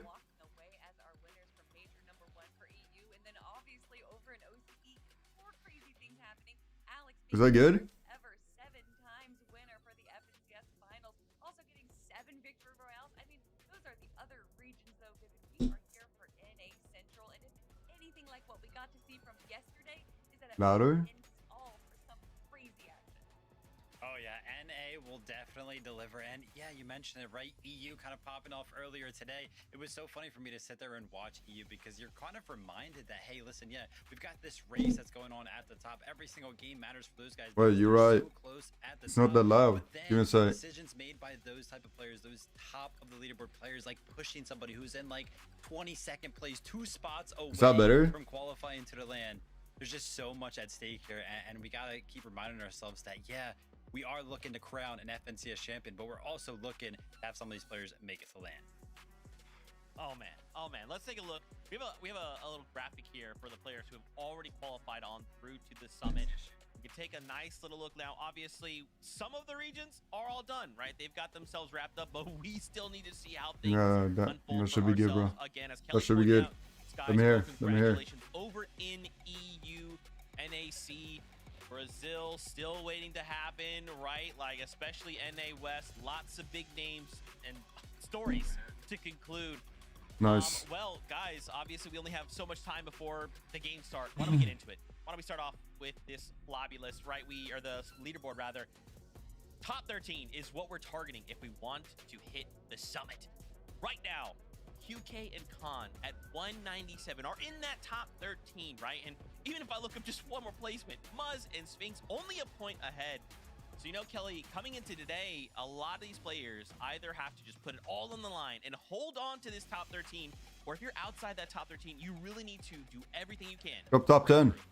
I mean, QK and Khan in our final game from day number 1 was a great example to show just how crazy things can shift in a single game. They were on our page 2 for our standings, and to get that final victory royale of the day, rocketing them up to that coveted 13th spot, because because that is where the Dusseldorf tickets are earned. But of course, we still have 6 more games to go, and there's still some big names outside of that range, Vivid, and anything can change when it comes to Fortnite.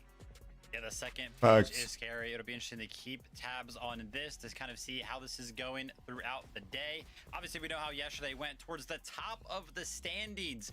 1 point separated first and second place. And who better than Acorn and Bolt and Cold and Rapid to go ahead and Oh shit, they got like two had an 2 wins incredible already, run huh? yesterday, both of these teams, and it was all about consistency. From yesterday. And obviously, you know, we're in this new little bit of competitive Fortnite where Play stuff can 7? change, and all these players are going to have to keep adjusting their strategies and everything like that. But what made it possible for these two teams to be all the way towards the top of the leaderboard was how consistently they were able to make it into the end game. And Zeke, we know exactly how that starts. It's going to start with some of the damage down. That's right, man. I need some catch up because I didn't really like watch Look at these. We were like, Game wait, No. hold on, 1. you said how much damage? But yeah, I mean, as we compare the two duos, I think what's interesting is when we look at zones 1 to 7, Acorn and Bolts, they have more damage, right? But Kelly, when we flip on over to those later zones, it actually flips again. Yeah, right? man. Cold and Rapid now have more damage. Well, it's definitely indicative of their style. Acorn and Bolt's liking to rotate early, establish themselves so they can get Storm Surge tags, whereas Cold and Rapid are definitely in-game players. Destroying that mid and low ground Vivid is what they are known for, but Acorn and Bolt definitely have a different play style. Yeah, we can see it right there. First and foremost, zone 1 through 7, Acorn and Bolts have more damage dealt than in the moving zones of the game. Like, that's crazy. Usually, you know, you're box to box with people, you're doing all that shotgun damage, but what kicks it off is Acorn and Bolts are landing all the way on the north side of the map. They have access to a launch pad. They're, of course, going to combine the Let me effects take a of screenshot. mist Give me a and an sec. overdrive grenade to make sure that they can fly as high as they possibly can. What this allows them to do is, even though they're landing all the way on the north side of the map, they can kind of fly all the way across the map and still secure themselves a very good position inside of the zone. What this kind of Facts. allows them to do is base up, just deal all the damage that they need to do. Like we saw zones 1 through 7, it's an incredible amount of damage that they are able to do. But because they're so safe, because they're able to land in those high priority spots, they don't really take any damage. And with the way that the new Storm Surge works, they're able to consistently make it to every single one of these end games, and that's why they're Yeah, I'm gonna post. Give me a sec. It's so crazy. We gotta look on the other side then, right? We talk about Acorn and Bolts. Let's talk about Cold and Rapid. I think it's insane that we are coming in a single points difference. But for these guys, they're landing middle of the map, right? So talk to me about their strategy. What has led to them being so successful? I mean, it's Cold, right? I think you can just put that name right there, and then everyone can see the pathway to success. When he is locked in, he really locks in. And Cold and Rapid have really shown themselves of kind of being able to just handle this mid ground. They have the center of the map, which allows them to kind of have these easy rotations, Vivid. Yeah, it's going to be a similar strategy to what Acorn and Bolts are doing. A little bit different, right? Because they're not going to be utilizing a launch pad, but because they do land center of the map, they're usually pretty close to all of the zones, right? They can kind of just walk over, base up, and again, from there on out, it's pretty much just the same thing. You've got this tall tower. You don't really take damage while you're in it, but you're in one of these high priority spots where a lot of teams are going to be rotating by, so you can get all of the damage dealt that you need to. And Rapid and Cold, they're focused on one thing, and that's going to be getting Cold to the end game. Finished day number 1 with the most eliminations. Guy was absolutely popping off. If it wasn't for that game 6 little fumble between them and Veno and Curve, man. Oh sheesh! Wait. Oh man, it's a time for redemption, right? Day 2 will bring new things. A lot of players have taken time to just VOD review, take a step back, refresh themselves. Now we're thinking, hey, 6 brand new games. Anything can happen. Now, before we continue the conversation, why don't we go meet up with our casters? And Jacob P. Arts, MDF, say hello.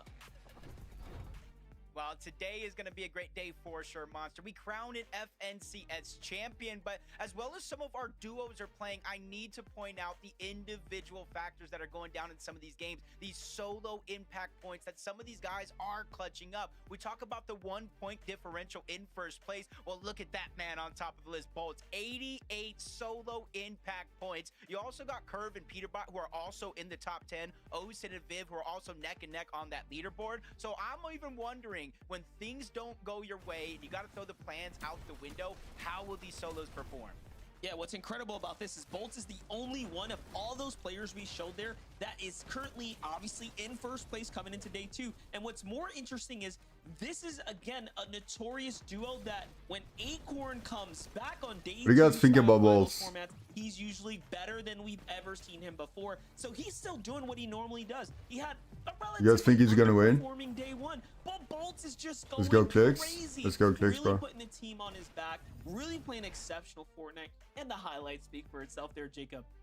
Yeah, that was only day 1 action so far. Peterbot kind of at the bottom of that top 5 list, 50 points, and he's the one that kind of made those exciting clutches popular in the past couple of seasons. I need a new thumbnail, bro. I don't know. We still got 6 games to find out. Zeke, I'm gonna switch out thumbnail. Give me a sec. Jacob, you know, I love that you bring up these solo impact points, right? We think about if we you know, cast our minds back to yesterday, game 6. For a moment, I thought, is this a solos competition? Because it's just every high-profile duo are all solos, right? And they come in to game number 6, and they put on such a show.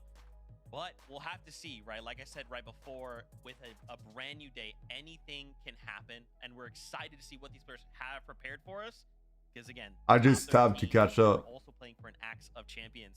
Now, as we continue this conversation, I checked out like the major for EU, but not the one for the first one. The one yesterday. Talk to me about these guys in the lens of like, what do you think they prepared coming in for day number 2?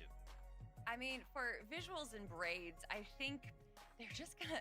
This is such a silly thing to say, but I think they're just playing standard Fortnite to the best. Come on, braids. Bruce Lee once said, "I don't fear Show the some man skills. that's done 1,000 kicks one time. I fear the man that's done one kick 1,000 times."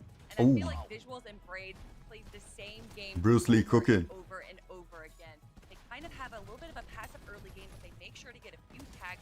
They go Bruce Lee into the cooking. game with just a little bit above storm damage, but they make sure to always enter these good, smart engagements, and then they disengage when they need to, and then they have a ton of heals because they didn't enter these early and mid engagements, so that they're able to survive and make it all the way to the end. And although they're not able to grab a ton of eliminations, they're still able to get those placement points. But this right here is the number that I wanted to talk about, that they have played 10 consecutive FNCS finals together, more than any other team that we have in our region. And I would be impressed to find any other duo in the world. Thanks, man. However, Vivid, fun fact, the only other duo that has been on an FNCS finals together for 10 FNCS finals is you and me. I was really wondering what team that could have maybe been. There we go. We have been here for a long time. Shout out to my duo partner here, Kelly, and of course Zeke, always keeping us on our toes. Man, I don't even know what I was gonna say after that. Top legend, how you doing, bro? 4th place on the leaderboard right now, 28 points behind 1st place. And I gotta tell you, Kelly, I'm happy that you kind of broke it down, because we talked about all the chaos kind of coming into this season with all the new duos. The fact that these guys have stuck together and it's working right now, really happy to kind of see how that's panning out. And I gotta tell you, I'm looking at their match history over here, and their last game yesterday was a 46th place with 0 eliminations. They got 0 points that game. If they had a good game like they did in all of the other games, they'd be in 1st place right now. Fortnite fam, I hope you see that what me and Vivid see all the time again on the broadcast is that Kelly is a menace. Okay, why don't we talk about one? Yeah, the only thing is that I hope that I catched heat as well, but I didn't. But I'm happy that I'm catching major. Brand new day, new strategy. Time to VOD review. What are we thinking? Well, you say the word new, and that immediately makes me think of how this team formed, and it's such a beautiful story to be written in conjunction with visuals and braids, because Aminish is the 3rd of that trio that we saw them compete all last year together, and we know that Javi was originally playing with Reed throughout Major 1, dropping him literally the week that Major 1 was starting. So to see Javi and Aminish form together and be this new duo with that juxtaposition of visuals and braids being this long-lasting duo, and to see I love his name, bro. I'm enough. Playing to what W their name. advantage is, and once again, that is just making sure that they are making it to the end game. And I know that sounds silly, Vivid, but when it comes to the FNCS, sometimes that's the most important thing. Doesn't sound silly at all. Consistency is key when it comes down to Fortnite. And right now, these guys, they have an average time alive of 20 plus minutes. So they're kind of consistently making to those later stages of the game. A couple of fumbles I did see when I was kind of looking at some of our top teams and how many times they've been struck by Storm Surge. Unfortunately for Javi and Aminish, they were Yeah, bro. there. I think they I got each some took, like, snacks. 20 I'm ready around, to like, go. 20 each, where You know. some of our other top teams, I saw Visuals and Braids 0 times for both of those guys. Acorn and Bolts 0 times. So Javi and Aminish, just a couple of fumbles. It's with 1 minute the until they concerns of start. Storm 1 Surge, minute. but if they could fix that, man, they could Yeah, make let a me run go and towards pew that pew top 3. before they start. They could win 50 it too. seconds. Another duo we actually didn't talk about is currently in third place. Agers and Ritual, 331 points. Kelly, that's only 8 points behind Acorn and Bolts. I mean, come on. We're going to make this happen, right? Yeah, it's Ages and Rituals. They already got a victory royale. They already got a second place. There's a few games where they're making it to the very end and they're just not being able to stick together and survive to the very final moments. I'm talking about that 21st and 17th place game that we saw from yesterday. But Agers and Rituals are definitely within contention. It's crazy. Looking at this leaderboard, literally any of our top 8 could make some crazy plays today, Vivid, and jump into that first place spot. I'm happy that you mentioned top 8. What about top 7? I see Clicks and Higgs sitting in 7th place right now. They started yesterday so hot. It looked like they were going to run away with the competition. Their high ground, it was so clean. I want to see them return to form today, have a good 6 games, and see where they end up. Good, Viv. Will the rivalry continue, right? They're right behind Peterbot and Pollo, right? Only 6 points behind them. So there's just so much that could happen today. 6 games to determine it all. Fortnite fan, we hope you are as excited as we are. With that being said, Game 7 is ready. Let's kick off the competition. Casters, over to you. You know, coming into today, Monster, I'm looking at the leaderboard, trying to get a feel of who actually has a chance to win. I went in my head all the way down to 8th place, Reet and Cooper. Then I thought Cole and Madden, they're playing well. Venno and Curve, they know how to take over games. Threats and Veer, they have been performing phenomenally. So when I go in today, I'm like, who do you really think can pull off the win?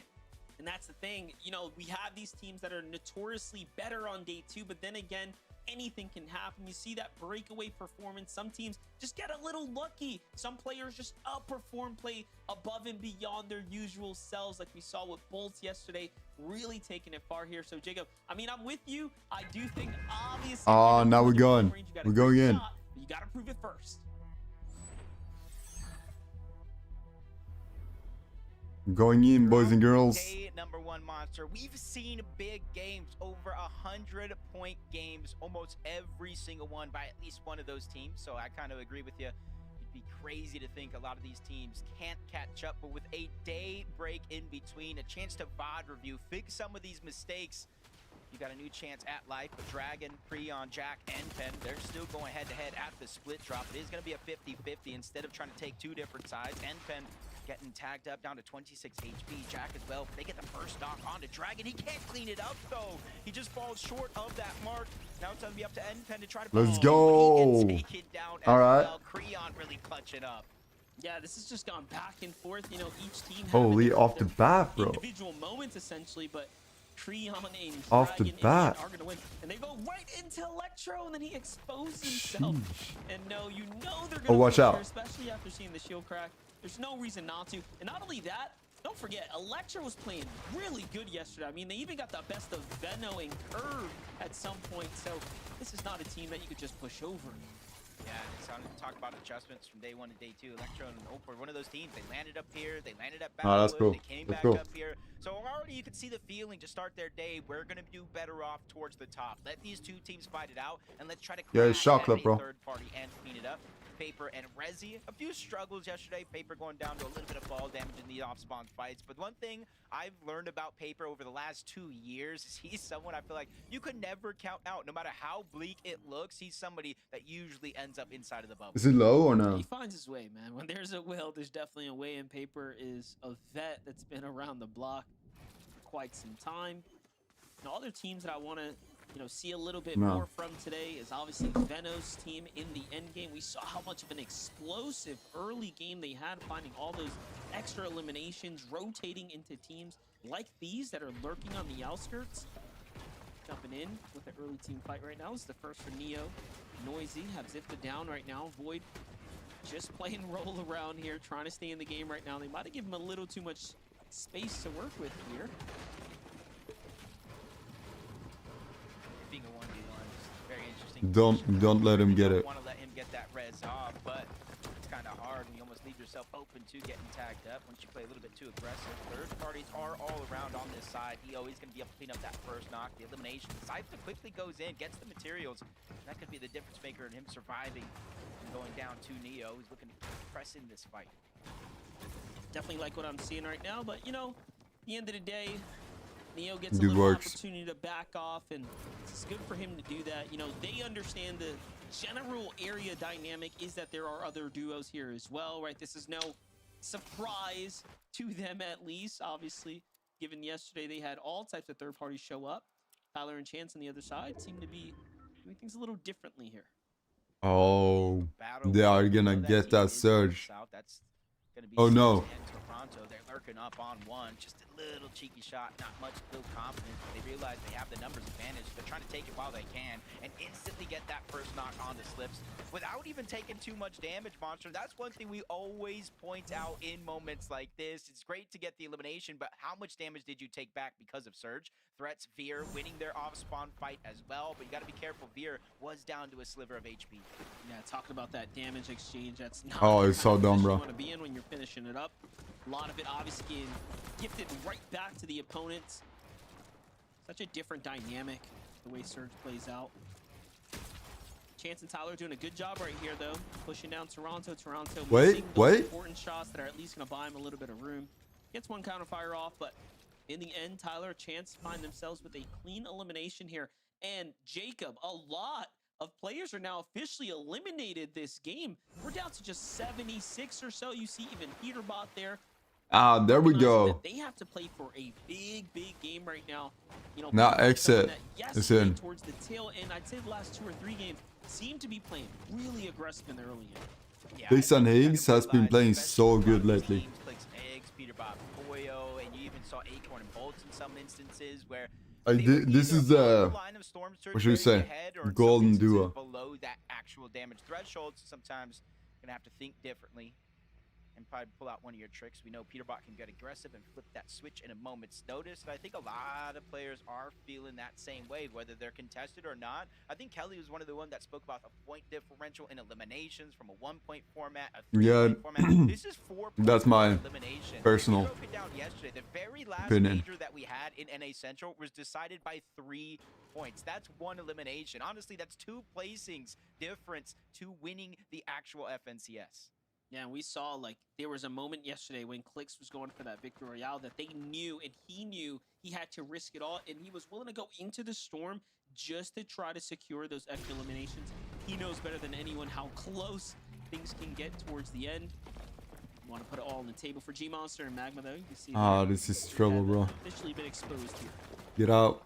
Yeah, that kind of breaks all the builds. Gets you a little bit of shield, but doesn't really help when you're already full shield. G-Money trying to go ahead and move in, help out Magma. He takes a big shot straight to the face. Neko's going to attack from the other side. 20's there, still trying to put They're pressure, done. playing a little bit more careful. Doesn't have shield. Capture in the corner. Here. Instead of using it, he's just Come trying on. to put down pressure with Neko. But now that Magma and G-Money have healed up, it might be a wise decision to finally pop those. Make a play, make a play. Eventually, that wave will burst through this area and break all the builds. About if you're ready for it. 20 with a cheeky angle, landing some good shots onto G-Money yet again. This is such a claustrophobic fight here with 20 and Neko still having a huge advantage. Great angles, however, they've already gone through 2 of their Flowberry miss, so big investment so far. This has to come. Sheesh, they might turn it around. Soon. Gonna be honest with you. Not going to be looking good for anyone involved in this fight right now. G-Money jumps back over, gets some of those extra heals, and I think they're trying to find an exit strategy. Yeah, they should just back off. Fights going down. It's not gonna play in favor of any of them. Where there's kind of the 2 ways in and out that you kind of port through, then usually 1 exit. So we'll see if that fight does continue or either teams do try to disengage out. Peterbot Boyo this time around. I know you talked about that 1 elimination, but it seems like teams are getting more and more comfortable rotating in towards Swiftly Shorts. Maybe you have to account for yesterday when the Peterbot and Polo. strategy was building that massive surge tower. That's a just dangerous outside duo the right there. vision. Teams are maybe saying, hey, we can go in, sneak some, maybe try to get out. But a different change of pace for Peterbot and Poyo. They're actually going in, looting up the entire POI. So for CDZ and Raven, this might be a chance for them to lurk or get caught off guard. That's a dangerous duo right there. Think about how aggressive they were playing. They were actually leaving their POI to try to fight other teams. So for CDZ and Raven. Maybe some of their strategy revealed to them, like, we can kind of come around. They might not even be here. But clearly not the case here in Game of 1. Virtual Agers can't quite catch a lurk onto Visual and Braze. That would have been a massive elimination right there. One that would have surely shaken up the leaderboards, given that both teams are neck and neck right now. Visual and Braids get lucky enough here and don't let their guard down. Come on, Braids. Get that peak. The blessing and the curse for Visual and Braids, though, is because in the last game of the day yesterday, they went down to a team lurking on this exact spot. Visual and Braids, for the most part, since they land just outside of Dark Dominion on this split drop, and there's mountains, and then on top of that, Monster and Center. Oh, you believe in visuals? Okay, okay. No, that's cool. For the first 4 to 5 zones, depending on where it pulls, and consistently gets damaged, because no matter where the zone goes, north, south, east, or west, the chances are very, very high. Teams will have to rotate around Visual and Braids in order to get inside of the zone.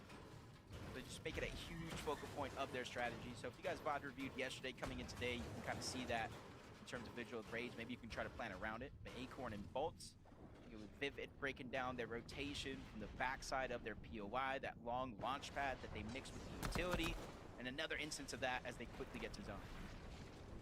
One of two teams that had a near perfect. Think say Cooper. Hello. Not really dropping any rounds, but talking about teams falling short right now. You have Reap falling here. Off from a team in the distance. Muzzin Sphinx recognized the danger immediately after the Flowberry miss comes down, and in they go to get the finish up right there. It does seem like they are now rewarded with all that extra loot. Cooper rotates right into CDZ. Raven puts down some. That's gonna be a hard game for Cooper. Later on. But do they recognize there could be just a solo here on the other side of the wall? That is the question here. I think Cooper knows that he's in big danger here, so off he goes.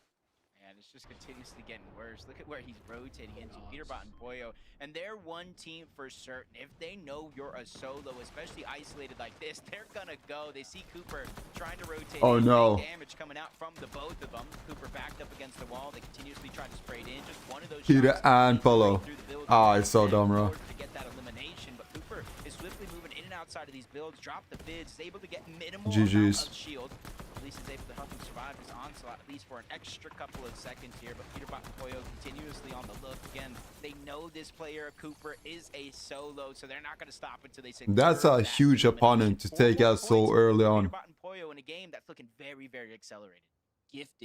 Gifted that time around as well, just landing right on them as they were trying to finalize their metal reserves for the mid-game here. Meanwhile, look at this. Veno in curve. No elims just yet. This is definitely a huge surprise to us as we've seen them be overly consistent when it comes to elims in the early game.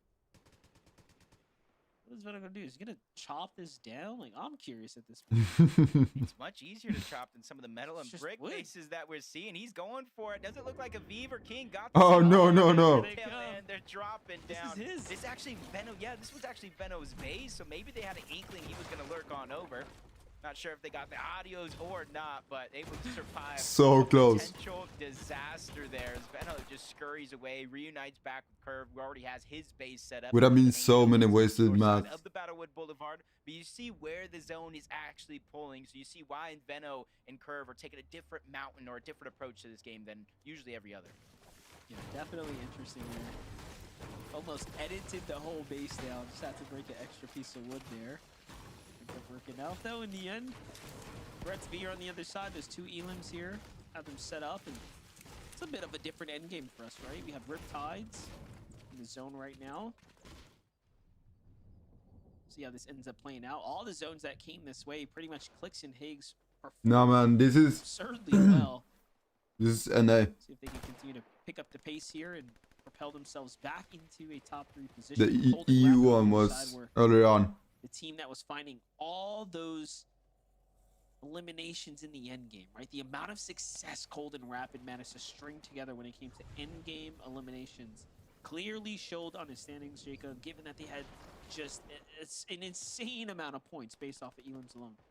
Yeah, in 5 games, Monster, they had 30 eliminations, with their worst game being a 7th place. Unfortunately, that last game of the day, they got 1 elimination. Game 1, yeah. 26th place, so outside of placement points, so all they got is those elims, which allowed for Acorn and Bolts, who's been It is 7th out of 12. to get that 1 point lead with a victory royale. See how things continue to shake out. Javi and a Minish here sitting on the leaderboard, 5th place going into this game. And this is where there's a little bit more of a gap. Everybody in the top 4 has 311 points or more. Javi and a Minish are sitting at 270 points on the overall tournament. You can see 15th place with 4 eliminations was going to be their starting game, and each and every one got better. Minish Javi here on the move, playing the outside. I kind of like this, right? Using this Storm to tank here and go for the north side definitely is a strat. Now, this is a team that didn't tank Storm early, right? So they actually have the luxury, Jacob, here to take a little bit of Storm, right? Other teams will find themselves more in the Storm sickness kind of danger zone, but They gotta get a little bit more surge. they have relatively strong Be position good. here. Yep, on that mountain. So you can easily pull off of that mountain, but if you're up there, you can shockwave off. You can go ahead and take high, or just simply use the running shockwave to cover distance. 5th zone, going into 6, so it is going to be a 2 tick of damage if you're inside of the storm. Going to be changing into a 5 in about 20 seconds when it does close. But you're seeing why a lot of these teams are staggering themselves so long into the storm. They have extra white HP heals, and they just want to dodge all the chaos of this mid game, where typically you will take Nah, just got not today. from other players trying to rotate in. Visual and Brave, they spot out Max, they spot out Moppings in the distance. We're gonna watch this and then we're done. Parallel to make sure they don't take too much damage. Bucky and Zen, though, they're in the fray, in the mix. You see them teeter-tottering up and down below that damage threshold. As the dust settles, they're going to fall below, but Zen once again takes some damage, 103, and he gets a good shot coming out from Nice, good job, bro. back to back to get the elimination as well. That sends him flying up that Storm Surge leaderboard. That was crazy. Big performance. Hey, it's Big opportunity Bucky. there for Bucky to keep his team in the game now. They 370 went from above. danger territory to well above and safe now.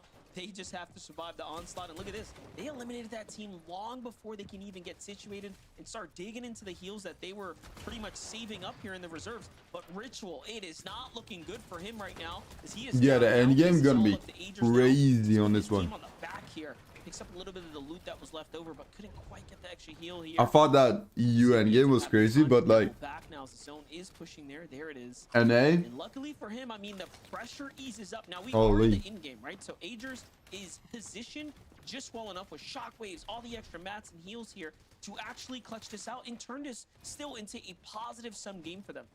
Yeah, it's 264 above the damage threshold. That can teeter-totter, but depending where the zone goes, you can easily try to go ahead and grab shots on players rotating through the sky. He's not the only solo there. You see Salt and some others on that side of the map. Probably easing the tension, though, since they're all solos. The chances of getting regressed on are going to be very, very slim. As opposed to this side of the map, where you have Peterbot, Poyo, and a few other duos positioned 600 above the damage threshold. And you're seeing almost a different approach to start the games yesterday to start the games today. Yesterday, they were elevated pretty high up in most of these end games, going from zone to zone. This time around, they're going to start at the low ground and probably elevate themselves with each and every pass. Nah, they gotta take out Peter and Polo before end game. I've ever seen Peterbot and Poyo be so passively tucked in the low ground on the backside. Otherwise, Look at this. Fix and Haze is gonna have an issue. And they have that natural terrain to play off of here, so they're going to get a lot of value for their shockwaves.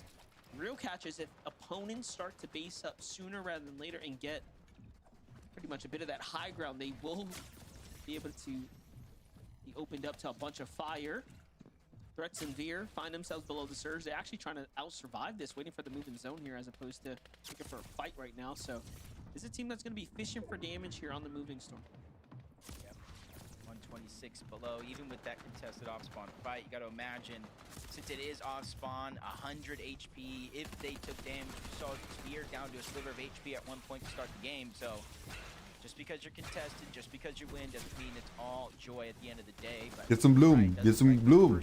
Come on. Going to beat out Healer, but 17 players need to go down. They're just on that line. Right there. 45 damage. They spot Skiddler and his duo above. They're trying to get one of those shots to bleed through. They have the Thunderburst, the consistent pressure, but no luck on their side. 60 below, taking damage. They have no extra heals, Monster, in this moment. They are going to jump above. Storm Surge for them is not going to be a thing, but they need to be persistent, try to put down the pressure, because just because they're ahead here doesn't mean they're going to be ahead in the next zone.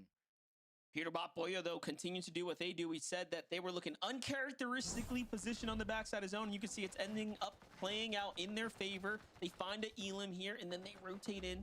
Cheating, right chocolate. afterward. But when you start looking Just some up snacks, Fortnite, bro. when you start looking at who's trying to position for the big win once again here, it's Clicks and Higgs. I love that they're trying to take on this identity as a high ground team and one that's willing to put everything on the line doing it. Yep. 8th zone though, we've seen so many instances yesterday with team after team after team sending it for that high Let's ground go. fight. Agers was one of them, but it's not going to be one of them in this game. 77 below the damage threshold by himself, tries to sneak a shot in onto Jarku and Carillion. Doesn't find any luck there, but he needs to be persistent because he is out of heals. They gotta get some damage in, like real quick. He got like 0 whites, 0 blues, Those ticks are being a huge difference maker. number 45 above. Try to make a play here, 145. It's going to be able to make it above in that last one because of the shockwave of somebody else. But now it's his turn to try to shockwave in. He takes that same amount of damage. The blessing here, though, Monster, for him is Storm Surge just deactivated. Oh way! They got the high ground. Let's go. Already finding several sets of elimination, little extra damage onto what looked to be Curve. No. They are contested. Zen tries to come up here. This is, of course, Bucky and Zen trying to make a play for height. Come on, gank him. Shut it down, and they remain successfully in control here at the moment. Now, do keep in mind, they committed very early here, and they didn't have max material. All that they're trying to do right now is show that they are willing to dominate height here and play for the win. Yeah, Higgs finally getting that elimination, getting cleaned up for Bucky. Looking towards the backside of the zone, trying to find Loop, and instead he finds Tyler Chance. Not sure if they see Peterbot and Poyo either. They're going to shockwave to the front. Not just yet going for height. We still got a few more zones for that to be a possibility, but if you look at their material count, Wait, the low ground? elimination first. Muzz and Sphinx going to be above. Acorn and Bolts down below in the mud. Find themselves 2 more eliminations. Hey, they got a crazy refresh. For him, so he has to beeline it to the zone. Not Look at the on mats. the Chug Jug either, so a dangerous position here for Acorn to be in. And there's opponents in the storm as well. Bolts is somewhat left behind here, trapped in the build. Meanwhile, Cold and Rapido, a single Elim, but this is where we've seen them do best. I won't count Cold out any further, as I've done that once before, and I made the mistake Oh shit! by saying so. Venom, They got 106 mats. Pressure coming in here. This is And so many hearts as well. Yesterday, just couldn't quite. Wait, go back to Clicks. Go back to Clicks and Higgs. But now here we are, seeing a stronger than ever Venom. Oh, PD is almost done. He needs this so bad. Oil running out, trying to get into the box. They don't find any opportunities there. Follows out. Getting to the front side of the zone. Chug Chugs, pizzas. Oyo has plan B. Oh ready shit, if they it does need come it down to so the high ground. badly. Gets contested, Clicks falls. Higgs being forced out of zone. It's Salt and enough. A whole new team entering into the mix, ready to make day number 2 count here. They already have those 3 eliminations. They're looking up, making sure nobody else is up there. They don't see anybody, so they immediately set their eyes back to down low, and that was the distraction. That was the mistake. Flying from outside of the zone, Curve and Veto are now our new teams on high ground. Excellent execution as well from They had practice, to, though. putting it into play here. Curve and Venom have the high ground here. No heals though, so we'll keep an eye on them. Oh, Oyo is down now. sheesh. Peterbot left to clutch this up by himself. He makes it right into the top 10. It's a little bit of HP there, GG's. but unfortunately will fall just short. Now Curve and Venom assessing the situation here. They have mats to play with. They have the height and the distance from the rest of the opponents, but can they put the pressure down? Yeah, coming into this game in 10th place on the leaderboard, not where they have hoped. And one thing we were both questioning is what is going wrong in their mid to end games, because if they can make it there, they can make the plays happen, and they're showing it here early in game number 1. Oh no, it just dropped in their box. Gold goes down, a sacrifice for Rapid. He gets the Elim, and he's trying to get out. Wagers goes down to Muzz and Sphinx. This is just chaos ensuing on the low ground, and for Muzz and Sphinx, they might be the only duo left alive down below, because Rapid goes out, Aloe goes down. They have full control of the bottom side of the map. Now, if they can just get a little bit of material here off one of these refreshes, they'll be in huge shape here to actually fight for the win right now. There it is, the most important Elim. Veno and Curve are really down and out. They're pretty much down bad here. This is going to come down to all accuracy. See Veno just trying to use the audio visuals. The mythic Oh my god. Sphinx, gets the That cipher, was or at least he's nasty, trying bro. to keep himself alive. That was freaking nasty. You saw how he went like on the side and then like boom straight away. Sheesh, bro. He's the guy that we knew that coming into a second day, he's going to tweak the game plan. He's going to make sure he's going to be able to perform here, Jacob. And they did just that. What a win for them right there to go and wrap up the Damn. first game here on the second day. Game 7, Zeke, is now officially wraps. Benno, no way! Did I just see that insane shot? Benno, oh, I cannot believe this, guys. I thought to myself, game 1 has to start strong, right? Like, game 1 of 6 today has to start strong. And Curve and Benno get a 9 elim victory royale. Kelly, It's like, yeah. Yeah. Yes, you are, but they aren't. And I think that there was a lot of us wondering if they were losing it after day number 1. Ending the day Bro, these commentators is so cool. I love them. I love them. That's so cool. Expecting them to be in the top 5 after day number 1. But if they continue to play like this, Vivid, if they're able to run that mid game and then wait for the opportune moment to steal height just like they did in game number 7, then I can imagine we'll be seeing Curve and Venno climbing up that leaderboard as the day goes on. I mean, Venno coming over to NA, he was one of those players that people were kind of expecting to see up on the high ground, and that conversation kind of fizzled out. It felt like kind of, you know, coming into these grand finals, Clifton Higgs, Peterbot, and Pollo, they were the 2 main contenders that everybody was kind of talking about, and it feels like finally in game number 7, we get to see exactly why those initial thoughts of Venno looking to control the high ground were even a thing to begin with. And I gotta tell you, this is very, very scary for this grand finals and everybody that was above Venno and Curve at the start of today, because yesterday in day number 1, they did not have any singular game where they got better than 10th place. This was their first time jumping into the single digits of placements, and they win it. And they look disgusting. I mean, that shot right there from Venno, you guys couldn't see me. My jaw was literally as far down as it possibly I get could why. go. He looks like he's in form right now. Just freaking wiped him. Like, they made it to the end game all the way, and they were on the high ground. I don't know. I'm scared. Oh my gosh, this is just wipe them out. About, like day 2 teams, right? Day 2, they come back even stronger. Has Venno been set free? Is he off the leash? Is he going crazy? Oh wow. Okay. Don't worry. We still have 5 games left to go. We're gonna take a short break. When we come back, you know we have to take a look at those standings because there's been some changes. We'll see you in just a minute. She's just trying to hold herself. You just see it like, she's like, yeah.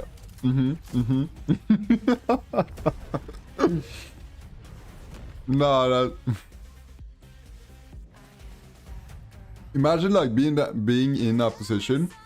You have like 18K like watching live, and then you gotta hold yourself. Like you gotta compose, or what is it called? Compose yourself. Yeah. So badly.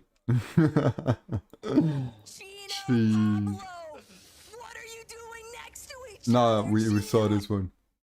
Brings down Swizzy. Now it's just Pixie left in the solo clutch scenario, but Sharktini, once they get rolling, they don't seem to stop. Pixie has height, but it's only temporary. He'll be forced to drop eventually. Teeny, Shark though low on materials, trying to get the chop. It's the 1 versus 2. Oh yeah, that was nasty, bro. That was a nasty shot. I'm not even joking. Sheesh.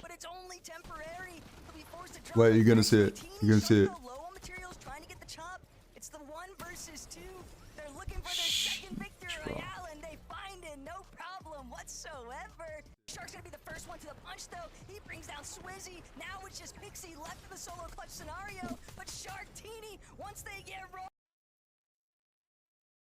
Confident as ever, and that is Sky and Scroll. They have the highest limbs and highest average placement as well. So this is a team those were ones winning as well, so I kinda get at. Yo, thanks for the sub. How you doing? What's up? Hands down before he gets demolished himself. A sliver of HP and Peterbot would have had it and earned a little bit more, but Clicks and Higgs are here on the high ground. They're looking to get another victory royale here and now. Oh, this could be from yesterday. Everyone else, Rapid to solo. He gets finished up. Higgs is the one who does the job in the end there. Peterbot as well, but he's out of build. Holy, sit down. Hands down before he gets demolished himself. A sliver. Another one, huh? The side of the mountain, another knock on the ritual. Cooper falls. Ager's alive, and Taki's making a mad dash, trying to get inside of the zone. But he falls all the same. Clicks is just cleaning. Imagine the clips they are getting, like, sheesh. Yeah, this is definitely theirs. They're going up the side of the mountain. Another knock on That was the crazy. ritual. Cooper falls. Ager's alive, and Taki's making a mad dash, trying to get inside Damn. the zone. But he falls all the same. You saw that one? Cleaning up house here as him and Higgs caught fire in game 2 to take it all. Yeah, this is definitely theirs. They're going up the side of the mountain. Another knock on the ritual. Cooper falls. Ager's alive, and Taki's making a mad dash, trying to get inside of the zone. But he falls all the same. Clicks is just cleaning Like, imagine hitting those. Imagine hitting those. Yeah, this is definitely theirs. They're going Holy, broski, like, ooh. ritual. Cooper falls. Ager's alive, and Taki's making a mad dash, trying That to get zoom. inside of the zone. But he falls all the same. Clicks is just cleaning up house here. As Yes, sir. Of HP and Pierce. They are hitting those, huh?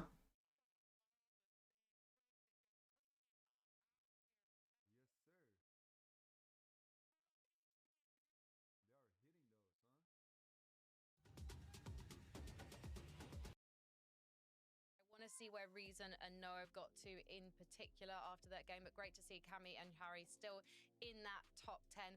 Dom and Demas, a fantastic performance from them in that last game, Mini Miner. A deserved 11th place jump. Yeah, really big jump from them. Another team that's really jumping up as well. Hutty and Fishy, we thought that they would be jumping up 17 places. What I can't see here. Wait.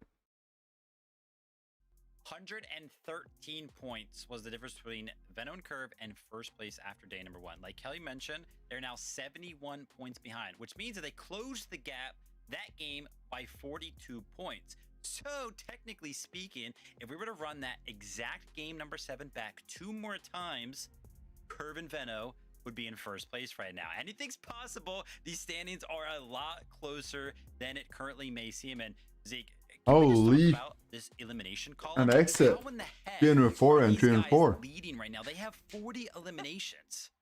They got same. Vivid. That is what's crazy, right? The overall placement they have may not be the craziest, right? But I mean, when you have 4 They can still go like first place though. Like, look at it. Look at it. 17, but it doesn't matter, right? This is what that difference maker was of that additional point from Elims.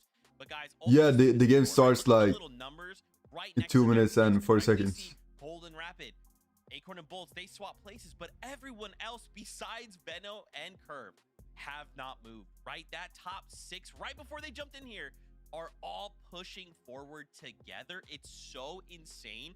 I mean, even look at like Peterbot and Pollo and Clicks and Higgs, and now we also have to look at Javi and Aminish, because Clicks and Higgs are now tied with them points-wise, but Peterbot and Pollo are only 10 points ahead of them. I just can't believe how close all of this has become after a single game, Kelly.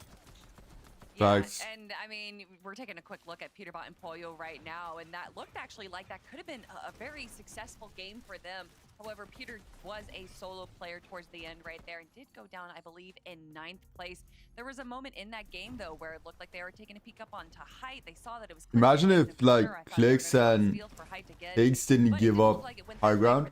However, it They would be doing already starting to change crazy up their good. strategy just a little bit from what we saw from day number 1. So I can Yeah, I would like to see what happened as well. Yeah, I saw a little bit more aggressive plays out of them. I mean, we're kind of used to that in past seasons. It looked like they were going for It's 1 minute and fights, 30 but, seconds. I mean, once again, we jump over them. Yeah, we're you in can the end see game, the and timer They just have nothing, you know, no builds to kind of work down with. below. Not sure what's happening on some of those rotates to where they have to invest so much stuff, but Give we me a have sec. not been able to see Peterbot and Pollo be healthy enough in the end game to kind of push for any of these victory royales. You know, and it's tough because this is just the first game of the day. We have 5 more, but we also can't really skip a beat, can we, Vivid? Like, we need to make sure now more than ever we are minimizing those little mistakes or whatever. Like, again, look at the top of the leaderboard, right? We came in, Acorn and Bolts was 1 point ahead because of this last game. Acorn and Bolts fell in 12th place with only 2 elims. You look up. Oh yeah, that's actually true. Thank you for letting me know. Give me a sec. I'm gonna fix it over, like, the right next now. 5 games, right? right, Kelly? A single mistake. Everybody is taking steps farther and farther up the leaderboard. A single mistake will suddenly shift everything. And enough of those chained together, suddenly the point thresholds are going to see that patented shoopening like Sundown called out. Well, you say these single mistakes, and I think in reflection of that is that you can't just have these teams that are kind of playing a little passively, right? They're going for placements. Maybe they get a handful of eliminations. You need these teams that are able to pull out these pop-off games. And that is why Cold and Rapid, although they might not be having these wins that all these other teams in our top 5 are having, they did have that 11 elimination second place. So these pop-off games are now what's going to be separating our top from the rest of the lobby. Thanks, bro. Thank you. Golden Rapid, man, they continue to be consistent. They're trying to pull away. A couple of Thank teams you are for up letting behind. me know, 5 brother. more games to do it. Oh man, let's get Yo, he's so hyped up. I love like how hyped up he is. He's like, yeah, let's go, bro.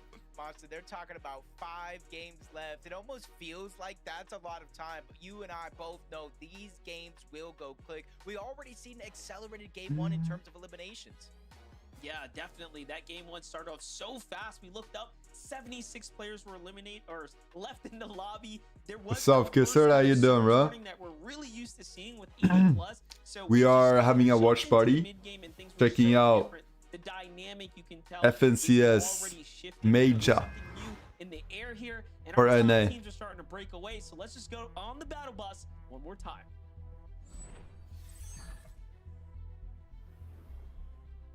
Standings are just getting so much closer than ever before, and you can even look down to that qualification. Do you know where like into the top 13. Blaze That drops? is as stacked as the race at the top of the leaderboard. Clicks and However, eggs? eyes peeled on both the top and those qualification spots throughout the day, but Curve. I think he said it like on Some X. of those stats. There are the top 5 players in damage. Curve and Veno are 2 of those 5 players. Both of these guys are firing all cylinders, and this is when we were going into the heat. Wait, spot, who's talking close? About the makeup of this team. Obviously, the accolades aren't there on Curve, but it reminds me so much of that Queasy and Veno duo that dominated EU for so long. Yeah, Ruins just took down We Liam. called it out at several different points last time. Game 1, Curve and Veno's ability to ambush multiple teams at different vending machines was honestly commendable. And then we tune in like game 3 or 4, and they have like 7 elims in the early game. So clearly they have figured that part out. And if today it's all end games with Veno and Curve, I mean, all they've been doing all season long is Yeah, 7 is like getting for height and dominating, right? And hey, this is the 3rd time now Veno basically makes an end game. getting For the high ground. So what's it he's called? showing us if he's got a shot at it, they're gonna Surge early on. Seeing so many teams really kind of emerge and their game plan set in stone, but these quick off-spawn fights really prove to kind of be the difference maker. We're taking Mafia against Jack and NPen already. Excuse you? What did you do? By NPen, Mafia is going to be the one going down, but they kind of switch up their drop spot a little bit. It's not too far away from the split drop towards the left, but they're actually full committing to the south side of Frigid Fortress this time around. Not sure if it's a bus path change or an overall game plan adjustment. Sup, legend? For Jack and How you doing? That might be the difference maker, but you got to be careful because you got Finished on the other side, you got Osin. Nah, see, that's funny. So it's not going to be as free as it seems. That is funny. going on here. Definitely, they're kind of in the mix here. Now they do have, like you said, that early elim here. So it's a single player. Also the emos as well. Yeah. They're just hiding out, trying to buy his time here. Seems like he finally finds an opportunity to jump back Good in the one. mix. Jack has to come to the rescue. And Keep on with it. way in. There it is. But oh my gosh, what a shot by the tick here. And this is what this is what happens at the highest level of play, right, Jacob? Like anything can happen. Pros do have their moments where they end up clutching up, and although he does get full finished here, it doesn't matter. NPen is now in a much worse position. Yeah, NPen is just hoping that Osid and Scare get bored. They don't look for him, and you can kind of see in the feed that NPen did not get eliminated. But in comes Dragon and Creon. This might be a Why didn't he run? get out. He does have the zip line though, leaves you open to taking shot. Creon Dragon not slowing down. Big shot onto Osid. It's gonna push him back into It's a the box. 2-1. They're gonna have to try to find a way out. Creon's there on the other side. They even get the roof. Dragon pulling full aggression on this fight against Osin and Scare. They already get the first knock. Creon They from got the other smacked. angle. They get a full-on wipe. Holy. They played that perfectly as well. Leaving that weakened wall there. Wild Dragon distracted from the high ground and then takes it at the prime time there. The timing just couldn't Such a be good better. play. Scare's trap caught with this pickaxe out. Just not much you can do here. Meanwhile, Falcons, Peterbot and Boyo back at it. This time onto Chris and Drew. We've seen this fight happen before. The last time Chris and Drew were left almost in shambles, chased across a big section of the map. And it seemed pretty similar when the zone was kind of keeping Squibbly in play. They essentially went for the battle. Peterbot and Boyo early on are willing to take some of these risks, but you can say Peterbot takes a big shot, forced to back up. They didn't necessarily win the trades here when it comes to Surge. They're going to have to go back on over to Squibbly, where in essence they do have almost infinite heals that do spawn up over towards that rift. But Riptides, we saw threats in Veer. Win the fight in that last game. Veer almost going down. You can see it kind of led into them being affected by Storm Surge, but Mako and Blanks, a team that qualified out of Frigid Fortress with a victory royale. Yeah, it was just chilling behind. And that's sometimes what you have to do. From day 1 to day 2, you hit the vibe, figure out what changes you can make. Threats in Veer, successful. Just like sneak peeking a little bit. You know what I mean? Played this one out by himself, at least here at the start. Is he gonna do some or what? Jake, I'm looking at that overall player count, 78 remaining. So it seems like the early day jitters are out the window here now. You're back to Curve and Veno playing similar to the last time. It made sense why there was that big wooden base. This is just the early game strategy. Committing here to play for a Surge Tower. Where he's going to give up all the loot to Curve right now. You know, Curve is Yeah, man, what's up? By any means, but he's the main guy, the main source of their early game damage. Trying to get Surge. You see them breaking open the tops of buildings. That way nobody can safely lurk nearby. And I think that's one thing for certain, because we saw Veno try to make that attempt in that last game, lurk back towards a Surge base that was momentarily stolen. And I almost wonder if that's why. You see a lot of these Surge bases, Monster, metal, brick. On screen? Veno and Curve, for the most part, they build it in wood. Yeah, they know You're it's joking. temporary. They don't want to attract too much attention. And maybe when it's wood, it kind of signals to other people, no one's going to be based up in wood, right? Surely not. It's all part of the strategy. Mind games at play here. H-Cube and Cryptid do end up finding threats there, so... Brother is joking. Solo now back to the lobby there. Get a little update here. With Cole Nah, you gotta understand, like, all the fun game is happening at the end game. Alright? All the fun game, it is happening at the end game. So when you get to the end game, you're gonna see all the fun game, right? Right now, they're just getting materials, getting ready for that end game. You feel me? This game kind of giving them a couple of chances to close out the day. There'll be 4 more games left for them. 5 overall, including this one for Cold and Rapid. Just kind of business as usual. Set up center map over at Dark Dominion. Cold was able to get the Mythic Chaos Reloader, and you can see all the sorts of goodies that they have. Multiple pizzas, med kits. So they can honestly stay here just like they normally do, rotate late, and just kind of pad that Surge stat. Yeah, at least 4 or so games yesterday. I think whenever we tuned in, essentially, they had a Mythic shotgun or AR or otherwise. So they have had a fair amount of success and a little bit of luck finding their kind of loadout situation. Molten Acorn in a fight against Electro and Oak right now. It's a bit of a messy one. You see other teams putting their influence into the mix here. Throwing their ammo into the bucket, if you will. Electro manages to sneak out the side, though. Turn things around. Puts himself in between those firing shots.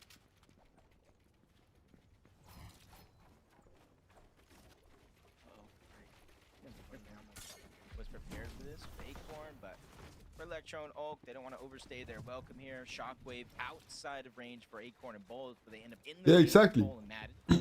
You get it. Well, so far on day number 1, it looks like Electro and Oak are looking to get aggressive here, maybe for some early Surge or eliminations, depending on what they're looking for overall, if they want to try to fly up that leaderboard. But there are 4 teams directly in this location. Acorn and Bolts all the way towards the north, and a couple of teams stacked up in between. Electro and Oak got all of that information to the past couple of shockwaves, and I do think they're making the right decision. Focus on getting into zone instead of staying on a stacked edge, especially if find their right here. loadouts. Yeah, they don't have nothing. A couple of fished up floppers already. They're gonna have to get their material count back. But you saw their cold. They thought they were spotted out. That's why they based up almost defensively. Holy. Gave Electro the signal. Come on. But wait a second. Go for These it. dudes are Go for hiding it. from Go us. for it. Like maybe we should take this fight. He's out there. Nah, they got it. Poyo They back got at it. right now, finding CDZ and Raven here. It's like the worst Trust. nightmare for CDZ and Raven. You know, we gave them a lot of grace yesterday as we watched them continue to improve game to game, but whatever they're doing Good right job. now, they're ending up in the war path with Peterbot and Poyo. I don't like it. I'm sure they don't either. Hey, they almost got the down onto Poyo. That's maybe a non-factor. He does clean up that. That's what I'm saying. Like this duo, it's a scary duo, bro. That last game, they did not fight Peterbot and Poyo. So they're probably thinking like Peterbot and Poyo, they're not going to be here. They're going to rotate on out. This time, a whole different plan for Pete and Poyo. They stay around Squibbly Shores. They spot out the team rotating in. Wait, Peterbot, does he stream? 8 more points He got it, right? for them as they continue to rise up that leaderboard. They close the gap already with game number 1. Oh, yeah, And yeah. they're already closing the gap again. Wait, depending does on how much every, like, positions that curve and professional balance stream? get so far. This game started with a 13-point lead between 5th and 6th place. Well, they've already cut it down to 5. Or not? Knicks want to do that as well. I mean, clearly the number one problem with their entire situation right now is that they need way more eliminations. They came into this with roughly 15 or so. If you look at all Wait. the teams inside of the top 10, they are definitely towards the bottom. The stream lasts like 18 days ago. Their placement points are exceptional, though. And I mean, they even do have those 2 wins. Like, let's not forget. It's getting so many crazy Super impressive all in all. For a moment, crazy views. Why doesn't it stream more? First time FNCS champions. He's going to be able to channel that. They're not going to get high elimination games. They really need to start picking up consistent placements inside of the top 5 as Aegis and Ritual. Uncontested at Sandy's Trip. For the Know what I most part, mean? this is one of those POIs. We don't see very, very many teams rotate in and around. I think they know how aggressive Ritual and Aegis and how long they actually stay at this POI to protect that many machine. Get some early surge and avoid rotating around so they don't take any free damage to some of these other teams. Rotate late in the next couple of zones. But for Wait, give me a Hobby sec. and I'm Amish, checking some. they've already made it priority to rotate in towards the zone. Not too far away if you look at the mini-map. Those little blue arrows, yep, that's visuals, that's braids, kind of taking a page out of their playbook, elevate themselves on a mountain in the center of zone, and hopefully teams make mistakes rotating by. Yeah, their strategy hasn't changed. I mean, even last game was not too bad. If they could have just pushed it a little bit further, they'd be sitting still inside a third. But 16th is still an end game, you know, overall. However, the big points start to really add up if you break into the top 10, closer to that top 5. Wasn't Sphinx here? Don't see Sphinx. Yep, looks like he must have been caught in some of the action here. Look, Jacob, we were talking about how fast, you know, the first like 2 zones have played out. All right. From then till now, it's almost as if no one's been eliminated. We're still at that 76 player mark.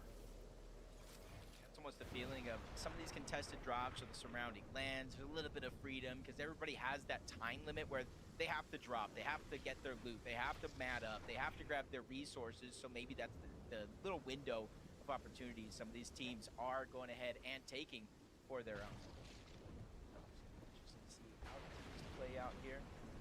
Aggression is going to be the name of the game if you're looking to make up with some of those points. We see Benno and Curve already doing it. We're seeing Peterbot come online with doing it. In instances, we production, talked about some what's of the that? solo clutch impact points monster. Aegis wasn't necessarily on that list, but if we would have kept the list going for these last couple of games, added on top of that, Aegis did move, I believe, into the top 5 of solo clutch players. Most definitely. This is a great kind of position to start catching up. Talk about Visual and Breeds' journey, right? Look at this. The zone's pulling south, and this is actually favorable for them because they have Got some clip, distance nice from the guy. edge, and they can see all of these potential opportunities of teams that have to move. Yeah, I wasn't the only They have one. their clear pathway to success. I wasn't the only one. And then they have teams all in the distance here to kind of pick apart in the process. Meanwhile, though, Clicks is actually in a world of trouble. Why in the world would he end up by the Dark Dominion? We'll just have to figure that one out here in a second. But he's lost Clicks in the process. Yeah, For Higgs. Decisions. Higgs is out. Big part of their game plan here, and you can see Higgs has to 2-1. rotating underneath. Not 1v2. why Rapid and Cold would be down there, but you can see why they were getting aggressive. They're made 252 above the damage threshold. What is he Clix doing? actually pushed He's right back in. jumping They're them. gonna go Wait, on the what? offensive. I'm not sure if this is the plan right now or just Only simply try two? to push them Hello? back for the free reboot. Oh yes, Either way, 3 medkits great and a play pizza. coming out from Clix, probably knowing that Cold was weak, a lot of HP missing, and he's actually going to be able to steal away a pizza out of the hands of Cold and Rapid. It's just a matter of Cold and Rapid rotating out. Clix probably checking to make sure, and now everybody is out of Dark Dominion. So even though in this moment, Monster, it looks like disaster strikes, they're going to have a breath of fresh air and time to breathe if he can get that reboot off. The only thing I can think of, and we will have to go to the replays to find out, he had to have been fighting for Higgs' reboot card, right? There's no way he's just going to go challenge a team like that, right? Like, not for no reason, at least, not as a solo. So, in the end, though, it plays off. He ends up doing exactly what he needs to do, and he comes out. I think he did it for shield. Definitely going to be a huge win for them, especially given that they're in the zone here, so. Because that was crazy. Bit of a standoff right now, and they have the zone. Okay, this is actually perfect. 800 damage above. Material count not exactly maxed out, however, though. Yeah. They have everything else going for them. He had to, right? No, it's my mouse, bro. Flex and Light on the other side, trying to What do you put mean? down pressure, possibly force Peterbot and Poyo back, but we're gonna have some time here in a moment as they drop down a whole nother layer. A 5-10 It's my mouse. zone, and we tune into Reet right now. No Cooper in sight, having to burn through his materials. Multiple teams looks like they spotted him out as a solo. Send some fire his way, trying to put down pressure, but the zone max pulls yet again away from Reet. Just got to see if he's going to actually try to go for the revive here with very little materials or play it out as a solo. I think he has no other choice but to play this one out as a solo. It's not enough time to get the revive. Both of them will end up going down. So Reet, a lot of pressure on your shoulders here to finish this game. Pressure on Bolton. Think it look weird? Below the surge, we were highlighting the fact that teams like Acorn and Bolts didn't have problems with the Storm Surge at all, at least doing damage to them. And then we come in now, and already that's not the same story here at all. Acorn, so much pressure here, doesn't even have time to run and heal. But Bolts comes in to back him up here. This is onto paper. This is really going to come down to whether or not Bolts can buy his teammate a little bit of time. He's done it so far. He finds paper there. And Paper goes rolling away off to the side. Resi now in a one-on-one against Acorn. Acorn, you got to fend for yourself. Nah, that didn't happen, bro. Acorn, though. The big Acorn is here. And he does what he needs to do to stay in the game. Don't say that, I look weird. I'm gonna be like, I can't even place my hands anywhere. You know what I mean? I can't believe that series of events. Acorn and Bolts forced to fight. They shockwave away. Bolts tries to make a heroic play, but just gets cut a little too short. This game right here in terms of the leaderboard, Monster, they are going to feel for sure. Outside of Elam, those are the only points they got. See possibly going down around 29th, 30th place. No points for that effort. Peterbot and Poyo, though, surviving a little bit of an onslaught. Everybody's on each other. But a little bit of a cleanup. Everyone is on each other on this one. And it's just something I think Cold and Rapid need. We saw them getting chased by Clix underneath, trying to get revenge for Higgs. And you can see what that has done to their position in this game. Come on. Barely 3 above the You damage. see, like, nobody's going middle or such because they don't want to be focused at all. I'm just thinking, like, Oh shit, they're all rotating now. Alright, the competition, it's going to be a huge problem for the rest of the lobby right now. If they have a big end game right here. No one's played perfect, though. I feel for him here, just taking damage from Storm, taking damage from Storm Surge. No extra HP. I don't think it looked weird. I don't think so either. Oh now he's like ruined. You know what I'm saying? I can't ever have my hand there. That was ruined. Yo, what's up? How you doing, man? And he's gonna start getting rewarded with placement points. Hey man, he's back like he never left right here. It's got 2 big pots as well to bounce back in the game. Pressure on Briggs and visuals from the side here. These are his walls too. He can get in and make some pretty dirty plays here. But talk about a way to claw your way out of the grave for a second. Visuals and Braids though. Look at what happened here. Just shortly before they made that rotate, they actually You know what I'm saying? an elimination there, an important one as well. At 3 HP, the Siphon is what's going to keep them in the game, remaining competitive. Wait, give me a sec. Clix actually eliminated 2, so we have some pretty big top 10 teams now fully out the game. This is going to shake up everything as we know it. 68 below, though. Visuals, Braids get a little moment to breathe, but it's not going to last very long. You can see Braids had some extra shield, allowing him to take the tick, but I'm not sure he's going to be able to find the damage, especially in a zone like this. Curve and Veno, we saw Shockwave from the backside of zone to contest the high ground. Nobody's really making themselves known as the team above the rest. They're not necessarily ready for it. 8 zones. Sometimes we say it's a little bit too early, and I think everybody has that same sense in the back of their mind. Saving the material, saving the Shockwaves, make a play for it maybe in the next couple of zones, but for now, Agers and Ritual, looking at what's in front of them. That's Slepsy, that's Wagers. They're putting down damage, trying to spray through the box. A couple of those are going to connect, but not enough to give them the green light to go. Yeah, there's one thing about the way Clix and Higgs played. They played these single towers and not really overcommit with the tarps. And I would love to see teams do that because high ground is completely free right now. Even Rituals and Agers are looking up like, wait a second, bro. No one's up here, and you saw him kind of break off for it. Braids on the other side, though, just popping off right here. Playing the edge of zone, gets a little... Bro, he's playing good, Trev. Look, you look up, Agers finally secures it. Pewterbot Boyo come in. They were just waiting for someone to build the foundation, and now they come in to try to take the investment away from them, and it actually works off.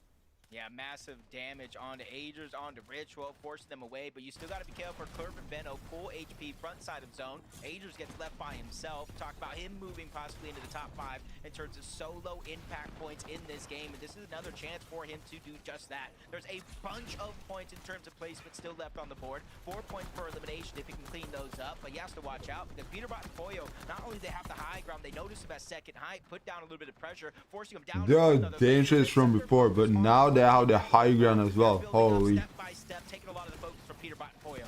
Holden Rapid may not have won a game this weekend, but they've been playing low ground very well. But look at this. As I'm about to celebrate their key positioning, they get rolled up from behind. Meanwhile, Curve, Veno doing the same thing they did before. Play deep side of Storm, come bouncing way on in with the Flowberry Mist of just support them here for the high ground take. But Veno's got to be careful. He's right outside the box of Pewterbot Boyo. It seems like they've conceded to give away the high ground, and it is theirs now. Veno and Curve here, Jacob, are trying to Pewterbot is still in. Boyo's down and out in the storm. It's all up to Pewterbot to clutch it up too.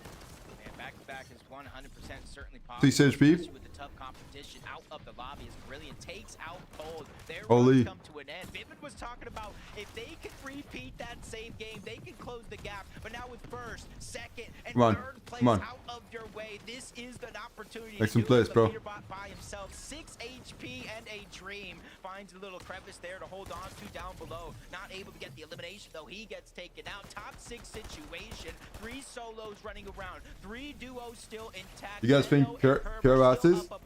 Raining down fire, not really giving anybody a chance to breathe and think outside of the box, which is Force and Seek to take this storm damage. It's his only play here to try to get some extra placement points. Love what we're seeing right now. Veno coming down here. No material, just forced to play chest to chest here while Curve's got eyes from the top down. Here comes the mist. Just give them a little bit of a relief here, but Tyler comes up, goes for the pop shot, doesn't quite hit it, and Tyler's got enough mats to actually do work here. Jacob, this is not a safe endgame by any means. It really is going to come down to whether or not Tyler wants to contest them on height or jump down low for some elimination points. Yeah, it's not just the build that I'm looking at, it's that mythic Chaos Reloader that can turn the tides of fights in the blink of an eye, but he's getting pushed by the no way they lose this one. The elimination Siphon getting up to 200 effective shield and HP, more builds to work with, but up above Veno, it's up 2-1. drop down low. They're refusing to give him a chance, so Tyler has no choice but to go up. Oh shit. Big shot on the curve. Tyler is trying to make dreams come true. He lands another shot on the Veno. He's on. He got Siphon as well. Back to back. Tyler just needs the one chance, but he is already down. There's no way. There's no way. No. Yo. Okay, that is actually crazy.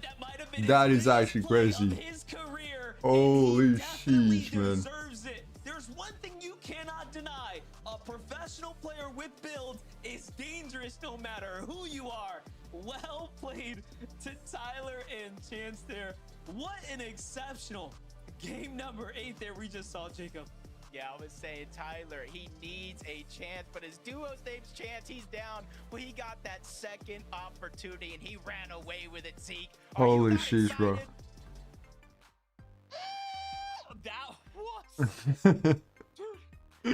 Bro, Seek is so freaking funny, bro. These shots, I'm like, oh, myself. You know, I'm thinking like, oh, get out of the way, no. You know, it's one of those situations, right, when you're like, dude, this is Curve and Benno, right? Like, we're about to see the back-to-back day to a grand. Bro, it's so freaking funny. The moment we pop over to Tyler, and you just look at his builds, you're like, this guy's 90 builds. Like, GG, just kidding, it's all fine. Like, Kelly, and then just to hit those shots. To hit those shots again, like in a 1v2, in a Grand's lobby. Oh my gosh. Oh my gosh. I know no one wants to be stuck in the low ground when there is so much chaos going on, but having 90 builds in the final moment right there when there was literally only 3 other players alive just goes to show that maybe getting those refreshes can be so beneficial because you just stay so stocked up.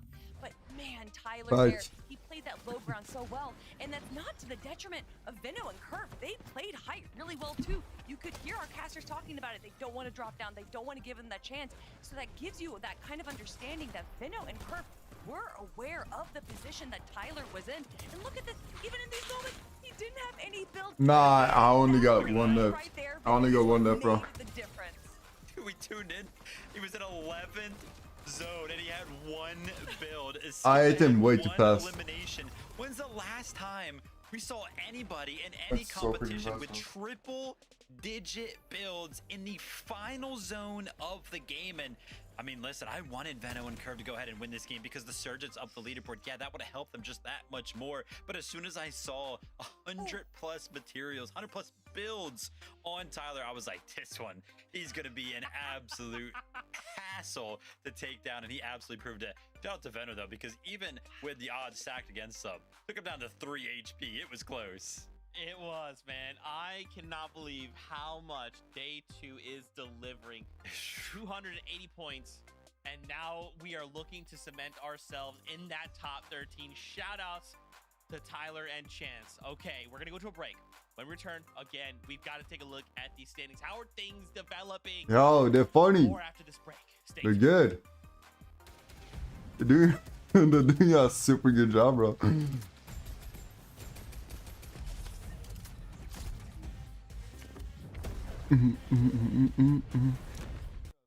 Wait, what was the bracket looking like?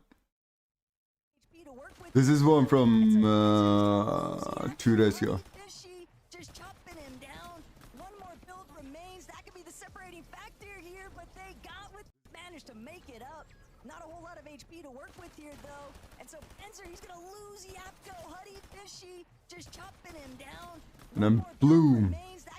They die. Good job, bro.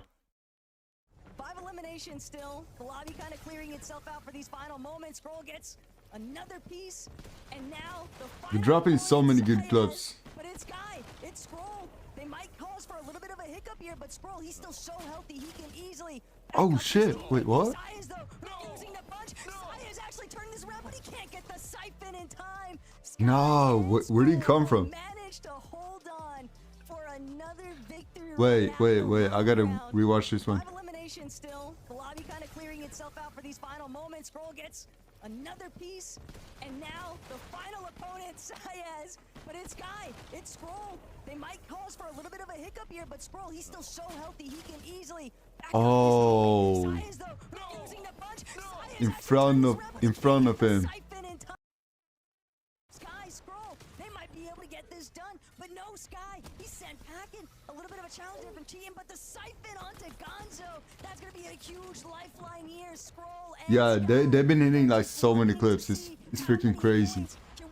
Like so many clips.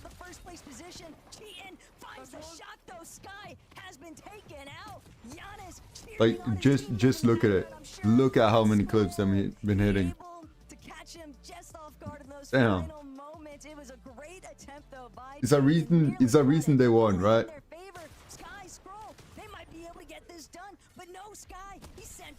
Shh. You saw that like mid-air, like. That's gonna be a huge lifeline here. Scroll and Sky. They're just looking to see how many points can we send ourselves forward on this leaderboard for the first. Wait, it started? No, I don't think so. 33 seconds. It's always going to be a sight. Over at Wonky Land, though, Tweg and Mudro actually taking a stab right now at Shark Antini, and they've been eliminated. It's always going to be a sight. End of the day, Takata and Chat. Wait, go back. Telio's gonna opt to try and drop here. Azat has managed to work his way up, but he's got to keep his eyes on Lie. because Sky Jump overhead. Flixie still managing to pull through, though. It's just a duo versus a sea of solos here at the end of the day. Takata and Chat Flixie, the moment they get a north pulling zone, they starting over ahead of them. Telio's gonna opt to try and. Nice, good job, good job, good job. Got another victory royale, second place, 9 elims. I told you we'd have to look at these standings, right? Because I'm telling you, game to game, it feels like I have no sense of stability, Kelly. It feels like every time I have a semblance of like, this must be the way this is going, right? Wrong. Is that because new the for you? standings aside, you know what? What? I'm sorry. I feel like sheesh. instability is part of your lifestyle, Zeke. I don't think that's anything new whatsoever. But for the FNCS broadcast, You're gonna play him like that? this much vivid might be a little bit new. I definitely thought the leaderboard was gonna be ready. Yo. Okay, Vivid, take it away. There is no way she played him like that. And Venno. Is that new for you? Is that new for you? In 10th place. I talked about it. They were 100. She got played, bro. You got outplayed. First place after just 2 games. Nah. They're now That's crazy. 27 points behind first place. And that elim column, it just keeps getting crazier. Zeke, you talked about it. It was at 40. Now it's at 49. I am just shocked, you know, like something that Kelly said at the start of like yesterday, right? When we kind of like were hinting at this extra point, right? Again, it's like 1 point really doesn't sound like a lot, but when you put it in the hands of like a Curve and Venno who want to get aggressive, they want to get in these boxes, they want to take these fights. I mean, look at how it's paying off. We have, just after 2 games, we started the day, Kelly, in 10th. We are now 2nd. And it's not even like they're just kind of running on the low ground getting these eliminations. No, they're also making sure that they're stealing height, checking high ground, making sure that they're taking away other opportunities from other teams. So it's not, again, what are they doing right, but what are they taking away from everyone else? And Curve and Venno are doing a great job with those sneaky height steals that we love to see Acorn do, and to see them use that strategy to be able to even just punish height. Obviously, coming into this final moment, the 1v2 against Chance or against Tyler, probably not the position that Venno wanted to be in right now, but regardless of that, they are pushing themselves up the leaderboard right now. And, you know, I'm looking at EU, the most eliminations we saw out of a team coming from Yeah, Europe. wait, where they at? 304? Wait, they still have 304? Yesterday to the day that they're having today, I wonder if they're gonna 18, end up first with place more has like elims. 446. I gotta say, Zeke, what a weird lobby that was too, with like the high ground. Like at one point there was like Oh, nobody they up didn't there, get and all of a any sudden, kind of Curve points player this kind of match. going for it. And then The when Sphinx Curve and has Venno went for must it, there was nobody up there as well. Like Peterbot and Polio had to fall jump down above. and did that huge overdrive grenade. They got like again, right where 14 they're all the points way up in the sky, and I was looking up and I was like, oh my from gosh, last is it a match. bird? It's a plane. No, it's the plane that brought Venno over from EU to NA all the way up there, man. That's how high they're getting for some of these height retakes. I mean, it's incredible. Game 7, Game 8, it went the exact same way. They took height at the exact same time, and like I mentioned, man, Game 7, they look like a different duo. Game 8, they repeated it. 4 more games. Wait. Let me refresh. But look at them up there right now. Of course, not a ton of points ahead, but what strikes me as crazy is Cold and Rapid, this last game, they hit a 10th place with 4 elims. They have only had 1 game outside of the top 10. Only 1 game, and that was that 26-1 that we called a quote-unquote mistake, right? The blunder that kind of cost them all of these additional points. But even in these situations where they're finding themselves in shambles situations, we're still pulling off 10th places, a top 10 with 4 elims. That's scary stuff, Kelly. Yeah, and that is exactly what Cold and Rapid are doing so well, is that even though they're not, like, even if they don't get their pop-off game, they're still making sure that they at least make it to the very final moment to get those placement points. And then when they do have everything right, that's when they pull off the pop-off game. So I'd love to see another game like that coming out of them. Golden Rapid, they keep trying to build some sort of a lead, but teams, they just keep keeping themselves close. They're like, what the heck? Where did Curve and Venom Bro go? has something to come with. He has something to come with. Just oh, wait. man, these guys got to be sweating, but they're cool, calm, collected. 4 games left to go. Hopefully they can hold on. Oh man, game number 9. Only 4 left before we conclude the grand finals. Casters, we're gonna send it your way to prepare us for game number 9. Yeah, we already saw one like round 1. Relax there. One thing's for certain. For you. 2 games can change so much of the dynamic right now. Curve and Veno proving that every team that is due for a pop-off will have it. But to go back-to-back like that, so impressive.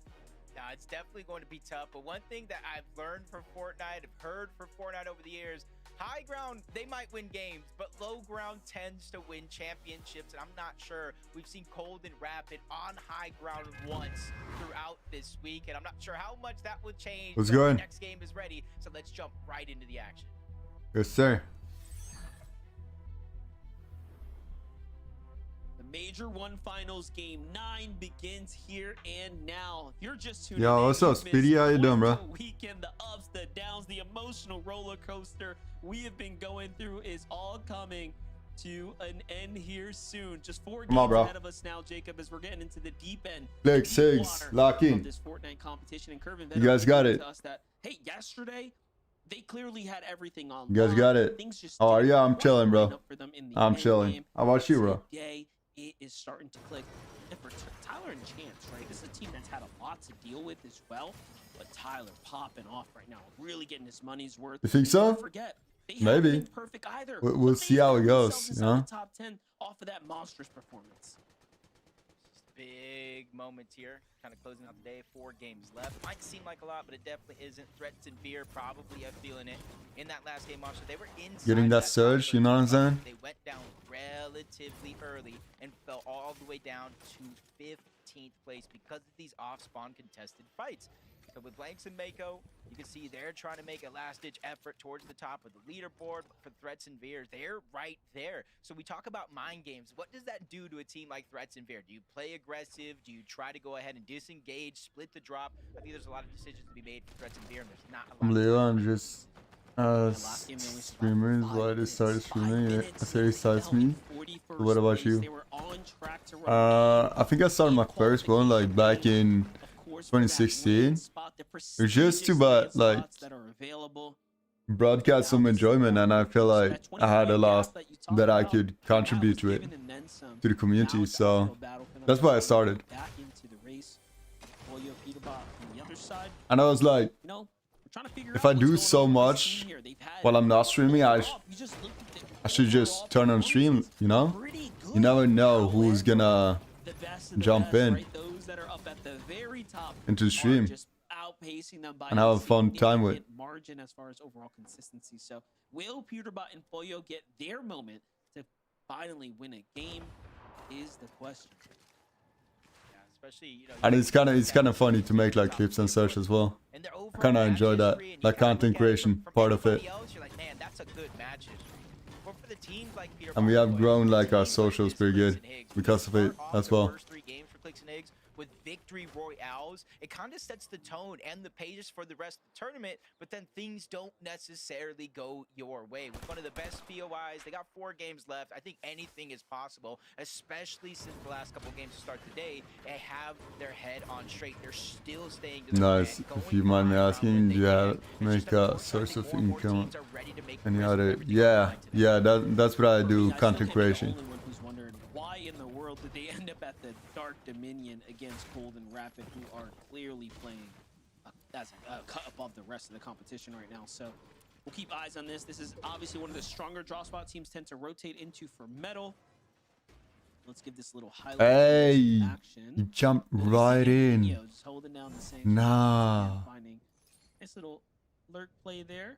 Meanwhile, Tyler and Chance survive. Hey, bush playing. Curve and Veno have not decided to push down south towards this team, and instead they end up disengaging and out towards the southern edge of the map. This is something we saw Tyler and Chance do in that last game. They landed the south side of Battlewood.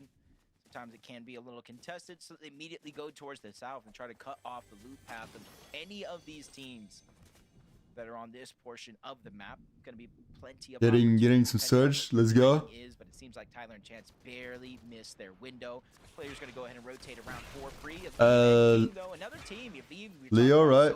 I'm not gonna answer that last one, bro. Aviv was one of those players on the top of the leaderboard, and then you take into a fact like the eval finals right before FNCS started.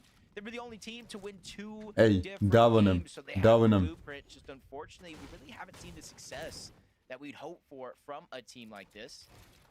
Kind of seeing if they can really bounce back in today's tournament. I think there's plenty of time and opportunity. They're at 174 points, though. About 80 points down away from that top 13 window. Yeah, it looks like every other game they're making somewhat of a semblance towards the end game, but not quite being able to push the boulder past the peak of the mountain there. Get that momentum going, but Veno and Curve actually find Magma, G-Monster right here, try to set up. And I don't thought he was spotted out, but Magma's got no idea that he's actually approaching this close here. I want to know if he's going to go for the high ground player or the low ground ones. G-Monster's exposed as well. I think they're gonna cut him out. Oh, sheesh. No. G-Money gets spotted out on the other side. No way that G-Money didn't even see them coming. Veno and Curve are ready to go all in. Box himself one, slide Nah, that's crazy. And they get taken out of it. 2 eliminations. Veno and Curve, they're not slowing down. And I've worked with Veno enough times to know. I got you, bro. Yo, thank you. Thank you for the follow, bro. Pressure down on the other opponent. The other one's gonna get risky. He plays the switch reverse card. I'm coming in from Norway, so I think you guys are like one hour ahead, right? Veno is just playing different right now. And again, this is no different than what we saw yesterday. They have been overly successful in the early game. And now that they're finding the in-game kind of formula, right? The solution to their problems, that's why they've been able to close this gap so fast. Not sure how many teams can really take them on head-to-head with the way they're playing so far. So you maybe have to catch them on a rotation. Maybe get them. Yeah, bro. Have a good day. Acorn, Have a good night, bro. Strategy. Vivid broke it down. That long launch pad towards the back. They combine both the Fizz and the Shockwave for easy rotations just like this. We jump on board Creon Dragon, who third party to fight to start the game yesterday. It was Reeton Cooper as well. Oh, that's a dangerous duo. Cooper is a good player, though. Not sure how Cooper went down in that last game, but we saw Reet by himself in some of those later zones, struggling to get out alive. So this is going to be a little bit of a makeup game, a little bit of redemption to kind of build that confidence back up. We got tagged back in exchange there a few times, so just giving away some of that damage that they're, of course, hard earning. But Cooper was lost, like we mentioned, really early last round, right? So there is some more work to be desired here. Blake and Preston, though, already at 2 elims, and look at this. It's just trying to sneak up, find another player here, lurking in the box. Cleaning things up here. Visuals Braids finds himself under some serious pressure here. Now, I was going to mention, normally by now, they're already situated in a monstrous surge base. Haven't quite gotten to do that just yet. You can see he is cap metal, though. Meanwhile, back on over Rituals and Agers here. What's happening now? Yeah, I'm not sure if they heard the noise from Blake and Preston. Maybe a reboot, not sure, but they see Preston by himself. I'm looking at the minimap. Oh, bro, so done. Gotta imagine he's either gone or outside of the lobby. So Preston on the clock, inside of the zone. It's only gonna be a 1 tick here, but they are tracing him down. He gets the patch up, which is huge. Back-to-back 50 HP being regenerated. No time to pop the shield, though. So he's buying himself a good amount of time. And the longer they stay in the zone, if Aegis and Ritual don't heal up, they could be 1 shot away, but they sneak the shot through in yet again, and the numbers advantage work in their favor. Aegis and Ritual solidify their 2nd elimination here. My only question, Monster, is how much damage they took overall chasing. Yeah, let's see how this end game goes first, and then Acorn and Bolts right now on the edge of storm here. we make the decision, right? Looking to rotate out right now. Little do they know, though. Seems like there might be a duo here watching this little angle. It's actually Ravens and CDZ who have a bit of a choke point here down in the low ground. But Acorn and Bolts hold strong. Yeah, that's what I mean. If it goes like here in the bush, CDZ had no Schaefer clicks to them. There it is. They get a couple attacks. I think I'm gonna go off because Good rotation here for Acorn and Bolts, putting them much ahead. those are the words I want to win. Kind of looking at that Like, leaderboard. Got Cold and Rapid in first. that is most of the reason why I'm watching this phone. You know what I'm saying? Like, Big teams, right? But remember the reason why Venno came from EU to play on NA in the first place. It was to play with Cold. They had a bunch of lackluster performances, which caused them to split different ways. At one point, you saw the Peterbot and Poyo split up. Venno was going to play with Peter, but then he went with Curve. Cold was like, I'm going with Rapid. They already qualified for the Reload Elite Series finals, so they already had that chemistry. I think the exactly, bro. saw that one coming from a mile away. So it's interesting to see two teammates who broke up now fighting for first and second place on the leaderboard. That's right. And Minish has that LAN experience as well, right? So bringing something totally new to this team here, and if they continue to do what they're doing. yeah, hopefully they step up, pay off this one. Sure.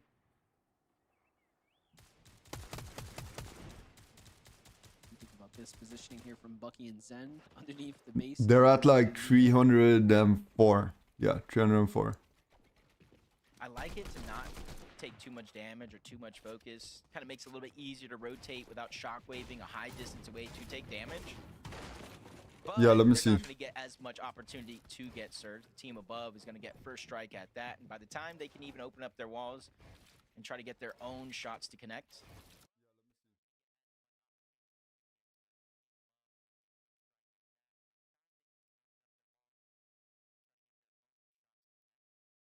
Let me see, bro.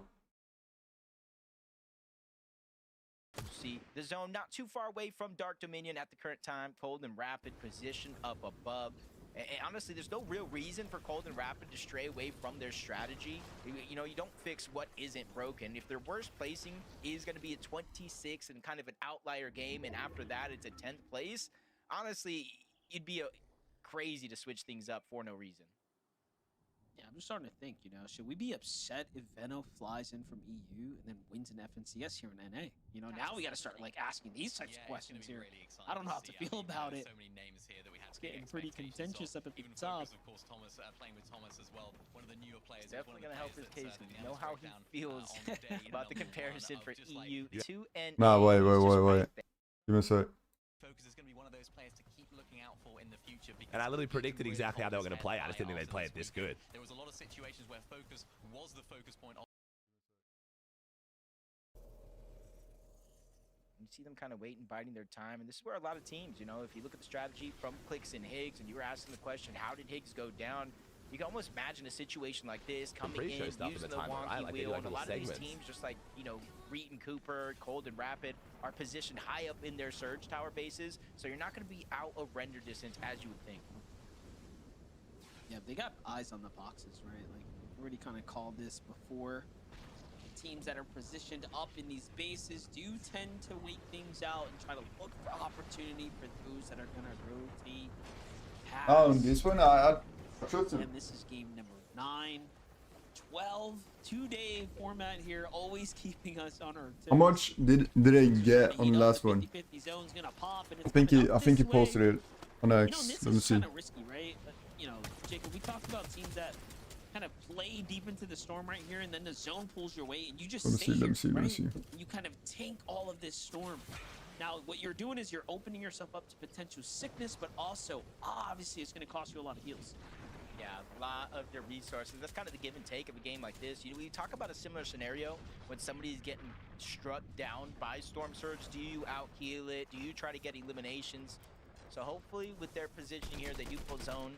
Reed and Cooper, they're going to go through their splashes, maybe some pizzas to try to maintain their position. Not only on high ground, but on the north side of the map where it's going to open up. It's going to be a little bit slower to travel through. Muds and Sphinx, Storm Surge does activate 175 above the damage threshold. You're seeing they're only peeking for small opportunities. They're level with the ground, so they're not going to get as much information from all the teams rotating in. Confused for a second. It looked like someone literally fell out the sky. I'm like, do we have an in-game event happening right now? What was that? Sphinx and Muzz just kind of hanging out right now. I like the spot that they're in, 150 above. Not too bad. Not exactly safe. However, it can go either way. See Curve, Venno now. They've already found themselves pretty content, right? They find their elimination. They get the big cleanup here, and they haven't quite left. They just took the Surge base and have turned it into their own strategy. Now zone's continue to pull this way. They're gonna have to shockwave out here shortly. Here it goes. Going as a team, but ooh, someone's waiting for them to make that move. A little bit of damage onto Curve, but Veno goes untouched. Yeah, those are the risks versus the reward that I kind of look at in situations where you're shockwaving off of height. You have a good bird's eye view when you're able to kind of be up here, Monster, but once you shockwave down, you kind of leave yourself open to taking the shots, just like you saw there. But Bro, they have were very so good spot the game. to They're in get the the surge, pushing when like it comes so to good. Storm surge, so they can take minimal damage just like that. I see Clicks and Higgs still rotating in from one. Yeah, bro. A little bit of slower rotation than others. They're taking a lot. Look, bro. They're right there. They're right there. Clicks is a freaking legend, bro. Like, let's be honest. Clicks and Higgs, it's such a king duo. Definitely coming up short from what we expected. It's hard to live up to that hot start. Hopefully, we're gonna see some crazy plays from them. Tries to go up and You feel me? They get caught in the process, also find themselves below the surge, so there's just all types of problems here to deal with. Meanwhile, Veno takes full advantage of that. They get the refresh that they need. They might even build into the zone here with a monstrous metal base if they wanted to. I was going to say, they obviously have enough mass to do so. Let's take a look at it. It's Veno. Leo, trust. They're gonna get it. Just big damage. Not sure what Slepsy was thinking, but I saw him 500 below the damage threshold. He's probably trying to drop on anybody with a surprise attack. Oh, they're moving towards like cold. You know, the team No, they're going off to Peter. Apollo. Not even in that direction. Probably after the elimination got cleaned up, the loop kind of made itself known. Paper looks around like, ooh, what is this? Kind of gets Do you play sports? see them continuously staying on these. Nah, I've been like playing a little bit of. Especially since they're already in What's it called? Place, they don't have to change up anything here. What's it called in English? Above the threshold, just waiting for the next zone to pull, and more than half of the lobby just got max full. Not tennis, but the other thing. The other thing, you know what I mean? Yeah, I mean boxing, you know, yeah. Final moments of game number 9. Played football back in days, you know what I mean? And Clicks and Higgs are 150 below right now. Still plenty They good of though. room. They got 2 med kits. Jug. No, come on. Please gotta clutch this one. It's Agers and Rituals are here to Bro. clean it up, and they take out some of that close competition there in Clicks and Higgs, and the runway is starting to open up now. Meanwhile, Curve and Veno clear. How about you, bro? You playing sports? They have high ground and max material once again. This just doesn't get better for them. Yeah, I'm not sure if these were all. Why are you gonna do us like this, huh? Why are you gonna do us like this? The last couple of zones to make sure they maintain their presence up above. You see them with all that extra loot building outward, not necessarily to hold the tart, but just to get their edge inside of the zone. Peterbot and Poyo filmed the same struggle. I feel like they kind of done like Peterbot and Clicks to like enemies. So everybody's either gonna be like Peterbot or Clicks. You know what I mean? But either way, Poyo was able to clean up at least one elimination and continue to build up on that storm surge. Only 3 players need to go down before it deactivates. Yo, Leo, who do you cheer on? Cold and Rapid. There goes another one for Cold, adding to his total. It's crazy, man. The amount of eliminations they managed to find in the end game is Yo, that's cool. impressive. And they're in We like the lead, that. mind you, right? So this is really gonna give them that room to run away with it. Academy You football. start looking at players like Rapid. You start looking at players like Curve. Wait, is that like? FNCS Is that like championship college under your football? belt is one thing, but having it on NA just hits a little different too. So for some, they're looking to unify the belts. For others, they're trying to put the stamp on their name. And for folks like Curve, talk about really showcasing you're one of the greats now of the new era. First, you got to do it. Rapid and Cold continue to play the strat. Going for low ground front side here. Now, this time they do have low material count, so they will need a big refresh. Which, honestly, Bro, it's Rapid as something. worry me just one bit. Curve finds one though. They're on 8 eliminations already, continuing the pressure on the lobby. Absolute destruction here on NA, and really have to take note. If Veno finds himself in first place when the tournament is over, he will be a new 2-region champion, EU and NA Central, arguably 2 of the hardest regions to win a championship on, but they still got a quarter of the tournament left to play. I wonder how high on the leaderboard, like, Peterbot and Polo is. Pressured by Jack and Penn and a few other teams. Everybody forced to rotate in. Finds a Fizz, trying to take advantage of that. But he runs into Peterbot and Poyo on the other side of the wall. Luckily for him, it looks like Peterbot and Poyo have their hands full, so they don't Oh, Cole got a clutch up. He's by himself. No extra heals, no build. This is what the entire lobby needs to have a chance. No, so basically, if you get scouted into academy, and stay there until you're 18 without getting kicked out, you make it pro at high level. Football starts like. Meanwhile, Acorn and Bolts find a two-set elimination now low, and then we jump right into Poyo, who also has a refresh of their own. And Yo, that's pretty good, man. into this competition now. Keep freaking going. So if you stay there until you're 18, you're literally gonna go pro. That's what we're talking about, bro. Leo, listen to me. Listen to me. You keep going, all right? You got this. You got this, bro. Trust. Trust. With the placement as it comes in, but down below the counterpart, Agers and Ritual still running wild. 5 eliminations of their own. They have You made it this far, you're gonna make it. They don't even necessarily need an elimination. You line it up, they will knock it down. Bolts and Acorn here, 4 eliminations now on the low ground. Peterbot and Poyo, we already know, have solidified their high ground position. Bolts just continuing to do what he does best. That's a monstrous refresh, and he picks up everything here. Gets the Chug Jug as well. He's just living off. Come on, Bolts. But no, Acorn gets caught there by Javi and a minute. Tyler still holding on here as well. Somehow finds his way into top 5. When we last checked in, it was 20th place, and Tyler is just clutching up. Of course, man. Showing us how badly he wants it. Bolts here on the low ground, though. Javi and a minute here, full duo. Versus, of course, Peterbot. I got you. From the top, it's not looking too good here. Yeah, Wait, do you play like Fortnite as well or not? You just watch like FNCS. Realizing it's going over recycled builds, they can maintain their presence, but a blessing for them is the same blessing from down below. Javi and a minute are able to utilize that same scenario, and rightfully so. Look at their material. Oh, Polo got that high ground. Holy. Peterbot knows what to do here. He's just Peterbot is gonna go down and clutch. Oh shit. But Javi comes up, finds a little cheeky angle from the side there, but he's got no mats. Peterbot also punished too. A minute's got nothing, but Poyo's coming down to finish the job. Peterbot's already got the full conclusion there, and now Jacob, it's just looking like a 2v1. Yeah, I still got it though. He only got like 5 minutes. 5 minutes. What is he gonna do?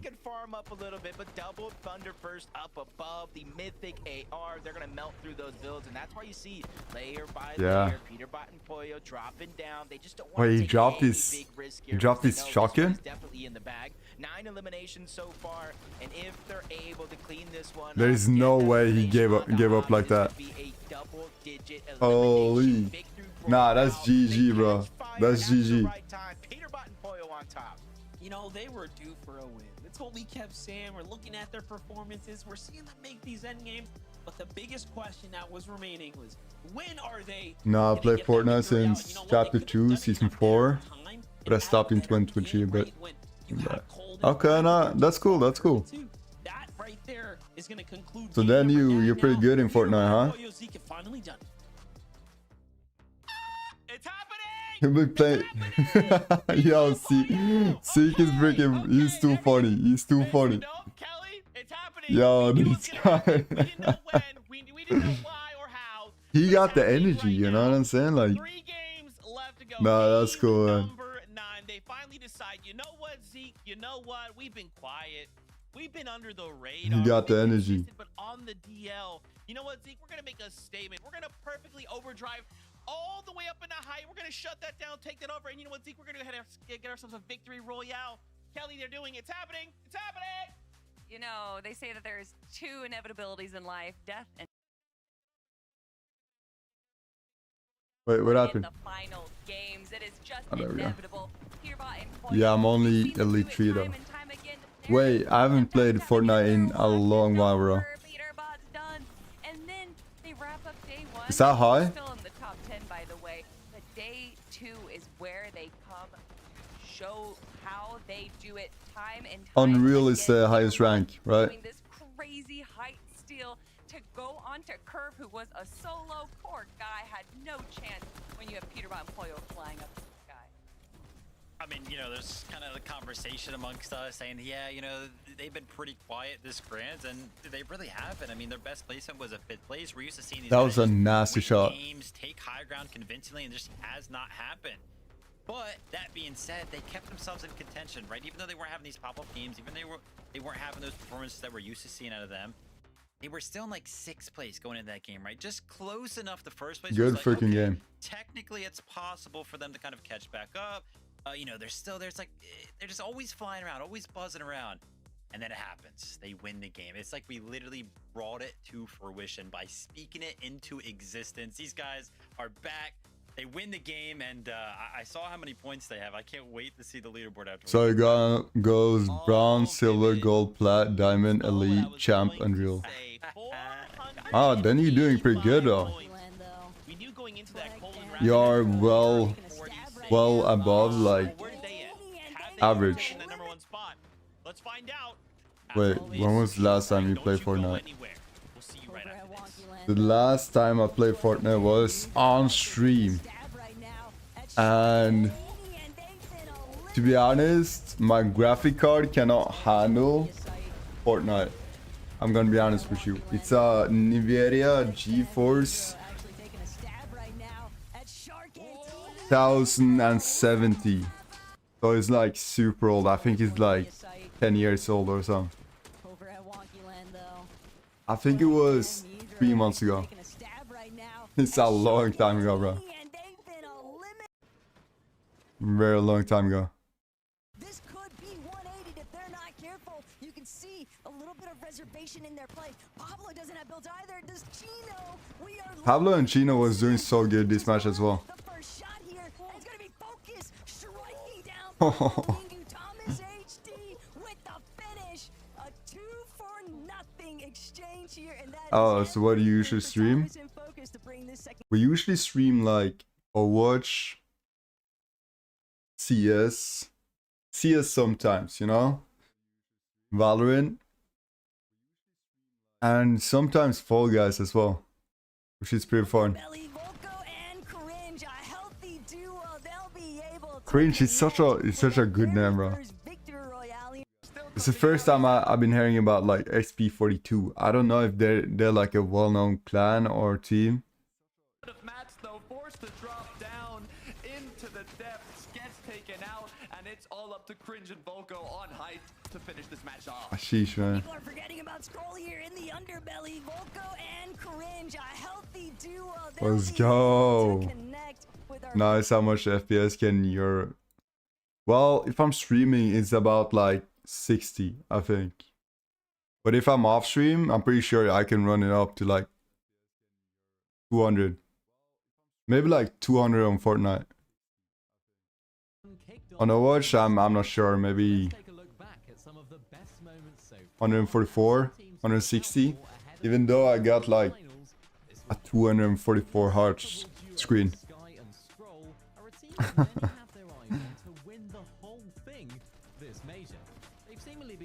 Since the beginning of time, and although they haven't always delivered on expectations, this season I'm gonna upgrade the graphic card, you know, so it can get better. That's pretty good. Think so? I would like it to be like 244, you know. That would be amazing.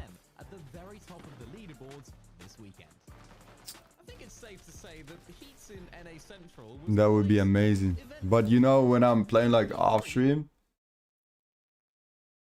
I usually have like the screen right up in my face, but when I'm streaming, I put it like a little bit back. Does he have the time? Because he certainly has the gold. He touches it. He gets the first patch up. He's looking for the second patch up. Hello, hello. Seen a pay-to-win situation, possibly qualify them to the grand finals. Stiff knows what's going down, but he can't. Oh, he's trying to go for it. Just seconds too late. Electro V-bucks his way into the grand finals. To try to go You gotta play smart. You know what I mean? You gotta play smart. fighting, Zeke. So instead, they make everyone sweat a little bit. They have a little bit of a struggle through day one.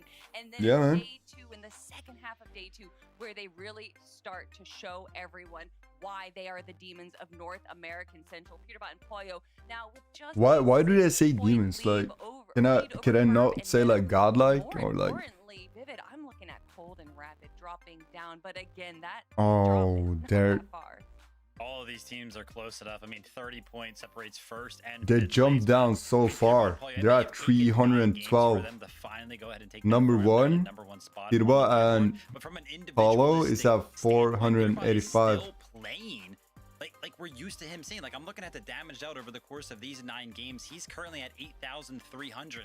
In second place right now is actually Asiers with 7,300. So Peterbot's 1,000 damage dealt ahead, and that's exactly what we are kind of used to seeing. Sure, he's getting beat out right now by the likes of, you know, Agers, Curve, Veno in the elims category, but he's I told still you. up there with those guys, top 4 in individual elims. These guys are doing good. All of a sudden, finally, I told they you, get bro. that win, and now they're at the top. I just can't believe it. The story is what it's gonna be, and of course, right now is when Peterbot and Pollo decide to pull out a win and take over the #1 spot. But let's start to look at this top 3, right? Curve and Veno. We see them in this last They game need to finish come back, 12 bro. with 8 elims, right? And it's funny because Levin joins our call and he's like, "Oh man, that's crazy. That Veno guy. Where's that Veno guy from? He's from NA, right?" We're just like, "Okay, buddy. Okay, Levy Poo." Man, these guys are going crazy. 57 eliminations, Kelly. You called out a number not that long ago over on EU what their record was. We're right there. We're right there with 3 games left to go. That is right, and we can imagine that if a little misstep happened over here with Veno, if that misstep did not happen, that they would probably even have more eliminations, if not win that game. But unfortunately, Veno did go down to this. Oh. Right here. However, So lucky. was able to hold the high ground for just a little bit. But Holy once some of the other teams sheesh. noticed that Curve was a solo on high ground, obviously it was going to be stolen. But regardless, still having that many eliminations is going to keep them up in our leaderboard. Vivid, we're going to ignore that, okay? Levy Poo is wild, by the way, Zeke. But I mean, yeah, the standings are just. I didn't know you told me. Crazy. Would be a lot So, right there if no. first of all, bumped off of God is my provider, kicking himself right? for that one. But close on their heels, man. You know, I talked about this. And I have fifth place, only multiple. separated right now by 30 points. Cold and Rapid. A lot, For right? the first time, we kind of see them But- slip out of that top 2 spot. It's been a while since we have not Making seen quite a them lot towards the on top. content creation. Rough little go for them in that game right there, but still, here's the crazy thing. All 5 of these teams going into the last 3 games, any one of them could win it. Yeah, I mean, Right. you can look at Agers and Ritual, right? 467, right behind Cold Rapid, a single point. Even Acorn and Bolts, 455. And Acorn and Bolts get a 3rd place, 5 elims in that game, right? Like, this is absolutely going to come down to the wire. Right now, there is no clear in a way like, hey, you know, Nice. these Yes, sir. teams ahead by 100 points, and they're just flying. It's like every team right now on NA in this top 10 is shining, right? For different reasons and at different times. So I'm almost wondering, like, now that all of these trios or duos, excuse me, the top 5 are firing on all cylinders, where do we go from here, Kelly? Where do we go with 3 games left? I mean, for Acorn and Bolts, I think that today, for the start of day 2, it was It's a little bit 3 games left, and 8th place out of 11th yesterday, and then today starting it Clicks off at 12th and and then a 32nd he's place. gotta get up from top 10. Storm damage, which they didn't take out all from Bro. day 1. So obviously, They got it. I believe in them. I believe in them.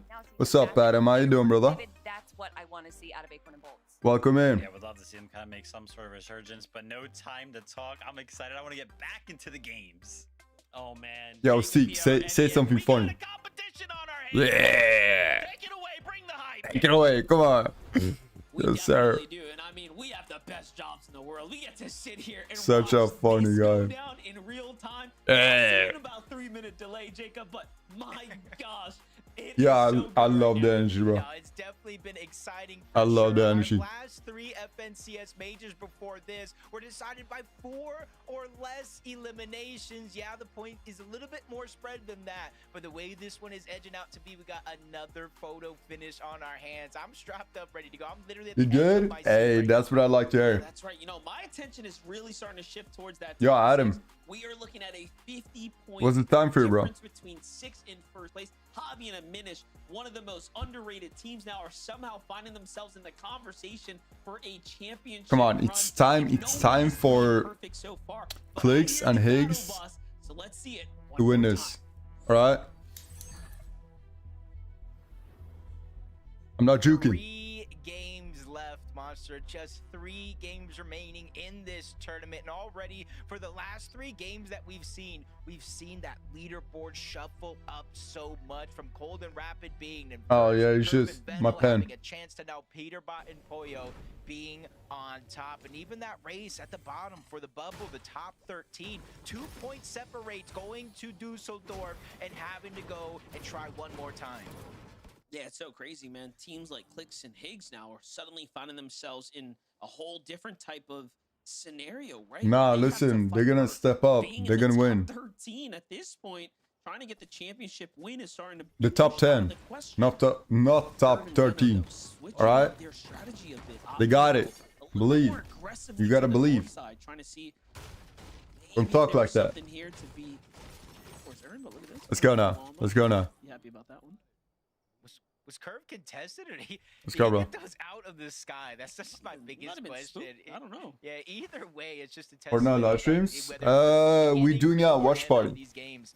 I don't know what they ate for breakfast, but I need to order Yes, sir. 2 of those because they are just firing on all cylinders. QK, Contrap, they had such a great moment to end the day yesterday. Most of us didn't even know where he came from. We've been checking out like 8 eliminations that bursted them inside of the bubble. the FNCS, the championship for EU, and this is now NA. Need to close out strong.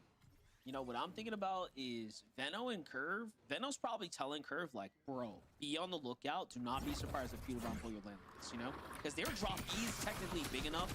Oh yeah, it's If multiple. You know Veno, he's got that main character energy, right? So does Twitch, Peterbot. YouTube, get, you know. The way he treats Clicks in a finals or any other rivalry that's neck to neck, he will definitely land on someone like Veno as well. Just Bro because said this neck to story neck. Neck to neck. and they're all that close. What do you mean neck to neck? 20. Bro, it's funny. Echo just trying to go ahead and get out of a bad spot. Both of them kind of separated. Like Flex got a good opportunity here. Took too long to go ahead. Bro, and I love these commentators. to disengage as Neko reunites along with 20, trying to push them back further and further. And that's the thing about these split drops, to where if you don't go ahead and get those eliminations on the contested drop, it makes finding that loot that much harder. Mako Blanks going ahead and pressing on to Muss. Yeah, I know, I know. Riptides. They have a good 2v1 opportunity here, but they're continuously trading shots. Muss not going down without a fight. Another chance there as he lands another big tag, 26 HP. Even the knock on to Blanks. Think so? Chance to 2v1. In comes Liquid as Duo We'll see. finally arrives We'll see. to clean up that elimination. That the party does not stop here. I think they're gonna step up like heavily. Fell out, are ready to make up for those mistakes early on. They have the fizz, they have the shockwave. They're trying to close the gap and figure out exactly where he went.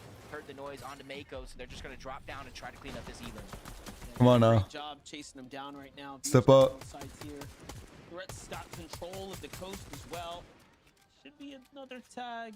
Unfortunately, they don't quite find it, but this is still great damage. Boom, let's go, let's go, let's go. Push it, push it. It's 30 HP. In the top 10 and then fell within around that 15 place. Yes, sir. After slipping out, so Veer and Threat still have some big games to be out here. Just getting more and more crowded over here towards the Riptides, though. Got Nick and Skinny Cat moving on over. Threads and Veer kind of gave up positioning, chasing for that Elim. Then you have Muss and Liquid on the other side of Riptide. So even though they were able to get the one I think it was my cat. eliminations there, I don't think they advanced their position all too much. Higgs and Clicks, they get the legendary drop this time out of Wonky Land. Better chance at those rare chests, more gold. And already at their POI, they almost get maxed mats at that mini game. They have the wonky wheel, so they have everything they need in terms of finding success. And early on, obviously, it is only the first zone. It seems like it I'm getting so concentrated when I when I'm watching this. I'm not even joking. I'm not even joking. I'm like Though, Jacob, they did win the game, right? freaking glued to screen. Flicks and Higgs calling on some connects here to try to make something big happen at this point.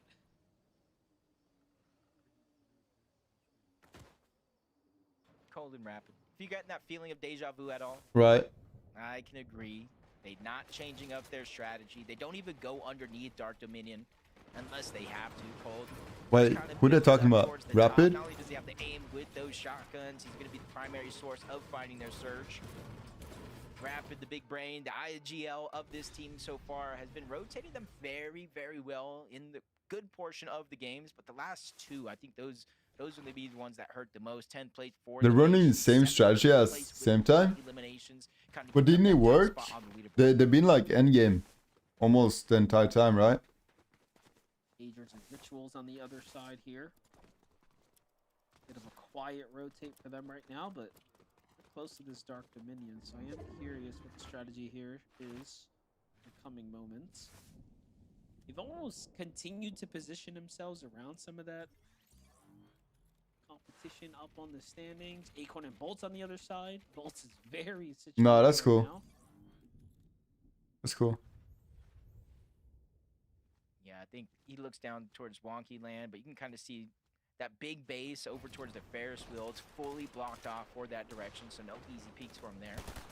Oh, Cooper is in trouble again. Landing though, where Power and Penta make themselves known. At the Reek and Cooper drop spot, back on Orbert towards that launch pad, typically where the primary source of rotation goes through. Cooper down below, tries to go for a cheeky shot onto Power, but he regrets that one momentarily.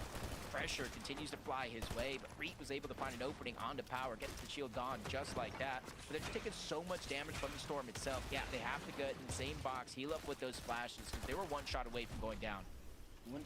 I know, bro. The top 13 lane spot right now. They cannot afford to fall here. Reed and Cooper do enough to push this team off, but at what cost? You saw them again healing a bunch, so we can't even tell if they're actually out positive after this exchange right here. Yeah, bro just gotta keep it up. Well, they don't want to let the elimination go for free. They get the good damage onto Power. They shot 10 HP. 10 HP. He's down. Distance, and now they get They finished, bro. Instead of cleaning up instantly, they know they're going to take damage from the Storm. Let the Siphon do its thing. Reed's going to go on the chase. Sees Penta trying to run away, and he's just trying to follow suit. Only thing is, he only has one Shockwave left, so yep, he's going to have to use the Fizz to really make that Shockwave worth it.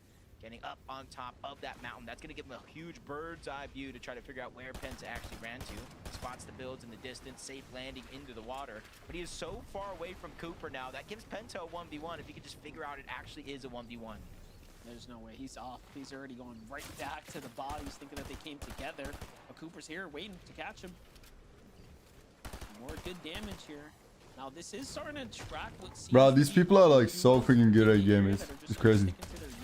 Let's be honest. It's a reason why they're in the game, right? Imagine how much work they put in to be like where they at. They were looking for here. They're Crazy. not quite safe again inside the top 13 just yet, but Crazy. they are there now after the 8 points they earned there. Meanwhile, Visual and Braids. What is this? This is a completely different strat. Even got me shaking my head, scratching it, trying to wonder what went wrong. Typically, we see a team like this spread out on these mountain ranges that you see there in the minimap, and that's how they get a lot of their surge. This time around, maybe trying to wait for somebody to lurk in late, find something. Hopefully, they make a mistake. Timing, if it doesn't work out, though, might put them behind the rest of the curve. As QK Hey, and Con I got a pew pew. elimination over here. Give me towards 10 Main seconds. Bombs. Instead of going on a wild goose chase, though, they're going to let that solo player run away. Maybe they could turn back and get the elimination later. We know we're going to go for a reboot eventually. But for QK and Khan, man, this is going to be a good start to the game. Get that damage early. And once you got that Storm Surge damage early, it kind of opens up flexibility to be able to focus on the rotation instead of just getting damage. Yeah, talk about those eliminations too. I'm going to be keeping close eyes on Visuals and Breeds too, because like you said, that is such a massive risk for them to take here, waiting inside the base, hoping to ambush someone. And then you look at the map. Look at how much distance there is between other players. It, again, from here looking at it, might not pay off We'll just have to see. Peterbot Boya, though, back to the same trusty strategy, keeping this huge surge tower. This just seems to work out a lot better for them, and then pushing teams that they tend to weaken on the way. There's an Aegis, one of the few down here at the Dark Dominion. So we saw them rotate past this. They didn't go around to actually contest Cold or Rapid, of course. And shots coming in from Peterbot's duo up top. Yeah, they spotted that one out quick. Saw the surge base, saw the window open. Unlike some of the other surge bases where there is no top on their base, you can kind of, you know, crouch, uncrouch, peek over, not really give yourself away. But Peterbot built it in a way to where it's getting a little impossible bit. to get shockwaved on for free. So usually we always talk about Peterbot and Boyo hunting teams down. I'm getting in the back of my head. Maybe they're prepared Turning the if heat worse on. comes to worse. That happens to them. They are the team to beat after 8 games so far. I should say 9 games. We're here in game 10. Let's see if that lead goes away. Muzz and Sphinx go. over towards Humble Hills. Zone moving on over towards Squibbly Shores. We talked about last time Clicks and Higgs had his own move over in this favor. I think everybody here on this side of the map has just been gifted a little bit of opportunity, which includes Muzz and Sphinx, who's currently positioned 8th on the leaderboard. Done really good today, too. 2nd place in that first game, 12th, and then a 10th, right? So Oh, you a see, lot of in-game Peterbot and Polo, appearances so far from they Muzz got and the Sphinx. perfect view. If they just look a little bit down to the left, So on pace right they now. can see him. Great opportunity here to find some Phasma from Mountain Prom.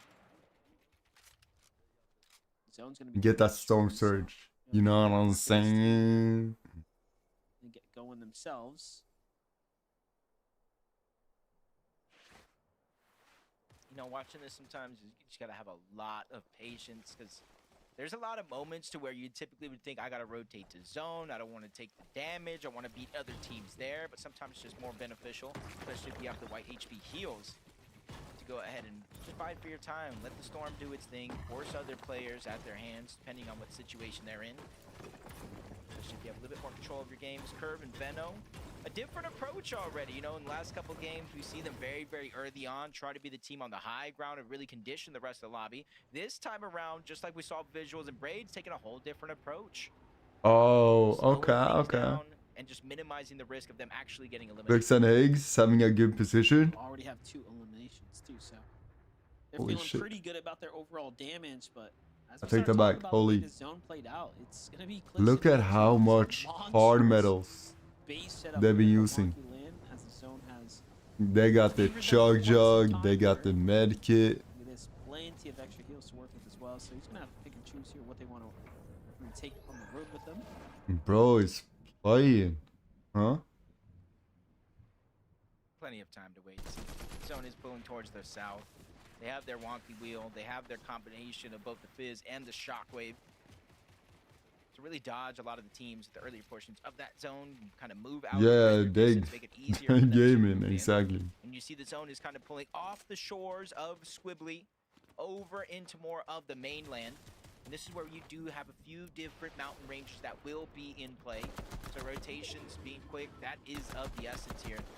And that's where you see now, for all those other players that have waited until this zone to try to move their way in, you're seeing Cold and Rapid, they're pulling that edge of the zone. Instead of going straight in, they know this side of the map is more than likely uninhabited by a lot of the players, so they're just No, let's go. taking a slow approach yet again. They don't seem to be in a worry, and they don't seem to be desperate to make any big plays. Yep, and they got little bushes to play with as well here. So with the zone coming back their way, look at that. They have a Come on, nice get that ambush storm set up here. surge. Multi-teams Peterbot. rotating in. Peterbot still finds himself safe. Yeah, I turned the heat on. Here, so long It as was they a little found bit their cold, damage, you they'll know? be just fine. Aegis and Ritual haven't really moved either. It's so good now. rotating their It's good now. last position here. They're only 83 above, so this is a much more precarious situation to be in. Yeah, it might look good. It might look good now with the damage being above the threshold, but you know as well as I do, the way that some of these games have been going, you'll be above in one zone and then instantly fall below in the next. Just, we need to get down to a certain true. minimum of players for each and every one of these zones as the game does progress until it eventually does turn off down to 40 players overall. So they're really playing, tiptoeing with that line when it comes to Surge. Cold and Rapid, similar situation, only 143 above, and it's not easy for them to rotate from point A to point B. About 30 damage is going to get taken off of that Surge. One thing to note, though, Oh. they were max material coming out of that storm there, so they are in a prime position Where here. was his teammate? Don't let that material count fool you. They are getting late into the end game here. A little bit of storm. Where was luck Bro's here, and teammate? they'll be in a great spot to be in. Overall, though, Peterbot and Boyo, the same can be said for them. They have this high ground base. They've had the zone this entire time. They're finding a tremendous amount of damage from this advantageous spot, and now they get to shockwave out and play into the Dark Dominion. So this is actually called in Rapid's draw spot. And again, normally when you get the drop, obviously we've seen those teams turn these opportunities, if you will, into huge wins, if not better. But again, that is to be determined, as now we're starting to push that end game. Venno and Curve, no pressure so far. They've just been sitting on the vending machine trying to see if anyone was willing to come this way. Clearly, some people got a little too close to the fire and got burnt here. Oh, get that Magma refresh. and G Monster. This is another Venno and Curve elimination onto the same team. They just can't catch a break from them. Yeah, and I know the game's still going on, but with those eliminations there, they take first place. No, in the next tournament. break, I'm gonna go and get some water. It's gonna continue to jumble, but it goes to show how close the leaderboard We have this game, actually is. and then we have two other Am I games watching a replay? after Am I this watching one. another clip? Peterbot and Boyo are just finding opportunity after opportunity, and it's on to Yes, sir. Veer. That is going to be a heartbreak right there if Threats cannot clutch out some good points in this game. He is only 4 points away from that bubble. Yeah, they were doing so well after finding those two elims, and now lose your teammate kind of Gotcha, bro. Maybe that much more tougher. Well, you have to make at least 20 or 30 points. As we were jumping away, I think I saw Venno find another elimination there too, so the rotates are clearly working well. Yep, here it is. We get to jump in with that. They're at 5 elims now, Jacob. Things are just starting to get really pieced together for them. Take a look here. They find Come a on, bro. lobby focus Like- into Jack. They get the elim credit. It just can't work. Clicks any and Higgs better for need them need now. some elims So all that matters and here placement for them is points. just going to be key positioning. I believe in The them. end game. They No they got one's it. They facing got it. top either. Somewhat of a vacant 20 storm above. surge base from before. Hey, Corner, you're gonna need some Not bad. storage as well, bro. Stone this game as well right now. Barely holding on to us. They found themselves only 20 above. I see Clicks and Higgs there in the distance too. Meanwhile, Peterbot continuing to find eliminations.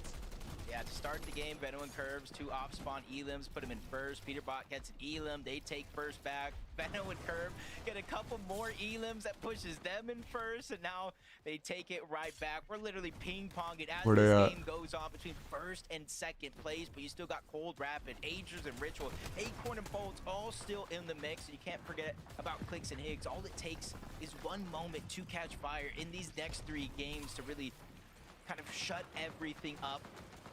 They do have that gold chaos. They got the purple. He's Acorn, good. they He's got good at the math. slap pizza, they The got only Riz, thing they is got that he Shockwaves, needs they got some all the heals. resources necessary to have a good game here. They got a chug jug, 80. Roll, depending on where it goes. I Got a see it few moving towards heals. the south. We're going back in and through Dark Dominion. So even though we got those buildings we need to worry about, it's not as drastic as a North Pole and all those mountain ranges. Jacob, I also saw Visual and Bray still alive as well, so it seems like their risky play did pay off there. In the bottom right there, still fully healthy. Clicks and Higgs opting to go for high ground here. Once again, this time, as early He's at as the 58 above. zone, Oh, Wild that's teams are so playing good on pretty search close though. to second height, so this is extremely risky. Oh, Hobby and a minute still in the sheesh. game as well.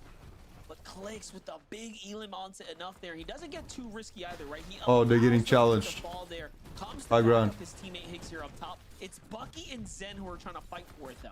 Yeah, and this is another reason why I think it's just a little bit too early sometimes in the game. Pollo's Not down. only because of material, but it's because of everybody sending it up above. You said it yourself, Pollo down. There's a lot of pressure here on the Peterbot to maintain their position on the leaderboard. Quickly peeks up, steals some of that loot away. Curve and Venno are on the other side, literally first in place, staring at each other through the wall. And I think Peterbot knows that danger's around the corner, tries to go up. Shockwave above, makes the play onto Zen.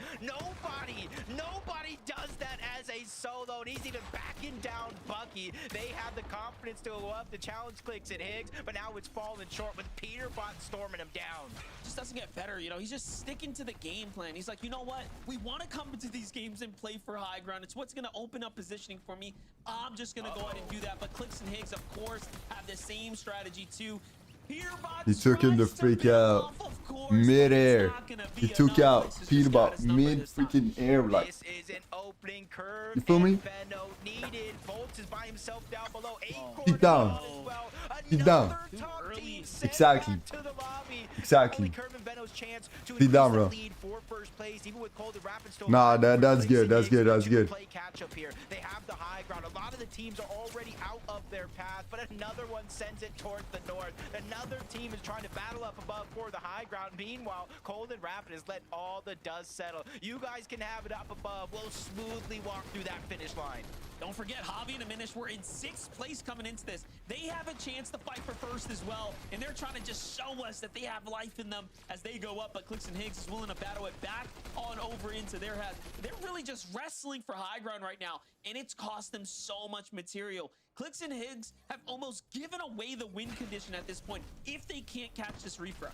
Yeah, you see Curve and Benno just waiting in the shadows so smart. For a moment just like this. Everything up above is expended, but they're actually looking down below. Look at the material count, the lack of resources. They might have what they need to take the high ground, so Clicks and Higgs have to give it up. Hoppy in a minute. You said it yourself. From top 6 to start this game, this is their chance to increase their positioning, but Benno's backs up against the wall. 6 builds, tries to find his way to the front side of zone while using the bare minimum. Curve yo, he's won. Against Clicks. No builds left. He's gonna have to 2 HP. and now Clicks is by himself. 2 HP. A quick peek from Benno. He returns back to the scene of the crowd to take down his former Why, teammate. man? Unfortunately, he did lose Curve in the process. He finds Prom here as a solo, but no, Nut comes to back him up, and then he has to back off here completely.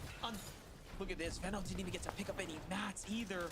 So now he's down to 4 builds. But hey, look, inside the top 10 now, still earning points, but you have Cold and Rapid making up for time lost. But Venno's still going. What's happening? Taki too, and now he's at 9 eliminations here, Jacob. This is a legacy at its finest. Venno is really trying to put on, not only for himself, not only for Curve, but the entire EU region, saying, hey, You got a quote, right? that easy. Cold and Rapid, though, still a big pain in their side, but Rapid goes down. Muzz and Sphinx drop down from above. This is literally chaos at its finest. This is crazy. The points here being added up. Meanwhile, Venno is just soaking up placement points because the lobby's doing the hard work for him. And he goes into monstrous shot onto Ritual. Comes back and take a friggin' 180 and then just zoom. See you never. A freaking another one. This guy's crazy. Can he get some time to pop it? There it is. Tries to break out through the top. Look at the game sense, the awareness to break out of the dangerous layer. Venno is firing on all cylinders right now, and he is Wait, what? I can't believe what we're Yo, this guy's taking everybody out, huh? He's taking everybody out. Oh wait, no way. There's no way. Sheesh. How is he still doing it? How is he managing to earn these points? He's trying to get it back in blood. He might actually get this elimination here too. Zipta falls down. Void's all weak, and he gave us the performance we were looking for there, Jacob. Oh my gosh, Monster, I needed a moment to breathe there. My heart is pounding. I'm not even playing in this game, but Venno came to NA. He is taking over. He picks up Curve, and this team is a bulldozer in these NA lobbies. They're single-handedly taking down top team after top team by themselves. Yeah, bro, he was not joking around. All the praise in the world, Zeke. I am at a loss for words. Obviously, we want to talk about Benno, but we need to highlight Zytha and Void. Oh my gosh. Bro, this guy like so into roll. That game, and literally Benno is just mowing down players left and right, and at the very end, it is a 2v1. Zytha Void, they take advantage of that, right? They say, hey, look, if it's just you, even gods can bleed sometimes. We'll walk away with the victory. Wait, what? 219 points. These guys are looking to secure What did you say? a spot going to the Oh, that's summit crazy. with only Take 2 that back. games left to go. This puts them in a really good spot, Kelly. Yeah, I mean, considering how crazy the low ground was, to have a full duo in that moment, being able to take on Veno, I mean, 6 eliminations definitely going to help them up the leaderboard. But my goodness, that looked like that could have been a 1v2 in Veno's favor. But again, shout outs to that duo for getting the 10th VR of our. That one was close. What a nail biter for the duo. Yeah, they were kind of just hanging out, right? We saw how many solos there were in that lobby, and amongst all of the chaos, amongst Veno just mowing down all the lobby, that duo there at the end, they just get to kind of look up and like, wait, where'd everybody else go? Right? We only got one player to take out for the win. All of a sudden, they go ahead, they clutch it up, they take the win as well. So it'll be interesting to see how that win right there shakes up the leaderboard. Oh man, we're gonna go to break. Bro, see his face. He's like, Absolutely taking a look at Curve and Veno. That solo clutch was oh, so funny ass guy. incredible. We'll see you guys in just a few minutes. Don't you go anywhere.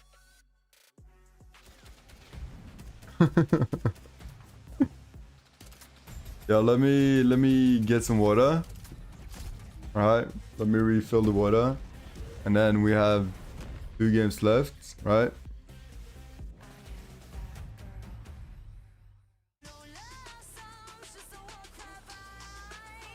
Yeah, I got you.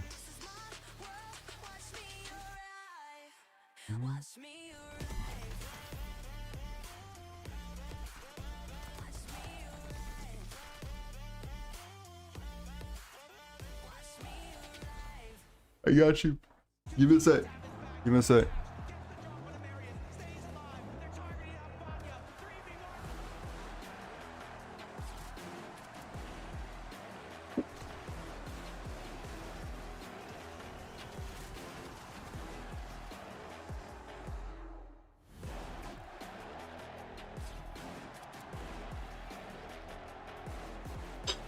Yeah, it's 1 minute and 54.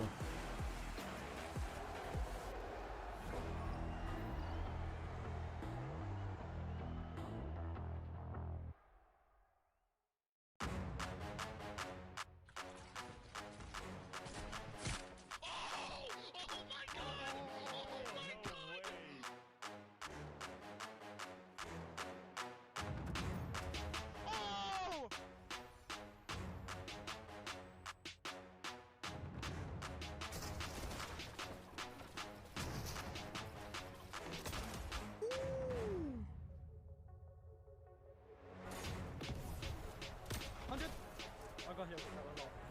I'm popping med bit. Wait, short. Got 6 builds? No, max up.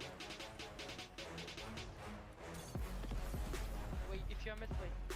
100! 100! Oh my god! Oh my god! Oh my god! And I don't know how to feel about it. You're not used to losing. Getting beaten? Not like this. These players are just so locked in. Could it be the milk?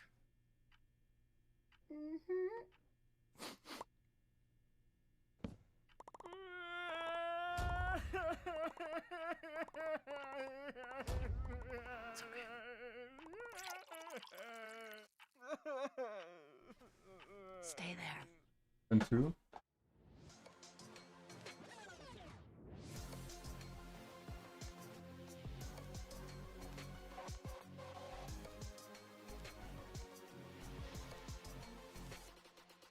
It is, bro.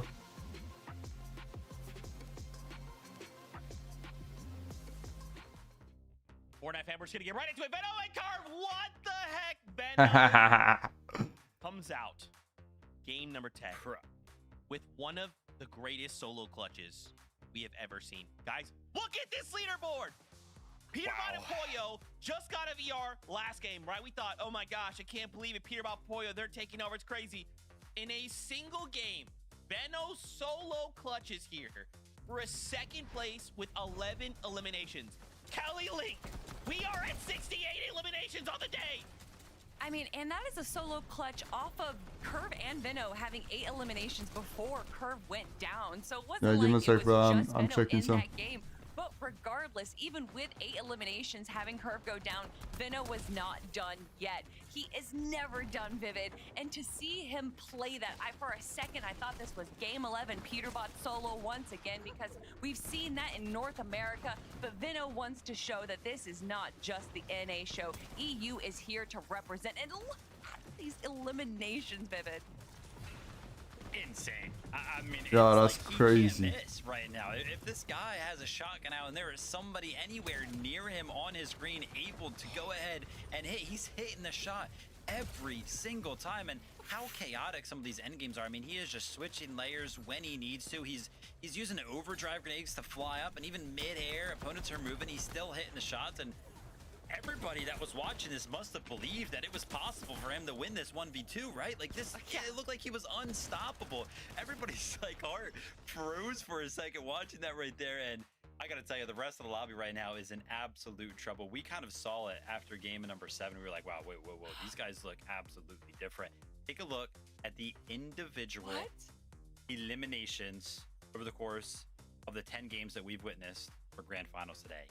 Veno is leading the pack with 37, but is what is possibly a little bit even more impressive. Wait, he has is that his 37? duo is right Holy. behind him with 31. This isn't like a solo show. I mean, obviously, yeah, the solo clutches came out, but they are both just performing on an incredible level right now, Kelly. I What about for sure he's saw doing that amazing? production was 29? wrong, that this was incorrect and that they misplaced Curve's name. That is insane. These numbers represent everything. And They I are feel first like I'm place gonna as have well. to add a 4th star to this airplane real soon. Yeah. Because this is what I want out of North American Central. All right, And you know Kelly. what? Kelly's Maybe NA Central was funny getting a too. little bland and you just Kelly's gotta add a funny little too. bit of spice from EU, and that's what makes everything just taste so much better. Yo, they're all funny. They're all funny. I'm gonna add another one. Left to go. Let's bring up those standings again. Oh, funny people. Wow. As we look at these standings as well, I mean, guys, even look from 1st to 5th, right? Only 75 points separating Curve and Veno from Javi and Aminish. I mean, I am just in awe. Again, this is why we call out, right? A single game of Fortnite can change everything, man. You just string together eliminations the way Veno just did, even in 2nd place. You don't even need the Victory Royale. You can find yourself climbing the standings. Oh my gosh. Agers in Ritual as well. Look at this.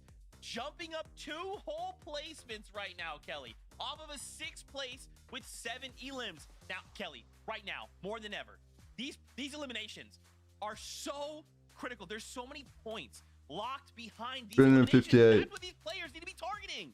I They're mean, not Agers doing in bad. Ritual, like you said, they got 8th place with, or I'm sorry, they got 6th place with 7 eliminations. Cold and Rapid that They game actually stepped up only the went game. down in 8th. They Pretty only good. got 3 eliminations, and that is why Agers in Ritual It's are 1 jumping minute. up. 1 Literally, minute you until could be next one. doing really well, making it to the end game, grabbing eliminations. But if you are not just pushing yourselves above just a little bit more than everyone else, that is literally going to be the difference of tens of thousands of dollars and being able to say that you are That's the best in North facts. America Central.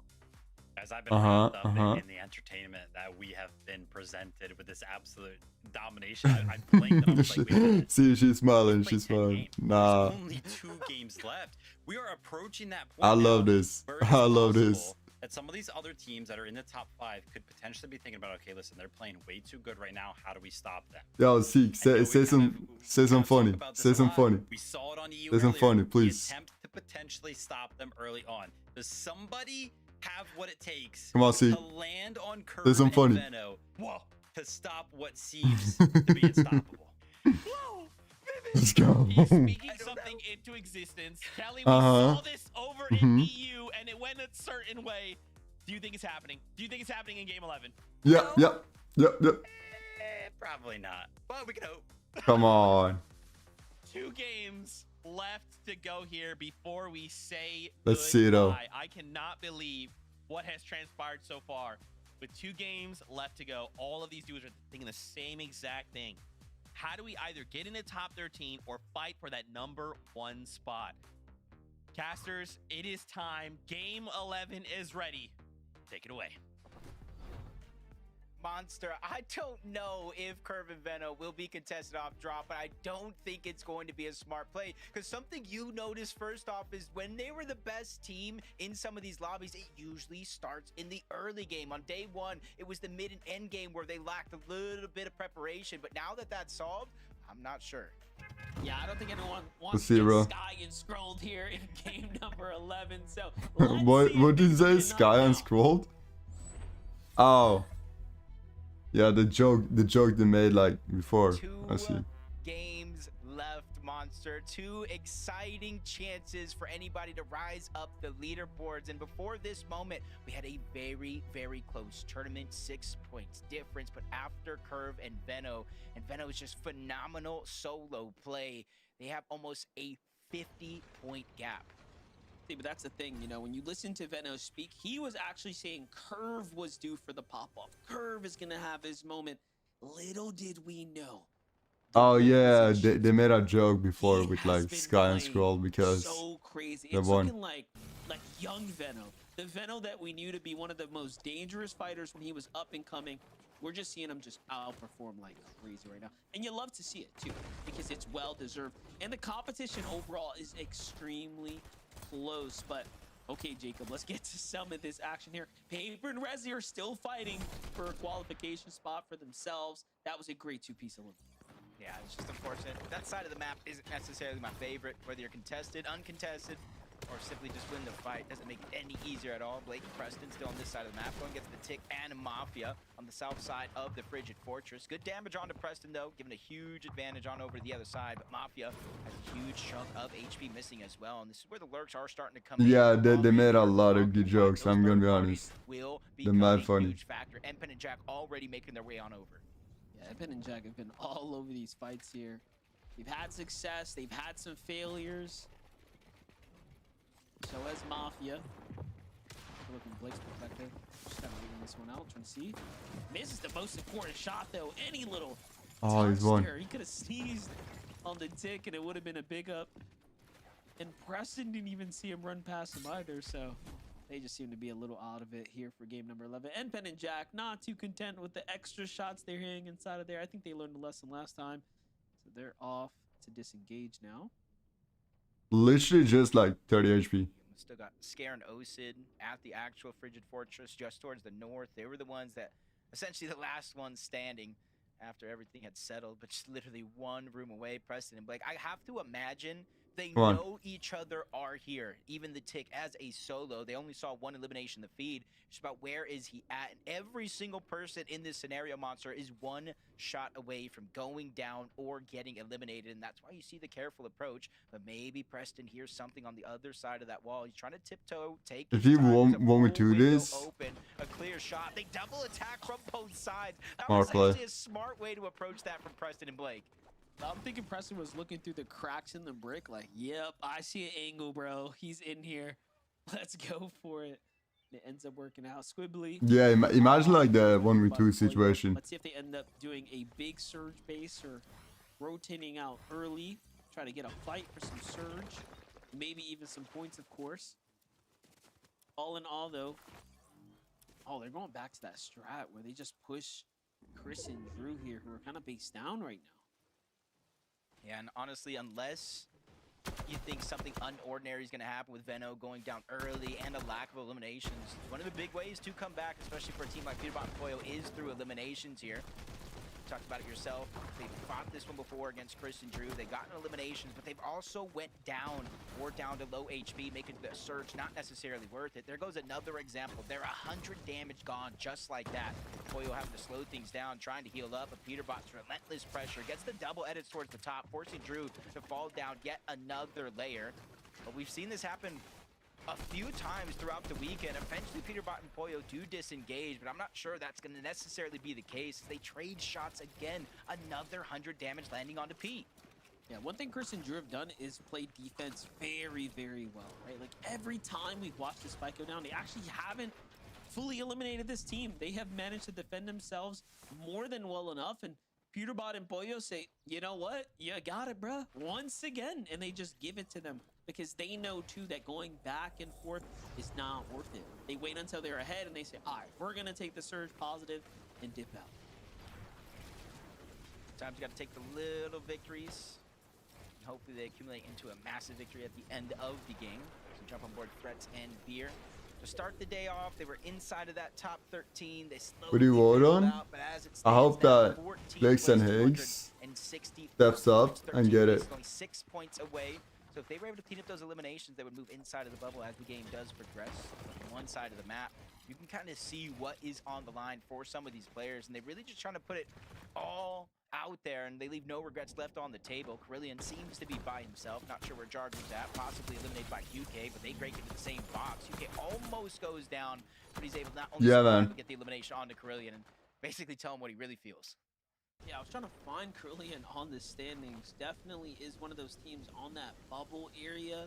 They haven't had enough time to really focus in on their performances, but either way, getting eliminated now in game number 11 is going to be a massive setback for any team here. And now, jumping back to this right here, Peterbot. Boy, I don't think we've seen them actually fight Skittles' team at all. So Skittles, somewhat. Okay, come on, push it. Drop. Okay, this is exactly where Peterbot. Nice, good job, bro. They're not going to have teams here, not this early. Just like that, Skittles rotates out of one problem and into another one. Ah, that's just unfortunate. Literally, Peterbot and Poyo went from finding Chris and Drew.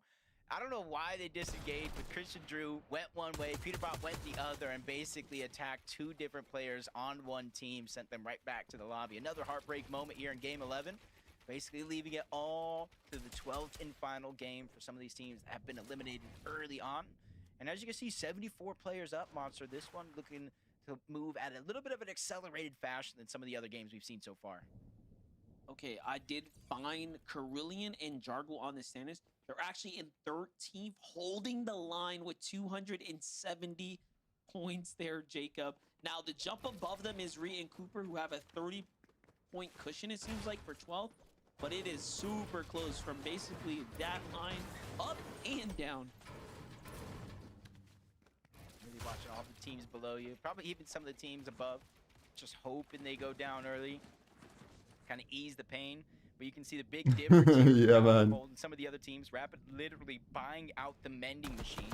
And then they kind of bring all the heals up towards Cold so he can kind of watch them, kind of leaving scraps essentially for anybody else that tries to rotate through and grab that mending machine. He's jump on board Void. Looks like he's getting chased down by a Beeb. Nowhere near his teammate just yet, but he's trying to use those shockwaves to close the distance. Just look at Zipness points too. Overall today, having quite the performance here. Obviously, after that last victory royale, in a 5th place before that, they've just propelled themselves right into a potential land qualification spot. Now, they still have a little bit of a ways to go, but if they can continue to play well, they will be up towards the top here in the next 2 rounds. Visuals and Braids slipping down the totem pole. They were holding that 3rd strong for so long. These last few rounds have just been a bit tough for them. Yeah, they have a bit of a cushion, almost 100-point cushion going into these last 2 games, but almost leaves you scratching your head. They vastly changed up their strategy from day 1 going into day 2, where they would typically set up here for a long time, just getting little tags that adds up to a good amount of surge. By the time they rotated towards those moving zones, it made it a little more free to do what they want. But more and more teams rotating over, even to close the day out yesterday, lurking on them, getting those eliminations, forcing in the back of Visuals and Braids' minds different things to go out. But they're going to go ahead and get that drop early on, just at the edge of zone. And this could be a blessing here with the zone moving towards the north. They're already set up on one of these mountains, and every team south of that line has to That's a rotate good either one. through Visuals and Braids or to the left or the right.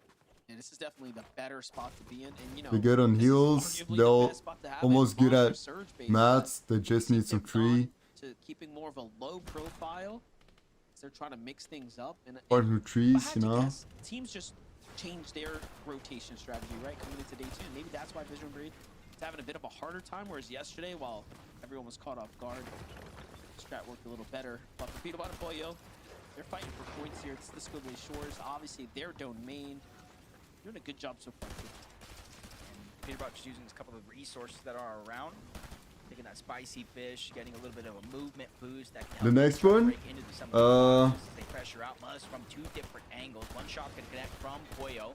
Peterbot still holding it down, leading some of those Thunderburst shots through, getting him down to Let's just see. HP. And with the zone here, yeah, it might only be a 1 tick, but it's going to increase the worry for Must. Liquid tries to go up and make a play onto Peterbot, but he gets cut short as well. He has no choice but to try and disengage. He basically gave up any hope of him and his duo either taking down Peterbot or surviving, so he moves towards the north, saying, hey, if you're going to eliminate him, I probably already have the goal. Let's just start working on plan B.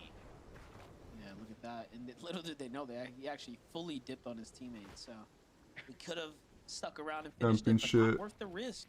Really showing you too that like Peterbot and Employer are really trying to play for an end game right now. They know that, hey, the points will come. We just got to keep winning. Muzz and Sphinx, you know, Muzz at least, you know, in the last major 3 in trios qualifying in the last game of the day to make it to globals. A much better position, 7th place, 430 points on the leaderboard. Just needs to be able to close it out strong in the last. So this is like Listen and Aloe major, right? As well, just trying to float above one of these teams. They're going to be in 23rd place, 214 points. I want to say roughly like 56 points away from getting inside of that bubble. That's definitely going to help him tenfold. Raven does go down. Aloe already trying to shockwave over. CDZ realizing the shockwaves are coming in. He's going to try to disengage himself. Can't be the hero in a situation that started so fast. Major finals, major 1, April 25th and 26th. So last one is gonna be today. Then major 2 is gonna be July. Major 3 is gonna be September. His way back into first. It's neck and neck up at the top. No teams can make a mistake now. If you're Acorn and Bolts, you're gonna need to have those big game wins as well. Otherwise, the dream is out. Yeah, which is surprising to start this day. We're talking about the phenomenal play from Bold, Solo, Impact. The new one, major 2 is gonna be in July. Ability to remain consistent in each and every one of these games. It's just something went wrong today. You know, compared to yesterday, they had a 32nd place and 19th. They did make up for it in a moment with a 3rd place with 5 eliminations. Yeah, we're probably gonna check it out. 8 points away from first place. 2 games left. Almost have a little bit of control over their destiny. They really got to hope for Curve, Benno, H, Ritual, Cold, and Rapid. A whole slew of players to have a much worse performance than they've had so far, even on average. As Ages and Ritual rotating back on over towards Sandy Strip. Another team, uncontested drop. They really have conditioned a good portion of this lobby to stay away from this mending machine. You know, and I'm just thinking, Javi and Diminish actually jumped up a placement point last game as well. Their average placement so far in the tournament is 8.6. The best of all the teams right now inside of the top 5. Let's go, man. A pretty impressive stat, just kind of taking a surface glance at it right now. Everyone else, though, clearly, though, has way more elims. That's why they have the higher points overall. But still, Javi and Diminish playing exceptional right now. It's a great time to start. Nah. Checking in with them. What's going well with them? You don't have to. They keep making it work here. It seems like the Frigid Fortress is treating them very well. Yeah, and honestly, an unlikely duo coming into this one. You know, at one point it was Reet and Javi, Diminish with a whole nother player, and Reet goes ahead and says, hey, Cooper, you want a duo? We're not playing as well as we would hope. So he goes a separate way. Javi and Diminish, they form just in time to have a phenomenal performance in play-ins. They followed up with a good performance in heats, and already continuing that trend here with a top 5 position on the leaderboard, 75 points away. What could be both of those players' first FNCS championship. But again, when you look at the leaderboard on the right, it's just so close, not only for the actual first place on the leaderboard, but the top 13 overall, where you see 13 and 14th place have already been eliminated out of this lobby. And honestly, you don't want to look back at this moment, Monster, saying, hey, I had the chance and I wasted it. Yeah, most definitely. And I'm actually looking at the standings just for like you wanna follow through. You know, placement performances. They actually have 2 second places in there, and last game obviously pulled that 3rd. So they have come close to a win multiple times now. We will be keeping an eye on them. But with Cold and Rapid here from the Dark Dominion now to this new draw spot so far, it seems to be playing off relatively well. They have 400 damage above, plenty of material, and they actually pull zone. Okay, this is really good for Cold and Rapid right here. They actually needed a little bit of luck, and it seems like it's playing off. Yeah, I'm thinking in my head, the only thing they're missing is a little bit of high ground, but it's cold and rapid. When do they ever play on the high ground? Exactly, they get what they want. Just like Peterbot and Boyo, relentless pressure throughout the entirety of this game. They're almost 1,000 above the threshold, but you wouldn't think that to be true. They only have one elimination so far, so they are going for it. They're going for these high elim games. It's just they're not finding any success. Nice, great freaking play, man. Both Jack and Npen before they got to rotate to the next zone. So that's going to replenish a lot of their builds. They can pick and choose what resource they want to take with them before they finally make their way out. 758 above. Crazy because they're really playing to their strengths right now. Goes the Flowberry miss. And they're good on mats as all well. the way into the zone. Shoot, they might even end up on some high ground here shortly. They have the mats to play for it. But Peter Almost fully stacked after that refresh. Gotta be careful. On the other side, as we were watching that though, we missed what was happening over here. Flex, buddy, you're looking the wrong way. Veno knocks him upside the head, and then they get the follow up in the finish.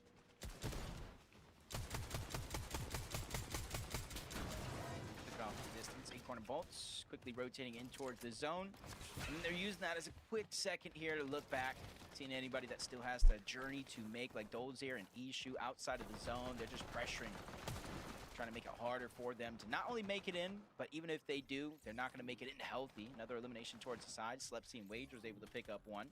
Maybe push Paper and Rezi back as Curve looking like he's trying to approach in that direction. You see Benno peeking through the cone, gathering vital information for their team.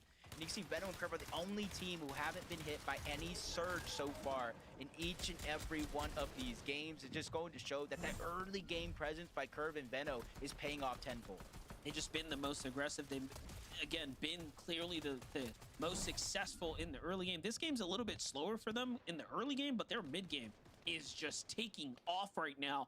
They are in another prime situation to play for high ground here in the end game, and we know what they do well. They play it late. They let people get their first, you know, little taste of height, and then they come in. 20% back? Rapid and Wait, cold, what? though. Much different strategy for them. We've seen them play low ground, time in, time out, front side, dead side, you name it. They'll be there. Comes to rotates though. This is still a difficult So if you pay for some, you like pay on like 80%. You have Peterbot and Boyo now completely positioned up, and then you have Clicks and Higgs already basing on the opposite side.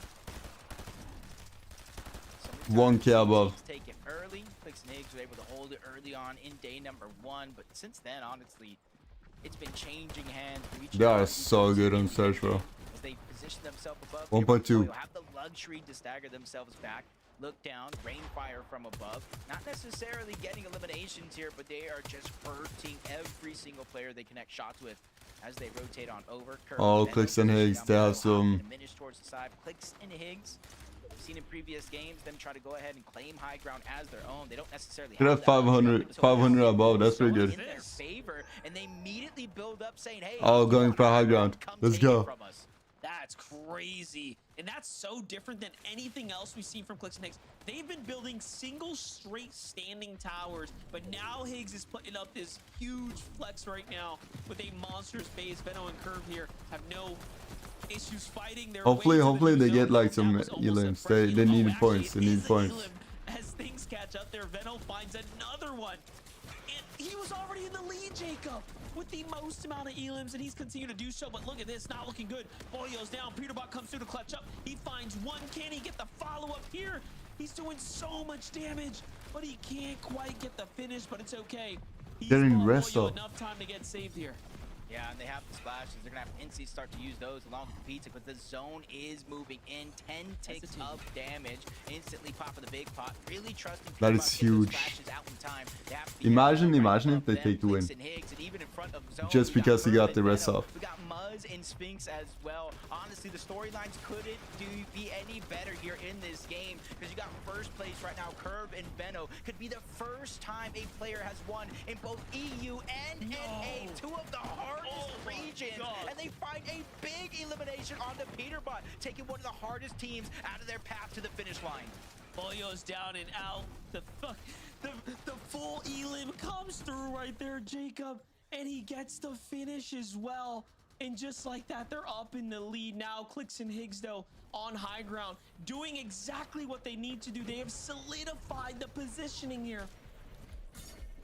Higgs doing a good job, sacrificing a little bit of HP so that way they can go deep into the zone, reconnect on that high ground. It's going over towards Game Frigid. freaking game, bro. Gives them the luxury to look towards the backside of zone, seeing players late to shockwave in, but they think it's all smooth sailing. But Curve and Veno wait for these perfect moments. They've elevated themselves step by step, and they're waiting to be suspected. But Peterbot's still going on his rampage. Big down onto Dragon, trying to pick up that elimination. But Curve and Veno, they're matching him blow for blow. 8 elims now.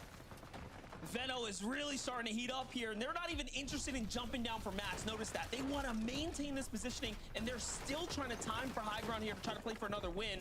Higgs, though, is the only one up top. They send Clicks down low. Clicks finds Peterbot, finishes him up, sweeps him under the rug, and now Veno and Curve. Here comes the setup. Off they go. Curve's got no mat, so they have to concede to go lower and lower here. And this terrain's not helping. Look at all these old builds as things are moving back and forth. But Veno, Curve are still neck to neck with Clicks and Higgs right here. Yeah, Curve and Veno, I feel like they know they don't. No, it's still one more game. It's one more game. They just need to remain consistent. That slows them down a little bit. Big shot is going to land onto Veno. Pressure coming from up above. Thank gosh that Curve is there to alleviate some of the pressure. Oh, let's go. He's hitting the rest off. You might have missed it. Higgs has went down. Clicks trying to go for the revive. Curve and Veno realize nobody else is up there to contest it. They use the fizz. They use the shockwave. They instantly take away that high ground. 6 teams left, Monster. And everybody at least has to do it by their side unless it's cold. He goes down. Rapid is now left by himself. And he has the awareness too. The awareness to keep shooting back at them. Veno tries to keep the pressure, but the shockwaves put Clicks and Higgs up on high ground, and they know we don't have enough mats to hold this one down. Clicks and Higgs managed to have just enough HP though to go ahead and heal back in this game, but then you have Rapid. Look at this, just solo surviving right now as a player here in the mid ground right now. Trying to evaluate what he wants to do here, but he's got pressure coming in from potentially Come on, let's go. Curve here on the layer. Right behind, he Keep comes the high in, ground. actually finds Curve. It's gonna be Muzz who jumps in, and they get the full finish. Yeah, but still, that's no worries to me. Veno's just taking this time to heal up. Quickly go and scurries outside of the zone. Still almost There's no way. No. quickly on the chase, gets a good amount of damage until the zone does. He survived for that long, and then he gets taken out From day 1 to in the day storm. 2, they finally found their form back. 5 eliminations here, but Rapid is still up, trying to close the gap. Pig down. Oh shit, you saw that shot? Separates him from Muzz, but you see he has no builds. He probably feels in the back of his mind he has to get this elimination, but underneath, Braids takes him down, gets the elimination, and moves 1 step closer to first. Oh, I was gonna say, talking about the slumber. Bolts and Acorn were down low. Now they're the sleeping giants starting to wake up here, putting their influence in the mix, but you have a lot more players to worry about. Braids and Visuals are here to mess around as well. They also need the refresh too, as they're out of material, so they're gonna be forced into this fight here, whether you like it or not. Nice. I think Clicks and them still got the high ground. And jump in this battle They as do. well. Bolts uses the shockwave to go up. Someone gets Oh, shit. eliminated in the sky. It's actually Clicks. He couldn't touch down in time. And No, come on. Acorn, all of a sudden now find themselves in a winning position, and the shot Balls goes in them. through. They got it. Just like that, They freaking got it. again here. Holy. Bolts and Acorn pop off in the second to last game of the day, becoming the second team to win 2 different games this weekend in a leaderboard, Monster. In a Holy, world that bro. is so stacked and close, this one is surely going to move them 1 step closer to contending for another FNCS championship. Zeke, 1 left game to go. Let's do it. I keep thinking, man, like I've got a handle on it. There's like, you know, Zeke, just follow the action. It's all cool. And no, man, we literally just talked about the top 5 right before this, right? And Acorn and Bolts were that 6th place team. They were the team on the outside, and they said, Zeke, I'm sorry. Did you forget about us? We can now be in the top 5. Why did you forget about us? And now they are fighting for our love and affection. I cannot believe this. Game 11 with so many Titanic duos, all doing the same thing, thinking, bro, we can do it. This is our chance with 2 games left. We can fight for an axe. Acorn and Bolt say, you know what? We'd like to toss our name in the hat. Little name in the hat. There you go, Zeke. Go ahead. Shuffle it up. I don't know. Kelly, I'm losing it. I'm freaking out. I mean, this really was the game for our teams in that 6th to 10th place spot. everyone that was in our top 5 having some They issues, got either coming down to a solo 574 situation points. or going down early, you know, unless you're Venno. But this Acorn and Bolts that were just right outside of that edge, making sure that they're just playing the low ground, they're playing what they do best. They don't need to be disruptor. They don't need to be getting all these eliminations. They just need to make it to the end game right there. And Bolts once again going to a solo, improving that he is going to make sure that him and Acorn stay at the top of our leaderboard. So funny. Game 11 there. I mean, we're just watching all the chaos kind of unfold on height. Oh my gosh, Peter Bot's trying to hold it. Flicks and Higgs, they go up for it. Venno and Curve, they start to get active. All this stuff's happening. Elim. And then we take a look at where everybody else is at. Acorn and Bolts on the low ground. 100, full healthy duo. And they finish the game just like that as a duo. Incredible stuff for them to kind of re-enter the conversation, not only in that game specifically, because they didn't even know they were alive in that game. All of a sudden, it's like, oh my gosh, they're chilling on the low ground. But now I can only imagine how close they are to keep themselves back in the competition for the win. Oh my gosh, that little angle, that little tiny little corner was the difference maker. 574 points. Fortnite fan, we have one game left to go. We're gonna go to a break. Okay, I need a moment to breathe. Okay, I need a moment to breathe. When we come back, we start setting up because this is a close. This is gonna be the last match. Go find some popcorn, find a drink. This is gonna be the last We'll one. be right back. Okay, we'll be right back. We'll be right back. That's crazy.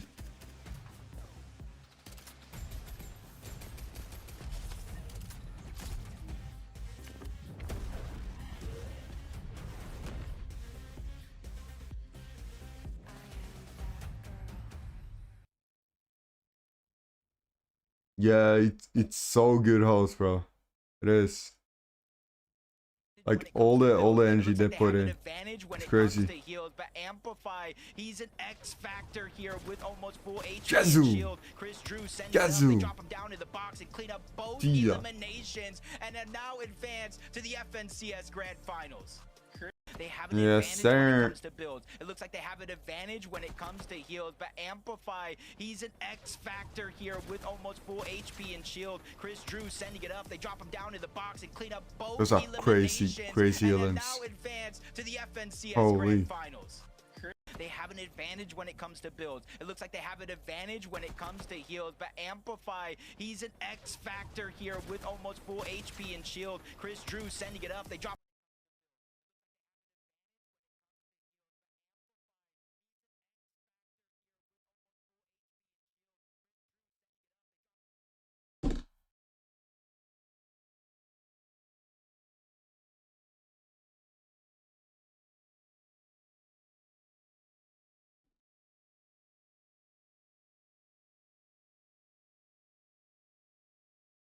Situation just in case has the chug, but without knowledge of what they have down below, he's not sure it's going to be enough. Gets cone, tries to block one off. Drew's following the zone, just trying to wait for it to open up, give him any opportunity, but he spots in 1v1. One opportunity against Jargu, but that opportunity comes and goes. He gets a good amount of damage. Jargu tries to stay Boom. alive. Drew is Mid-air, bro. controlling the Sit down. zone, but it's not going to be enough. Carillion and Jargu, after their heats, they get redemption and they go to finals. One killing. One killing. Wanna go to one killing. Take Mystical out of the skies. Gold as well. Everybody sending shots upwards. But Peshka, he'll be the only one that actually managed to survive. But look at Xenox from way underneath. He's been holding on as a solo. Xenox and Renzi. Maybe he wants to go for the heal up. One more overdrive grenade. But it's Peshka just standing between him and this win. Renzi's He's just like, nah. Get the freak done. Peshka's the one who wins out, and the hopes just doused right in front of their eyes. But a congratulations to Peshka at the end there for managing to pull through. He's looking to see if he can take Mystical out of the skies. Gold as well. Everybody sending shots upwards. Oh, it's starting. Probably not the game. They just gonna talk like in between, and then it's gonna be like 3 minutes, and then they're gonna go. Right. Okay. In case you're joining us, welcome. This is the FNCS Grand Finals. No big deal. one of the most important moments in the FNCS. We have one game left to go. You know, hey, crazy stuff happened in that last game. Acorn and Bolts got themselves a victory out of that last game. That's crazy, right? Yeah. Why don't we go ahead and take a look at the standings, because it gets crazier.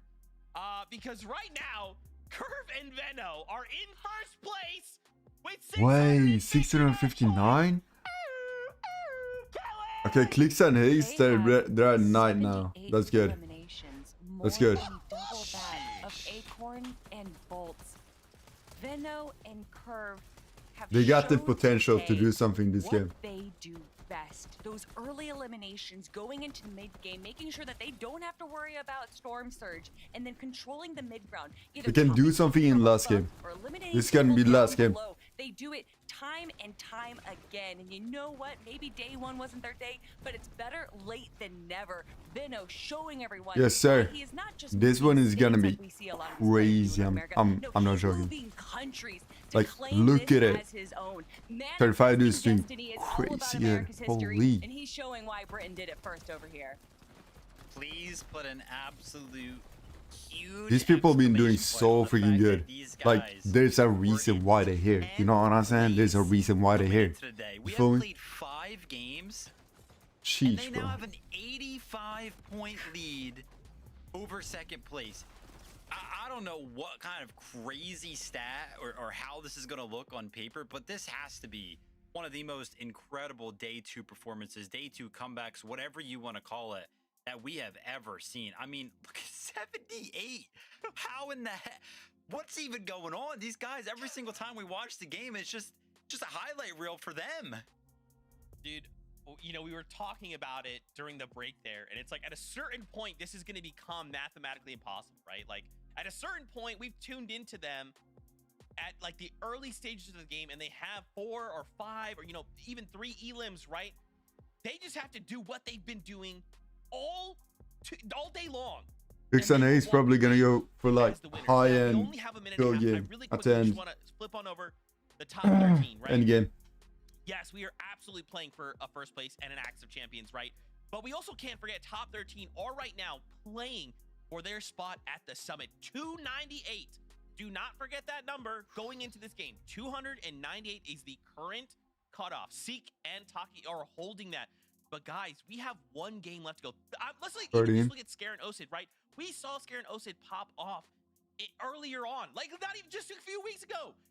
They could try and play for that spot. Look at Jargu as well, right? Even Zypho, we saw them get a victory royale. I mean Kelly, there's so many players. This goes down to 20, Kelly. Yeah. It's possible. It's literally like 42 points that separate 13th from 20th place. I know we're gonna see the earnings Get to at the end. teams in our 30th place spot. And if they have that pop-off game, and we know that there is a possibility of some teams just kind of sliding by, making it into the top 5 and just grabbing a handful of eliminations, that right there is 90 points and could be the difference maker of going to Dusseldorf or not. Vivid, this is what NAC is all about. We have so many big names in the top. All the teams that we have been talking about are finally showing up right now, and this is the final game.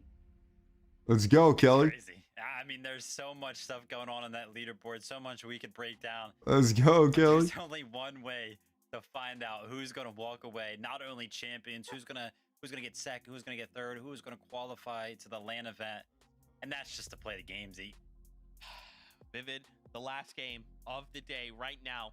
Fortnite fam, lock in every single thing that these players do, whether they get an elim or get eliminated. This is it. The last game to make the impossible possible.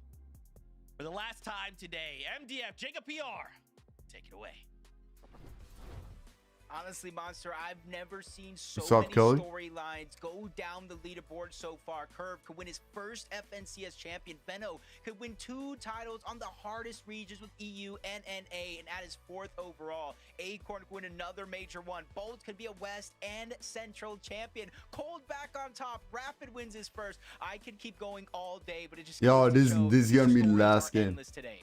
This The one last makes game. NA one of the best regions to watch. It's what is really the pinnacle of what Fortnite's all about, and we of course Facts, have bro. the privilege of calling all the action here. You've been Let's watching go. go down. Let's see. Going into last one. Come on. Come on. Coming into a game 12 of honestly the most recent FNCS is almost a year now. People always have that same conversation. Who will land The on last point, first come on. place? And right now, it looks like we have an Imagine like interesting going situation out breaking down. Peterbot and Poyo first in look last to match. contest Curve and Venno, but Curve and Venno already seen that one Batman coming. Day. They leave, He was first one. Shores, and they get another Hitler. early game elimination. Zeke said it, Monster. Eventually, this will become mathematically impossible for anybody outside of Curve and Venno to win.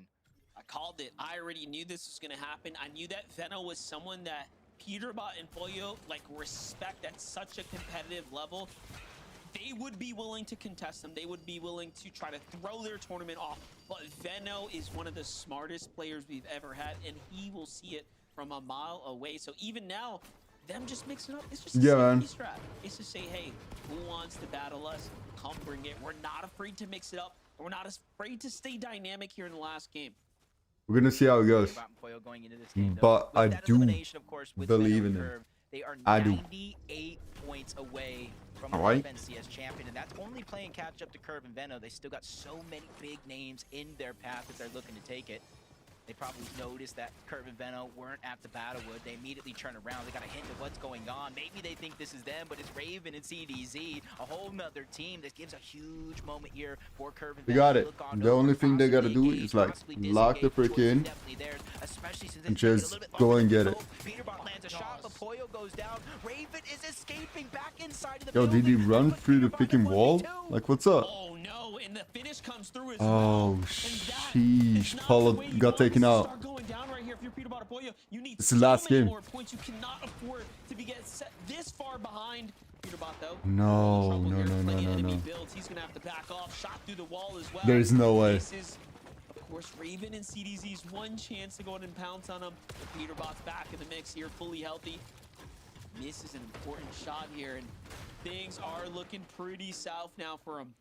The biggest thing here Bro, this is the most important game. from Poyo, but Raven lands another monster shot, getting the shield gone out from Peterbot. He has the minis still there, but he's running out of build. CDZ and Raven really don't have an If they want to keep first place, they gotta get this one. Again, trying to take the fight to them as CDZ gets dropped to this. Less than 50 HP, but a third party's coming in. He's doing so good to 1v2 this. From Dark Dominion looks to interrupt this play.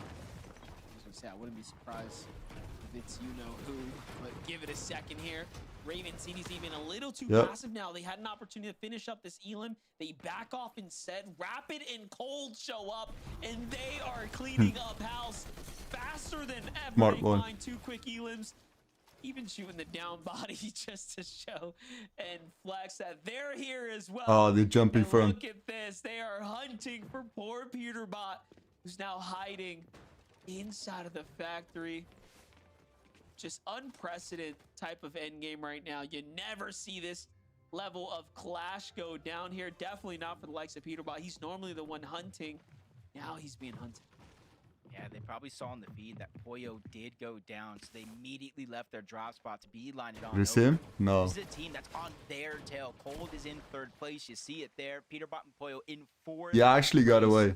He got away. Was asking the question, is Nah, anyone that's brave crazy. enough? With the point gap so close, you would Bro really got place away. your spot on the leaderboard if you were looking to go on the chase, but Venno Curve. What a they not legend. only left their drop spot at Battlewood, they left their 2nd drop spot at Squizzly, and they're already going on the hunt for these Elims. They don't want to win after Game 12, Monster. They want to win during this game so they can take a much-needed victory lap. Well, this is crazy. You know, if you just allow them to continue to get Elims like this, which they have done extremely successfully, way more successfully than any other team here on the weekend, they will be too far ahead. We would be asking so much of Cold and Rapid. We're talking upwards of 10, 15 Elims and a Victory Royale. Give this a second now. So from one team wipe onto another now, Dozier and Escher trying to fight the fired up Venno and Curve here. Meanwhile, Curve has been live this entire time, by the way. Do not sleep on him. This is, again, nothing like we've ever seen before. Yeah, especially for Mom and Peterbot's Pop down. Curve. Imagine him. Oh, he is eliminated by Cold and Rapid. Peterbot goes down in 4th place, tied with Agers and Ritual. Could only get worse from there, but Benno takes a big shot, but he is not backing down.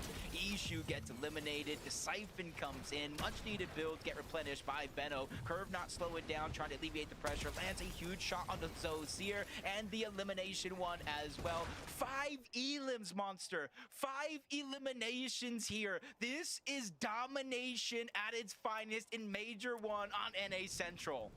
Looking so good for them right now. Rapid and Cold right now on the hunt too, just trying to figure out what is going on here. They're already at 3 elims as well. So Rapid and Cold are playing so aggressive too. You gotta give them credit right here. We know what the task at hand is. We know what needs to be done. And it really does feel like the impossible.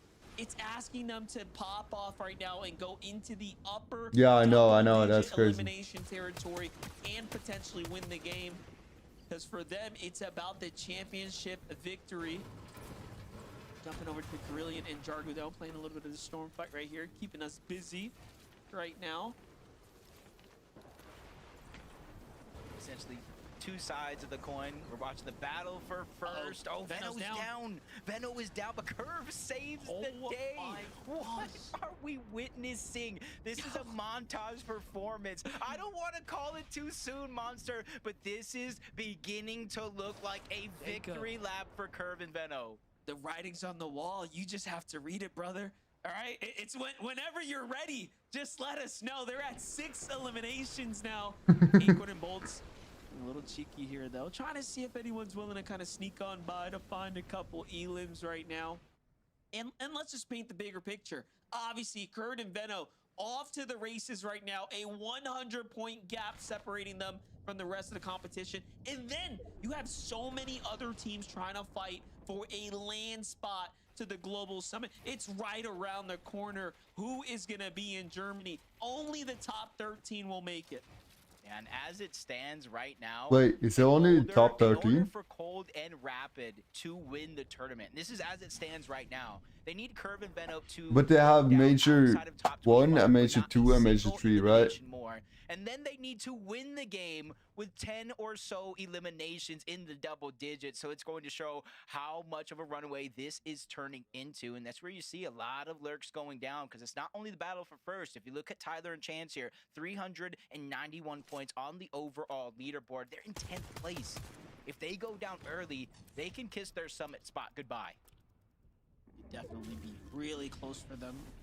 They'll be holding on to a thin margin. Taki and Seek on the other side. Same can be said for these teams here. 208 points earned on the tournament day. So you are seeing moments of greatness here coming out. Some of our competitors here on the 2-day format. Yeah, dude. Zach gonna make a quick, clean glide here. They're just trying to dodge all the noise down below, having to worry about Surge, having to worry about others rotating in your path. Be a good plan for Seek and Taki here. 13th place. They just need to hold on to their current spot on that leaderboard. Clicks and Eggs, though, a moment ago, did see them in the feed. They picked up at least 1 more elimination here. They, too, have a little bit more of a cushion than some of the other counterparts. 430 points in 9th place. Nice. So hopefully they clutch up than anything else, I feel like, at this point. like crazy. Yeah, gotta find their groove, but again, you've made it this far. They had such exceptional moments of greatness, but in the end, everything has to come together. And then how do you account for having the curves, the colds, those types of performances that we've seen? It's tough to ask. All things have to come together. Cooper and Rito, they're still fighting for their qualification seat. They're not fully safe just yet. Not at least how I feel. Let's take a look at the standings here. This is going to put them at 12th place there, Jacob. So close. Yeah, I would say they have a 22-point gap from 13th, which is actually the line. And then about a 44 or so point gap between them and falling outside of the bubble, which means anything could be possible. If they go down, let's just say 15th place, and anybody else kind of is able to secure a top 8 or better, they can certainly overtake them on the leaderboard. But Definitely so many different possibilities here as the tournament continues on. Threats in Beer, a team that started inside of the bubble on the day, shortly fell out of it and was trying to work their way back. Aviv and King, another similarity here, 17 points. Oh, early it into took, this game, it which took them to freak out. eliminations, 8 more points is definitely going to boost them up the leaderboard 58 just a little bit. left. I think that almost puts them on the line outside of that bubble around 14th place with those elims. 30 Aviv teams. King, the last 2 games have played really well, actually making it to endgame, and this time they actually have 4 total elims, so just a monstrous performance so far. Definitely stepping up and doing what they need to when it matters most. And often Saul kind of see what's going on here. They end the back. Battlewood. You have Battlewood, brother. another team that's very much in the conversation right now. Let me see, bro. Looking at how they've played, we have a 4th place as far as their best There we go. performance so far. I got in you. Last game, roughly 15th for them with a single elim. So not too bad. Clipped. Definitely earning some placement Go, bro. points. If they can keep that up, they might just be doing enough to jump up and in. This is going to be an interesting lobby / end game. Because if you look at like day 1, we were getting what, fourth zone surge, sometimes even earlier because how stacked the lobby is. To start the day, we were getting 5th. Yeah, it's been some zone surge. crazy good games so far. We watched EU and now watching NA. Moving at But a much more accelerated pace. So you have to be careful on some of these rotations. So instead of being able to rotate, stack with a bunch of other teams, hoping they choose them instead of Yes, you. sir. Now, Yes, some of sir. these rotations would be a little bit more bare, with you and maybe 1 or 2 other teams being the only one rotating in that direction. I mean, when you have Cold, Rapid, Acorn, Bolts, Irvin, Veno looking for elims, right? Trying to either push the gap, close the gap, like this is what happens. The lobby will tend to thin out, and then everyone else, of course, trying to fight for their qualification spot. 35, like, Still, Veno curve. except 35 is doing so freaking good. They've done enough, right? So now it's just time to chill out, hang out, enjoy the. You storm should for a have seen the little place. bit. Here on the beach, have no reason to really put themselves in any danger here. None at all, especially with the zone moving on over towards the south. They know they can essentially ride the shoreline, whether they try to make a little shortcut in, go on top of the mountains, they can go all the way towards the south. They do got 1 zone, though, that they really have to worry about. So going from zone 4 to zone 5, it moves from a 1 tick of damage into 2.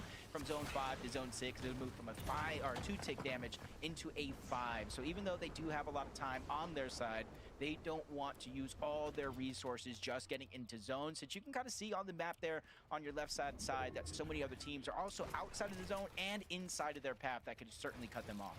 Yeah, definitely. They're moving really quickly. Wagers and Sleepsy, though. Look at this. A little bit of a high ground position. Yeah, but they still gotta get some elims to like surge warnings in sight. This game is moving climb so the scoreboard. fast right now as the lobby's starting to thin out.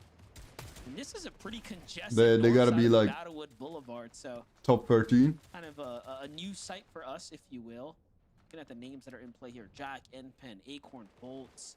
On the other side, Osid and Scare. Scare, though, gets fully finished right here. One of our bubble teams is out to the hands of Sikentaki. Yeah, man. This is super important. Actually, it was Wagers from up top. It wasn't Sikentaki, but they're right next to that collateral damage. Almost all the same, though. Sikentaki, that 13th place, Scare and Osid, or I should say, just one Osid by himself. Is going to be in 14th place. He has a bit of a gap to overcome. Hey, anything is possible. 29 teams still up, so 4 more go down. You'll start to get those placement points, and they'll cascade in with each and every team that does go down. Contrapt's going to fall, and already 1 less team to worry about here. 55 players left in this game, so there's only 1 solo running around, and that's going to be Osid. Gotta do what he gotta do, though. It's really close, yet so far now. It's all going to come down to, can you earn your way towards the positioning placement points there? Still see Reet and Cooper up in the distance. Agers and Ritual here sitting pretty. Box open, eyes on Acorn and Bolts. Little did they We're gonna see what happens. It's the end game that's gonna be crazy. Oh, look at this zone though. It pulls north. Okay, so this is gonna be working against the likes of As long as they make it to the end game. Wrapping far around the outskirts.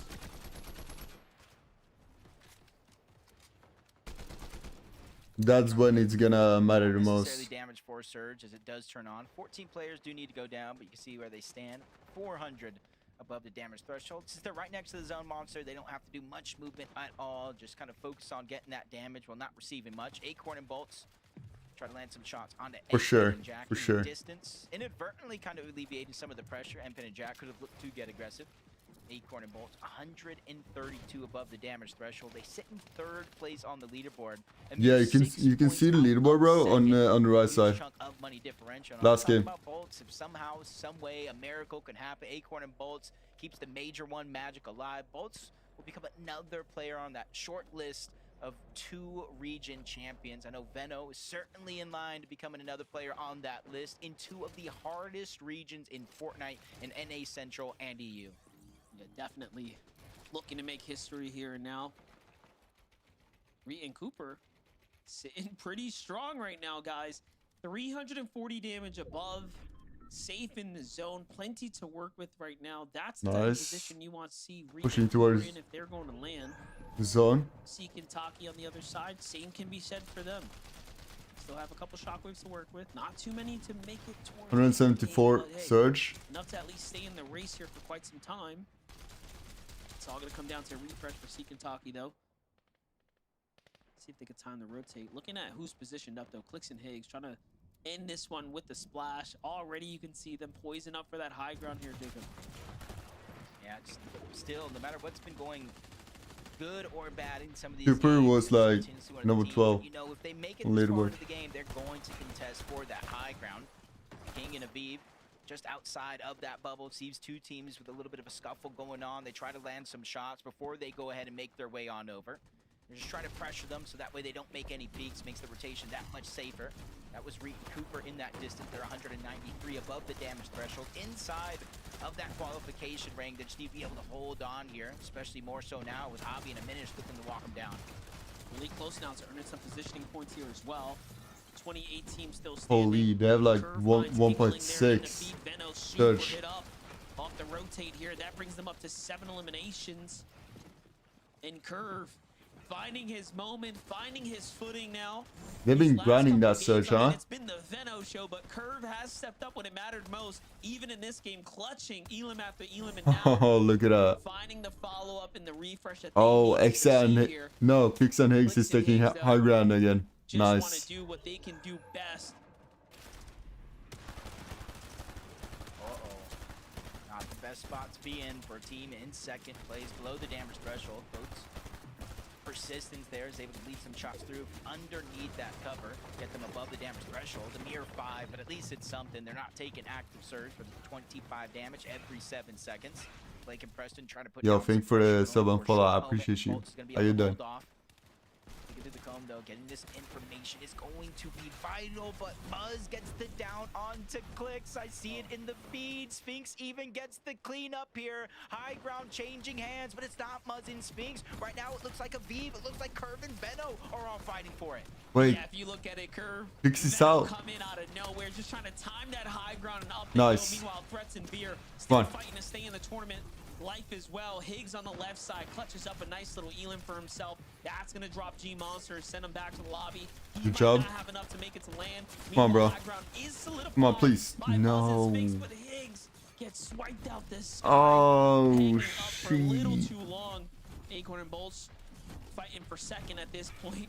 If you can't take down Curve and Veno now, it'll just be too late. Yep. Literally, this is the moment right here. As soon as they No. get into the top 15, I almost think it's a wrap, mathematically impossible. Threats He just took a freaking 180 and just bumped him. One pumped him. point before finally going down there. Muzz and Sphinx up above. Reed and Cooper sacrificing the HP, staying outside of the zones. That way they can fizz, they can shockwave, and hopefully get to the front Just side. like- They're just taking so much damage. They don't have the heals to get up to full HP and shield anymore. Muzz and Sphinx still putting pressure from up top.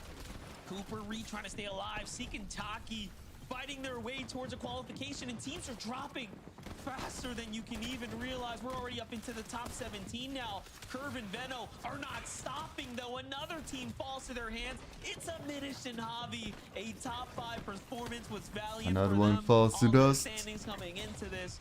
But Another it's one Curve falls to and Veno dust. who are fighting for the championship win now. And look at this, Jacob. I mean, they are Oh, breaking 35. away with a huge 35. lead. Yep, and even 9 though it HP. looks like it's bleak, Benno gets dropped down to a sliver of HP. There's surviving. Volt's going in with like 5 HP. Acorn though, so we need another big solo clutch performance. Almost runs into Curve and Benno all along the way, but he's able to slip past them as Curve and Benno find another elimination before Benno finally goes down. Curve is out of builds here, trying to use the shock to splash to keep himself as full of HP as possible. Even finding watch out. to utilize here on the side. Curve, I think, has done enough inside of the top. Holy, he managed to get that one. Elimination onto Cooper. Curve might have gone down. And he got Siphon as well. Your FNCS Major 1 champions. They've done it. They've done enough to be up at the top, to sit on the throne now. Venno is the conqueror of 2 regions here in Curve, his first time ever. What a gets to legend. taste that victory here. But for now, Muzz and Sphinx are trying to find their victory lap. This is all a battle for money. This is all battles for seats at the LAN event where the story will continue.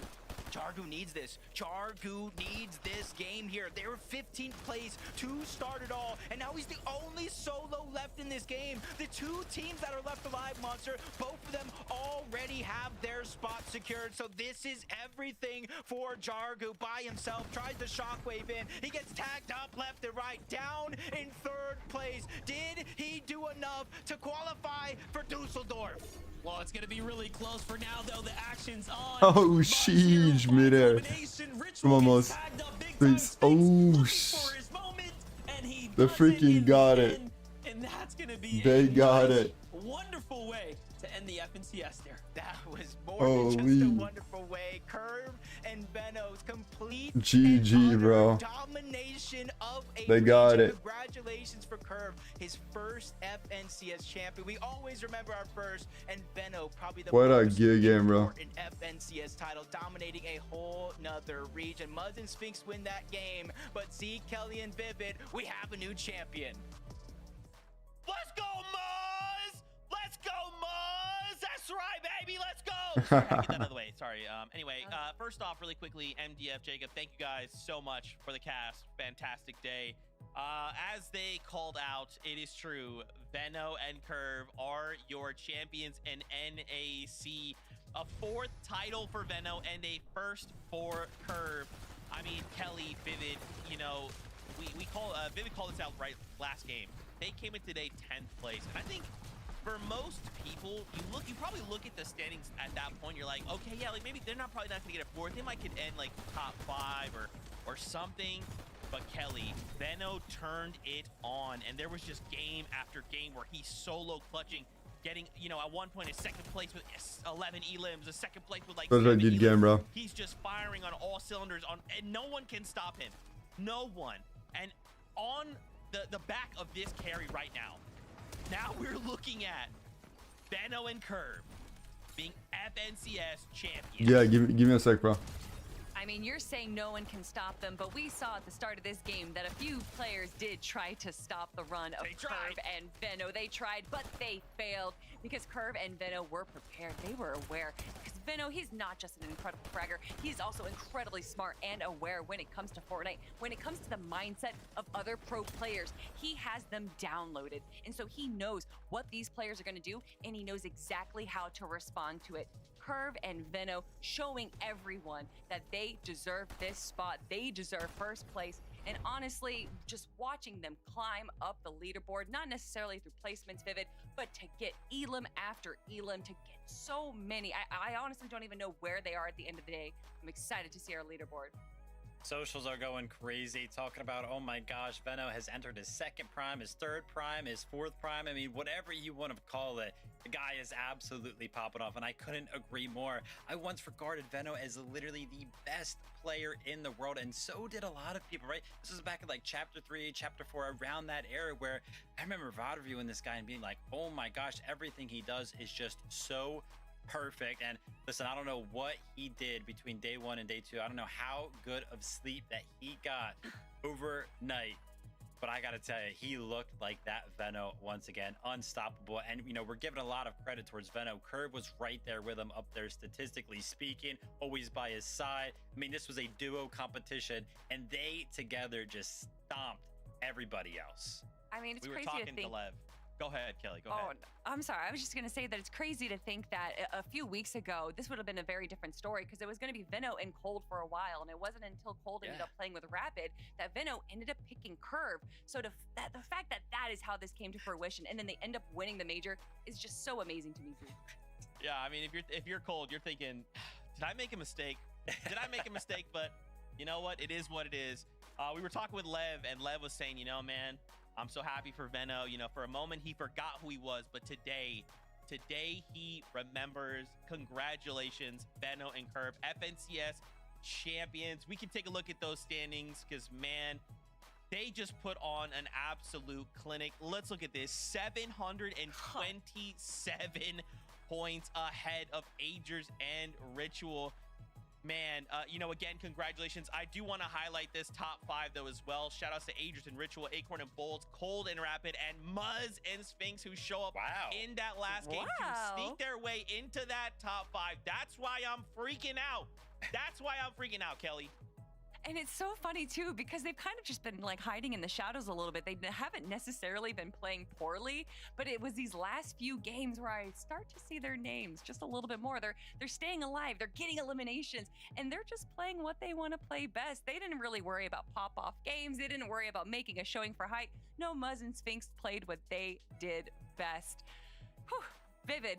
This is just the top 10, though. We still have a few more teams to look at.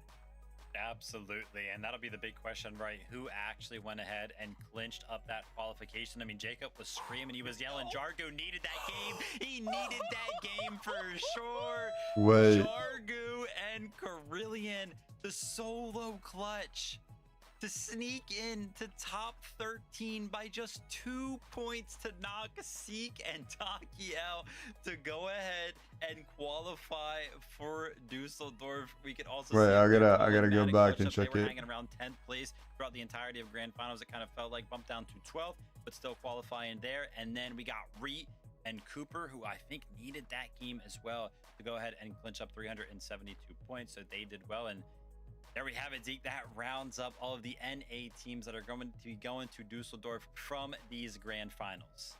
And that's why you can't give up, right, Viv? That's exactly why in those final moments, you know, just think about it. Being in that The med situation, 10K it's though. just you, the last game, each. to make Pretty good. something happen, and Jargu does, right? And now he's going to keep his FNCS dream alive. He's going to be going to the summit. Oh my gosh, what a fantastic day here in NA. And, you know, I just want to really that's double good. back to Kerr and Veno. I think probably That's my good. favorite part of that game. Freaking good ass play. W commentators, W Fortnite, W event, FNCS, freaking good. Watch party, W. Nah, that was good, bro. That was super fun. Like, I'm so happy that they are hosting this. Like, let's freaking go. FNCS W, Fortnite W, exactly. Every single one. W. That was mad fun. I cannot wait until the next one. I cannot wait. It's gonna be so fun. Anyways, you know, I appreciate every single one of you guys. God be with every single one of you guys. I hope you guys had fun. I will be seeing you guys tomorrow, probably a little bit later. We'll see. I appreciate you guys for following, subbing. Thanks so much for all the love you guys been showing. Thank you for hanging around, having a fun time. Yeah, bro, that was so fun. W for Fortnite for hosting the event, you know, and all of that. They had such a good stream. Such a good stream. Like, the hosting, the commentating, like everything they do, it is so professional and it's so good. Everything they do, it is so good. I'm not even joking.